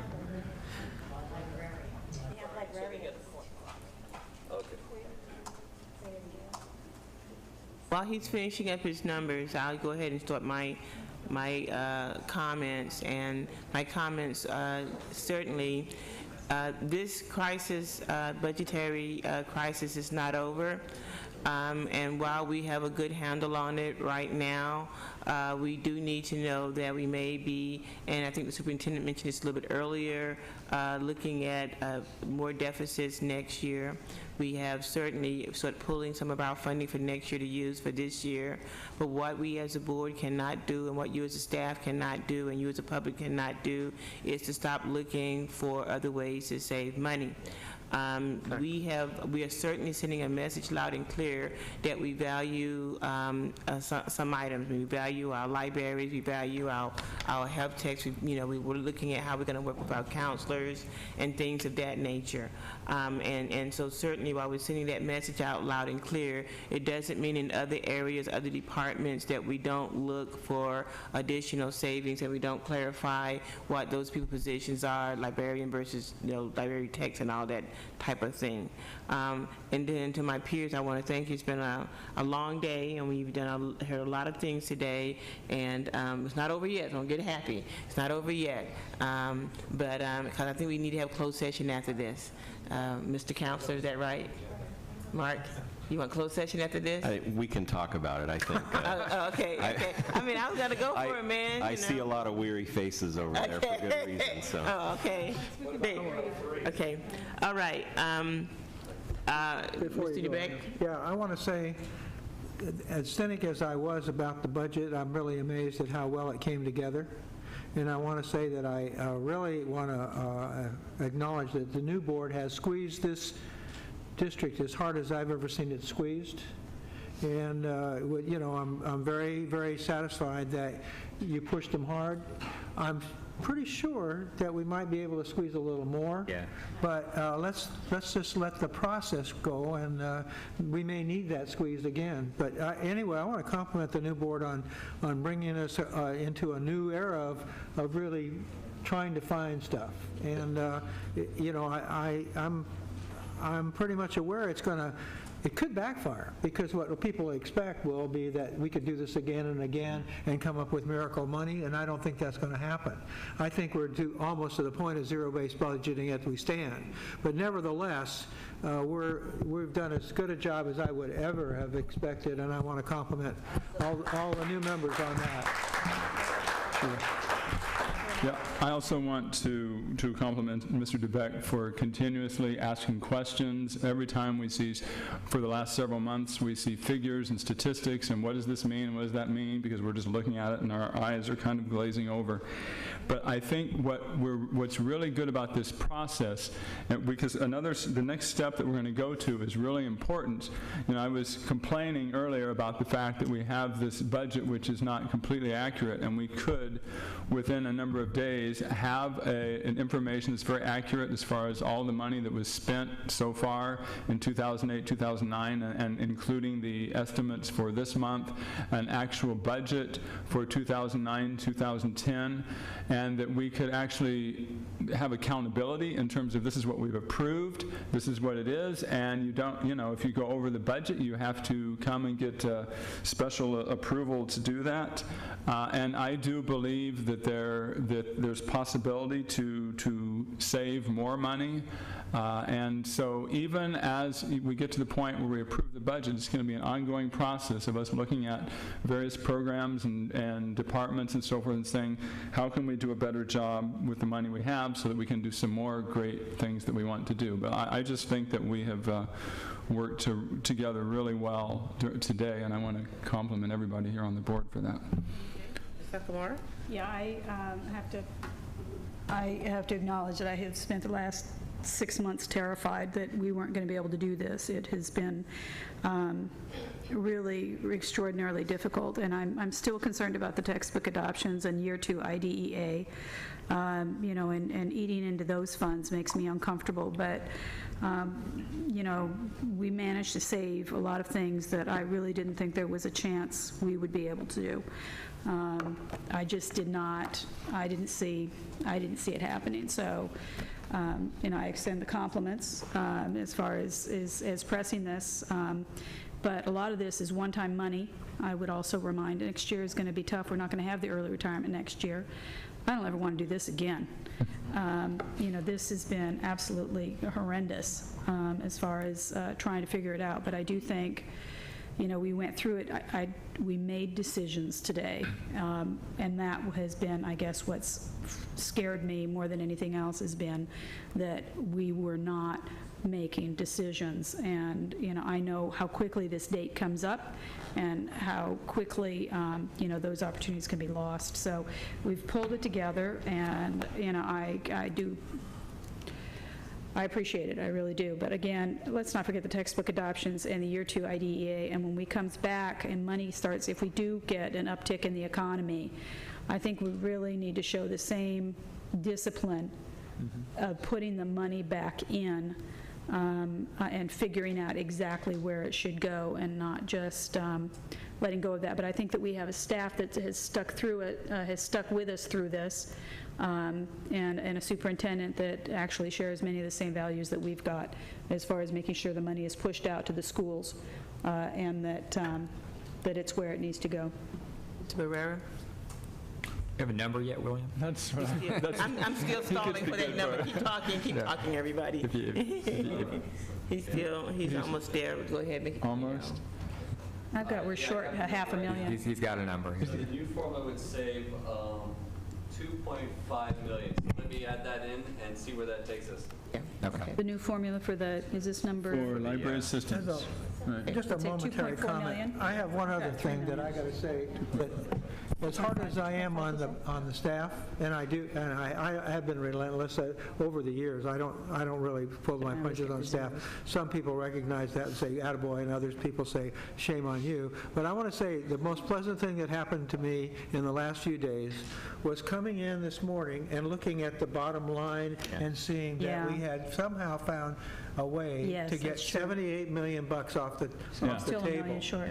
It's like from yesterday morning to this morning, there was $78 million that I didn't have to worry about. Yeah, that's true. That's more than we cut today. That's true. Of course. That was Yeah, that's actually true. the miracle that I did not expect, and I want to say to the staff, however they did it, good Lord. Good for you, you know? We don't want to know. Yes, we do, but we won't ask right How it came now. about, if you want to hear. Okay, Tomorrow. Don't tell me you made a mistake. I don't So with want the to new formula, we're at a $1.9 million hole remaining. I'm sure, yeah, I've got 1.73. Okay, 1.9 million left. Okay, Mr. Barrera? What I would recommend is that we let it sit tonight with the 1.9. I think we're going to get there when we get the updated, actuals and a little bit of the, the updated reorgs. Right. The departments, they're still working on I it. guess what I hope you're saying is that you're going to go ahead and vote on this. Yeah, of course, I'm sorry. We get ready to vote on that. Mr. Barrera? No, we absolutely, And I do think that 1.9, I really congratulate. I didn't forget about it. I'm just waiting. Breaking our arms, patting ourselves on the back. Not yet, but I really believe that there's one or two things that we've got still out there. For example, we still are going to sit down hopefully tomorrow very soon and talk about our warehouse reorg with our folks, and they've agreed to talk about that. There's $1 million there, for example. If we talk about the wherever, and then if we go back and consult about the counselors, that's another 8. Then you're balanced. And then in addition to that, we're going to continue, I believe we're going to have some year-end shakeout when we close out. And I also think when we finish reorganizing a few of our other departments, I really feel very comfortable that we're going to be good to go. Yeah. Okay. So just, I guess 2 points that I would make. One is exactly what I think Dr. Evans was getting at, and Ms. Nakamura, everybody up here, that we got to keep at this. If we keep at this, we're going to emerge from this crisis with an ability to create something great moving forward, because the money that we're saving right now to survive, if we keep at this process, that's going to become resources that really allow us to thrive. And part of sticking with it is, I know that James Macias, is very focused on. It's not just that we're, making budget decisions tonight, but that we follow up and actually save the money.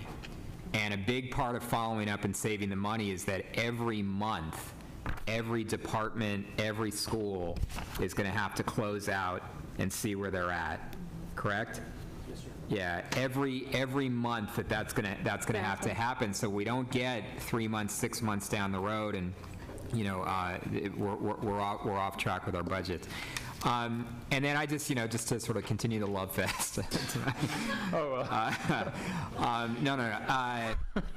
This has been the finest hour of this board, I think, clearly, and it's driven by a commitment by, I believe, everybody on this board, and by the people on the staff, and by the folks who are here all day today with us, that we can get hit with the kind of crisis that we got hit with from the state, but that doesn't mean we stop caring about our kids. We don't give up. And what we've done today has been a very clear focus on making sure that this budget crisis doesn't mean that for a couple of years of a generation of students that we lose them and that their education misses out. I continue to be frustrated with the system of government that we've got in this state that allows the will of most of the people in the state who value public education to be thwarted.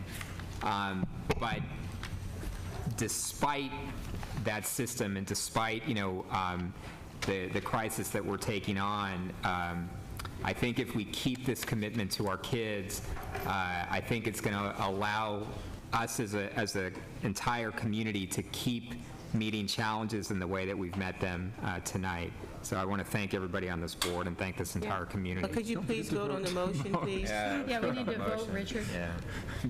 Okay, that passes 5-0. We do have another public speaker, Letty. I guess just for a point of clarification, I know that there's another agenda item that's pending. You're going to address that tonight, or is that going to be rescheduled, or what's the intent? Because we got a lot of speakers set up for AO3. Just for a point of clarification. So what I wanted to do is I wanted to talk to you, Leticia Munguia, CSCA labor rep on behalf of CSCA.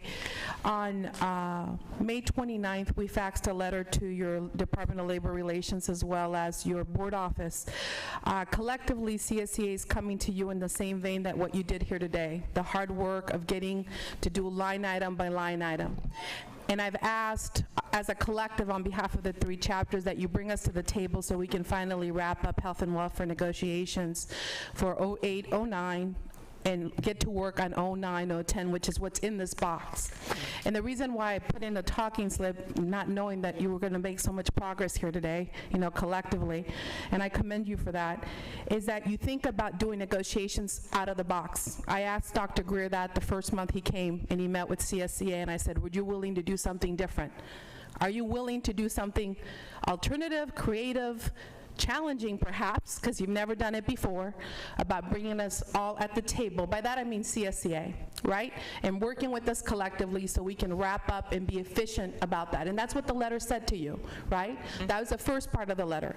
The second part of the letter asked you that before you make any decisions that relates to healthcare, at 99, 100, and 101, and I'm using the last issued spreadsheet, that you actually allow for George McGregor, the VIBA Trust Administrator, to come speak to you in a public meeting so we can have input, so you know the decision-making that you're making as it relates to the options that you've delineated in the box. Okay, that's the first part. The second part is collectively, all of the unions in the district have sent you a collective letter that Camille Zombro spoke to you about this morning, and I believe was handed to you this morning as an exhibit.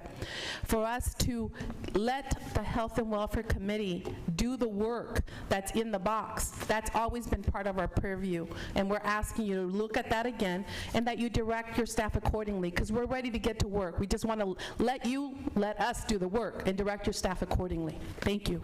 Okay, a couple of things. Superintendent Greer, on the item with Mr. McGregor, can he be prepared? Can you arrange for him to come and address us? Yes, ma'am. I'd be glad to call him on the 9th? or have Mark to call him and invite him to come in. Okay. And the reason I'm saying on the 9th is because then that's our first reading. Yes, ma'am. If there's any questions or concerns, we can get it addressed then, so we'll be ready for our final item. I will be glad. Okay. Mark and I will get together and we'll make He'll sure be that available. we invite him. If he's available, we'll be glad to have him come. Okay, then on the second item that you mentioned, the letter, you can be able to work on that as well? Okay, Mark is saying yes. All right, and then let's look at item A03, which is the next item up, in item A03, we have a number, and I had folded these back earlier. We have a number of classified positions that the staff is wishing to let go of, and so the question I wanted to ask before we thank you, speakers. Before we entertain this is that I don't know if this was in conjunction with what we were doing today, Or if not, then, are these totally separate? And should we take, My understanding with this is, and staff might want to help me, I don't see Sam Wong, yeah, he's back here. Sam might want to explain this to you. Traditionally, over the last few meetings when this has come up, it quite frankly has been put on the agenda as an effort to try to help with the reorganizations of the central staff that you've already approved. And once you've approved those cuts, and again, all this reorganization, as you know, was done primarily working with Phil Stover, particularly on the classified part of the House. And we then, by law and by operating procedures that you operate under, have to bring the positions back to you for your formal approval here at the meeting. And so with that, Sam, you might want to. Good evening. It's a good question because the positions you see in front of you were part of an original workbook reductions that William was working on. They do reflect some of the positions, some of the pieces that were part of some of the things that you all worked on today. So given what you talked about, but also given the directions, some of them might have been vacant positions, some of them might have been other pieces that were required, that we were looking at when, as a staff, we were looking at, where we could continue to save central office cuts, reorganizations, and all of those pieces. So you've done so much today, and then this was before you worked today. So I'm trying to look at it, and right now I can't tell you, totally, what's there. Now, we did follow procedure. I want to tell you that we began to notify the unions about the processes and for the elimination. You see the recitals in front of you. So my question is, do you want us to act on this now since we've done so much today that might have modified this, or you want to bring this back to us on the 9th? That is the question I'm asking. Superintendent and staff, please. Frankly, I'm going to defer to Sam because I mean, this is an HR function, and I've not had a chance to look at these particular positions. Phil, have you?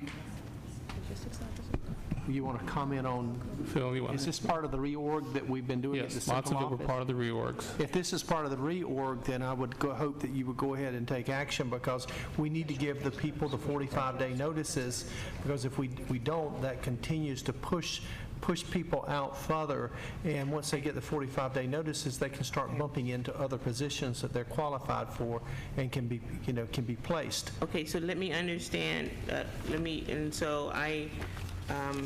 And we have some public speakers, so let me do a round of board member comments, and then we'll go to the public speakers. I'm looking at, and it should be 5 of these board members if you have a chance to look at them. I'm looking at one here, and I know the answer, but it's just skipping my mind right now, for the para-educators bargaining unit, and then this one is where we have the 4 race-man relationship advocacy guidance assistants, and I think I had commented that somebody was trying to increase theirs, and these people were trying to lay theirs off. So this is coming from your department, okay? But wasn't somebody else doing something with guidance counselors? Are these? I'm sorry to not be clear, but I think what it is that these particular people were of different ethnic groups. Is that correct? Yes. They're advocacy people for different ethnic groups. And my concern was that, and if I remember correctly, you got, can you give me some background for these guidance people here? And if I'm not mistaken, again, what I think has happened is that in approving central office reorgs, which were counted in our budget, right, that you've already technically approved the reorg, right, and now we have to just simply follow, and you voted to do that. We now, after that, have to bring these back to you for a second round of approval, and I think that's where we are tonight. Bernie? That's exactly where we are. Okay, so, but I'm trying to find out whether you're going to lay these people off or if they're going to be able to go to other positions, because what I believe was that, and especially in this guidance counselor area from racial and relations, was that because we have such a diverse population, you're going to lay off someone that we may need at a future date. They are assigned to school sites. They were assigned to school sites. Schools can still, if they want to allocate money to pick these people up, they can do it through their school site budgets, but they may choose not to. So that could result in layoffs if they aren't picked up by the school site budgets. What we're doing is taking it out of the central office budget. If the schools want to pick these up in the school site budgets, that's their option. Okay, because what I don't... A3? Okay, yes, A3. Well, but every one of them vacant according to the exhibit. They all say vacant positions. No. Well, that one, then the exhibit's wrong, because I'm looking at the page and it says vacant. Every one of them. Every single one of them. Ms. Jackson, or Mr. Barrera, make sure you give me the exact number, William. These actually account for the central office reductions of which you folks have received information on over the past 2 to 3 weeks. Yes. Right. Including some of the reorganizations that we've got. Okay. So if you look at that, that's the 6.8 million, right? Yeah, so that confirms essentially reductions of the $6.8 million that have been approved. Now, Sam has to fix me if I'm mistaken here, but now that's HR essentially is taking actions on the items that you've approved. Okay. But I want to make sure, out of all transparency, though, I don't think all these positions are vacant. For every one of them. Yeah, Sam they're can not. speak to it, but there's been an administrative reassignment, and I'll let Sam take it from there. Okay. On each of the items that you see, and I was going back through them to make sure, I'm going to tell you that if you look, there are absolutely reorganization moves and reductions here, and there are also central office savings. The conversation that we've had is the conversation that we've had in positions that have been reduced, because, as an example, you have reductions in here in the school. The office of school, the chief officers, there were reductions there, and so we generated those. We generated the reduction notices because they eliminated some classified positions, some office positions that are there. But that was part of the reorganization that Terry brought to you, as far as reorganizing those offices. Each of the exhibits that you have in front of you represent moves in order to downsize, and also, and here's the question that you bring forward. As we look at the process, we want to make sure, whether it's a vacancy or with a person in it, that they're notified correctly, that if it starts a bump, it starts a bump, but these will not take effect until after the next 2 bumps are done. Okay. I think the big question. First 2 bumps are I think the big question also is, Sam, at least it is for me, and I think I hear this at least from Board President Jackson and perhaps other board members as well. The folks that are in these positions that are being eliminated, are you saying to us that these folks will have bumping rights to other positions in the organization? We know we have vacancies because we've all seen that. So do these folks that we're talking about have rights to bump into other positions? Yes, they do. Okay, so If they have, again, held positions in the rules of bumping. Okay, I just want to clarify that, 'cause I thought it was like they were letting these other people go. Okay. Right, okay. We have a number of speakers. We have David, I saw you here, David again, Judy, Joni, Paula Simmons, Mike Lance, Jane Balsa, Lance Wren, and Johnny Cohen. You should have mine up there, too. I talked to Cheryl. On the blue sheet. On the blue sheet. Oh, yeah, okay. I got on blue sheet. Blue sheet's buried. Go ahead. That's go right far ahead. away. Good evening again. David Fernandez, Labor Relations Representative for California School Employees Association. A couple things first.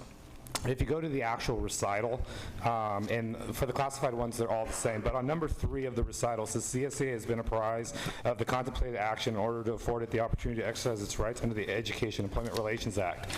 This list, which is the second piece to that was provided at 5:05 yesterday on board docs. That was the first time that the labor unions actually got to see that.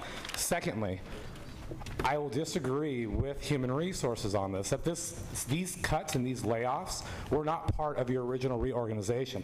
I have several people in the audience who were handed letters on Friday, this past Friday, that said we are administratively retransferring you to this excess pool so your position can become vacant, so then we can cut it on Tuesday morning. You have several people in the audience who would like to come and speak about this. I have a couple letters from people who have written letters that this action took place on Friday. You did not agree to these cuts on this in part of your reorganization, because this took place on Friday, folks.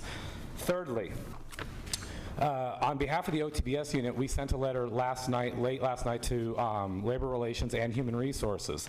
I have several concerns, and you guys have addressed this a couple times today, that there's several positions on here that have been vacant that the organization knows nothing about. There's three things that, on behalf of the OTBS unit, that we're very diligent about. One is our hourly workers, one is our TOC list, which is our temporary out-of-class people, and thirdly is our vacant positions.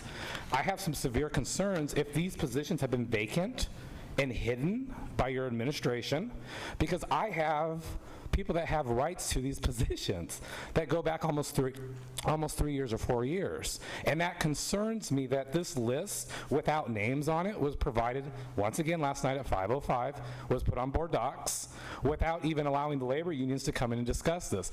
And it's very disturbing to hear that you guys actually voted on part of this, a part of a reorg, when there's people in the audience that were given this last Friday. I would hope if these positions are truly vacant, you don't have to give people 45-day notices. I'm asking that you guys pull this until at least the OTBS unit gets the proper information, and you're given the proper information, because what's being told to you is not the honest truth here, because this was not part of the reorganization that you guys voted on. Thank you. So moved to pull. It's fine with me. Yeah, I can't even stand the fact that this says vacant. Okay. That's wrong. Just figured it We out. just want to pull it, but we still have people that want to speak and want to get their speak. They've been sitting here all night. I know they've been sitting here all night, but they want to speak to you. No, what I mean is Just, like, and one more thing, I said Friday, there were some people that received the actual letter that they were being administratively retransferred as of yesterday at 2:30. Okay. And so We hear you. Just be aware of that. We hear you. There was a motion and a second to pull this item, and so he would pull this item. So the item has been pulled and come back at a later date. I do have people that asked to speak, and my question is, do you want to come speak? It has been pulled. Yes. Ms. Lay. So the question is, yeah. The only thing I would say is that I echo David Fernandez's comments about some of those positions on that list as it relates to OSS, that there actually are bodies that would be going out the door without you knowing because of the document and how it's written. All right. I ask for your due diligence in that, as well as, again, just making sure that we get notice under the law. Okay, is there anyone on this list, I go through the whole list, that wishes to speak? Mike Goldwater, Ethel Lockins, lady you just spoke, Johnny, Lance, Jane, Mike Lance, Paula Simmons, Joni Collins, and Judy Furr. Okay, everybody. Okay, very good. Thank you very much. Ms. Ann. Okay, Mike. What's up? Thank you. The category, the whole category of 8.03, I understand has been pulled. But if it's been pulled, it's going to be reviewed. So my comments are now part of the review you'll take. Please take my comments in that sense. A category that does not directly affect us, but does affect us, all the custodians and all the maintenance. You have, under the management level, you have an area of 1.0 positions that's going to be pulled, because you said it would be pulled, the entire category, but the loss of a position. The position is called Zone Manager, Physical Plant Operations. And I need clarification on this, and maybe you might need clarification on this too. Originally, we had one zone manager in late 2008. That zone manager became a senior zone manager, and I believe Friday the 27th of February was his last day with the San Diego Unified School District. That position was taken over by a new zone manager who came on board, I believe, the second or third week of December, and that position still is held by this one individual. This individual came from the school district from outside source. So my concern is the fact that this individual's position he was filling at a class was senior zone manager. So my question now is for clarification. The position it says that you're going to review over, it says zone manager of physical plant operations. My concern is, was there a typo? Is that senior zone manager? Or is that zone manager? Because I'm reading it here, zone manager, comma, physical plant operations. I put a question mark, I got it. Pardon? I got it. Okay, my second question is that if it is zone manager, is the district going to remove the zone manager who's on probation right now for the fact that that individual is in violation of the Fair Labor Standards Act due to the fact that a zone manager who works for the district right now, that this board approved the second or third week of December, does not have a college degree. And as a manager, mandatory, that person who's a manager must have a college degree, a BA or a BS. So my question is now, is that in the process of researching this, can the board research the zone managers and figure out which individual I'm talking about? Because President Jackson does not want me to use names. So it's a guessing game. Actually, it's a real simple guessing game. Thank you. Okay, yes, Mr. Beck. Well, I have another concern, which is, it was in the discussion. If there are positions that are listed as vacant, and people had rights to those positions, you need to go back to the point in the records where the vacancy is occurred. And then you would have even a direct violation, because the people who would have the rights to those positions should have had an opportunity to get a handle on them. But see, so if we just go back and say, are we going to say, are these vacant or not? The answer would be yes. Maybe they're vacant, but the question is, when were they vacant? Excellent. Okay. And that should be part of the report. Okay, excellent. Dr. Greer? Yeah, I mean, one of the hard issues, I guess, and I'm not defending anyone here, quite frankly, I wonder where they all are. I mean, where is our facilities folks that here ought to be answering questions? Because I'd like to be asked to ask them some, and apparently they've left. But and I can correct that, I promise. The piece that I have with it, though, is that I'm sure what some of this is, what it sounds like to me, is that we have had found positions that have been vacant, particularly in PPO, in that arena, for the past year. And so when I discovered that, and I asked some hard questions, I said, why haven't they been filled?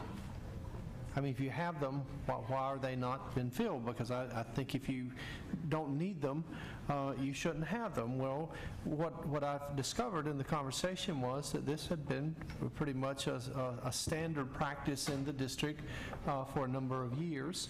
It's part of the culture, and you heard them say it, that we have had we've had vacancies in that particular division that we've just kind of had.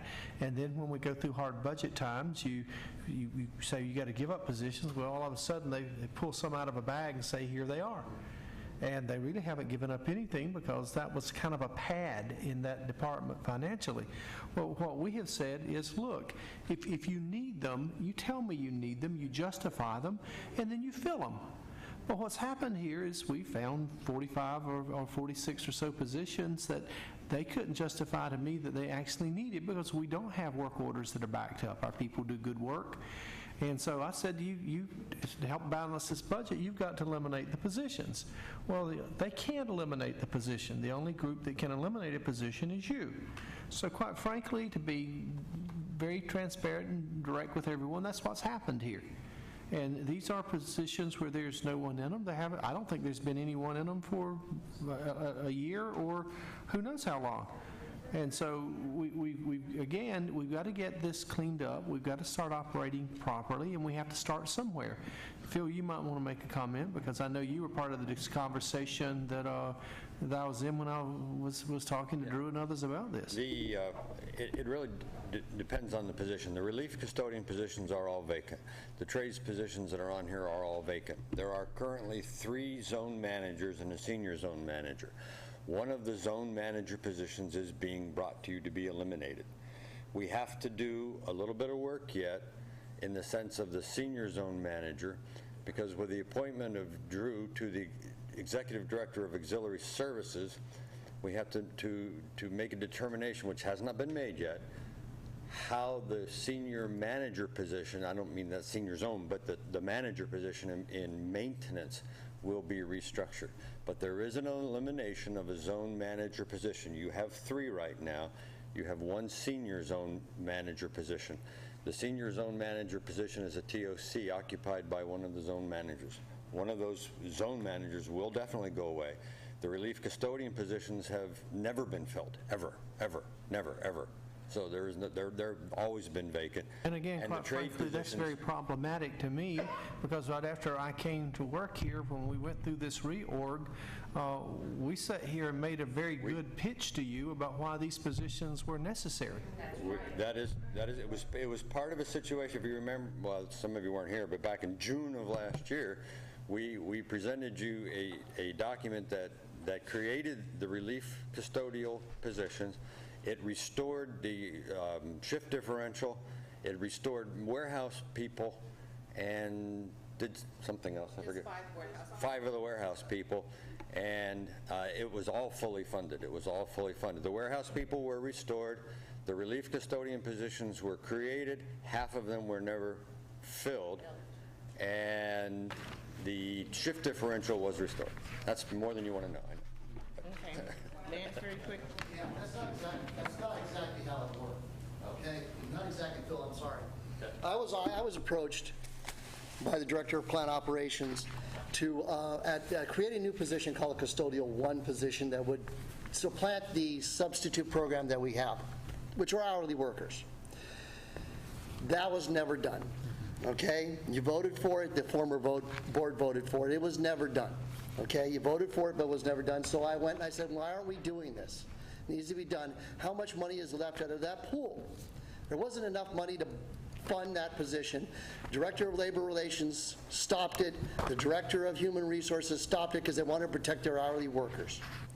So what I did was I said, Phil and Director of Plant Operations, I'm not allowed to use names, what should we do here? Let's at least hire 10 relief custodians to reduce that pool of hourly workers, okay?